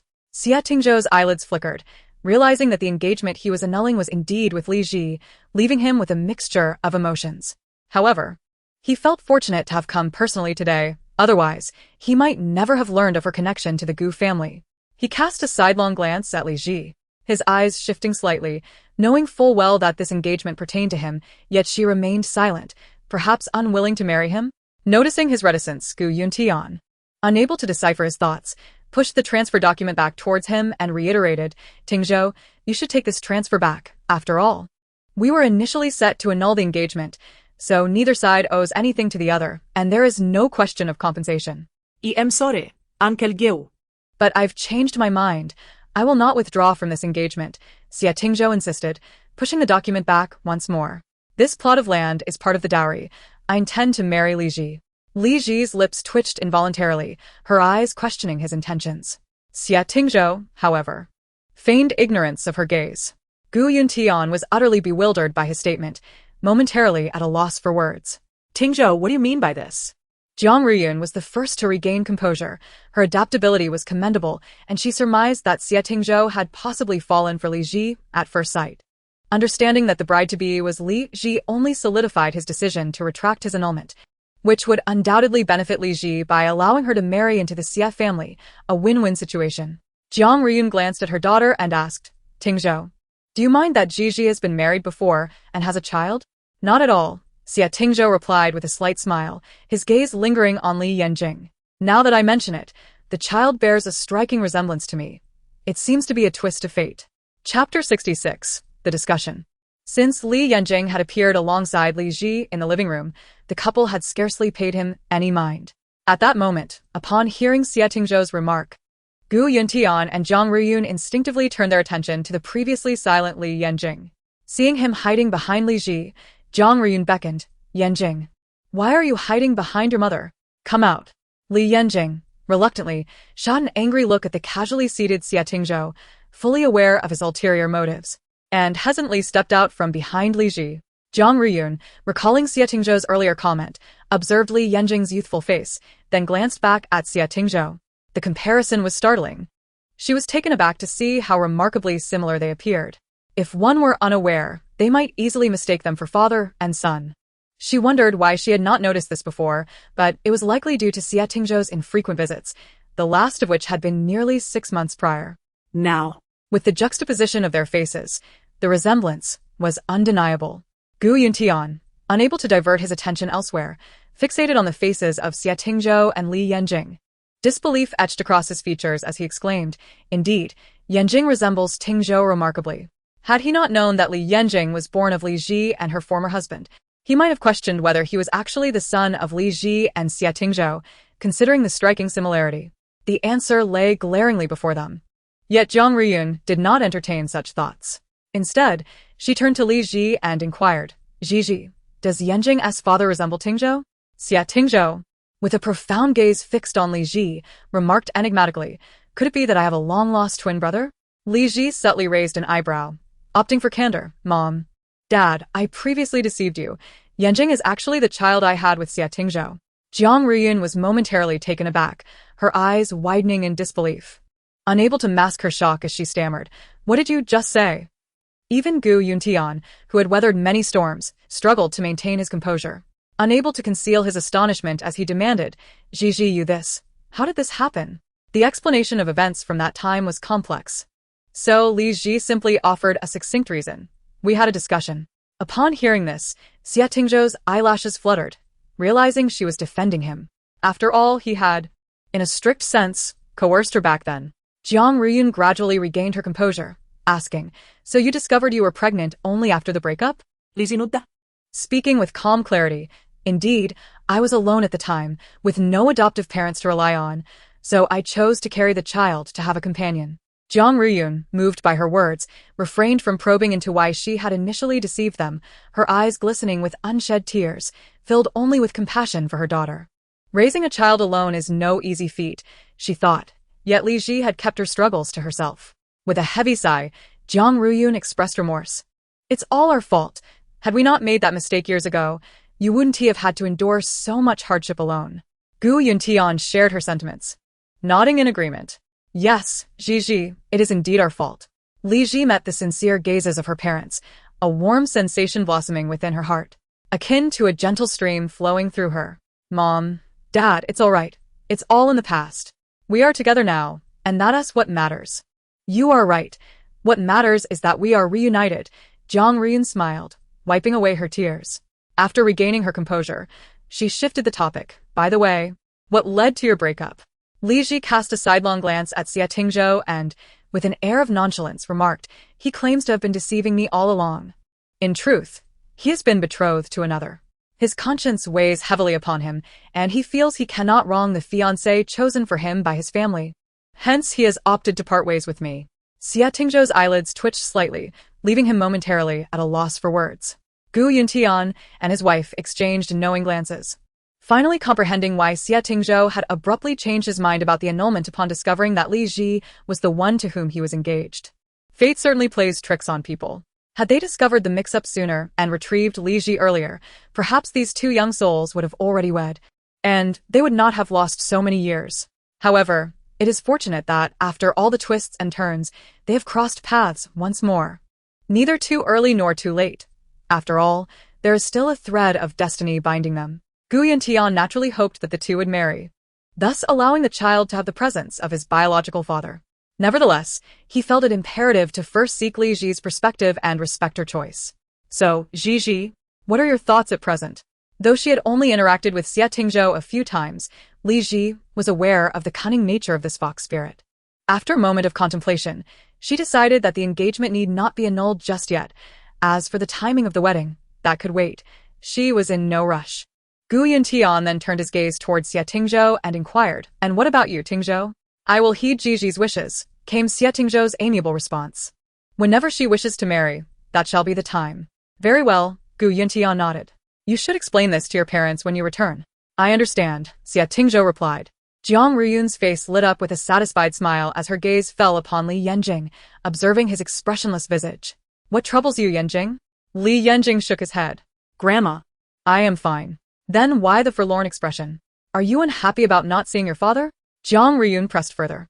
Li Yanjing discreetly glanced at Xia Tingzhou, pursed his lips, and insincerely replied, I am happy. Quickly call him Dad. You two should grow closer, Jiang Ruyun encouraged with a smile. Li Yanjing s'ayalashes flutara. And his fingers curled slightly at his side, remaining silent.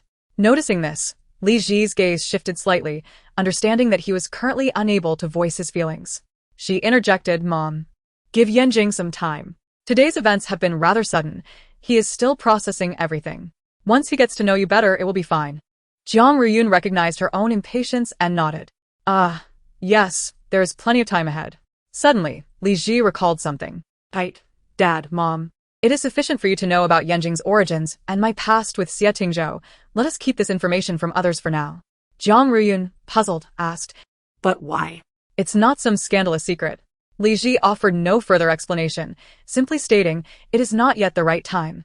Please trust my judgment. Chapter 67. It is time to experience paternal love. Naturally, Jiang Ruyun and Gu Yuntian acquiesced to her wishes, nodding in understanding. Dad, Mom, you carry on with your conversation. Yanjing and I have yet to eat breakfast, and I am feeling a bit hungry. We shall head to the dining hall, Li Ji added. Gu Yuntian slightly raised his chin. Very well, you may go. Li Ji acknowledged with a sound, her gaze briefly flitting over to Xia Tingzhou before she maneuvered her electric wheelchair, guiding Li Yanjing toward the dining area. In the dining hall, Li Yanjing observed Li Ji leisurely sipping her porridge and inquired, Why did you agree to postpone the annulment?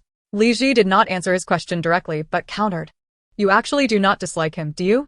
Li Yanjing lowered his gaze and tightened his grip on the chopsticks, remaining silent. Li Ji picked up a steamed bun and chewed thoughtfully before continuing. You know him well enough. Even if I wanted to annul the engagement, he would employ every means to prevent it. I find it troublesome to deal with. After all, it is merely an engagement and ultimately, the decision to marry rests with me.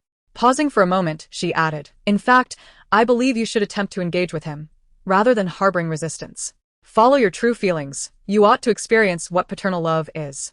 Li Yanjing's eyelashes trembled slightly as he absorbed her words, softly responding, I understand. Now, do not dwell on such matters. Let us eat, Li Ji encouraged. Li Yanjing complied, dutifully enjoying his meal.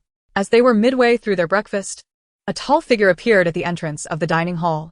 Li Yanjing, seated with his back to the door, noticed Li Ji's gaze shift and turned to see Xia Tingzhou approaching them. Li Yanjing's hand, gripping the chopsticks, instinctively tightened, and he averted his gaze, nonchalantly continuing to sip his porridge. Li Ji raised her beautiful brows, as if nothing had transpired in the living room moments before. What brings you here? Looking to join us for breakfast? Xia Tingzhou approached, effortlessly pulling out a chair and settling beside Li Ji. A slight smirk playing on his lips as he spoke in a low, languid tone. Is there enough for me? Of course there is, Li Ji replied. Xia Tingzhou glanced at the seated Li Yanjing, leisurely stating, I won't be eating today. I simply came to see you. What of my parents? Li Ji asked. Aren't you supposed to be conversing with them? They inquired if I had eaten breakfast, and if not, they wished for me to join you, Xia Tingzhou explained. Li Ji understood that her parents intended for him to bond more with Li Yanjing and herself. She slowly redirected her attention, continuing to eat, and remarked, Very well. If you're not eating, then just watch us. Xia Tingzhou remained silent, quietly observing her for a moment before speaking with a hint of melancholy in his voice. Why did you not tell them the truth? Li Ji cast him a sidelong glance. What truth? The events from 5 years ago, Xia Tingzhou replied. Li Ji finished her last bite of bun and found no need to elaborate, explaining would only complicate matters, for it had been an accident. Xia Tingzhou subtly raised an eyebrow, feeling a twinge of disappointment. He had misread the situation, thinking she was trying to protect him from the mistakes of his past. Li Ji took a sip of her porridge, a playful smile gracing her lips. What did you think it was? Nothing. Xia Tingzhou paused, suddenly recalling something, and asked, Why do you not inquire why I changed my mind about the annulment? Li Ji's voice was calm and clear. What is there to ask? You simply wish to marry me. Xia Tingzhou's piercing gaze shifted momentarily, and he acknowledged with a simple, choosing not to elaborate further. Meanwhile, Zhang Ma inadvertently overheard that the eldest son of the Xia family had come to annul the engagement. She rushed upstairs to the door of Gu Yanran's room. She contemplated knocking to wake her, but then remembered that Gu Yanran often woke in a foul mood, so she opted to wait outside instead. After an uncertain amount of time, a noise finally came from within, and the door swung open. Gu Yanran was startled to see someone standing at her door. Having been told she resembled Zhang Ma, she had developed a strong dislike for her and was not inclined to offer a warm reception. With a furrowed brow, she coldly inquired, "What are you doing standing at my door so early?" Zhang Ma clasped her hands in front of her, slightly bowing her head in respect, and replied, "Miss, I have something to discuss with you." Upon hearing the honorific Miss, Gu Yanran's expression softened slightly. Acknowledging her understanding, she lifted her chin haughtily and asked, "What is it?" Zhang Ma raised her head and said, "Young Master Xia has arrived. I heard him say he is here to annul the engagement." Gu Yanran paused, momentarily stunned, before processing the information with surprise. "You did not mishear?" Zhang Kema nodded, stating that it was indeed Xia Xiao who personally announced the intention to break off the engagement. Had this occurred previously, Gu Yanran would have felt a surge of anxiety upon hearing such news. However, with Gu Yuntian and Jiang Ruyun having already resolved to approach the Xia family today to discuss the dissolution of the engagement, her aspirations to marry into the Xia family had evidently become a distant dream. What puzzled her was why Xia Tingzhou had previously shown no inclination to break the engagement, only to suddenly decide to do so now. The timing of these events seemed rather fortuitous. "Is he still here?" Gu Yanran inquired. Zhang Ma shook her head. "I cannot say. Upon hearing this matter, I rushed up here to await your awakening and deliver the news to you first." Gu Yanran scrutinized her, a flicker of emotion in her eyes. "Zhang Ma, have you perhaps mistaken me? I am no longer the young lady of the Gu family." Zhang Ma expressed her unwavering allegiance with a smile, saying, "Miss Yanran, I have watched you grow since childhood. To me, you remain the young lady of the Gu family. What is Li Ji in comparison?" Initially, Gu Yanran had contemplated dismissing Zhang Ma, but realizing that she still had someone on her side at home, she suddenly saw the potential in Zhang Ma. After all, Zhang Ma was a long-standing member of the Gu household and wielded considerable influence among the various servants. Now that she had lost the opportunity to marry into the Xia family, she needed to solidify her standing within the Gu family and find a way to oust Li Ji and her child, ensuring that she remained the sole young lady of the Gu household. Gu Yanran composed herself and queried, "Will you assist me in whatever I ask?" "Miss, whatever you wish for, just command me, and I shall see it through," Zhang Ma replied. "From now on, keep a vigilant watch over Li Ji and her child. Notify me immediately if they exhibit any unusual behavior," Gu Yanran instructed. Zhang Ma nodded in agreement. "Rest assured, miss, I will keep a close eye on them." A satisfied smile graced Gu Yanran's lips as she turned, striding down the stairs. Upon reaching the living room downstairs, she found only Jiang Ruyun and Gu Yuntian seated on the sofa. Gu Yanran assumed that Xia Tingzhou had already taken his leave, and a fleeting sense of disappointment washed over her at the thought of not being able to see him again after such a long time. Just as she was about to approach, she overheard Jiang Ruyun remark, "This truly is a joyous occasion for all. The Xia family will surely be pleased upon hearing this news. I now hope that Ji and he can marry soon." Gu Yuntian sipped his tea and nodded in agreement. Jiang Ruyun appeared ready to continue speaking when her gaze inadvertently fell upon Gu Yanran, and she gently asked, Yanran, what are you doing standing there?" Gu Yanran smiled and walked over. "I was just about to join you." Pausing, she recalled Jiang Ruyun's words, still unclear about their meaning, and asked, "Mother, what were you just saying? What joyous occasion? And what will the Xia family be happy about? Who are you hoping my sister will marry?" Jiang Ruyun, recalling that they had decided to keep Li Ji's child's parentage under wraps for now to sever any lingering feelings Gu Yanran had for Xia Tingzhou, smiled and explained, "It's that your brother Tingzhou intends to marry your sister." Gu Yanran froze for a moment, her eyes widening in disbelief, as a surge of incredulity washed over her. She instinctively blurted, "Brother Tingzhou is here to break off the engagement, isn't he?" "Jiang Ruyun was taken aback. "How do you know about this? Didn't you just come down?" Gu Yanran's gaze darted momentarily. "Oh, I happened to run into Zhang Ma on my way down. She mentioned it to me." Jiang Ruyun nodded. "I see." They hadn't asked the servants to leave when they began their discussion, so it was only natural that someone might overhear. Primarily, they had not anticipated that Xia Tingzhou would come to terminate the engagement, and thus had not considered the implications. Gu Yanran felt a rush of anxiety as the situation unfolded in a manner she had not foreseen. "Father, mother, what on earth is going on?" Ji had just come down as well, and we allowed them to meet. Upon learning that the engagement was with Ji, Tingzhou suddenly changed his mind and no longer wishes to break it off, Jiang Ruyun succinctly explained. Gu Yanran bit her lip.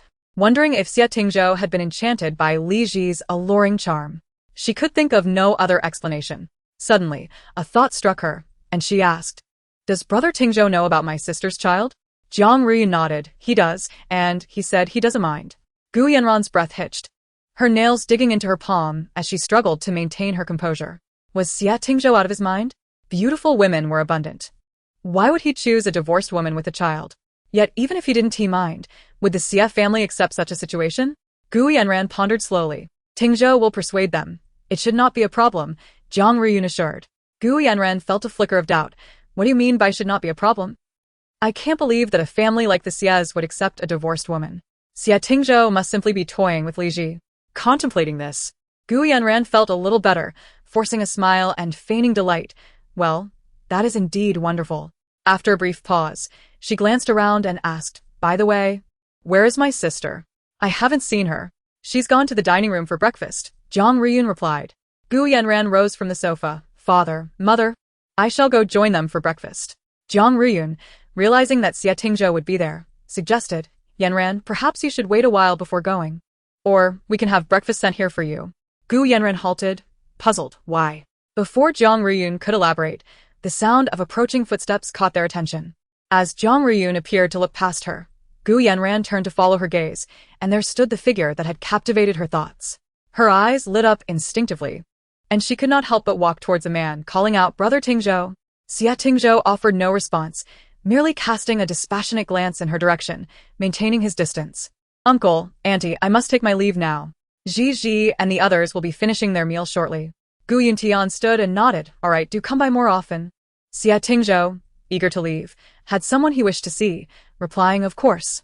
As Gu Yanran watched him depart, her fleeting joy was extinguished in an instant.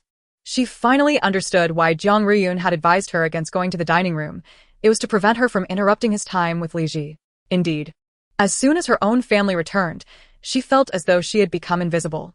Taking a deep breath, Gu Yanran suppressed the surging anger within her and turned away, feigning nonchalance. "Mother, may I now go to the dining room for breakfast?"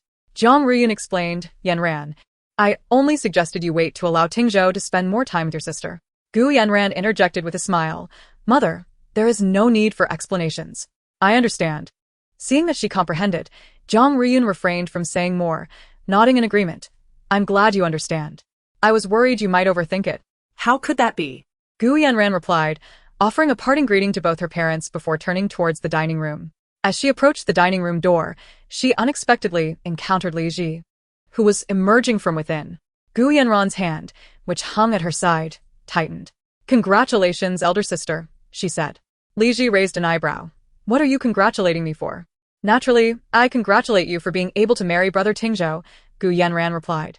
Li Ji smiled slightly. "Rest assured, I won't forget to invite you to the wedding banquet." Gu Yanran's eyelids flickered as she regarded her with an expression of smug provocation. Unable to maintain her composure any longer, she scoffed and cast a glance at Li Yanjing, who stood beside her, her lips curling into a sneer. "Sister, you cannot possibly believe that the Xie family would allow you to enter their household, can you?" "Why not?" Lisi returta la Isureli.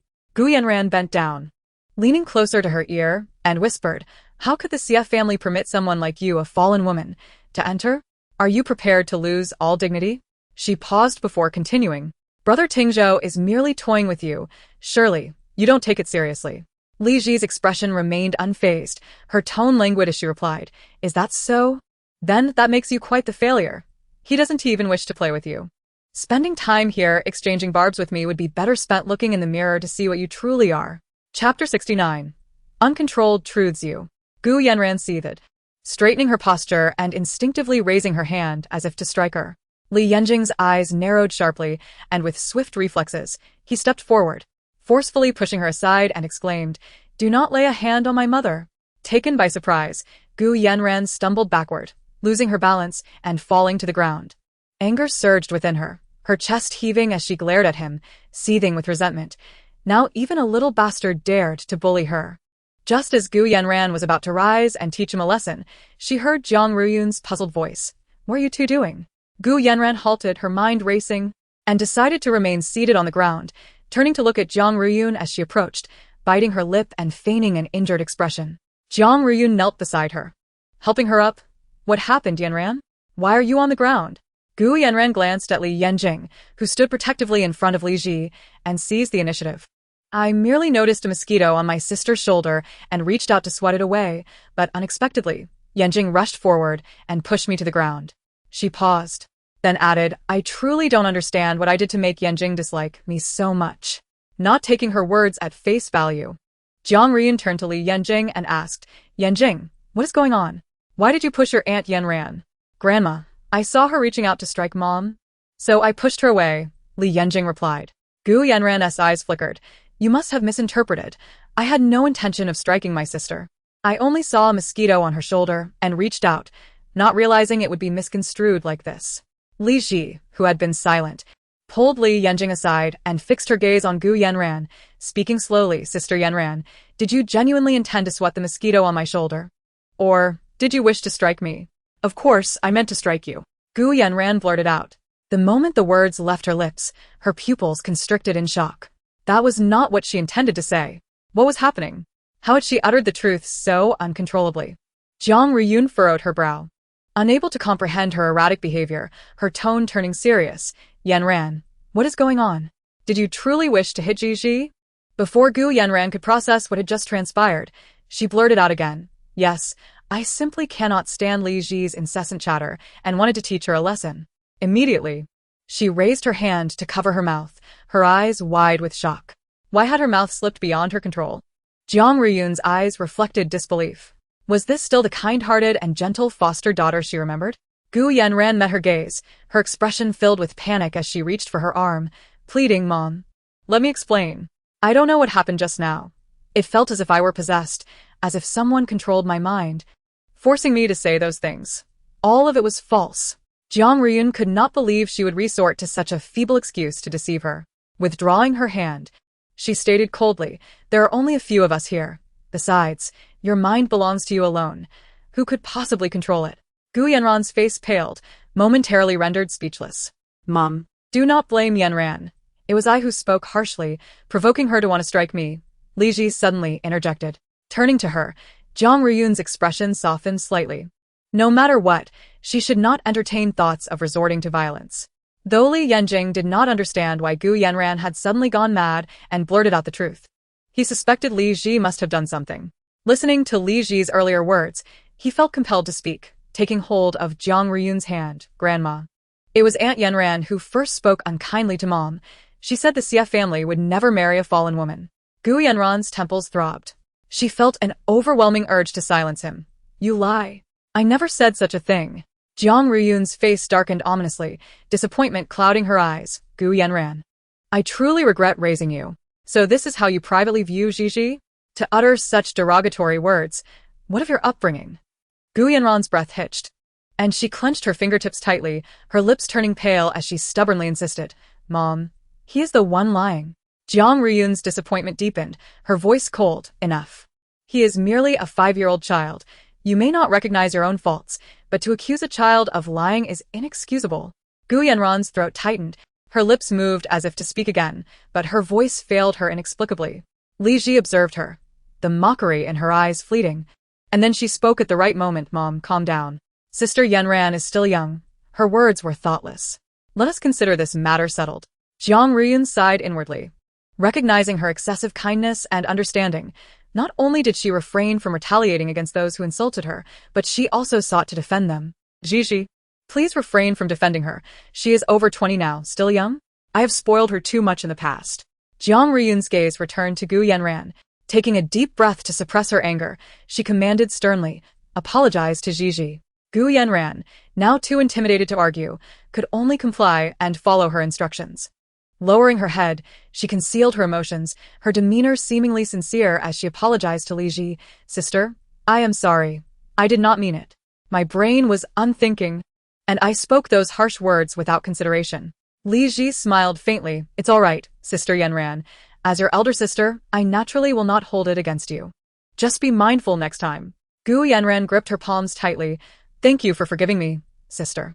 Forgiveness is one thing, Jiang Riyun interjected. But from today onward, you are to remain at home and reflect on your actions. Without my permission, you are not to go anywhere.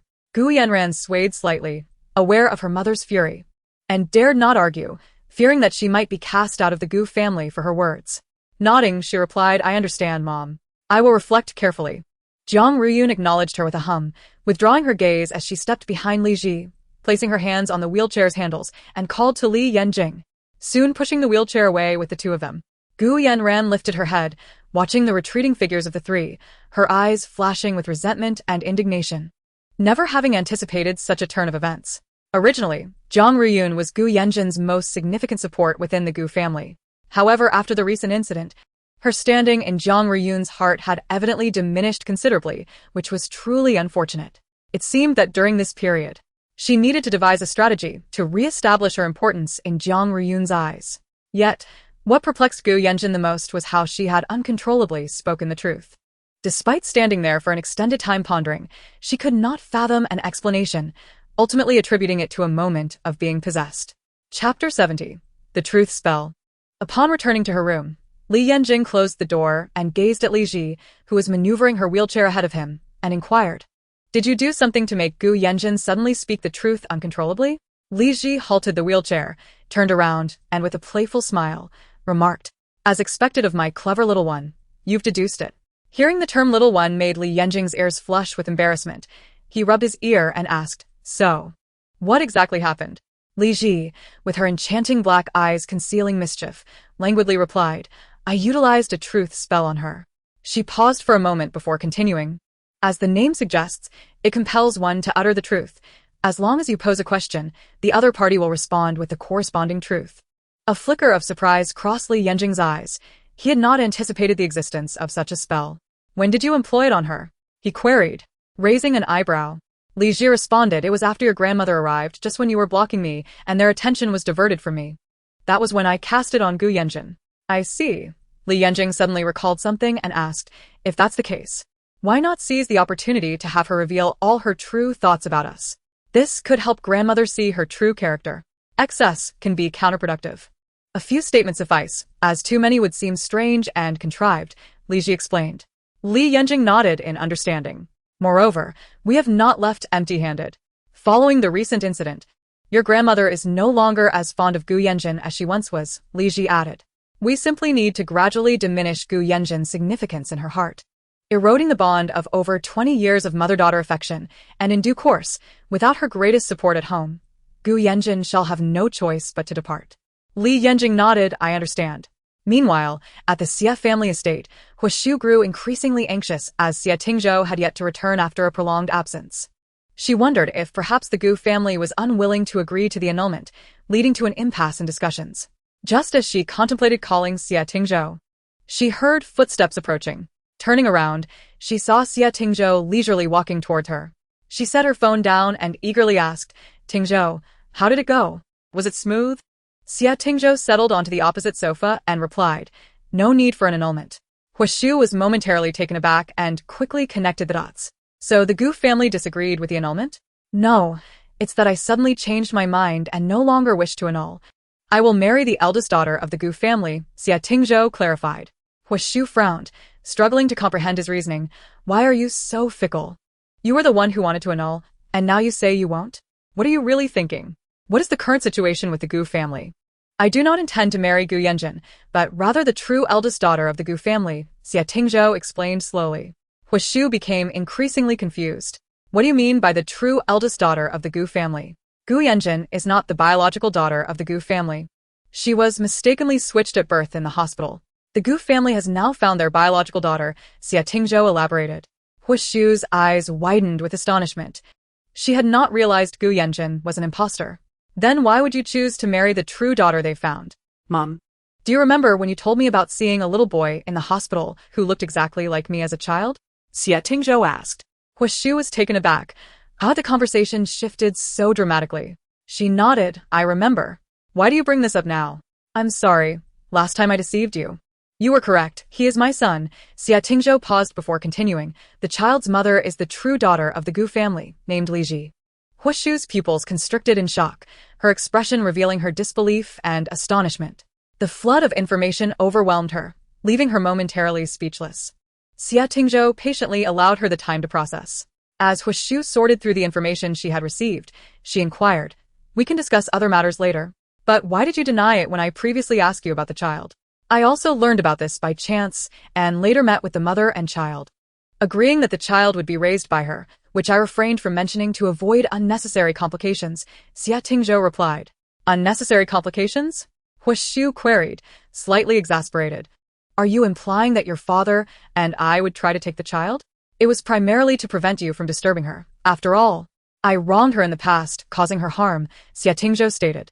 "Thus, I acquiesced to all her requests, including her keeping the child." "What happened back then? How did you come to know the child's mother?"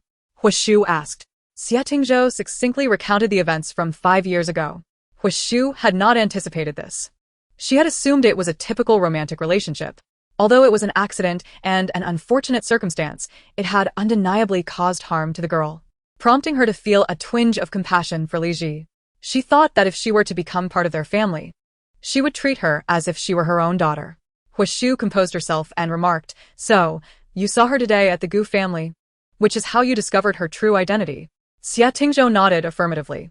Now that Huishu had finally pieced together the entire story, she smiled and said, "Setting aside everything else, you two seem quite fated, don't you think? Who would have imagined you already had a marriage contract? It seems the heavens intend for you to be together." Xia Tingzhou raised an eyebrow but did not refute her, simply responding with a non-committal Huishu asked, "Have you clarified everything with the Gu family?" "I have," Xia Tingzhou confirmed. "That's wonderful. This is truly a joyous occasion. Now we have a grandson, and you can proceed with your marriage smoothly. We can strengthen our ties with the Gu family," Huishu beamed. Xia Tingzhou's gaze shifted slightly. "Marriage isn't so imminent. It depends on her wishes." Huishu waved her hand dismissively. "No rush. I'm not impatient. As long as the marriage contract remains intact, there's no concern about annulment." She paused, suddenly recalling something, her expression growing animated as she asked, "Can I visit my future daughter-in-law and grandson tomorrow?" "Let us wait a bit. If you rush to see her now, I fear it may put her under pressure," Xia Tingzhou replied. "If you wish to meet the child, I can message her now to discuss it, and tomorrow I can bring him here." Huishu nodded in agreement. "Sounds good. I will follow your arrangements." Chapter 71. Departing to the West Market. Xia Tingzhou averted his gaze, pulled out his phone, opened WeChat, and accessed his chat with Li Ji. His slender fingers tapped the screen with a measured pace as he sent her a message. "My mom wishes to see the child. If convenient, may I come to pick him up tomorrow to meet my parents?" Li Ji replied, "Let us do it the day after tomorrow. Tomorrow isn't convenient. Additionally, I need to ask his opinion. If he doesn't wish to meet, then it's fine." Xia Tingzhou responded, "All right, please ask him." In less than a minute, Li Ji replied with a message. "He agrees. You can come to pick him up the day after tomorrow." Xia Tingzhou responded, "All right. Are you going out to have fun tomorrow?" Li Ji replied, "Yes." Xia Tingzhou inquired, "Where are you going? I can accompany you." Lisiraplia. "No need. Just a casual stroll. Just come to pick him up the day after tomorrow." Xia Tingzhou raised an eyebrow, but chose not to elaborate further, simply saying, "Okay." He tucked away his phone, lifted his gaze back to the opposite side where Huishu sat, and said, "It's settled. I will pick him up the day after tomorrow."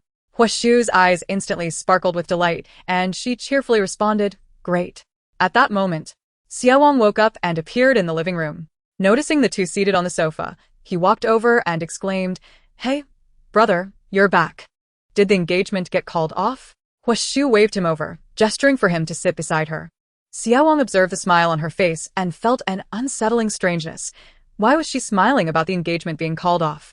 He glanced at Xia Tingzhou, suddenly feeling a tightness in his chest as an ominous thought crossed his mind. Could it be that the Gu family did not agree to the annulment, and his brother was pushing him forward to marry the Gu family as young lady? Huishu's smile remained unwavering as she questioned, "Why are you just standing there? Looking dazed?" Xiaowang rubbed his nose and cleared his throat, slowly asking, Mom, what are you laughing about? It's making me a bit uneasy. What's the status on the engagement?" "No need to annul it," Huishu began, but Xiaowang interrupted, exclaiming, "I don't want to marry that Gu family young lady." Huishu furrowed her brows. "What are you talking about? Who said anything about you marrying the Gu family young lady?" Xiaowang paused, realizing he had misunderstood, and awkwardly replied, "Didn't you say there's no need to annul it? That has nothing to do with you. It's your brother who will marry the Gu family young lady," Huishu clarified. "Huh? A flicker of astonishment crossed Xia Wang's eyes as he turned to Xia Tingzhou, asking, "Brother, you're getting married again?" Yoshua interjected, a Wang. "You'll be an uncle soon, you know?" What? Xia Wang was left utterly bewildered, pointing at himself. "I'm going to be an uncle?" Huishu nodded, recounting the events that transpired with Xia Tingzhou and the Gu family. Upon hearing this, Xia Wang's eyes widened in disbelief, his jaw nearly dropping. He could hardly fathom such a dramatic turn of events involving his brother. "My brother has a 5-year-old son, and the mother is the true daughter that the Gu family retrieved." "Exactly," Huishu confirmed. Xia Wang's expression was one of incredulity. "No way. What a coincidence." After a moment's pause, he suddenly turned to Xia Tingzhou and asked, "Hey, brother, how did you meet sister-in-law? I didn't expect you to make such a decisive move." Xia Tingzhou raised an eyebrow slightly, nonchalantly replying, "Speaking of which, I must thank you for that drink 5 years ago."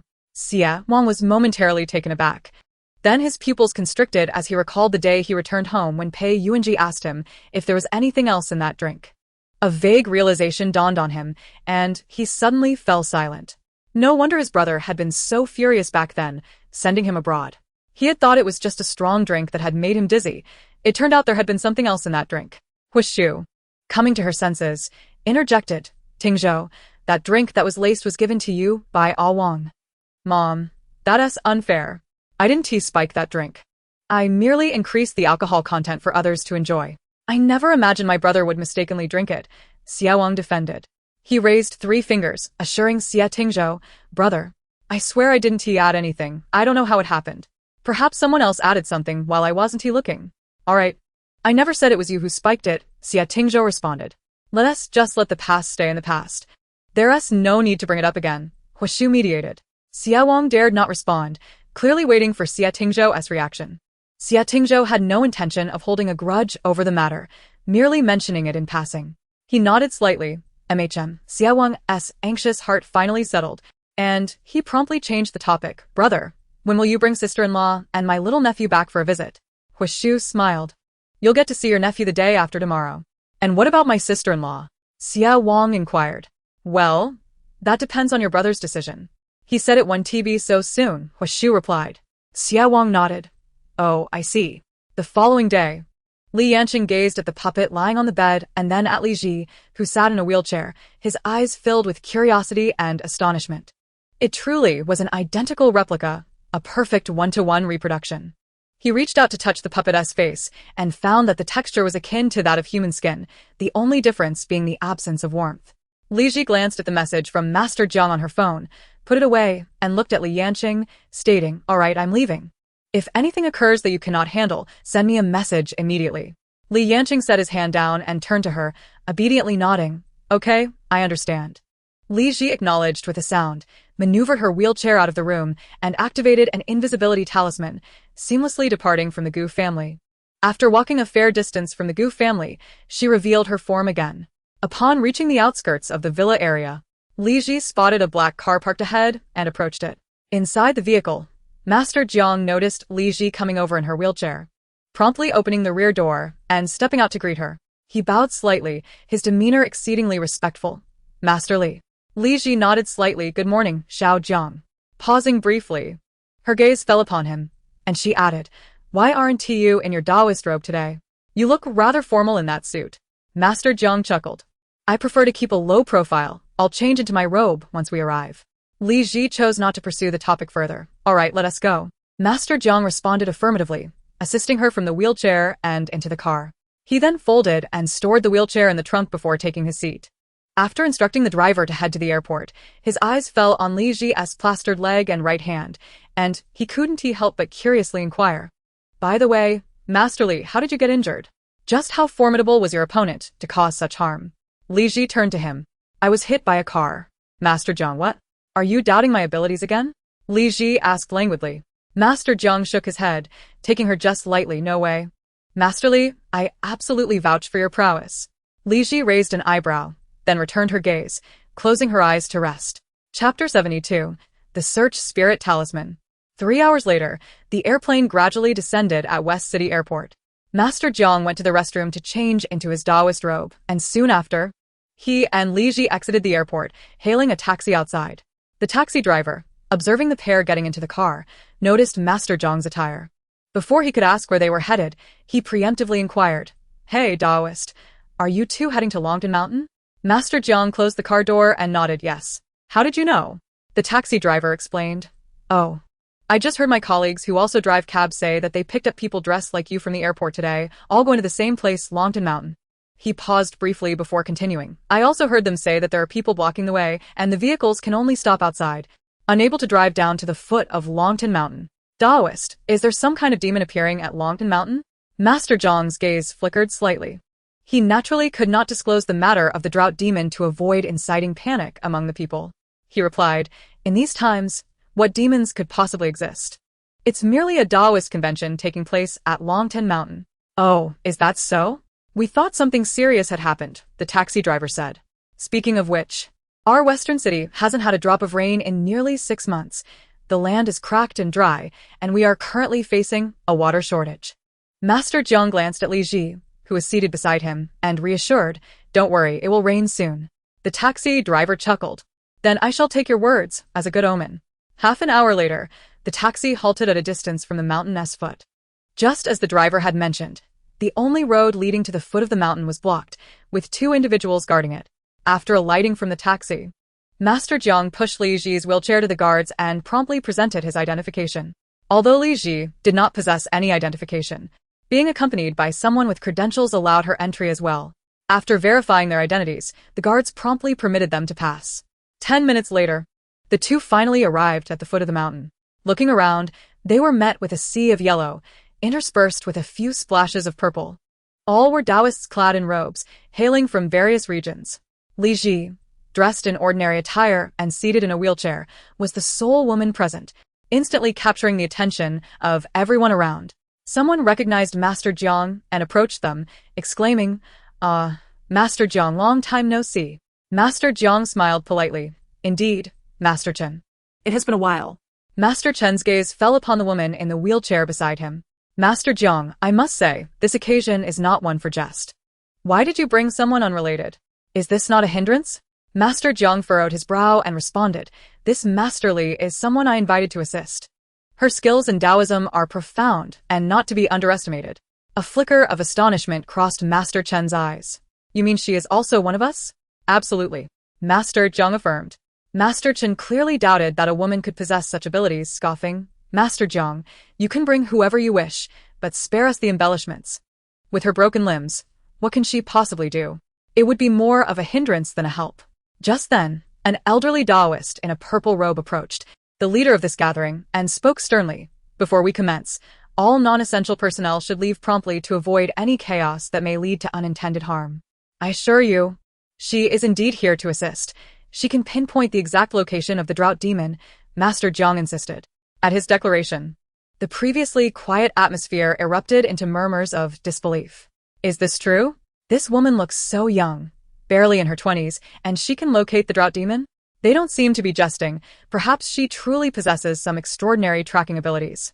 If she can indeed locate the drought demon, we might finish our work early today." Master Chen sneered, "Master Zhang, I must say, there's a limit to jesting. We have so many Taoists here who have cultivated for decades, yet none have been able to locate the drought demon. How can you expect us to believe that this inexperienced girl can do so?" Faced with the skeptical gazes of the crowd, Master Zhang felt the pressure mounting. He turned to Li Ji and whispered, "Master Li, perhaps you could demonstrate your abilities to them?" Li Ji responded with a nonchalant hum, lazily lifting her eyelids to scan the Taoists present. Finally locking her gaze on Master Chen. With a depth of conviction, she said, "I presume Master Chen is quite affluent. How about we make a wager?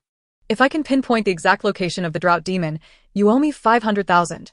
If I cannot, I will pay you 1 million. Master Chen frowned, momentarily taken aback by her confident demeanor, a flicker of doubt crossing his mind.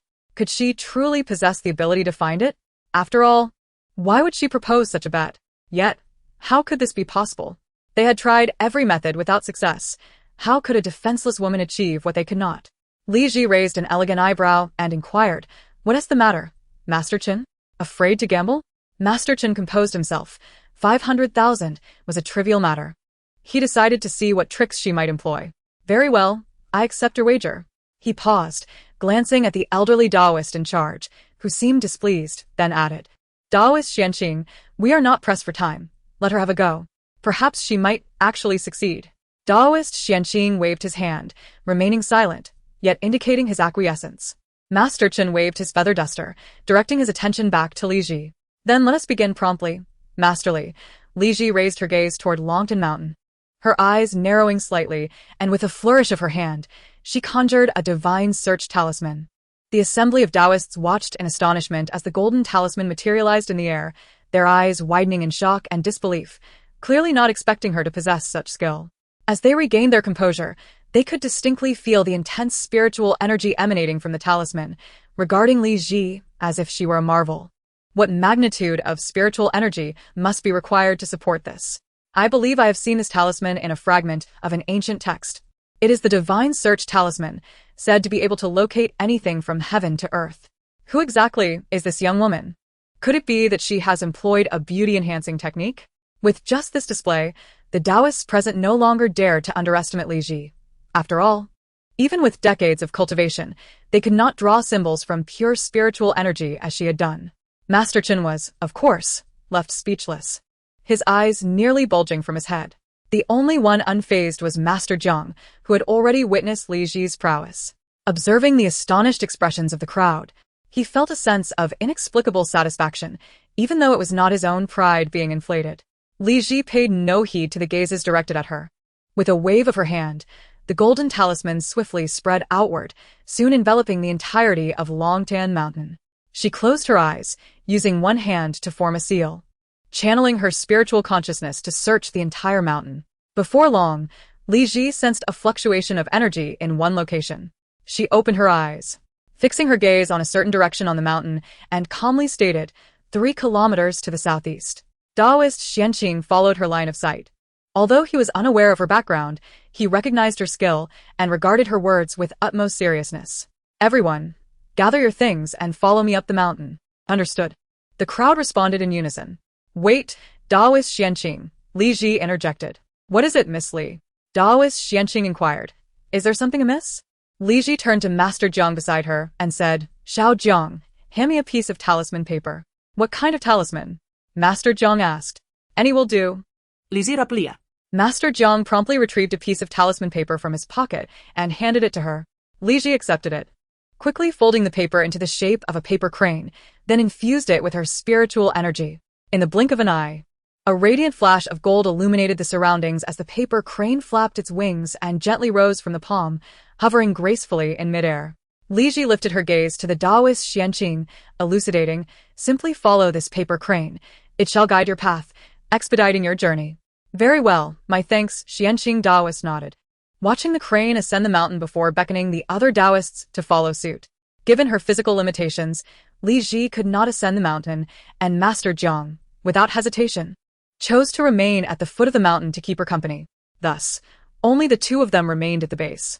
Master Jiang cast a glance at the figures climbing the mountain, quickly returning his focus to Li Ji, admiration and reverence evident in his eyes. Master Li, your prowess is indeed remarkable. With but a single gesture, you have identified the precise location of the drought demon. After a brief pause, he continued, I overheard someone mention that the talisman you drew is called the Spirit Search Talisman. He was only familiar with the Soul Search Talisman, employed to locate a person's 3 souls and 6 spirits, yet this Spirit Search Talisman was a novel concept to him. Li Ji nodded affirmatively. Indeed, it can locate anything, from the heavens to the earth. Master Jiang stroked his beard thoughtfully and cleared his throat. Master Li, may I learn this Spirit Search Talisman from you? Li Ji did not refuse. Certainly, however, your spiritual power is rather insufficient. While you may not achieve the utmost effect as I do, it would suffice for your needs, though a tuition fee is required. Master Jiang's eyes brightened, and with a flourish of his hand, he exclaimed, Masterly, the matter of tuition is no obstacle, as long as you are willing to teach me. Li Ji replied, Very well, we shall discuss this further once the current affairs are settled. Agreed. Master Jiang responded enthusiastically. Soon, a sound akin to a beast's roar echoed from the mountain. Master Jiang's pupils constricted as he gazed toward the source of the sound, realization dawning upon him. Li Ji raised an eyebrow, her eyes drawn to the suddenly overcast sky, which had obscured the sun, casting a shadow over the land, accompanied by distant rumblings of thunder. Master Jiang, attuned to the ominous change, calculated swiftly, his expression turning grave. Could it be that the drought demon has evolved again? Li Ji narrowed her eyes, slightly. This drought demon is no simple creature. It has cultivated its intelligence through the absorption of the essence of the sun and moon, and is nearing its transformation into a spiritual entity. Daoist Xianqing and the others are no match for it. Master Zhang's countenance shifted dramatically, hearing the cacophony of magical combat echoing from the mountain, panic gripping him. What now? Will they be safe? Li Ji shook her head. It may inflict severe injuries upon them, but it will not take their lives. If it were to shed blood, it would not withstand the heavenly tribulation required to transform. She paused, glancing at the ominous sky moreover. Did you not hear the thunder? Coincidentally, its tribulation is imminent, necessitating a solitary location for its trial. Thus it will not engage in a fierce confrontation with Daoist Xianqing and the others. It likely ventured here to cultivate in Dragon Pool Mountain while awaiting its transformation. No sooner had she spoken than a crimson figure shot forth from the mountain, seemingly attempting to escape. As it approached, the temperature around them rose sharply. Master Zhang's gaze sharpened, and just as it came within mere meters, he discerned the figure's form. It was the drought demon, a humanoid engulfed in flames. The drought demon, recognizing Master Zhang's Daoist robes, understood they were part of the group attempting to capture it. However, it had no desire to linger, swiftly altering its course to flee in another direction. Li Ji arched an eyebrow, promptly raising her hand to draw a talisman, then with a flourish, sent the golden script hurtling toward the escaping drought demon. The demon furrowed its brow, preparing to evade, only to discover that the talisman's speed surpassed its own, striking it directly. Upon impact, the script transformed into golden threads, ensnaring its form and rendering it immobile. The flames engulfing the drought demon extinguished, and it plummeted to the ground with a resounding crash. Master Zhang stood before this spectacle, mouth agape, astonished that the combined efforts of many on the mountain had failed to capture the drought demon. Yet Li Ji had effortlessly brought it down with a mere flick of her wrist. It was unfathomable to think what devastation she could unleash if she were to exert her full strength. Absolutely formidable. Li Ji raised her hand once more, and the drought demon, bound by golden threads, slowly rose from the crater it had created and drifted toward her, finally resting gently at her feet. Without the flames obscuring its visage, the demon's appearance was fully revealed, naked, with crimson skin and blackened scabs, devoid of a face or discernible gender. It was a mere humanoid form. As the thunder grew increasingly ominous, Li Ji turned to Master Zhang, stating, "I shall take it away from here. You must manage the situation with Daoist Xianqing, informing him that the drought demon has fled, and I will pursue it." With that, she drew a teleportation talisman, vanishing from sight along with the drought demon, leaving Master Zhang in a state of bewilderment. Chapter 74. Do you wish to follow me? Barely had Li Ji departed when Daoist Xianqing returned to the foot of the mountain with his companions, all bearing varying degrees of injury, appearing quite disheveled. As the drought demon retreated, the ominous clouds began to disperse, revealing the sun that had been obscured, and the thunder ceased. The sky brightened once more. However, upon closer inspection, the clouds were not dissipating but rather converging toward a specific direction. Preoccupied with thoughts of the fleeing drought demon, Daoist Xianqing failed to notice this shift. Noticing only Master Zhang remaining, he inquired, "Where is Miss Li?" After a brief pause, he added, "By the way, did you see the drought demon? It just flew out from the mountain, likely heading this way." Master Zhang recollected himself, recalling Li Ji's instructions, and nodded, responding, "I did see it. Master Li has gone after the drought demon and instructed me to inform you." "What?" Daoist Xianqing faltered momentarily, then frowned. "What madness is this? How could you allow her to pursue it alone? You know her mobility is limited. The drought demon is formidable and poses a significant danger. We are no match for it, and to let her chase it alone is to place her in peril." Master Zhang's gaze flickered, and he shrugged helplessly. "I couldn't restrain her. Before I could react, she had already vanished." "Which direction did they head?" Daoist Xianqing pressed. Master Zhang gestured vaguely, "That way." Daoist Xianqing's expression hardened. Though they could not defeat the drought demon, he could not abandon Li Ji. He turned to the others, issuing orders. "Some of you come with me to search for her, while the rest remain here to guard against the drought demon's return. In any case, maintain communication via the sound transmission talismans." The group acknowledged his commands and promptly set about their tasks. Master Zhang chose not to follow. He needed to remain here and await Li Ji's return, uncertain of her current situation. Meanwhile, Li Ji had transported the drought demon several kilometers away from Dragon Pool Mountain to an unnamed mountain. She set the demon down, snapping her fingers to release the golden threads binding it, and then established a barrier around them to prevent any disturbances from the impending thunder tribulation. The drought demon, regaining its ability to move, instinctively rose to flee, but was swiftly repelled back by the transparent barrier. It rose once more from the ground, turning to face Li Ji, tilting its head as if sensing her lack of malice. Although it had awakened its intelligence, it had yet to transcend into human form, thus unable to articulate speech. It could only gesture, inquiring how it might be spared.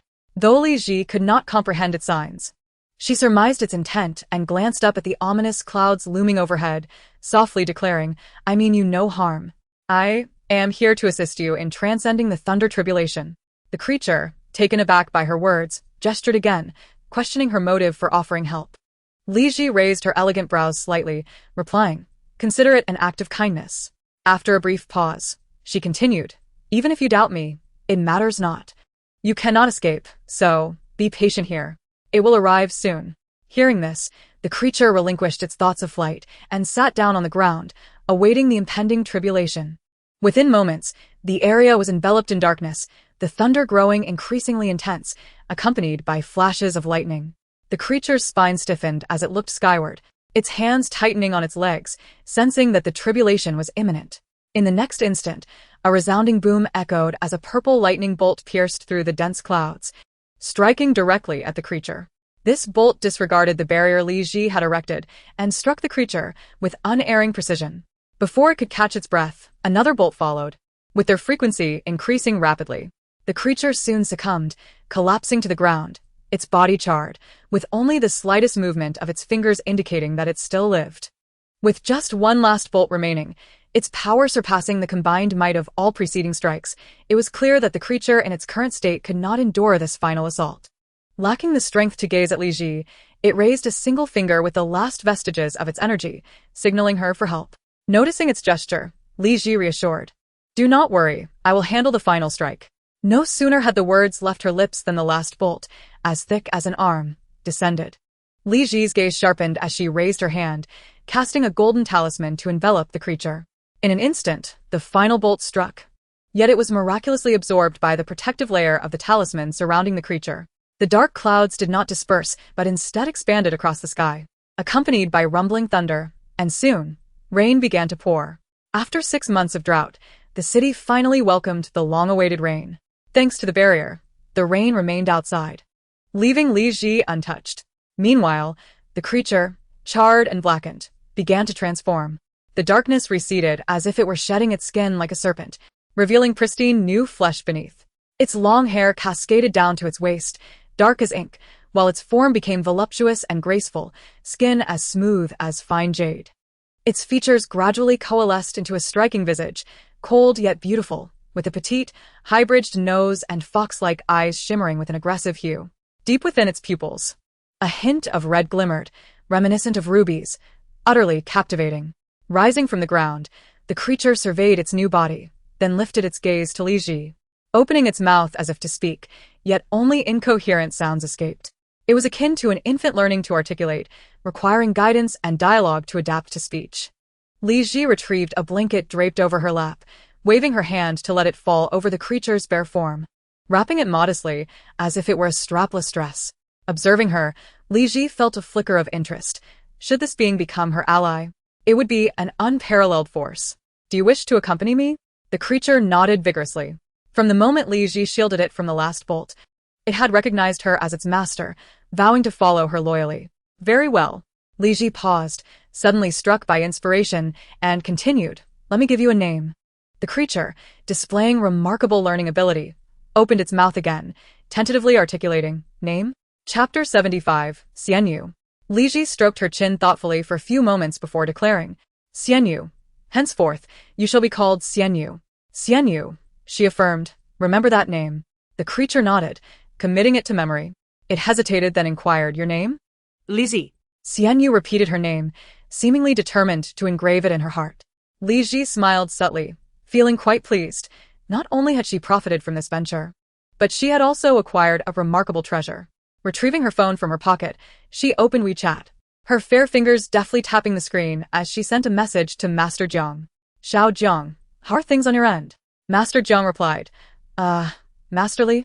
We finally have news. Daoist Xianqing and the others were worried for your safety and have gone in search of you. Master Jiang continued. By the way, I noticed it suddenly started to rain. Masterly, did you manage to resolve the issue with that drought demon? Li Ji responded. Yes, it has been dealt with. Please inform Daoist Xianqing and the others that I am safe and they need not search any longer. Master Jiang replied. Understood. Where are you now? Masterly? Li Ji answered. I am on my way back. I have yet to collect my 50,000. Master Jiang assured her. All right. I will keep an eye on Daoist Chen to ensure he does not try to evade payment.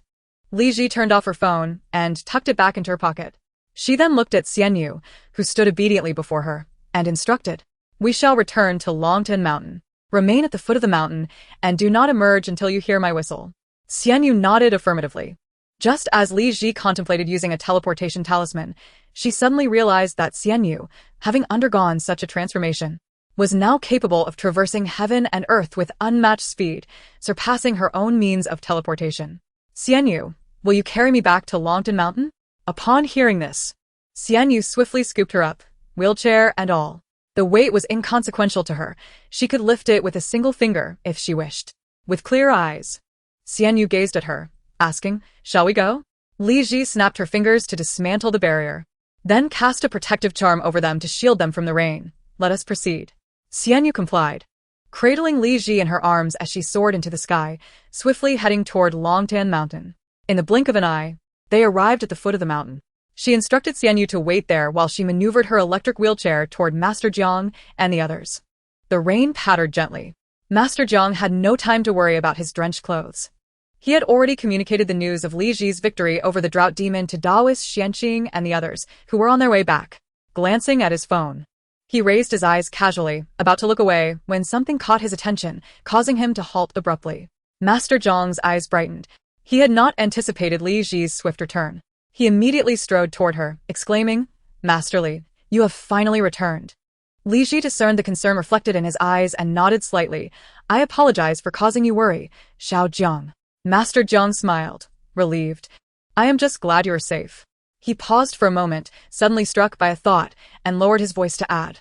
By the way, you mentioned that the drought demon's thunder calamity is imminent. Could it be that it has perished without your intervention, utterly obliterated by lightning? Let's discuss this later. Li Ji responda. Master Jiang's gaze flickered. Her words hinted at matters unspeakable in this setting, and he nodded in understanding. Very well. Approximately 10 minutes later, Daoist Xianqing returned with his companions. His gaze immediately fell upon Li Ji, appraising her from head to toe. Upon confirming her safety, he exhaled in relief.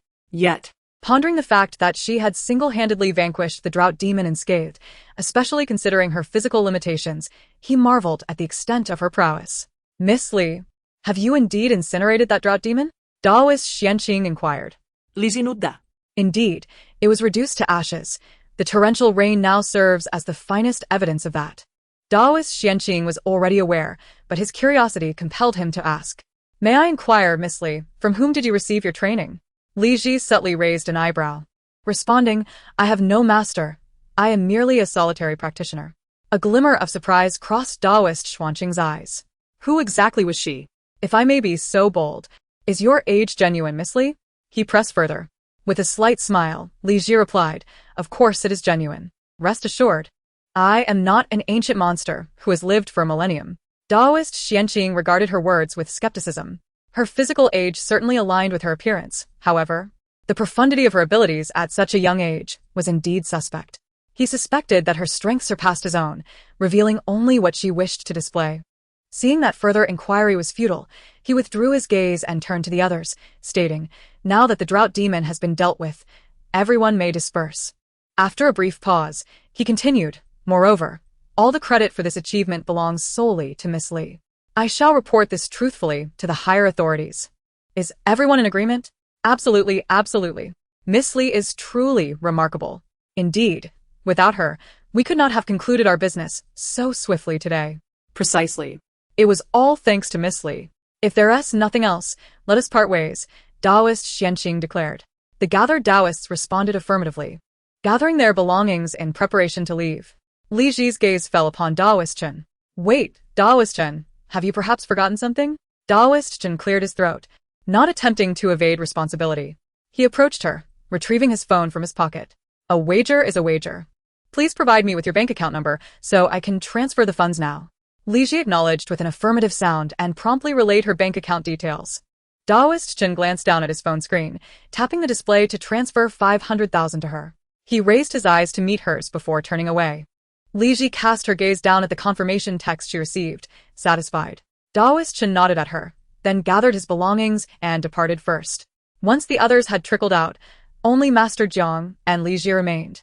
Master Li, shall we not take our leave? Master Jiang inquired. Indeed. But there is still one more person, Li Ji replied.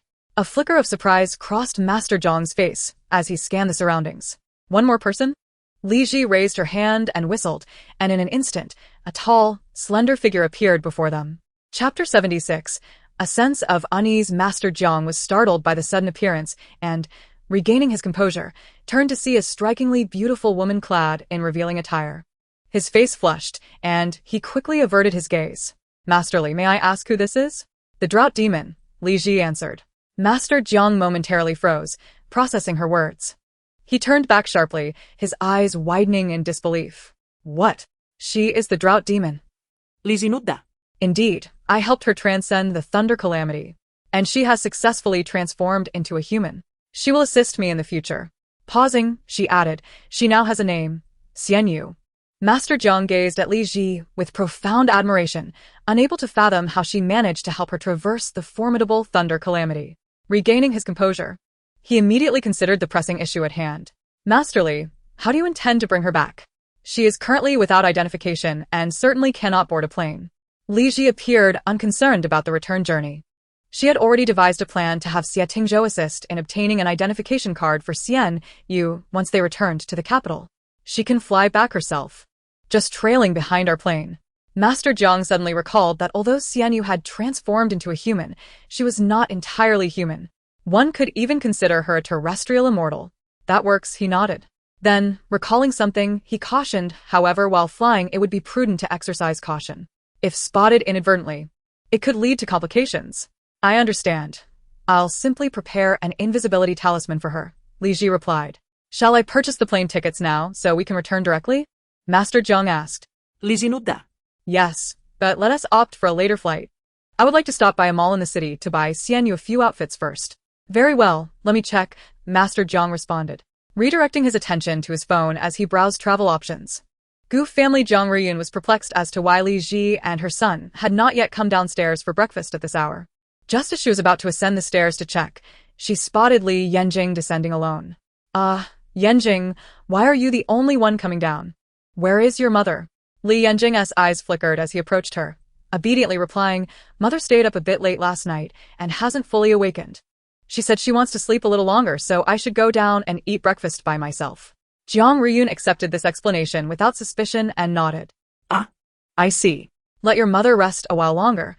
I will keep you company for breakfast. Grandma, haven't you eaten yet? Li Yanjing asked. Jiang Riyun smiled. Grandma has already eaten. I'm just here to watch you. Li Yanjing did not refuse. All right. Their conversation was not discreet, and thus, Zhang Ma, who was tidying up in the living room, overheard everything but thought little of it and continued her work. After finishing breakfast, Li Yanjing did not immediately head back upstairs, but instead sat with Jiang Riyun in the living room, chatting. Yanjing, would you like to meet your grandmother? Jiang Riyun asked. Li Yanjing tilted his head, his clear and pure eyes shining. ISNT Grandma Yu? Jiang Riyun gently ruffled his soft hair. From now on, you will have to call me Grandma as well. Your father's mother is your true grandmother. Li Yanjing frowned slightly. Why must we differentiate so clearly between titles? Can't I just call them both Grandma? Jiang Riyun was momentarily taken aback, realizing that her child was not as naive as she thought. It was merely a title. She smiled and said, You are correct. You may call them however you wish. How about I invite your grandmother over this afternoon for a visit? It would be a good opportunity for you to meet her, Jiang Riyun suggested. No need, Grandma. Li Yanjing shook his head. Mother has already made arrangements with that. Dad said he will come to pick me up tomorrow to go to his house. Just you? Jiang Riyun asked. Li Yanjing nudda. Mother said she will only take me there. She won't go. Jiang Ruyan nodded and said, all right, I understand. After chatting for a while longer, Li Yanjing returned to his room upstairs. He glanced at the puppet lying on the bed before quickly averting his gaze. As he picked up his phone, he noticed a message from Li Ji sent a few minutes earlier, informing him that she had just landed in Shi City and was on her way to her destination for the day. After replying with an acknowledgement, he saw that Li Ji did not respond further, so he occupied himself with other distractions. 2 hours later, when lunchtime arrived, Li Yanjing left his room and headed down to the dining area. At that moment, Jiang Ruyun and Gu Yanran were already seated at the table. Observing the solitary arrival of Li Yanjing, Jiang Ruyun felt a twinge of unease and inquired, Yanjing, is your mother still asleep? Li Yanjing had anticipated this question and calmly replied, she just woke up. She mentioned that she currently has no appetite and will skip the meal. Jiang Ruyun furrowed her brows. This was unacceptable. Skipping breakfast was one thing, but missing lunch was entirely another. Given that her health had not fully recovered, she needed nourishment more than ever. After a moment's pause, she turned her gaze towards Zhang Ma, who was waiting nearby, and instructed, Zhang Ma, please prepare some food and deliver it to the young lady's room. Due to the events from the previous day, Gu Yanran felt apprehensive and chose to remain silent, quietly listening to their conversation. Grandma, I can take the food up to Mom after I finish eating, so there's no need to trouble Zhang Ma. Li Yanjing quickly interjected. It's no trouble at all. Let Zhang Ma take it up now so she can eat sooner, Jiang Ruyan insisted. Nodding toward Zhang Ma to reiterate her command, Zhang Ma nodded in acknowledgement. Yes, madam. As Li Yanjing observed Zhang Ma turning to head into the kitchen, he quickly added, Grandma, let me take it up instead. My mother prefers not to have others enter her room. Hearing this, Jiang Ruyun relented, stating, very well. Then you can take it up after you finish your meal. Li Yanjing sighed in relief and nodded obediently. All right. Once Zhang Ma had prepared the food, she was informed to set it aside, and there was no need for her to deliver it upstairs. They would wait until after their meal. Pausing for a moment, Zhang Ma dared not protest and returned to the kitchen. As she poured the food back into the rice cooker, she felt a flicker of suspicion. If Li Ji disliked having others enter her room, what about the maid who went in daily to clean? Recalling the conversation she overheard while cleaning the living room earlier that morning, along with the exchange between Jiang Ruyun and Li Yanjing, she began to sense that something was off with the mother and son today. Chapter 77, The Murder? Since their return to the family home, there had not been a day they had not come down for meals together. It was peculiar that they had both failed to rise for breakfast today. And now they were skipping lunch as well. Particularly concerning was Li Ji, who usually had the most robust appetite. Why did she suddenly lack one today? Zhang Ma composed herself and covered the rice cooker, stepping out of the kitchen to resume her vigil by the dining table, awaiting further instructions. After finishing their meal, just as Li Yanjing reached for the tray of food Zhang Ma had prepared, he saw Jiang Ruyun pick it up first, saying, I'll take this. I want to check on your mother and see why she has no appetite. Li Yanjing's hand recoiled at the table, his mind racing to devise a way to prevent Jiang Ruyun from entering the room. As Jiang Ruyun carried the tray away from the table, she noticed Li Yanjing had not moved from his seat and asked, What's wrong, Yanjing? Li Yanjing pursed his lips and stood up, stepping closer to her. It's nothing, Grandma, let's go. Jiang Ruyun responded affirmatively and led him out of the dining area. After they departed, Zhang Ma withdrew her gaze and called out to Gu Yanran, who had also been preparing to leave. Mississippi Gu Yanran paused, turning to look at her with a flicker of impatience in her eyes. What is it? I noticed that mother and son have been acting strangely today, Zhang Ma whispered. Gu Yanran's interest was piqued. In what way? Zhang Ma promptly relayed the peculiarities she had observed regarding Li Ji and her son. After listening, Gu Yanran frowned, not finding it particularly odd that they had not risen for breakfast or lacked an appetite for lunch. But he said Li Ji does not like others entering her room. Yet there are maids who clean it daily, Zhang Ma countered. Moreover, I feel as though he is trying to prevent me from delivering food upstairs. Gu Yanran narrowed her eyes, pondering for a moment before deciding to follow them upstairs for a closer look. Fine, I understand. With that, she promptly exited the dining area with swift steps. On the third floor, Jiang Ruyun followed Li Yanjing into Li Ji's room. Her eyes fell upon Li Ji, who lay with her back to them on the bed. She spoke gently, Ji, what is the matter today? Are you feeling unwell? Why don't you want to eat lunch? However, upon finishing her inquiry, there was no response from the person on the bed. Ji? Jiang Ruyun's brows knitted together as she hurried to the bedside, discovering Li Ji with her eyes closed, seemingly asleep. Li Yanjing's gaze flickered as he tugged at Jiang Ruyun's sleeve, whispering, "Grandma, I think Mom has fallen asleep again. Perhaps we should step outside and wait until she wakes up completely." Jiang Ruyun did not dwell on it for long. She found it curious that Li Ji was so fatigued today, still asleep at this hour. She wondered what time she had gone to bed last night and why she had stayed up late. Jiang Ruyun nodded, glanced back at the sleeping Li Ji, and turned to leave the room, holding the food in her hands. Just as they exited and closed the door behind them, Gu Yanran approached. Her gaze landed on the food Jiang Ruyun was carrying, and with a concerned expression, she asked, "Mom, what's going on? Is sister not eating?" Due to the previous day's events, Jiang Ruyun's demeanor towards Gu Yanran was understandably frosty. "She has fallen asleep again. We'll talk to her once she wakes up." "Asleep again?" Gu Yanran's eyes widened in surprise. "What's wrong with her today? Is she unwell?" "She stayed up too late last night," Jiang Ruyun replied. Gu Yanran glanced at the closed door before nodding. "I see." I'm relieved. "Mom, I'm heading back to my room now." "All right," Jiang Ruyun responded. As Gu Yanran's gaze flicked over to Li Yanjing, she turned and departed. Although she claimed to be returning to her room, she had no intention of doing so. Instead, she sought a place to hide. Once Jiang Ruyun and Li Yanjing entered the elevator and descended, she emerged from her hiding spot and made her way to Li Ji's room. Gu Yanran paused at the door, knocking twice. After a few seconds of silence, she glanced around before turning the doorknob and stepping softly inside. Upon seeing Li Ji with her back turned on the bed, she frowned, confirming that her sister was indeed asleep. As she surveyed the room that once belonged to her, but now bore no resemblance to its former self, her hand at her side tightened involuntarily. Just as she was about to leave, her footsteps froze, and she walked directly to the bedside, gazing at Li Ji's peaceful face. A glint of malice flickered in her eyes. It was her presence that had stolen everything that once belonged to her. Now even Jiang Ruyun, who had once cherished her dearly, regarded her with a much colder demeanor. She felt an overwhelming urgency. If things continued on this path, her home would soon lose its rightful place. She had no desire to live the life of the impoverished. Would everything return to normal if Li Ji were to vanish? With this thought, Gu Yanran approached the bedside, her hand reaching for the pillow at the head of the bed, slowly bringing it towards Li Ji's face. Her gaze was imbued with malice as she pressed the pillow down firmly, intent on smothering Li Ji. Yet, in an instant, clarity returned, and she abruptly released her grip. Instinctively taking a step back, Gu Yanran stared at the still figure of Li Ji on the bed, her pupils dilating in shock, her complexion paling dramatically. Panic and fear surged within her, her heart racing. Had she truly suffocated Li Ji? Li Ji. Tentatively, Gu Yanran extended her hand to remove the pillow from Li Ji's face. The latter remained with her eyes closed, her hair in disarray. However, the expression on her face appeared strangely serene, not at all resembling that of someone who had met a fatal end. It was as if she were merely asleep.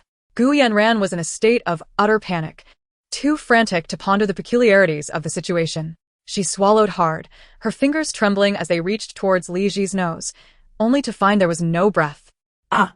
Alarmed, Gu Yanran's legs buckled, and she collapsed onto the floor. The color drained from her face, leaving it as pale as a sheet, her lips quivering in disbelief at the realization that she had taken a life. Her mind went blank as she scrambled to her feet, hastily exiting the room without a backward glance. She returned to her room on the second floor, closing the door behind her and sinking weakly onto the edge of her bed. Confusion gripped her heart as blood rushed to her fingertips, causing them to tremble incessantly. Her nails dug deeply into her palms as she desperately tried to regain her composure, yet tranquility eluded her. What to do? What to do? I've committed murder. Chapter 78. Will you help me, Zhang Ma? Gu Yanran hugged her curled-up form, biting her lip as she glanced towards the door. Fearful of the sound of knocking that would signal that Jiang Ruyun and the others had discovered Li Ji's demise, she contemplated whether to gather the valuable items in her room and flee immediately. Yet, if she ran out of guilt, wouldn't that cement her identity as a murderer? At that moment, a sudden knock echoed on the door. Just as she feared, her dread materialized. Gu Yanran jolted in fright, too terrified to answer. As she prepared to cover her ears and feign unconsciousness, she suddenly heard Zhang Ma's voice from outside. Miss? Gu Yanran momentarily froze, her mind racing before she instinctively let out a sigh of relief. She descended from her bed, approaching the door and pausing to take a deep breath. Striving to keep her voice steady, "What do you need? I just saw you come down from the third floor, and your expression seemed off." Did that Li Ji anger you again? Jiang Ma inquired. Gu Yanran's gaze flickered. Did you see my mother? The madam just returned to her room to rest. Jiang Ma replied. Gu Yanran's expression shifted. This meant that the little brat had also returned to Li Ji's room upstairs. Would he uncover that Li Ji was not merely asleep, but had already passed away? Zhang Ma sensed something amiss. Miss, what's wrong? Why are you speaking through the door? Recalling Zhang Ma's previous expressions of loyalty, Gu Yanran suddenly conceived a plan. Speaking slowly, Zhang Ma, no matter what happens, you will help me, one to you? Jiang Ma nodded. Of course, Mississippi. Then, if I were to commit murder, would you help me take the blame? Gu Yanran asked in a joking tone. Zhang Ma was taken aback, her mind racing as she recalled the frantic and anxious expression she had seen on Gu Yanran's face when she spotted her descending the stairs. A foreboding sense of dread surged within her. Miss, will you help me, Zhang Ma? Gu Yanran reiterated. I will certainly help you. Open the door and tell me what happened. We will think of a solution together. Zhang Ma spoke with concern. After a brief silence, Gu Yanran raised her hand and opened the door. Upon seeing her pale, bloodless face, Zhang Ma immediately understood that something grave had transpired. She stepped inside the room, closing the door behind her. Miss, what on earth is going on? Gu Yanran's gaze suddenly turned eerily calm. I've committed murder.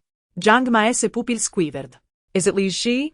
Yes, I suffocated her with a pillow. Gu Yanran grasped Zhang Ma's hand. Zhang Ma, can you help me take the blame? I will give you a substantial sum of money, enough for you to live comfortably for the rest of your life. Once you're out, I'll ensure you're well taken care of. She paused before continuing. After all, you have no children or family ties, and at your age, serving a few years in prison won't have any lasting consequences. But I am still young. If I go to prison, my life will truly be ruined. Jiang Ma. Please help me. I beg you. You have watched me grow up, and I know that in your heart, you treat me like your own daughter. So, you will help me, right? Naturally, Zhang Ma could not bear to see her own daughter imprisoned. Clenching Gu Yanran's hand tightly, she nodded. Miss, rest assured. Do not fear. I will help you take the blame.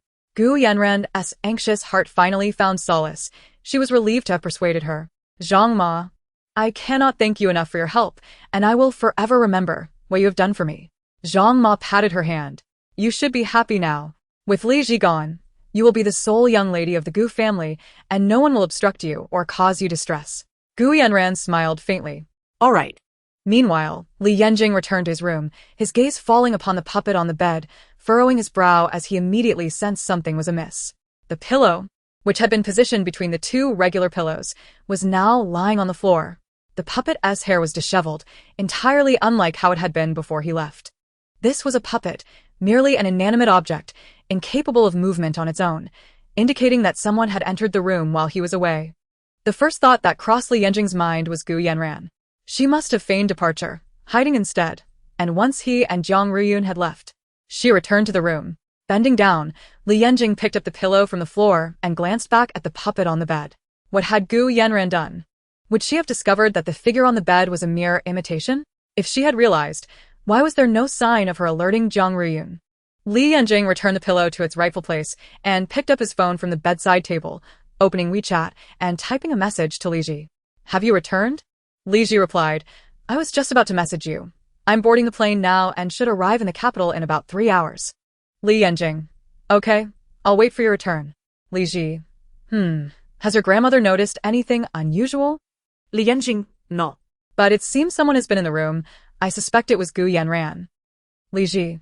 Did she discover that there was a fake person lying on the bed? Li Yanjing. I don't know. There has been no movement from her side. When I returned, I found the pillow on the ground, and the puppet's hair was a bit messy.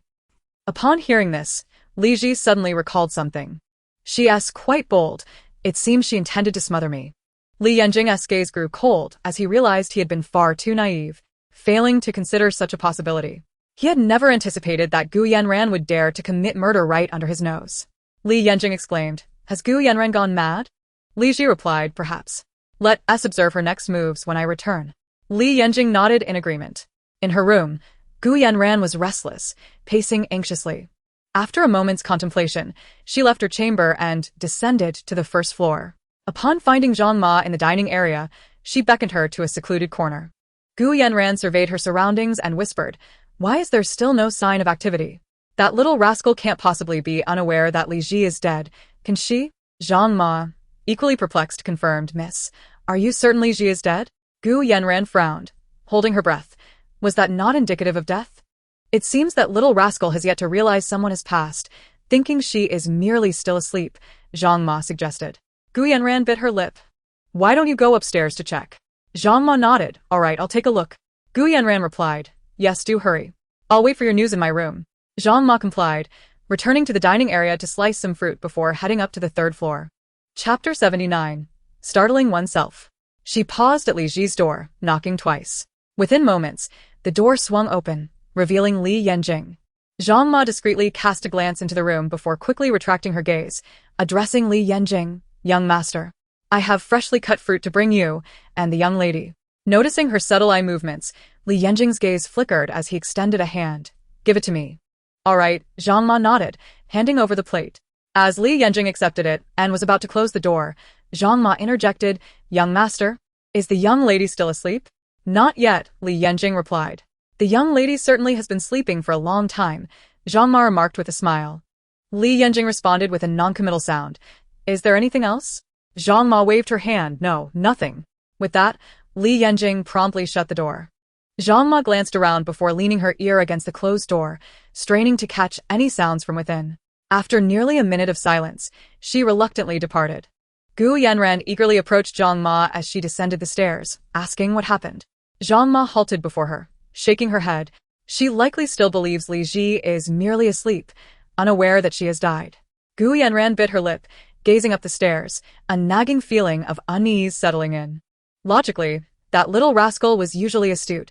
It was improbable that she hadn't noticed something amiss with Li Ji in bed.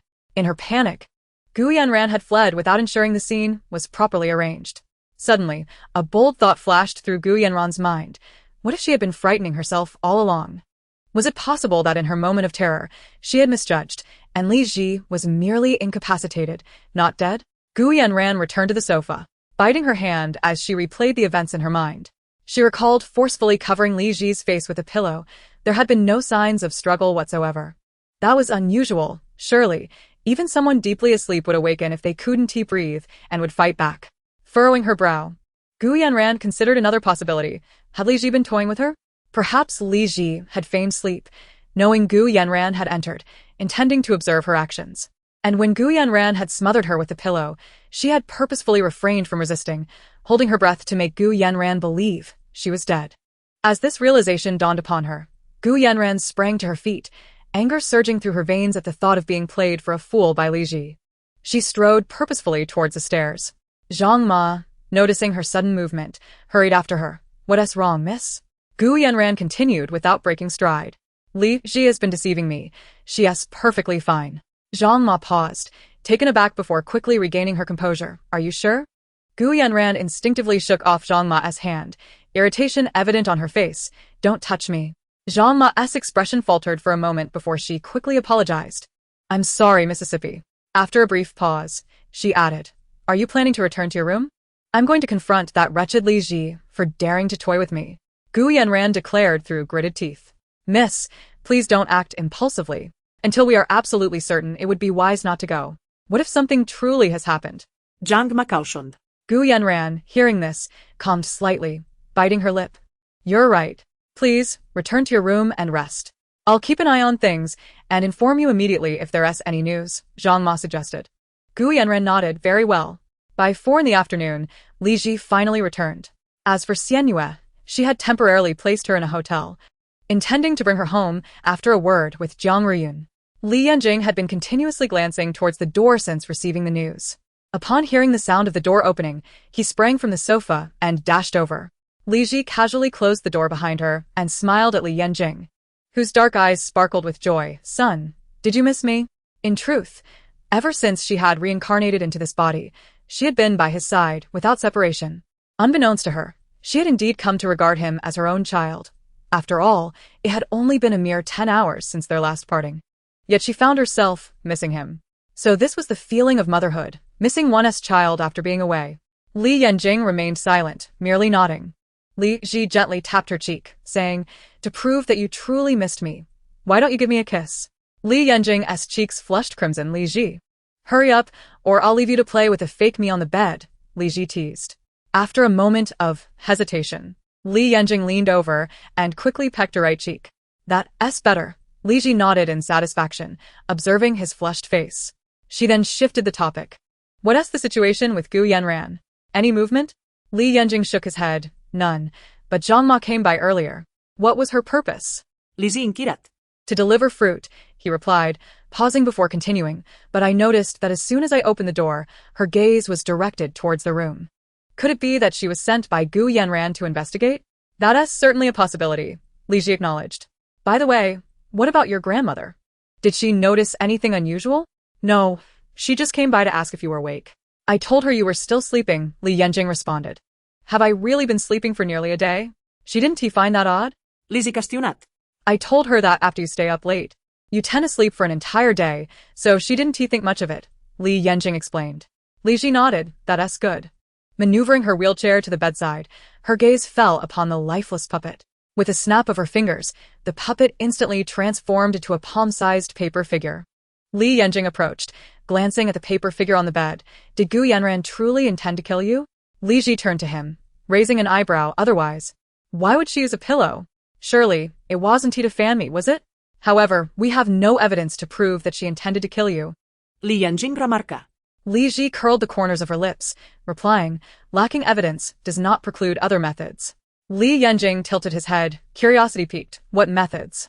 We shall turn the tables and create the illusion of my demise, Li Ji responded slowly. Chapter 80. The Art of Faking Death. How exactly do we proceed? Li Yanjing inquirat. You will go downstairs shortly and find your grandmother, weeping as you inform her that you have suddenly discovered I am without breath. Li Ji paused before adding, also mention that you found the pillow on the floor, implying that someone had entered the room. Li Yanjing waited for 2 seconds, then asked, and then what? Is that all? Li Ji affirmed, yes, that is all. The rest you may improvise. Gu Yanran will undoubtedly reveal her true colors. But how will you come back to life? Li Yanjing identified the flaw. Simply open your eyes and return to life. What other means do you envision? Li Ji replied nonchalantly. Thus, we shall call it faking death.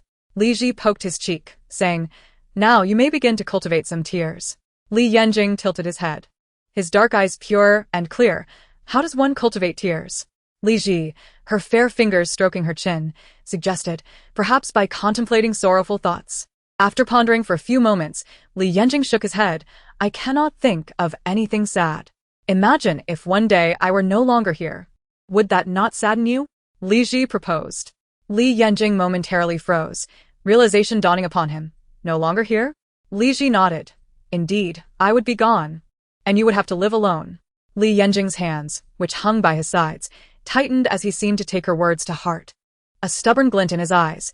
Will you truly do that one day? Sensing that his emotions were nearing a crescendo, Li Ji pressed on earnestly. Yes. My life does not revolve solely around you. One day I will leave. Surely, you can manage without me, cannot you?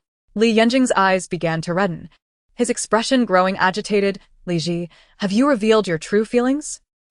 Li Ji realized he seemed to have misconstrued her intentions. What are you talking about? This is not my heartfelt truth. I am merely helping you cultivate your emotions. Li Yanjing bit his lip, struggling to contain his tears. Is that really so? Li Ji chuckled softly, pulling him closer, raising her pinky. A mother will never leave you all alone. Shall we make a pact? Li Yanjing sniffa. Linking his pinky with hers, murmuring, you must not deceive me. Li Ji withdrew her hand, ruffling his hair. Of course, I would never deceive you. Nor should you deceive others casually, Li Yanjing added. Li Ji smiled, unable to resist teasing him. Even at this moment, you are still thinking of others. She paused, observing his woeful little face, and continued, do not hoard all your tears. Your emotions are primed. Hurry and find your grandmother. Li Yanjing remained silent but obediently followed her instructions, turning to leave the room.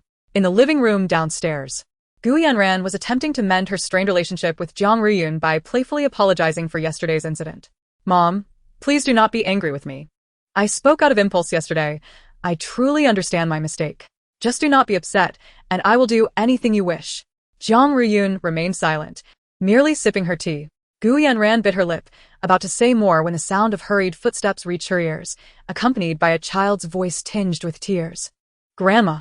Furrowing her brow, she turned towards the source of the sound, seeing Li Yanjing rushing towards them, his eyes brimming with tears, his expression filled with panic and fear. Gu Yanran's heart skipped a beat, a bad premonition washing over her. Jiang Ruyun set down her cup and stood from the sofa, approaching him. "What is it, Yanjing?"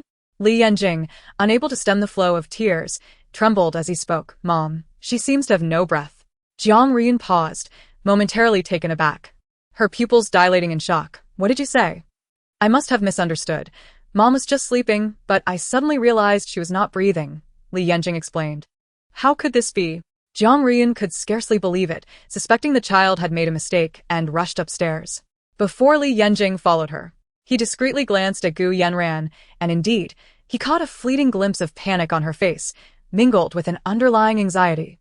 Gu Yanran watched as the two ascended the stairs, her hands trembling uncontrollably by her sides, shocked to realize her earlier assumptions were wrong.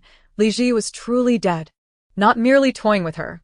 Taking a deep breath, she clenched her hands, forcing herself to calm down, and followed suit. In the room, Jiang Ruyun gazed at Li Ji, who lay on the bed with her eyes closed as if in slumber, her mind a blank slate.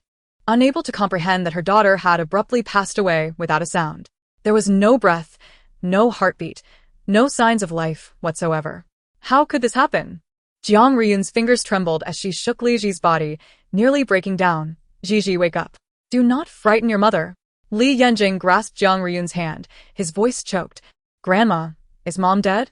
Jiang Ruyun collected herself, turning to him with reddened eyes, opening her mouth slightly but failing to produce a sound. Seemingly at a loss for how to respond to his question, Li Yanjing noticed Gu Yanran entering the room, his gaze shifting, and added, "Grandma." It seemed someone entered Mom's room. At his words, Gu Yanran froze in place, unable to take a step forward. Jiang Ruyun blinked. "Yanjing, what do you mean by that?" "Grandma, do you remember how we came upstairs together after lunch and saw Mom sleeping again?" "We left shortly after," Li Yanjing recounted. Jiang Ruyun nodded. "I remember." Li Yanjing pressed his lips together. "Later, when I returned, I found the pillow that was originally on the bed lying on the floor, and Mom's hair was disheveled." Her face flushed. "I initially thought she was too hot from sleeping and had tossed the pillow off in her sleep, so I did not think much of it. However, since I returned, Mom has remained in that position without moving. It was only just now that I realized something was amiss. When I tried to wake her, I discovered she was not breathing." At this point, Jiang Ruyun began to understand the gravity of the situation, her complexion turning pale as she slowly said, "So, Gigi's death was not due to an accidental overdose from staying up late. Someone entered the room and suffocated her with the pillow, leading to her demise." Li Yanjing wiped the tears from his eyes, asking, "Grandma, did a bad person enter our home?" Chapter 81. Zhangma has fled. Jiang Ruyun shook her head, analyzing the situation with a cool demeanor. The entrance is guarded, and no strangers would be allowed in. Moreover, with so many servants moving about the house, it is unlikely that anyone could slip in unnoticed. Li Yanjing's eyes glistened with tears. "So, did a servant in our home cause Mom's death?" "It seems so," Jiang Ruyun acknowledged, feeling utterly drained from the emotional blow, yet she knew she must steel herself to seek out her daughter's murderer. Taking a deep breath, she rose from beside the bed, turning to call for Zhang Ma to gather all the servants. But then she noticed Gu Yanran standing not far away and decided to delegate the task to her, saying, "Yanran, please go downstairs and ask Zhang Ma to gather all the servants in the house today." Gu Yanran regained her composure, her eyes flickering momentarily as she responded with a soft affirmation, promptly turning to dash out of the room. Jiang Ruyun, withdrawing her gaze, glanced at Li Ji on the bed, her figure slightly swaying as she addressed Li Yanqing. "I will call your grandfather and inform him to return." Li Yanqing cast a fleeting glance at Gu Yanran's departing silhouette, nodding in agreement. "Very well. Downstairs." Gu Yanran arrived at the room where Zhang Ma resided and sent her a message via her phone, summoning her to come. Upon receiving the message, Zhang Ma immediately set aside her tasks and hurried over. Mississippi Gu Yanran surveyed her surroundings, noting the absence of others, and beckoned her into the room, swiftly locking the door behind them. With a grave expression, she regarded Zhang Ma and whispered, "The person is truly dead, and suspicion has now fallen upon the household staff. I need you to gather all the servants." After a brief pause, she grasped Zhang Ma's hands and continued, "Zhang Ma, you haven't forgotten our earlier discussion, have you? You promised you would help me." Zhang Ma, fully aware that she was referring to taking the blame, nodded earnestly. "Miss, rest assured, I will certainly assist you." A wave of relief washed over Gu Yanran. Then you must leave the Gu residence immediately. If you run now, they will surely see you as the culprit. And this matter can be resolved. Zhang Ma nodded, her eyes betraying a sense of reluctance. I understand. Noticing the emotion in Zhang Ma's gaze, Gu Yanran found it somewhat peculiar, but dismissed it, releasing her hands and urging, hurry, you must run. Zhang Ma staggered slightly from the push, but remained rooted in place. Miss, may I give you a hug? Gu Yanran furrowed her brow, uncertain of the strange request, yet considering her current dependence on Zhang Ma, she refrained from rejecting it. Suppressing her underlying distaste, she extended her arms for a brief embrace before releasing her, promptly urging, enough, do not linger. All right, Zhang Ma replied. Her eyes casting a deep look at her before turning to exit. Gu Yanran observed her departure until she vanished from sight, then leisurely exited the room. Feigning curiosity, she approached other servants to inquire about Zhang Ma's whereabouts before returning upstairs. Gu Yanran entered Li Ji's room, where she found Jiang Ruyun seated by the bed, gently caressing Li Ji's face. Mother, I couldn't find Zhang Ma downstairs. Jiang Ruyun, coming back to her senses, turned to her. You couldn't find her? Gu Yanran nodded. Yes, I asked others as well, and no one has seen her. I wonder where she has gone. After a moment's pause, her eyes narrowed as she added, Mother, do you think Zhang Ma's sudden disappearance might indicate that she was involved in sister's death and fled out of guilt? Jiang Ruyun rose to her feet. Yanran, go down and search for her again, and also retrieve the surveillance footage from the entrance. All right, I will do that now. Gu Yanran replied. Li Yanqing observed her departing figure, his eyes flickering with intrigue. Could it be that Zhang Ma intended to take the blame for Gu Yanran, allowing her to continue living untroubled within the Gu household? Had they, mother and daughter, already recognized each other? Li Yanqing momentarily set aside his doubts and addressed Jiang Ruyun. Grandmother, perhaps you should go down and check. I will stay here with mother. Jiang Ruyun concurred, very well. After her departure, Li Yanqing closed and locked the door. Returning to the bedside, addressing the deceased Li Ji, they are all gone. Before he could finish his thought, Li Ji lazily lifted her eyelids and sat up from the bed. Has Zhang Ma already recognized Gu Yanran? Li Yanqing paused, then continued. Zhang Ma's current absence, could it be a prearranged plan with Gu Yanran to make everyone believe she was responsible for your demise, thereby allowing Gu Yanran to remain unscathed? Li Ji delicately stroked her chin, pondering. Whether they have recognized each other is uncertain, but it is clear that Zhang Ma intends to shoulder the blame for Gu Yanran, preparing to take the fall. Li Yanqing frowned. What then? Will Gu Yanran escape unscathed? That is inconceivable. She must face consequences. Li Ji beckoned him closer, whispering, You must do as I instruct shortly. In the downstairs living room, Jiang Ruyun scrutinized the lined-up servants with a serious demeanor. Where is Zhang Ma? None of you have seen her? No. I was busy in the kitchen preparing dinner and did not see Zhang Ma. At that time, she instructed me to water the flowers. I just passed through the living room and saw Zhang Ma leaving. Jiang Ruyun's expression darkened as she turned to Gu Yanran. Yanran, have you retrieved the surveillance footage?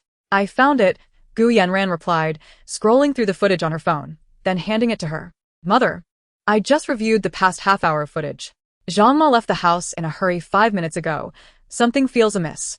Jiang Ruyun took the phone, quickly scrutinizing the footage and concluding that this incident was undoubtedly tied to Zhang Ma. She returned the phone to Gu Yanran, pulled out her own, and swiftly messaged Gu Yuntian to dispatch someone to apprehend the fleeing Zhang Ma. After completing this task, Jiang Ruyun raised her gaze to Gu Yanran. Her eyes filled with sorrow as she wearily said, Yanran, please remain here until your father returns. I will go upstairs to keep Gigi company. Gu Yanran noticed the shift in Jiang Ruyun's demeanor, realizing that her mother was vulnerable and in need of comfort. This presented an excellent opportunity for her to reforge their bond and strengthen their mother-daughter relationship. Chapter 82. Capturing Zhang Ma. Gu Yanran placed her hand over Jiang Ruyun's, resting on her lap, softly saying, Mother, I offer my condolences. No one anticipated such a tragedy. Regardless, you must take care of your health. I will be here to support you and keep you company for sister's sake. Jiang Ruyun gazed at her, visibly touched yet silent, merely offering a gentle pat on her hand. We cannot let Zhang Ma escape unpunished. She must face the consequences of her actions, whatever her motivations may be. Gu Yanran added. Upon mentioning Zhang Ma, Jiang Ruyun's expression turned icy. I understand. She withdrew her hand, rising from the sofa. I will head upstairs now, Yanran. Gu Yanran followed suit, supporting her mother's arm. Mother, Why not allow me to accompany you upstairs to be with sister? I am concerned about your well-being. You almost stumbled just now. It's best if I assist you. Jiang Ruyun did not refuse, nodding in agreement as she stepped carefully around the sofa and ascended the stairs with Gu Yanran as support. Moments later. Gu Yuntian and Gu Yu arrived one after the other. They had yet to fully process the news they received. Gu Yu stared at Li Ji's lifeless body. Disbelief etched across his features as he exclaimed, "Mother, what on earth has happened? How could my sister just vanish?" Jiang Ruyun seemed oblivious to his words, lost in her thoughts as she stared blankly at Li Ji. Gu Yuntian, maintaining a semblance of calm as the family's pillar, knew he could not falter in this moment. However, the redness around his eyes betrayed the profound pain of a father mourning his daughter, his heart aching beyond expression. Gu Yuntian sighed, aware that Jiang Ruyun was currently overwhelmed by grief and lacked the desire for conversation. He placed a reassuring hand on Gu Yu's shoulder, imparting all the information he had gathered thus far. Upon hearing this, Gu Yu's eyes glinted with a cold light as he pondered. Is it truly Zhang Ma who is responsible? At present, she seemed the prime suspect, particularly given her sudden disappearance, which spoke volumes. Gu Yuntian paused momentarily before continuing. Rest assured, I have dispatched someone to apprehend her. She won't escape. Gu Yu furrowed his brow, grappling with a perplexing question. Why would Zhang Ma target my sister? There seemed to be no enmity between them. This remained shrouded in mystery, and only after she was captured could they interrogate her thoroughly, Gu Yuntian remarked. Gu Yu shifted his gaze back to Li Ji, his hands clenched into fists at his sides, his heart heavy with sorrow. Who would have imagined that a vibrant life, so full of vitality just yesterday, could vanish so abruptly today? His gaze drifted to the silently grieving Li Yanjing, intensifying his anguish. As he felt an overwhelming pang of sympathy for the little boy who had lost his mother, he stepped forward, offering a gentle stroke to the child's head without uttering a word. Li Yanjing met his gaze, his eyelashes fluttering, recognizing the gesture as a form of comfort. At that moment, Gu Yuntian's phone chimed. He retrieved it from his pocket, glanced at the received message, and his expression sharpened as he announced, "We have captured Zhang Ma." As soon as the words left his lips, all eyes in the room turned towards him in unison. Gu Yuntian tucked away his phone, slightly elevating his chin. "Let us proceed downstairs." Gu Yanran responded promptly, bending to assist Jiang Ruyun in rising from the bedside, leading the way out of the room. Gu Yu took Li Yanjing's hand, prompting him to follow. In the living room below, Zhang Ma knelt on the floor, her head bowed. Jiang Ruyun descended the stairs, her gaze landing on the woman, and upon realizing she was the perpetrator of her daughter's demise, her previously expressionless face finally exhibited emotion. She wrenched her arm free from its previous hold and surged forward, delivering a sharp slap to Zhang Ma's face. Her voice trembled with rage as she demanded, "Speak. Why have you done this? What has our family ever done to you that would compel you to harm my daughter?" Zhang Ma's face turned away from the blow, her eyes cast down, unable to meet Jiang Ruyun's gaze. "I simply couldn't tolerate her.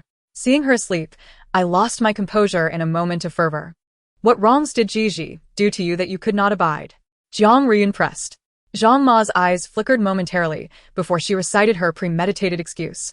"The young lady mentioned my deceased daughter upon her return, a memory I wish to forget. Was she not pricking at my heart?" Gu Yu frowned at her words, finding the rationale rather flimsy. Such emotional provocations could hardly justify homicide, yet no other suspects emerged apart from Zhang Ma. "Zhang Ma, you possess quite the audacity. Regardless of your grievances, you cannot resort to murder." Gu Yanran turned to Gu Yuntian, continuing, "Father, let us expedite her incarceration." Gu Yuntian harbored an unsettling feeling regarding the ease with which they had apprehended the suspect, as though the entire affair reeked of peculiarity. He shared Gu Yu's sentiment, believing Zhang Ma's explanation to be rather tenuous. Having served the Gu family for nearly 30 years, he found it hard to believe she could act impulsively in such a manner. 30 days might not reveal a person's true nature, but 30 years certainly offered insight into their character. The only other possibility was that she had been masquerading her true self all along. Yet now, all evidence pointed to Zhang Ma, and she had confessed, leaving little room for doubt. Just as Gu Yuntian gathered his thoughts to speak, Li Yanjing's voice pierced the air. "Grandfather, for safety's sake, we should examine the pillow used as the murder weapon to check if Zhang Ma's fingerprints are present." At this proclamation, Gu Yanran's composure faltered. Why must this impudent child meddle at such a critical juncture? She felt he was even more infuriating than Li Ji. "I've seen this in police dramas. Li Yanjing stated. Gu Yanran clenched her hands, striving to maintain her composure, and replied, "That's merely fiction. This is entirely unnecessary. Zhang Ma has already admitted her guilt." However, Li Yanjing interjected, "But I distinctly recall seeing Zhang Ma downstairs at the time of my mother's incident." He turned to Jiang Ruyun, grandmother, "Do you remember? After we went downstairs, we placed the food back in the dining room, and I saw Zhang Ma cleaning there." Jiang Ruyun reflected for a moment, then nodded. "Yes, that's correct. And after we left the dining room, we sat in the living room to chat," Li Yanjing continued. "Indeed," Jiang Ruyun affirmed. "If Zhang Ma wished to ascend the stairs, she would have to pass through the living room." Li Yanjing pointed to the sofa. "I was seated right here, able to observe if anyone went upstairs. Yet, until I returned to my room, I never saw Zhang Ma leave the dining room and ascend the stairs." Casting a sidelong glance at Gu Yanran, he logically continued, "Thus, I believe Zhang Ma is not the murderer. We should contact the police and allow them to investigate. Their expertise will surely uncover the true culprit." Gu Yanran's breath quickened, a flicker of panic crossing her eyes. Forcing a smile, she countered, "You can't have been watching that direction continuously. Zhang Ma might have sneaked upstairs when you weren't paying attention. That possibility exists," he conceded. "Which is why I advocate for fingerprint analysis. If the pillow bears Zhang Ma's prints, it confirms her guilt." Li Yanjing pausa, scrutinizing Wang Yanran intently. "But if there are no prints, it implies Zhang Ma is shielding the actual murderer, taking the blame for someone else." Gu Yanran met his gaze, her heart racing. Had he begun to suspect her? Was this truly a 5-year-old child, or had he transcended mere childhood? Gu Yuntian, already feeling the situation's strangeness, now found himself inclined to believe that Zhang Ma might not be the true assailant, thanks to Li Yanjing's revelations. His gaze settled on Zhang Ma, sharp and penetrating. As he intoned, "Zhang Ma, I shall grant you one last opportunity. Was it truly you? If you are still intent on protecting someone behind the scenes, know that you will face consequences once the truth is unveiled. In severe cases, you, too, will find yourself imprisoned. Do you understand?" Zhang Ma trembled slightly. "It was me. There was no one else. I killed the young lady." "Raise your head," Gu Yuntian commanded. Zhang Ma slowly lifted her gaze, striving to avoid meeting Gu Yanran's eyes. Though fear was evident on her countenance, she persisted in claiming responsibility for Li Ji's death. Gu Yuntian resumed his place on the sofa, withdrawing his gaze as he prepared to dial the police. Gu Yanran's pupils dilated in alarm. If he called the police to investigate, conducting fingerprint tests, her situation would become dire. She quickly interjected, "Father, Zhang Ma has already admitted her guilt. There is no need to waste time summoning the police." Li Yanjing tilted his head, tugging at Gu Yu's hand, and remarked, "Uncle, it seems Aunt Yanran is rather reluctant for us to involve the police." Gu Yu frowned, clearly sharing the same sentiment. Why would an ordinary person attempt to prevent the police from being notified, unless this matter bore some relation to her? Yet, he found it hard to believe that it could possibly involve Gu Yanran.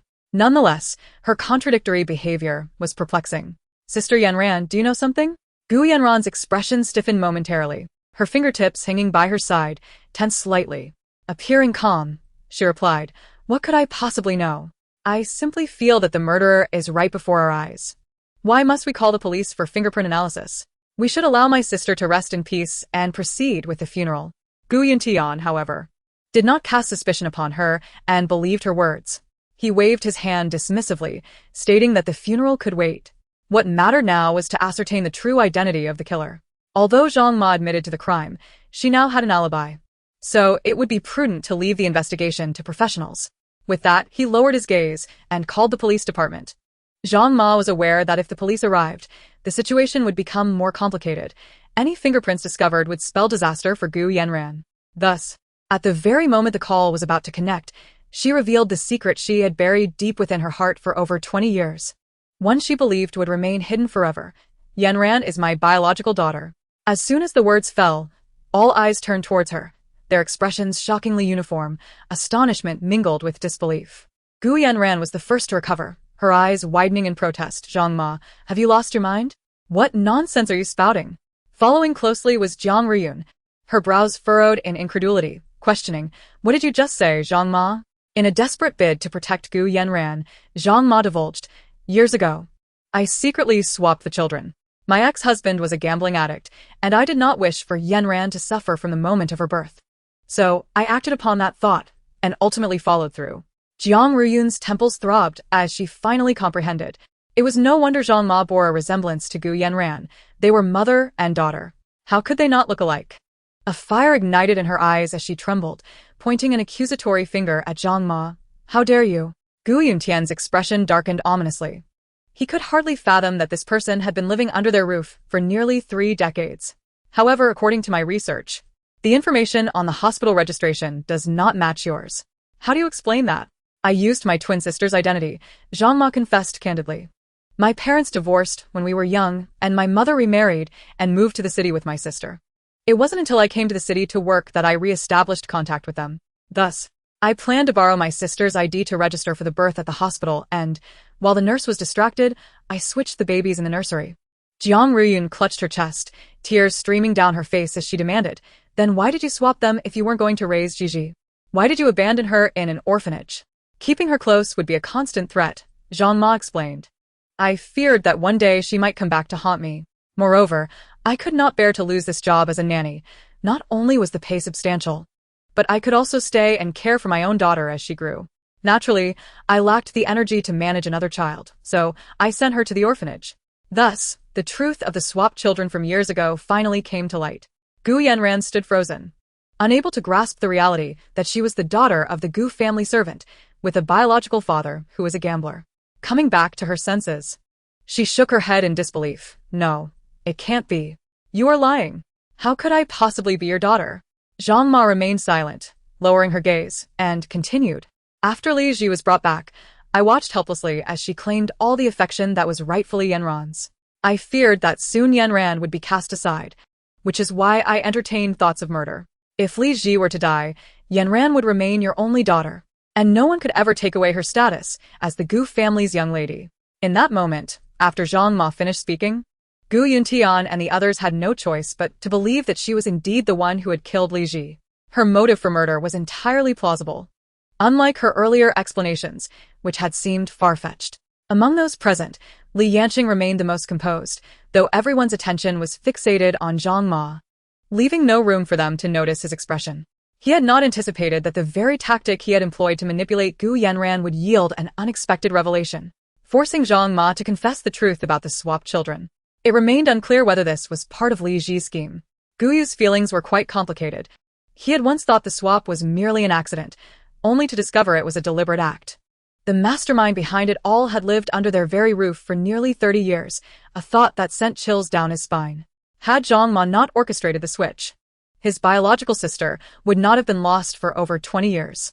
Meanwhile, her biological daughter had usurped the life that was never meant for her.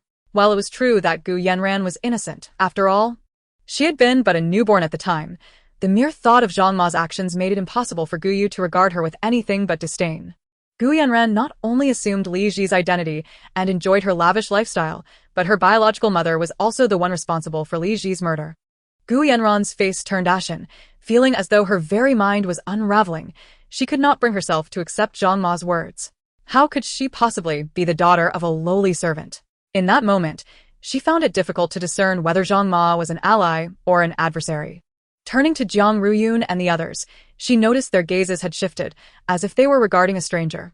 Panic surged within her, and she hastily distanced herself from Zhang Ma, exclaiming, "Mom, Dad, don't listen to her wild claims. How could I possibly be her daughter? She is surely lying to sow discord between us after killing my sister. This woman is insane. She must be mentally unstable, concocting these fantasies. We should swiftly send her to prison to face the law." Whether Zhang Ma's claims are true can be ascertained with a simple DNA test, Gu Yu interjected. "What you said is accurate," Gu Yuntian agreed. Gu Yanran's eyelids flickered as she glanced at the kneeling Zhang Ma, hesitatingly asking, "Mom, Dad, what would you do if I truly were Zhang Ma's daughter?" Jiang Ruyun, unsure of how to confront her, replied coolly, "We shall discuss it once the results are in." Gu Yuntian remained silent, but it was evident that he shared the same sentiment. Gu Yanran swayed slightly, as if doused with a bucket of cold water, a chill enveloping her from head to toe. With pale lips, she implored, "Mom, Dad, even if I were Zhang Ma's daughter, I am innocent. I was just a newborn, completely unaware. The swap was Zhang Ma's doing and has nothing to do with me." No sooner had she spoken than a clear, melodious voice resonated in the air. "The swap may have nothing to do with you, but does this murder also bear no relation to you?" Gu Yanran froze. her mind racing as she turned sharply toward the source of the voice. Upon recognizing the figure approaching, her pupils constricted in shock and disbelief, momentarily questioning her own sanity. Li Ji, who had been presumed dead, was now silently wheeling herself toward her, a strange smile adorning her face. Ah!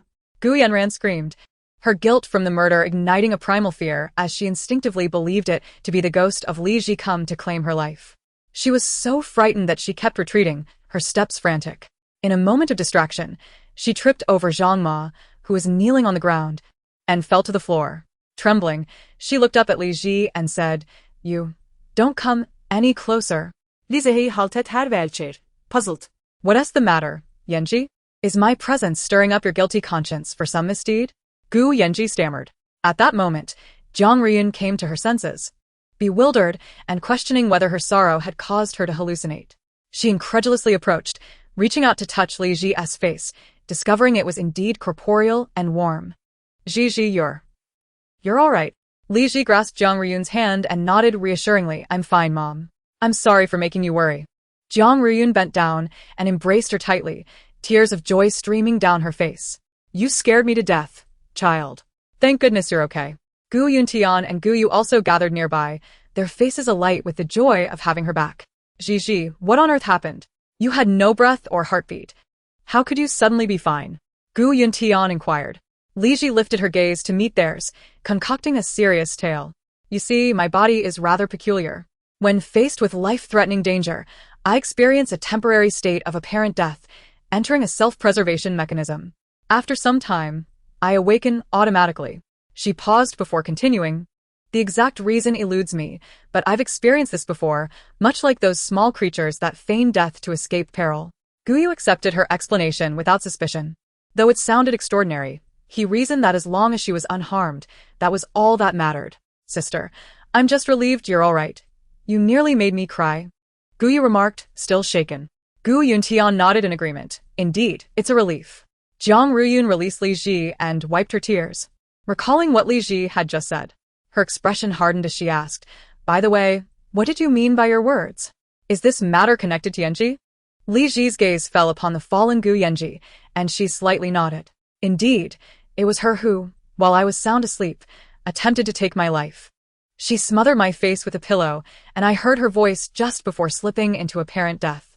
Gu Yanji trembled, immediately denying, "You're lying. It wasn't me. You're the one trying to frame me."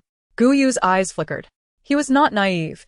Gu Yanji's initial reaction upon seeing Li Ji had already betrayed her. Coldly, he remarked, "So you're just like your mother, a heartless serpent willing to use any means to achieve your ends. You must have thought that as long as my sister is dead, you would remain the sole heiress of the Gu family, right?" Gu Yanji shook her head, tears streaming down her face. "No, you must believe me. We grew up together. You know me. How could I ever commit murder?" Gu Yuntian finally pieced everything together. Zhang Ma was indeed protecting Gu Yanji. Chapter 85. Everything is over. No wonder her initial claims were so flimsy. Later, when she mentioned calling the police and fingerprint tests, she had to reveal Gu Yanji's lineage to substantiate her motive for harming Li Ji. Had Li Ji not reappeared, they would have genuinely believed Zhang Ma was the killer. Jiang Riyun could hardly fathom that her daughter, whom she had nurtured for over 20 years, could be capable of murder. Was it her failure as a mother, or was her daughter inherently wicked, masquerading as the perfect daughter all along? The remaining bond of mother and daughter shattered in that moment, leaving only an icy void in Jiang Riyun's eyes. Trembling, she pointed a finger at Gu Yanji. "You have truly lost your mind. No matter what, you cannot entertain thoughts of murder." Gu Yanji's expression was beyond despair. Her meticulously crafted visage was devoid of color, appearing utterly disheveled. Her mind raced, and suddenly she blurted out, "Mom, it's not like that. You must listen to my explanation. I never intended to kill Li Ji. She conspired with Zhang Ma to drive me out of the Gu family. It must be true. I am innocent. I know nothing. Li Ji and Zhang Ma conspired to frame me."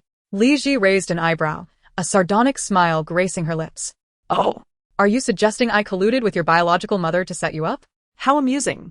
Gu Yanji's face shifted from pale to flushed with indignation, her nails digging into her palms until they nearly broke. Deep down, she now understood that the truth of her being Zhang Ma's daughter was likely real. Yet she refused to accept this harsh reality. Shaking her head vigorously, She vehemently denied. I have nothing to do with Zhang Ma. I am not her daughter. She is just spouting nonsense. She paused, turning to Zhang Ma, who was kneeling nearby. Zhang Ma, speak up. Tell them that everything you just said was a lie. I am not your daughter. Zhang Ma quickly nodded, then reversed her statement. Yes, I was lying. The young lady bribed me to perform this act with her. Jiang Ruyun observed the tangled web of lies spun by the pair, and her eyes glinted with coldness as she declared, Enough. Do you think we are fools? A DNA test will clarify everything. You two cannot escape the truth of what you've done. At this, Gu Yanji felt as if she were plummeting into an abyss. Her body frozen in place as her blood ran cold. Biting her lip, her face pale, she struggled to speak. Mom, please listen, I truly didn't. Don't call me Mom. I am not. Jiang Ruyun interrupted, her expression devoid of emotion, her tone resolute. Whatever you have to say, save it for your biological mother and the police. With that, she turned her gaze back to Li Ji, softly saying, Ji, your father will handle the remaining matters. I will take you back to your room to rest and call the family doctor to examine you thoroughly. Li Ji nudda, okay. Gu Yanji watched Jiang Ruyun's departing figure, then glanced at the expressions on Gu Yuntian and Gu Yu's faces, filled with despair. She collapsed helplessly to the ground, realizing that everything was over, and she had unwittingly walked right into Li Ji's trap. In the room upstairs, Jiang Ruyun sat by the bed, conversing with Li Ji while waiting for the family doctor to arrive for a thorough examination. Perhaps due to the joy of having her daughter back, her eyes were fixed on Li Ji, unwilling to look away. Suddenly, Li Ji recalled something. Mom, I have a friend who is currently homeless. May I bring her to live with us? After a moment's pause, she added, if that is inconvenient, I can help her find a place elsewhere. Of course. We have plenty of rooms here. Bring her over if you want, Jiang Ruyun replied with a smile. Thank you, Mom, Li Ji said gratefully. Jiang Ruyun patted her hand.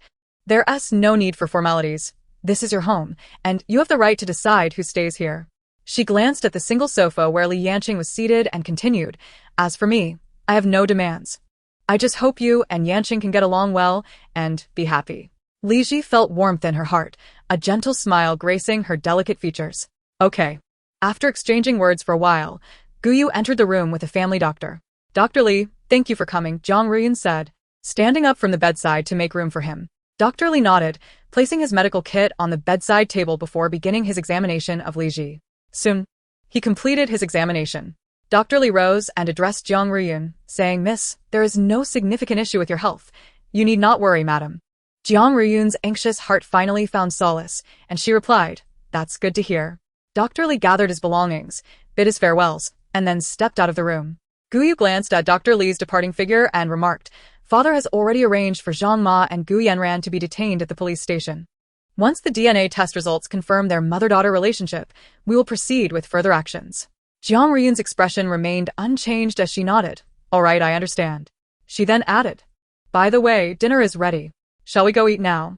Gu Yu paused before suggesting, Sister, if you prefer not to move, I can bring it up for you. Li Ji lifted the blanket covering her legs and replied, No need. I'll go down to eat. Seeing this, Gu Yu hurried over to assist her in getting out of bed, then helped her into the wheelchair, pushing her out of the room. After finishing their meal and returning to the room, Li Ji recalled that Xian Yu was still an undocumented resident. She promptly took out her phone, opened WeChat, and sent a message to Xia Tingzhou. Are you there? I need a favor. Xia Tingzhou replied swiftly. What is it? Li Ji, I have a friend who is undocumented. Could you help her obtain an ID card? Xia Tingzhou, sure, send me a photo of your friend. Li Ji's gaze flickered. Aren't you curious why she is undocumented? Xia Tingzhou, if you want to say it, you will. Li Ji raised an eyebrow, her fingers tapping the screen as she opened her album and sent him the photo of Xian Yu she had taken earlier. Send it to you. Xia Tingzhou, all right. I'll bring it when I come to pick up my son tomorrow. Li Ji was somewhat surprised, having thought it would take at least 2 or 3 days. You can get it done that quickly? Xia Tingzhou, it's just a matter of minutes. If you're in a hurry, I can bring it over once I get it. Li Ji, no rush, just bring it to me tomorrow. Xia Tingzhou, okay. Chapter 86, The Internet Celebrity Kitten. Li Ji glanced at Xia Tingzhou's reply. Just as she was about to set her phone down, he sent her another message. Are you streaming tonight?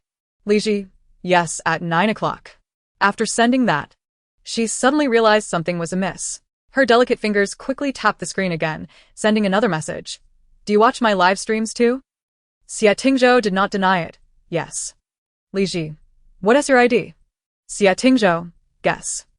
Li Ji narrowed her eyes slightly, quickly deducing. That string of numbers belongs to you. Xia Tingzhou. Clever. Li Ji shuklat legally.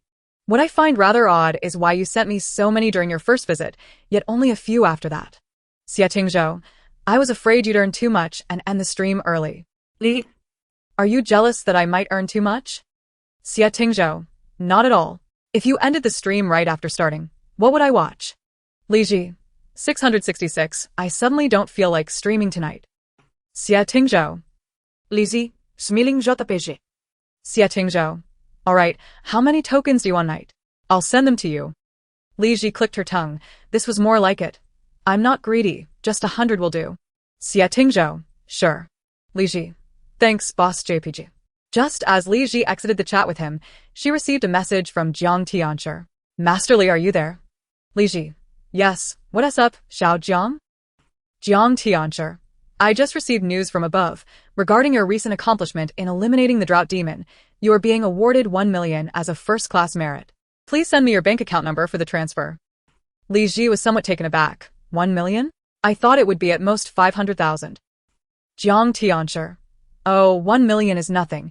You saved an entire city, which is worth far more than that. Li Ji sent her bank account number.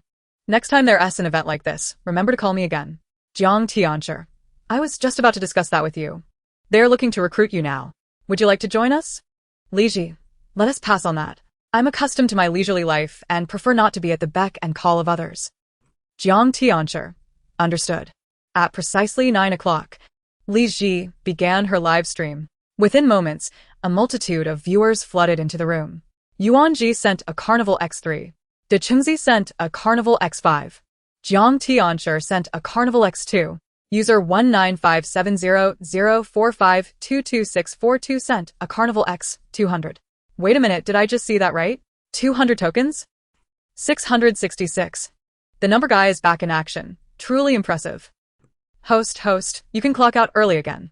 Li Ji observed the constantly scrolling comments and the screen filled with gift effects, raising an eyebrow slightly, surprised that Xia Tingzhou had sent her an additional 100 tokens. She casually began, thank you to Yuan Ji, De Qingzi, Jiang Tianshi, and user 642 for their carnivals, as well as to all other guests for their gifts. Additionally, the host will not end the stream early today. We'll conclude after 3 divinations. Li Ji paused briefly before continuing. Alright, who will be first today? No sooner had she spoken than a large carrot appeared on the screen. The evening breeze carried the sound of a musical note X1.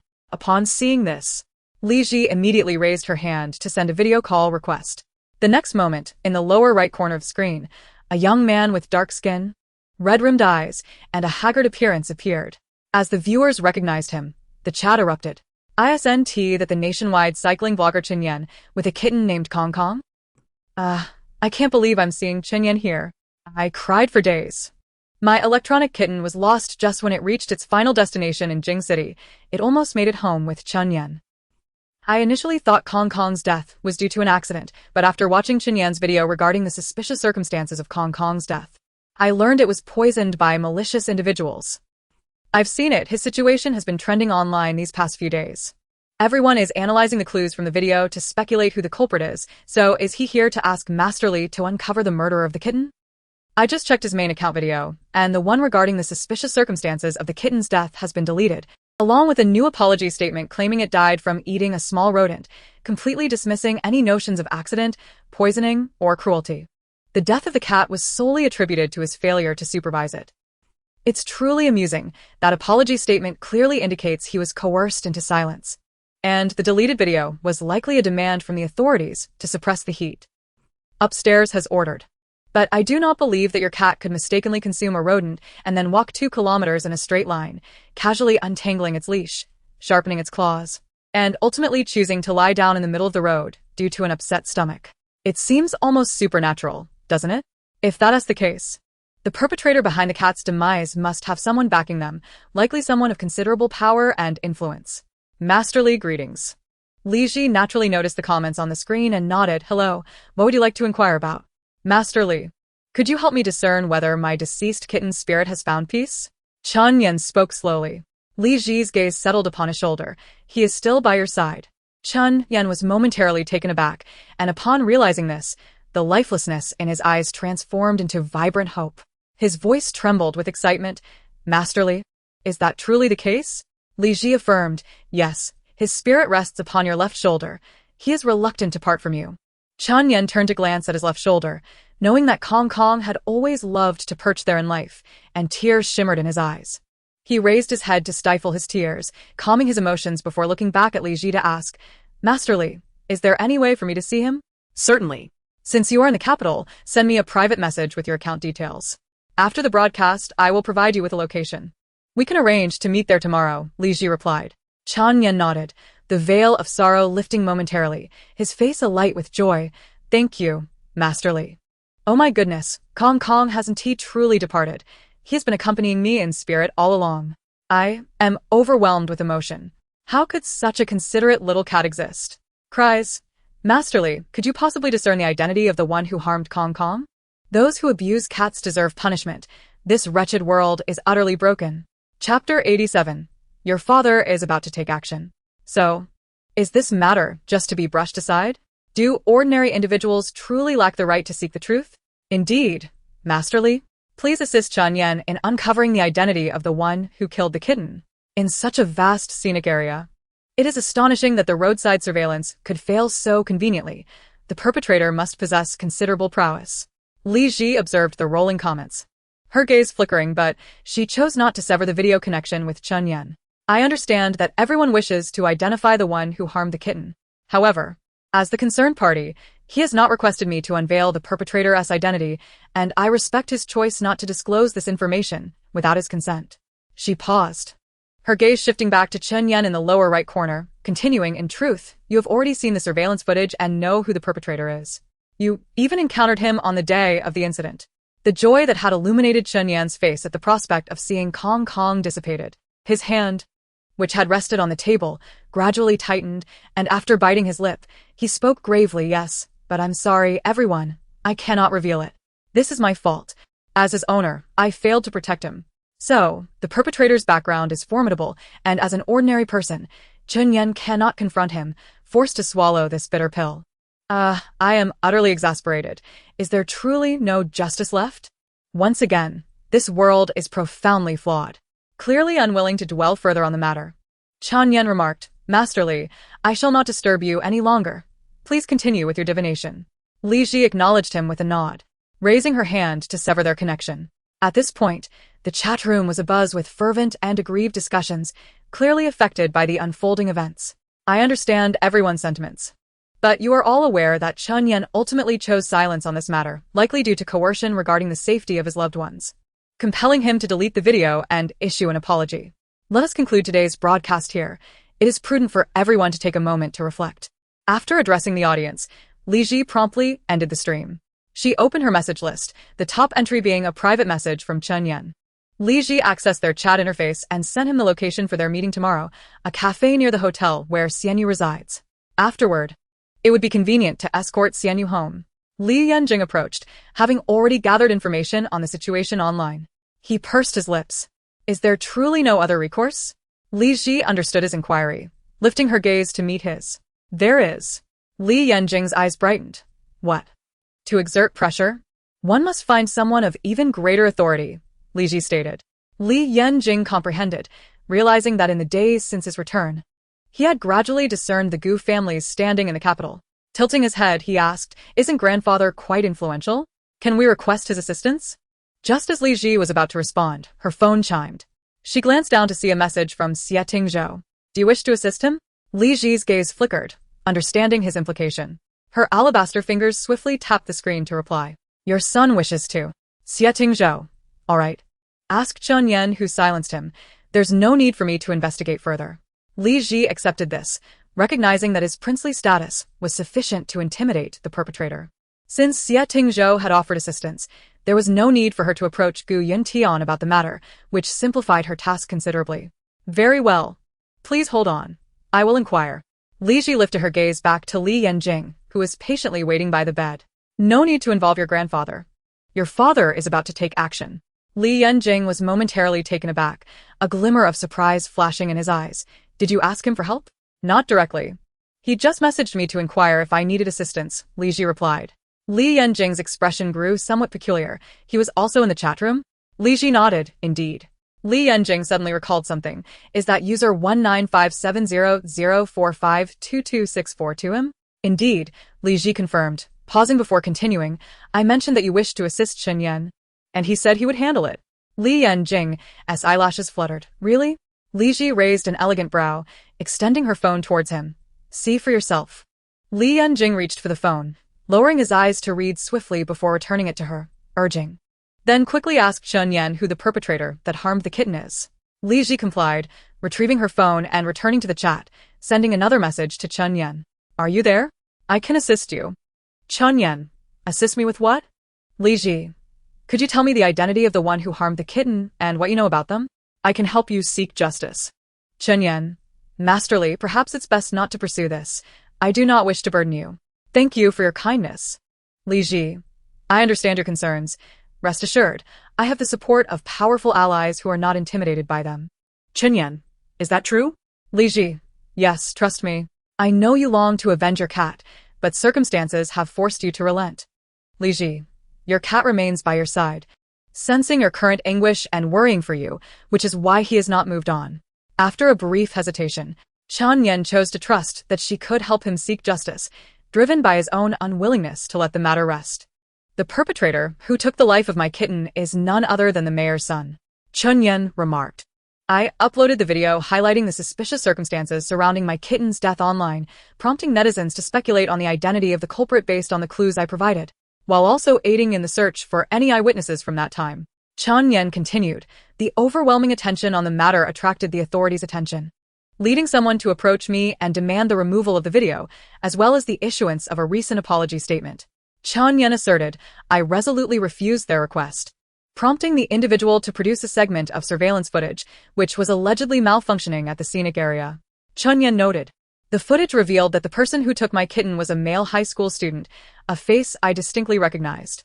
On the day of the incident, I encountered a group of students in uniforms, part of a school-organized excursion to the scenic area. One particularly well-mannered boy approached me, expressing his fondness for cats and requesting to pet mine, to which I acquiesced. Chen Yan explained. After engaging with my kitten for a brief period, he departed, leaving a lasting impression on me. It was indeed he who seized my kitten when I was momentarily distracted. Chapter 88. The rat everyone wants to strike down. Chen Yan was informed that this boy was the mayor's son, and that I was in no position to confront him if I insisted on pursuing the investigation. I should consider the safety of those around me. Chen Yan understood he was not jesting. It is all too easy for individuals in positions of power to discreetly eliminate an ordinary person. Thus, I reluctantly complied, deleting the video and issuing the apology. I realized that the video I uncovered regarding the death did not implicate him, as I could never have fathomed that such a heinous act could be committed by a high school student. Li Ji interjected, the human heart is most inscrutable. Many psychologically twisted individuals derive a perverse pleasure from the torture of small animals, regardless of age. Chen Yan responded, indeed, you are correct. Li Ji reassured, rest assured. He is merely the mayor's son. I shall ensure justice is served for you, allowing your kitten to depart in peace. Chen Yan, perceiving her relaxed demeanor, felt reassured that her connections undoubtedly surpassed even the mayor's authority, and he replied, Masterly, I am grateful for your assistance. Li Ji replied, no need for thanks.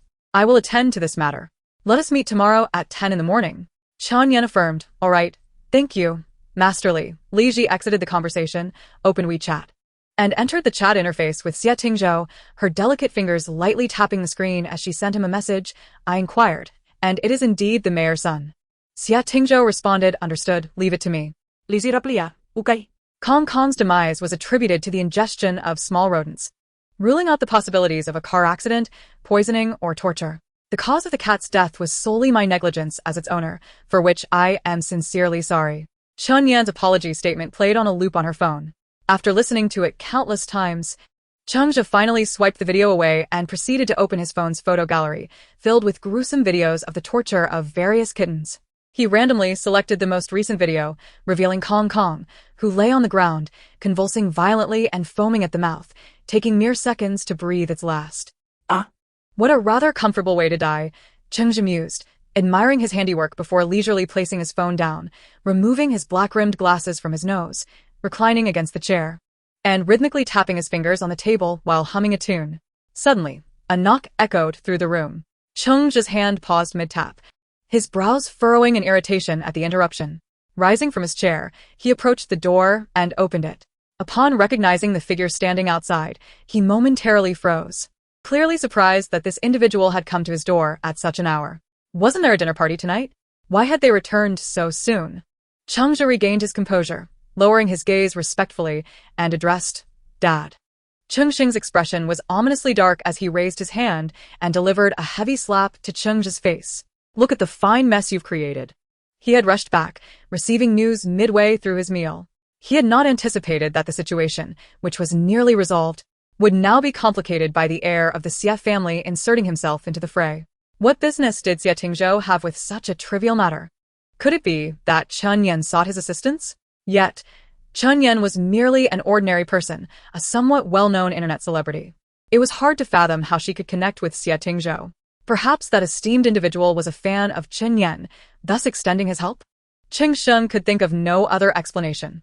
Now, Xie Tingzhou had given him a day to release the surveillance footage, requiring his son to publicly acknowledge on the internet that he was responsible for the incident and to apologize to Chen Yan in person, alongside compensation. Otherwise, he would take matters into his own hands. Given his status, acquiring the surveillance footage would be a trivial endeavor.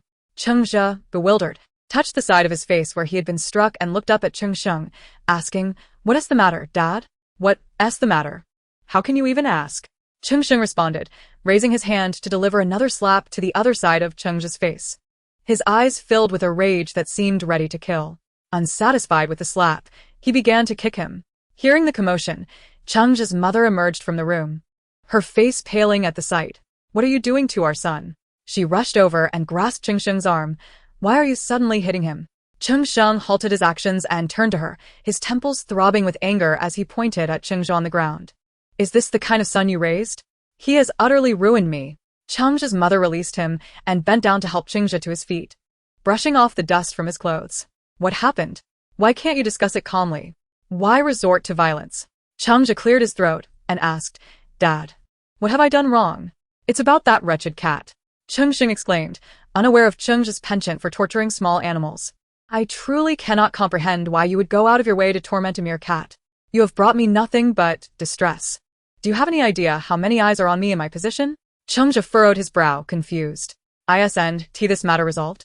Cheng Sheng was on the verge of losing his mind, his jaw nearly grinding against itself in frustration.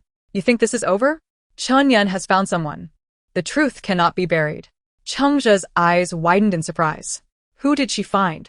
Xie Tingzhou, Cheng Sheng replied. What? Chengzhi's mother exclaimed, disbelief etched on her face.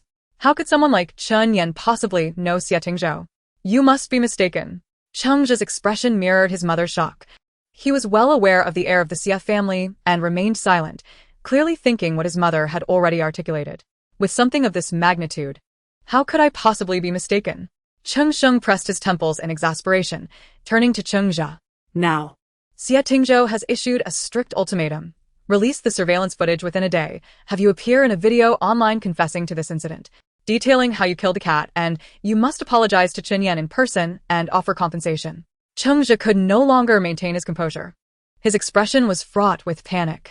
He did not wish to become the target of everyone's disdain, a pariah scorned by all. No, Dad. If you proceed with this course of action, how will I ever face the world again? He implored. Indeed, my husband, is there truly no alternative? If this matter becomes public, what will become of Xiaozhi's future? How can he continue to live? Cheng's mother chimed in. Cheng Sheng's gaze was piercing, his tone unyielding. This is not for you to decide. If you cannot remain in the country, then you may as well leave for abroad. Chapter 89.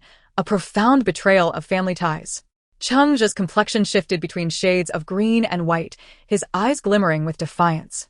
Father, have you not considered that if the truth is revealed, as your son, I will be embroiled in such scandal? Will you still be able to safeguard your position? When did it become your place to question my decisions? Cheng Sheng retorted, pointing a finger at him. I do not require your guidance. I will ensure my own integrity remains intact. And how do you propose to achieve that? Chengzhi bit back, his teeth clenched. Cheng Sheng lowered his hand, casting a glance at Cheng's mother beside him, and declared, I will feign ignorance regarding this matter and place the blame on your mother, claiming it was she who instructed others to silence Chen Yan. Thus, your mother will accompany you abroad to evade the fallout. Ah, Cheng scoffed. A smirk of derision curling at the corners of his mouth. Father, what a noble act of familial betrayal. For the sake of your position as mayor, you would cast both my mother and me into the public scorn. Cheng Sheng was taken aback, incredulous at his son's audacity. Understand this. You are the one who caused this mess. I have already taken it upon myself to clean up after you, and now I must bear the consequences as well? If I do not protect my own position, our entire family will suffer the repercussions. He paused before continuing. If I continue to shield you and do not follow Xie Tingzhou's instructions, not only will he not spare you, but I, too, will face his wrath. Do you comprehend? Even Cheng's mother, despite her bias towards her son, recognized the gravity of the situation. She gently tugged at Chengzhi's arm, soothingly advising, all right, dear. Let us heed your father's words. After some time has passed, everyone will forget this incident, and we can return. Cheng Sheng had no desire to engage in further discussions with the mother and son. With a firm demeanor, he commanded, you need to record a video immediately, detailing your actions in full. I will have the public relations team release it along with the surveillance footage from the incident. Tomorrow, I will take you to apologize to Chen Yan. Chengzhi lowered his gaze, remaining silent, fearing that his silence would further provoke Cheng Sheng. His mother quickly interjected on his behalf. Calm down, I will assist him with the recording. Cheng Sheng grunted in response, casting one last glance at Chengzhi before departing. Cheng's mother watched him leave until he disappeared from sight. She then turned to Chengzhi, instructing him, go record the video in your room, and soften your tone while speaking. We need everyone to see that you acknowledge your mistakes. Chengzhi's eyes darkened with resentment. I am not at fault. Should I really destroy my future for the sake of a mere animal? What destruction of the future? It is not as severe as you think. You are merely standing at the center of a storm, his mother reassured him, patting his back. Your father has said that once the commotion dies down, we can return. Who will remember this incident then? It is merely a temporary hardship for the two of us. You must also understand your father's predicament. He had no choice. No one anticipated that the Xie family would intervene. Your father worked hard to attain his position. Do you wish for our family to be left with nothing?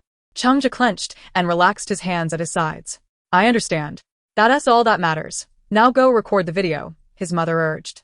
Chengzhi acquiesced and retreated into his room.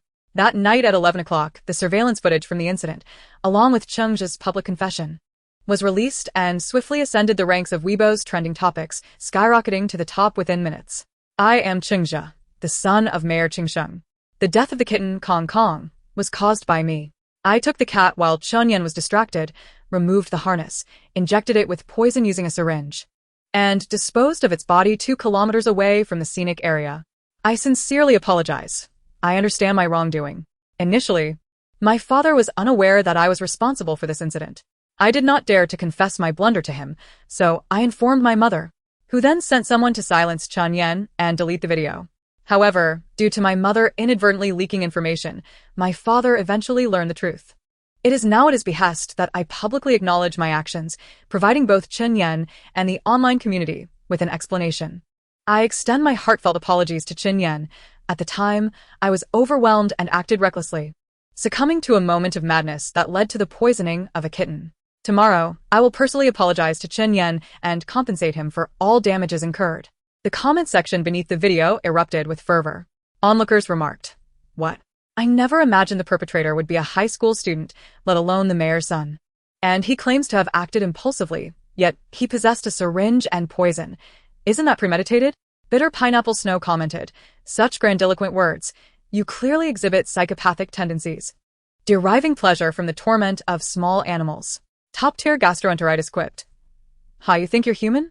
Wind and snow weigh me down for years, beast. Anyone willing to take on the same city? Asan Yu Zhang added, kudos to the mayor for his principled stand. Even his own son is not shielded from accountability. Sorrowful Potato lamented, the cruel act of animal abuse occurs in every city and corner. I propose the establishment of an animal protection law to ensure that wrongdoers face appropriate punishment, rather than a mere apology and a token compensation.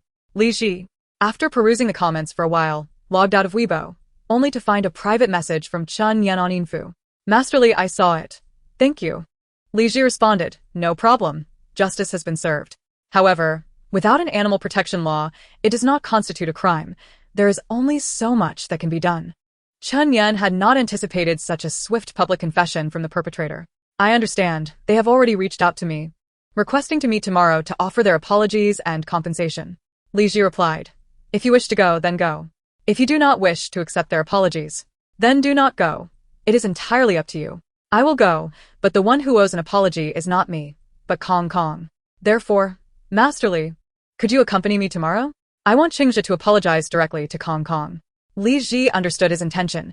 He wanted Qingzhe to witness Kong Kong's spirit. All right. That works. What time? Tomorrow at 11 in the morning. They have invited me to a restaurant for a meal.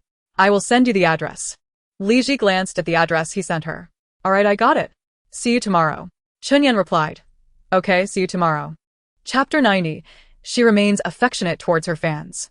The following morning, at 9 o'clock, Xia Tingzhou drove to the Gu family residence to pick up Li Yanqing and return to the Xia family estate. Jiang Riyun rose from the sofa as she spotted Xia Tingzhou entering, approaching him with a smile. Tingzhou, you've arrived. Xia Tingzhou promptly addressed her mom. Jiang Riyun was momentarily taken aback, but quickly regained her composure, her smile widening as she felt immense satisfaction with her son-in-law.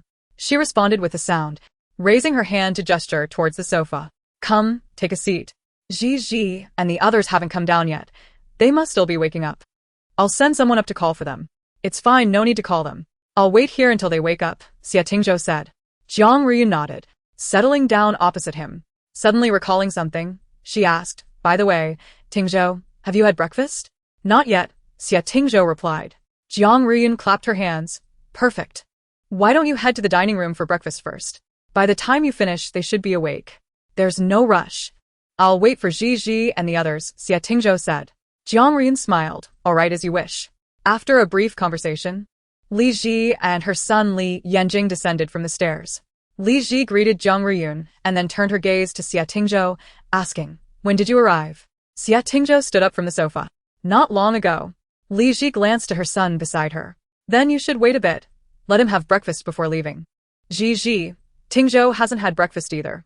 It would be perfect if the three of you went to the dining room together, Jiang Riyun suggested. Li Ji subtly raised an eyebrow, her fair chin lifting slightly.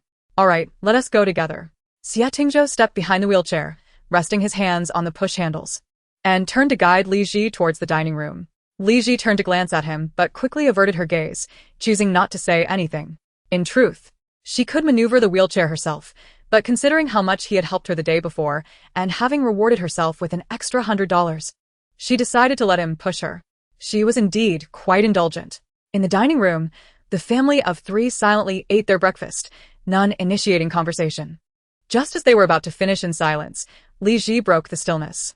She lifted her gaze to the elegantly eating man opposite her and said, Thank you on behalf of Chen Yan for what happened last night.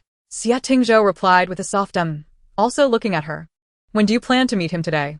At 11 in the morning, Li Ji paused before continuing. Chengzhe contacted him. The three of us are going to apologize to him in person. Chen Yan asked me to accompany him. Why does he want you to go along? Xia Tingzhou inquired. He wants Qingzhe to see the soul of the little cat and to apologize to it, Li Ji explained. Xia Tingzhou nodded in understanding and said nothing further. Li Yanjing, listening to their conversation, focused his gaze on Xia Tingzhou and, with a slight flutter of his eyelashes, slowly said, Could we go to the old house in the afternoon instead? Xia Tingzhou initially thought he was speaking to Li Ji, but upon seeing the boy's eyes on him, he was taken aback, surprised that the child would speak to him and inquire about his opinion. What's the matter? Li Yanjing bit his lip, then turned to Li Ji. I want to see the little cat too. Li Ji would undoubtedly fulfill her son's request. Of course. She turned her gaze back to Xia Tingzhou. Shall we inform your family to go over after lunch? Li Ji added. I originally intended for you to take him back in the afternoon, but now we can simply have dinner before returning, effectively swapping lunch for dinner. Xia Tingzhou had no objections and nodded slightly. Sure, I'll make a call to let them know. I'll join you for lunch. Li Ji did not refuse. All right. Then you can take Yanjing home after we finish eating. Having Xia Tingzhou accompany them was undoubtedly beneficial, as it served as a form of intimidation. Chengsheng would perceive Qinyan's connection to Xia Tingzhou as significant, and once the matter settled, he would think twice about causing trouble again. All right, Xia Tingzhou replied. At 11 in the morning, The family of 3 arrived punctually at the restaurant. As Li Ji stepped out of the car, her eyes immediately caught sight of Chen Yan standing at the entrance. She allowed Xie Tingzhou to push the wheelchair behind her, and as they approached the restaurant door, Chen Yan noticed her. Chen Yan had been looking down at his phone, preparing to message Li Ji to ask where she was when he lifted his gaze, and his eyes brightened. Master Li. He paused, noticing the father and son following behind her. Who are they? My son and his father, Li Ji introduced. A flicker of surprise crossed Chen Yan's eyes. He hadn't expected her to look so youthful and yet be married with children. He nodded and greeted the 2 men hello. Li Ji pointed to Xie Tingzhou behind her and added, he was the one who helped you. Chen Yan blinked, momentarily stunned. Upon realizing, his astonishment deepened. It was indeed her husband she had referred to. To have the mayor's son publicly acknowledge him as the perpetrator of cat cruelty in such a short time, what kind of standing did her husband possess? Chen Yan couldn't fathom it, but wisely refrained from asking further, expressing his gratitude. Thank you, Master Li. Thank you both. Li Ji smiled gently. It's nothing. Let us head inside. Chen Yan nodded, all right. As they entered, a uniformed male waiter approached them. After Chen Yan provided the private room number, the waiter led them to the door of the room. The waiter opened the door and gestured for them to enter. Inside the room, the Chung family observed Chen Yan standing at the entrance. Their expressions varied. Chung Sheng had not intended to stand up to greet him, but upon seeing the group entering behind him, his pupils constricted in recognition of the young man at the back. Realizing who it was, he stood up abruptly, smiling as he addressed Chen Yan. You've arrived. Chung Sheng paused, his gaze sweeping over Li Ji and Li Yanjing before landing on Xie Tingzhou. Xie Shao. You really should have informed me beforehand. I had no preparations and fear I might not host you adequately. Xie Tingzhou's expression remained calm. No worries. I'm not the main guest today. Chung Sheng's spine went rigid upon hearing this. He understood the implication. Xie Tingzhou was there to support Chen Yan. Chapter 91. The CPU is about to overheat. Chung Sheng couldn't comprehend why Chen Yan had earned Xie Tingzhou's favor. Not only had he arranged for him to exert pressure on him, but he had also invited him to lend his support. This was a clear warning that he should not think of causing any trouble for Chen Yan in the future. Chen Yan was under Xie Tingzhou's protection. Chung Sheng temporarily set aside his confusion, gesturing towards the round table behind him. Well then, Xie Shao, shall we take a seat? Xie Tingzhou nodded, guiding Li Ji to the table and assisting her into a chair.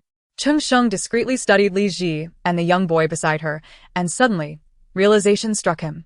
He stared incredulously at the resemblance between Li Yanjing and Xie Tingzhou. Could it be that this was Xie Tingzhou's wife and child? But he remembered that Xie Tingzhou was not married. Could it be a secret marriage? Chung Sheng felt as if his brain was about to overheat. What on earth was happening? Since he was there to support Chen Yan, why had he brought his wife and child along?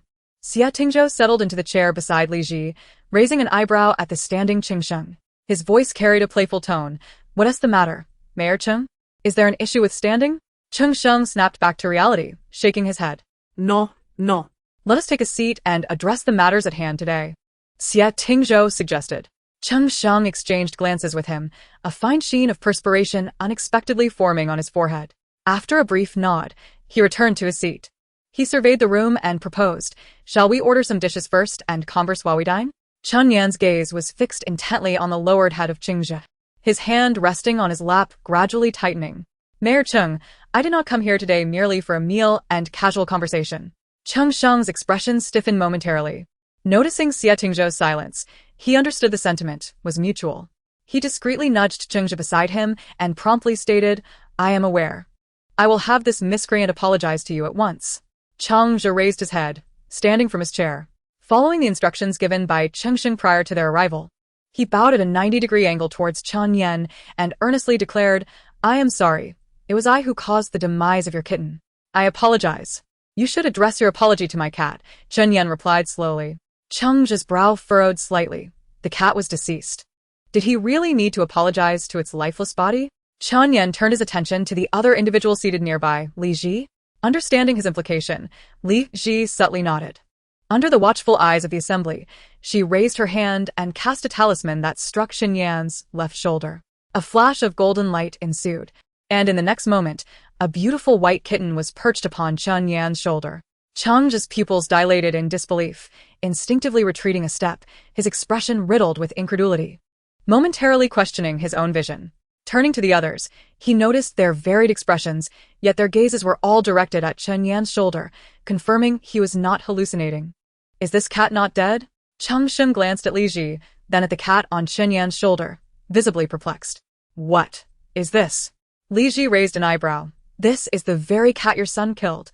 What you see now is its spiritual form. What? Cheng's mother gasped, her eyes nearly bulging from their sockets. Chen Yan looked at the kitten on his shoulder, his features softening, his eyes becoming moist as he fought back tears. Gently calling out, Kong Kong. Kong Kong, who had been dozing on his shoulder, lifted its head at the sound, meeting Chen Yan's gaze. Its glassy eyes seemed to reflect surprise as it mewed softly, as if asking, Can you see me? Chen Yan appeared to understand its feline language. Raising his hand to stroke its head, I can see you. Kong Kong, unable to comprehend his words, recognized the gesture and nuzzled against Chen Yan's palm. Chen Yan smiled knowingly, but recalled there were pressing matters to attend to, so he reluctantly withdrew his hand and turned to the still shocked Qingzhe, stating, Now you may apologize to my cat. Kong Kong followed his gaze and, upon recognizing the individual before them, immediately arched its back and hissed. It then turned to Chen Yan, meowing insistently, This is a bad person. We must leave. Chen Yan quickly reassured, Do not fear. He cannot harm you now.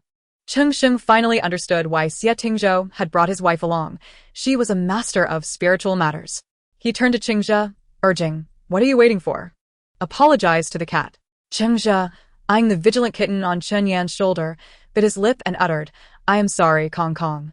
The kitten glared at him, merely huffing and growling in response. Cheng Sheng cleared his throat and produced a check from his pocket. Chen Yan, this check is for 1 million. It is our compensation for your deceased kitten. He extended the check towards Qingzhe, signaling him to present it to Chen Yan. As Qingzhe reached for it, he heard Chen Yan's cold voice, I do not want the check. I merely hope that Mayor Cheng will ensure your son is properly restrained in the future, to prevent such heinous acts from occurring again. Chen Yan paused before continuing, I wonder if this is his first act of cruelty towards small animals, or if he is indeed a habitual offender. Mayor Cheng, it would be prudent to take note. Otherwise, if he finds pleasure in taking lives, it may soon be too late. Cheng Sheng felt a tinge of embarrassment at being lectured by an unknown individual, yet considering Xie Tingzhou's backing, he refrained from showing his displeasure. He nodded, I will heed your words. We have been negligent in our oversight, allowing such an error to transpire. We will ensure he is monitored closely to prevent this from occurring. If you wish to ascertain whether your son is a habitual offender, perhaps examining his phone would yield enlightening discoveries, Li Ji interjected suddenly. Indeed, Mayor Cheng, you may uncover unexpected surprises, Xie Tingzhou chimed in. Qingzhe's spine stiffened, his heart racing at the thought of Cheng Sheng discovering his transgressions. Cheng Sheng furrowed his brow. Turning to him, Produce your phone, let me see it. Qingzhe's gaze flickered. Dad, I have nothing on my phone. There is nothing of interest. I will ascertain that myself. Hand it over, Cheng Sheng insisted. Qingzhe bit his lip. I left my phone at home. I will show you once we return. Is that so? Isn't your phone in your left pants pocket? Li Ji remarked nonchalantly. Chapter 92. Sent to Reincarnation. Qingzhe's complexion shifted slightly, his hands at his sides tightening involuntarily. Having navigated the corridors of power for many years, Cheng Sheng could sense something was amiss. Empty your pockets. Let me see. Honey, are you interrogating a criminal? Our son claimed he did not bring his phone. Do you trust others more than your own son? Cheng's mother interjected, unable to hold back. Can't we discuss this later? Cheng Sheng ignored her, his eyes fixed on Qingzhe, repeating, Empty your pockets. Let me see. Qingzhe remained motionless, frozen in place. Cheng Sheng, unwilling to waste further time, stood up and reached for the left pocket of his pants. Sure enough, the phone was nestled within. Cheng Sheng retrieved the device. This is what you claimed you did not have. Qingzhe lowered his eyes, remaining silent. What is the password? Cheng Sheng inquired. Qingzhe continued to feign ignorance. Not responding. Cheng Sheng's brow twitched. What had begun as mere suspicion now seemed to confirm his fears that Qingzhe was indeed a habitual abuser of small animals. Qingzhe, I will ask you once more. What is the password? Do not compel me to resort to force. Cheng's mother was taken aback to discover her son had indeed lied, the phone truly being in his possession. Yet she dismissed the notion that he was a habitual offender, attributing his behavior to typical adolescent rebellion and a desire to keep his phone from them. Fearing that Cheng Sheng might genuinely resort to force, she quickly shook Qingzhe's arm, advising, Son, what are you doing? Can't you hear your father? Just tell him the password. Chengzhe pressed his lips together, defiantly stating, "Did I not just say there is nothing of interest? I have nothing you wish to see on my phone." Lizei sipet herti lisusuri, remarking. Whether there is anything of interest is evident. Your evasiveness only raises further suspicion. If the password is an issue, perhaps facial recognition will suffice. Cheng Sheng seized Chengzhe, commanding in a low voice, "Lift your head. Son, since you assert that your phone contains nothing of our interest, why not unlock it for your father to have a quick glance?" Cheng's mother suggested. Chengzhe was on the brink of madness, fully aware that unless he unlocked his phone for them today, there would be no end to this torment. He decided to lay his cards on the table. Raising his head, he offered a faint smile, shedding the earlier look of disgruntlement. "Yes, my phone contains videos of me torturing cats. I am indeed a habitual offender. Is that sufficient?" Cheng Mu was momentarily taken aback, her expression tinged with disbelief. "Son, what are you saying?" Chengzhe turned to Chengsheng. "Dad, are you still interested in hearing about the methods I employed on each cat? Each technique was unique. Which one would you like to hear about?" Chengsheng's temples throbbed, anger causing his blood pressure to spike. He raised his hand and struck Chengzhe's face with a resounding slap, interrupting whatever words were about to follow. Although he had braced himself for this confrontation, hearing it spoken aloud was another matter entirely. Chengzhe's face turned to the side, his cheek immediately swelling from the force of the blow. He showed no concern, turning to gaze at his mother, whose face was a mask of disbelief, before finally fixing his eyes back on Chengsheng with a light chuckle. "What's wrong? Did you never imagine that your academically gifted son could be a sadistic monster?" Before he could elaborate, Xie Tingzhou interjected, "Mayor Cheng, it seems that our dinner is no longer feasible today. We shall not intrude upon your family matters any further." Chengsheng took a deep breath, forcing himself to regain composure. He turned towards Xie Xiao, "I sincerely apologize for today. I want to see you out." "That's quite all right."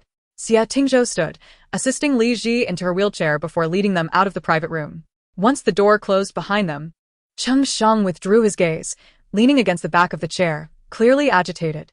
He lifted his eyes to Cheng Mu, speaking with a tone of frustration. "Look at what you have raised. This is your idea of a good son." "I don't know." Cheng Mu was unwilling to accept the reality, her eyes shimmering with hope as she implored Chengzhe, "Son, were you merely trying to frighten us? You don't really have such inclinations, do you? You've always been so well-behaved. How could you have a penchant for torturing animals?" She paused before continuing, "I know this incident was just an accident. You never intended for that cat to die, right?" Chengzhe had completely abandoned reason, his expression bordering on madness. "No, I am exactly that kind of person. I derive pleasure from torturing small animals." Cheng Mu felt as if her world was crumbling, stunned into silence, unsure of what to say, even feeling a twinge of fear towards him. Cheng Sheng's face darkened, and pinching the bridge of his nose, he decisively declared, "Enough. You will leave for abroad tomorrow. And you are not to return without my permission." Chengzhe merely chuckled coldly, remaining silent. Cheng Sheng did not seek a response. The decision was already final. Rising from his chair, he exited the room first. After Li Ji and the others emerged from the private room, they did not seek another dining location but instead requested the staff to reserve another private room. Li Ji's gaze fell upon Chen Yan, and she spoke. "You should bid farewell to your little cat, then I will send it off to reincarnate." Typically, reincarnation requires waiting in line, which can take a few months to several years, or even decades. The implication was that she was granting the cat a fast track. Chen Yan understood her meaning and nodded, expressing his gratitude. "All right. Thank you, Master Li." He paused, suddenly recalling something, and asked, "Master Li, will I be able to know who it reincarnates as and where?" "Yes," Li Ji replied. Chen Yan's expression brightened with excitement. "Really? That would be wonderful." "Indeed," Li Ji said. "Do you need us to step out and give you some private space for farewells?" Chen Yan shook his head. "No, it's fine." Li Ji said nothing further, leisurely lifting her teacup to sip. Soon, Chen Yan finished saying his goodbyes to the little cat. "Master Li, I appreciate your help." Li Ji nodded, raising her hand to draw a golden rune in the air, then silently recited a spell. In the next moment, a black iron door appeared before her. She pulled it open, revealing a blindingly white expanse, filled with mystery and the unknown. Kong Kong seemed to sense its impending departure, leaping down from Chen Yan's shoulder and slowly making its way towards the door, glancing back with each step. Chen Yan smiled and waved, "Go on. We will meet again." Upon reaching the door, Kong Kong paused, turned to him, meowed softly, and then jumped into the portal. The moment Li Ji closed the door, it vanished from view. Chapter 93. Receiving Just Punishment. Masterly, Li Ji anticipated his question. After dinner, pack your things and return home. Your neighbor's female cat is about to give birth to a litter. Chen Yan's eyes lit up, his excitement barely contained. How will I know which one is Kong Kong? Li Ji cryptically replied, the one you instantly take a liking to is him. You will understand upon meeting. Chen Yan trusted her words, nodding, all right, I understand. Li Ji redirected her attention to the table. Okay, we can now order food. Masterly, this meal is on me. You've helped me so much. And I am truly grateful. Chen Yan paused, recalling how Li Ji had not only enabled him to see Kong Kong for farewells, but had also expedited its reincarnation. By the way, Masterly, how much should I transfer to you? You've invited us for this meal. As for the money, it's not necessary. I didn't assist you for monetary gain, Li Ji replied, glancing at Li Yanjing beside her and affectionately ruffling his hair. Primarily, it was my son who couldn't bear to see such things and wished to help you and the cat. Chen Yan was momentarily taken aback, realizing the implications, and turned his gaze to Li Yanjing, smiling gratefully. Thank you, little brother. Li Yanjing, with his big, round eyes, looked back at him and sweetly replied, you're welcome. After finishing their meal, Li Ji and the others parted ways with Chen Yan at the restaurant entrance and got into their car. Xia Tingzhou glanced at the mother and son in the rearview mirror, saying, I'll take you home first. I have a few matters to attend to. Just take me to the Mingyue Hotel, Li Ji instructed. Xia Tingzhou raised an eyebrow. Turning to her, to the hotel? Li Ji nodded, yes, to pick up a friend. Xia Tingzhou acknowledged her with a hum, likely surmising that the friend was the undocumented girl for whom she had arranged an ID, and said nothing further as he turned back and drove away. Lize'yi vitreyi her gazı. Preparing to take out her phone when she noticed Li Yanjing staring out the window, lost in thought. She poked his cheek gently. What's wrong, son? You look rather glum. Li Yanjing turned to her, pursing his lips, and slowly said, I feel that the bad guys did not receive a substantial punishment. Is an apology really enough to resolve such matters? So this is what you were thinking. Don't worry. He will receive the punishment he deserves, Li Ji reassured him. Li Yanjing tilted his head, puzzled. The punishment he deserves? Cheng Zhou wore a golden Buddha amulet around his neck, which was why he had faced no consequences for torturing so many kittens. The amulet protected him, preventing any spirits from approaching his body, especially those of low-tier souls like cats. Li Ji paused before continuing, however, just now in the private room, I tampered with the golden Buddha he wears. The vengeful spirits of the kittens he harmed will seek him out. Li Yanjing's eyes brightened instantly. That's great. Will it cost him his life? Xia Tingzhou suddenly inquired. Li Ji lifted her eyelids to glance at him. Not quite, but it should lead to a mental breakdown. Indeed. That would be more excruciating than death itself, Xia Tingzhou remarked. It's merely poetic justice, Li Ji replied. Indeed, Xia Tingzhou echoed. At the Xia family estate, Xia Wang gazed down at the little kitten mewing around his feet, its neck adorned with a ribbon tied into a bow, adorably enchanting. He raised his eyes to Xia Heng and Huishu, asking, Where did this kitten come from, Dad, Mom? Huishu approached, bent down to scoop it up, and gently patted its fluffy head, a flicker of surprise in her eyes. Didn't you buy it? Xia Wang scratched the back of his head. No. Why would I buy a cat? Xia Heng set down his teacup. It must be your brother's purchase. Xia Wang poked the kitten's soft body, perplexed. But why would my brother suddenly buy a cat? Huishu shook her head. I have no idea. Someone delivered it just now, stating it was ordered by Mr. Xia. I thought it was your doing. Well, all right. Xia Wang paused, then asked, By the way, where's my brother? He hasn't returned yet. Huishu cradled the kitten back into its carrier and sat on the sofa. I just messaged him, and he said he would arrive shortly. As her words faded, noises emanated from the entrance. Is he here? Xia Wang turned his head towards the door. The next moment, two figures, one large and one small, entered. Upon closer inspection, Xia Wang noticed the little boy's face resembled his brother's almost exactly as a child. Their brows and eyes mirrored each other so closely that it was evident they were father and son. Huishu placed the kitten back in its carrier and rose to greet them, her eyes sparkling with excitement as she looked at Li Yanqing standing next to Xia Tingzhou. Li Yanqing lifted his gaze to Xia Heng and Huishu, promptly calling out, Grandpa, Grandma, in a bright, cheerful voice. Xia Heng nodded, his expression warm. Just as I thought, he looks just like Tingzhou did when he was little. Huishu bent down to lift him, smiling. Oh, my dear grandson. She paused. Suddenly recalling something, actually I met you a long time ago. Li Yanqing tilted his head, his dark eyes clear and innocent. Was it at the hospital? Huashu's eyes widened in surprise. How did you know? Did you notice me then? Li Yanqing nodded. Your memory is remarkable. It's been so long. Yet you still remember. Huashu chuckled. Because grandma is beautiful, Li Yanqing replied. Huashu's smile widened, her eyes sparkling with affection. Well. And what about me? You haven't called me yet, Xia Wang interjected, unable to contain himself. Li Yanqing turned his gaze towards him, silent, seemingly uncertain of what to call him. Xia Wang felt a wave of despair, fearing that his little nephew might not like him, hence his reluctance to address him. Uncle, Xia Tingzhou prompted. Upon hearing this, Li Yanqing promptly called out uncle. Xia Wang let out a relieved sigh. It turned out he had overthought the situation, and the child simply didn't know how to address him. He responded with a smile and extended his hands. Mom, let me hold him. All right, Huashu agreed, handing over Li Yanqing to him. Xia Wang cradled the little one, gently weighing him in his arms. You're so light. Do you not eat well? Li Yanqing fluttered his eyelashes.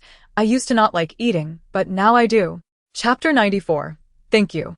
A little over half a month ago, he was even thinner than he was now, appearing malnourished, noticeably smaller than his peers. However, in recent times he had been eating well, his nutrition catching up, and he had gained quite a bit of weight, his complexion now rosy and vibrant. It's good that you're eating well now, otherwise, you would have been too thin, especially during this growth phase. Huashu paused, gesturing towards the sofa behind her. All right, enough standing, let us sit and chat. Xia Wang complied, settling on the sofa, with Li Yanqing beside him. Huashu naturally sat on the other side, her eyes filled with adoration for her precious grandson. Xia Heng, seeing both sides occupied, retreated to his own seat. At that moment, a meow echoed, drawing everyone's attention. Huashu suddenly recalled and asked Xia Tingzhou about the cat, glancing at the carrier on the floor. By the way, Tingzhou, is this cat yours? Xia Tingzhou affirmed, bending down to open the carrier and retrieve the little kitten. Bro, what made you suddenly want to adopt a cat? Xia Wang inquired curiously. Xia Tingzhou didn't respond. His gaze fixed on Li Yanqing. It's for you. Li Yanqing was momentarily stunned, realizing with a hint of surprise that the cat was indeed a gift for him. Could it be that, understanding his fondness for kittens due to recent events, his brother had purchased this for him? As this thought crossed his mind, an indescribable feeling welled up within him. So it was bought for Yanqing. Huashu chuckled, glancing down at Li Yanqing, who had yet to react. What's wrong? Do you not like it? Li Yanqing collected himself and replied, I like it. He slid off the sofa and approached Xia Tingzhou, extending his hands to cradle the kitten. Xia Tingzhou handed it over. Name it. Li Yanqing gently patted the kitten's head, tilting his head in thought but unable to come up with a name. I want Mom to name it when we go home. Xia Tingzhou raised an eyebrow. All right. At the Gu family residence in the afternoon, Guyu returned from school and walked into the living room, spotting a woman sitting with her back to him on the sofa, mistaking her for Li Ji. He approached. Sister. Xianyu, engrossed in practicing typing on the phone Li Ji had bought for her, turned at the sound. Seeing the boy walking towards her, she tilted her head, a hint of confusion in her expression, remaining silent. Guyu gazed at her face, momentarily stunned, then realized, a flicker of astonishment crossing his features. You. Who are you? Xianyu, she replied. No, how are you in my house? Guyu pressed. Li Ji entered the living room, holding 2 ice cream cones. She asked my friend. Guyu turned to her, nodding. Oh, so she asked your friend, sister. Li Ji affirmed, moving to sit beside Xianyu, handing her one of the cones. She'll be living with us from now on. Xianyu reached out to take it, staring at the ice cream in her hand, clearly puzzled about what it was, only aware of its coldness. Guyu, momentarily taken aback, set his backpack down and sat across from them. Living with us? Li Ji tore open the ice cream packaging and took a bite, lazily saying, yes, she should be staying with us for the foreseeable future. Xianyu noticed her action and followed suit, bringing it to her mouth and taking a large bite, chewing. Guyu, witnessing this, couldn't he help but think, wow, she just took a huge bite. Isn't that too cold? Her teeth must be strong. He snapped back to reality, looking at Li Ji. Huh? Why? Guyu thought to ask if she had no home, but given her presence, it seemed inappropriate to voice it directly. She's all alone at home, so I invited her to stay with us. Li Ji paused momentarily before continuing. Regardless of the size of our home, it won't affect you at all. I have no objections. It's just one more person, Guyu replied. As long as you're fine with it, you should start calling her sister as well, Li Ji said. All right. Guyu concurred. Suddenly recalling something, he glanced around the spacious living room and inquired, by the way, sister, where is Yanjing? Wasn't she supposed to be back this afternoon? The schedule changed. She'll return after having dinner over there, Li Ji responded. Okay, then what about Mom? Guyu asked further. Having finished her ice cream cone, Li Ji replied, Mom went out for afternoon tea and should be back shortly. Guyu nodded, oh, I see. That evening, after dining at the Xie family as old residents and lingering for a while, Xie Tingzhou drove Li Yanjing back to the Gu family home. The car slowed to a stop in front of the Gu villa, and Xie Tingzhou unclipped his seatbelt, opened the door, and stepped out. He then raised his hand to open the rear door. After Li Yanjing stepped out, cradling the sleeping kitten in her arms, he closed the car door and walked to the trunk, retrieving a large box filled with pet supplies. Let us head inside, he said. Li Yanjing obediently followed him toward the villa. Approaching the entrance, she suddenly halted and tugged at the leg of Xie Tingzhou's trousers. He paused, looking down at her. What's the matter? Li Yanjing bit her lip, and after a few moments of silence, she looked up at him and posed the question that had been on her mind all afternoon. Why did you buy me a cat? Xie Tingzhou raised an eyebrow slightly. Is a reason necessary for buying you something? Thank you, Li Yanjing replied, and before he could respond, she dashed into the villa. Xie Tingzhou watched her retreating figure, a soft chuckle escaping his lips, the delicate light glinting off his refined features, and he promptly followed her inside. In the living room, the family of four sat on the sofa, engaged in conversation while awaiting Li Yanjing's return. Upon hearing the approaching footsteps, they collectively turned their gazes toward the door. Li Yanjing burst in, cradling a fluffy white bundle, followed closely by Xie Tingzhou, who was carrying a large cardboard box. Li Ji raised an eyebrow at the sight, immediately recognizing the small creature in her sister's arms as a kitten. Jiang Riyun stood up to greet them with a smile. Hey, take it easy. Why are you running in? She paused, her eyes widening as she clearly saw the kitten Li Yanjing was holding. Where did this little cat come from? Li Yanjing remained silent, merely glancing back at the man following her. Xie Tingzhou set the box down and answered for her. I noticed she liked it. So I bought it. Chapter 95. Milk Tea. So that's how it is. Jiang Riyun nodded, reaching out to pet the kitten in Li Yanjing's arms, exclaiming, what a beautiful cat. Li Ji glided over in her wheelchair, casting a glance at the kitten before her gaze settled on Xie Tingzhou. She inquired, how did you know she liked cats? Even I, as her mother, was unaware. Xie Tingzhou lowered his gaze to her, I guessed. Li Ji's eyes flickered slightly as she realized he must have inferred it from the recent incident involving the abuse of cats. She suddenly recognized that she had not been as perceptive as he was. Having only thought that Li Yanjing couldn't bear to see good beings being bullied by evildoers without seeking justice, without considering this simpler perspective. Gathering her thoughts, Li Ji asked, have you named the cat yet? Not yet. She said she wanted you to name it, Xie Tingzhou replied. Li Yanjing approached Li Ji and handed her the kitten. I can't think of a name. Do you want me to name it? Li Ji's elegant brows arched slightly as she accepted the kitten, gazing at its snow-white body, and spontaneously declared, how about we call it Little White? Guyu couldn't help but chuckle, sister. That name is a bit too simplistic, don't you think? Indeed, Li Ji had a knack for naming, as even the name of Xianyu had come to her simply because she found an online username that sounded nice and decided to use it. Li Yanjing naturally agreed with Li Ji, then let's call it Little White. Encouraged by Guyu's teasing, Li Ji replied, wait, let me think again. She thoughtfully rubbed her chin, contemplating for a moment before suggesting, how about milk tea? Fried chicken? Ice cream? Suppressing laughter, Guyu coughed lightly, sister. Aren't those names all food-related? Milk tea sounds good, Xie Tingzhou interjected. Milk tea is great. I think it's perfect, Jiang Riyun concurred. Li Yanjing nodded. Acknowledging that this name was indeed much more melodious than Little White, and since it was Li Ji's favorite beverage, then it shall be milk tea. Li Ji lifted the kitten to her eye level, saying, from now on, you'll be called Milk Tea. You are quite fortunate to be with me. Milk Tea seemed to comprehend her words and meowed in response. This box contains all the supplies for milk tea, Xie Tingzhou stated. Li Ji returned the kitten to Li Yanjing's embrace, glancing at the large cardboard box at her feet. All right, I understand. Xie Tingzhou nodded. Noticing the time was near and addressed Jiang Riyun and Gu Yuntian, Mom, Dad, I'll be heading back now. Upon hearing Xie Tingzhou refer to her parents as such, Li Ji couldn't help but twitch her lips. Is this appropriate? When did he become so familiar with them? She pondered, bewildered by how he had managed to charm them so effortlessly. Gu Yuntian, slightly taken aback, quickly responded, "All right, please convey my regards to your parents when you return. We should arrange a gathering for both our families sometime." Xie Tingzhou nodded. "Sure, I'll pass it along. Be careful on the road," Zhang Ruyun reminded. "I will," Xie Tingzhou replied. Seeing the others' comfortable exchanges, Gu Yu naturally chimed in, "Goodbye, brother-in-law." Xie Tingzhou acknowledged him, withdrawing his gaze and directing it toward Li Ji and her child. He reached out to gently ruffle Li Yanjing's hair before quickly withdrawing his hand, then softly addressed Li Ji. "I'm leaving now." Li Ji replied with a soft goodbye.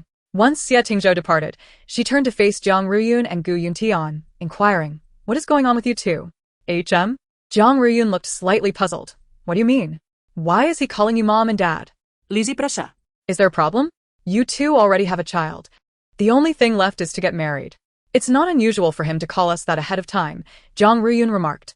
After a moment, she added, "Right. If you're not in a hurry to have a wedding, you might as well register for your marriage certificate first." Gu Yuntian nodded in agreement. "Your mother is right.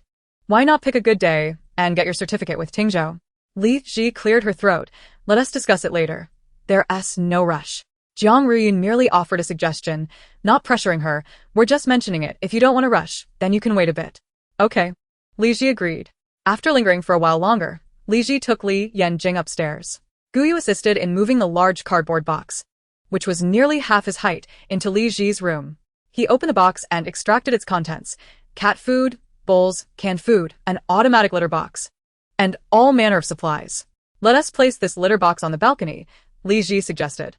"All right," Gu Yu nodded, pouring some cat litter into the box and relocating the automatic litter box to the balcony.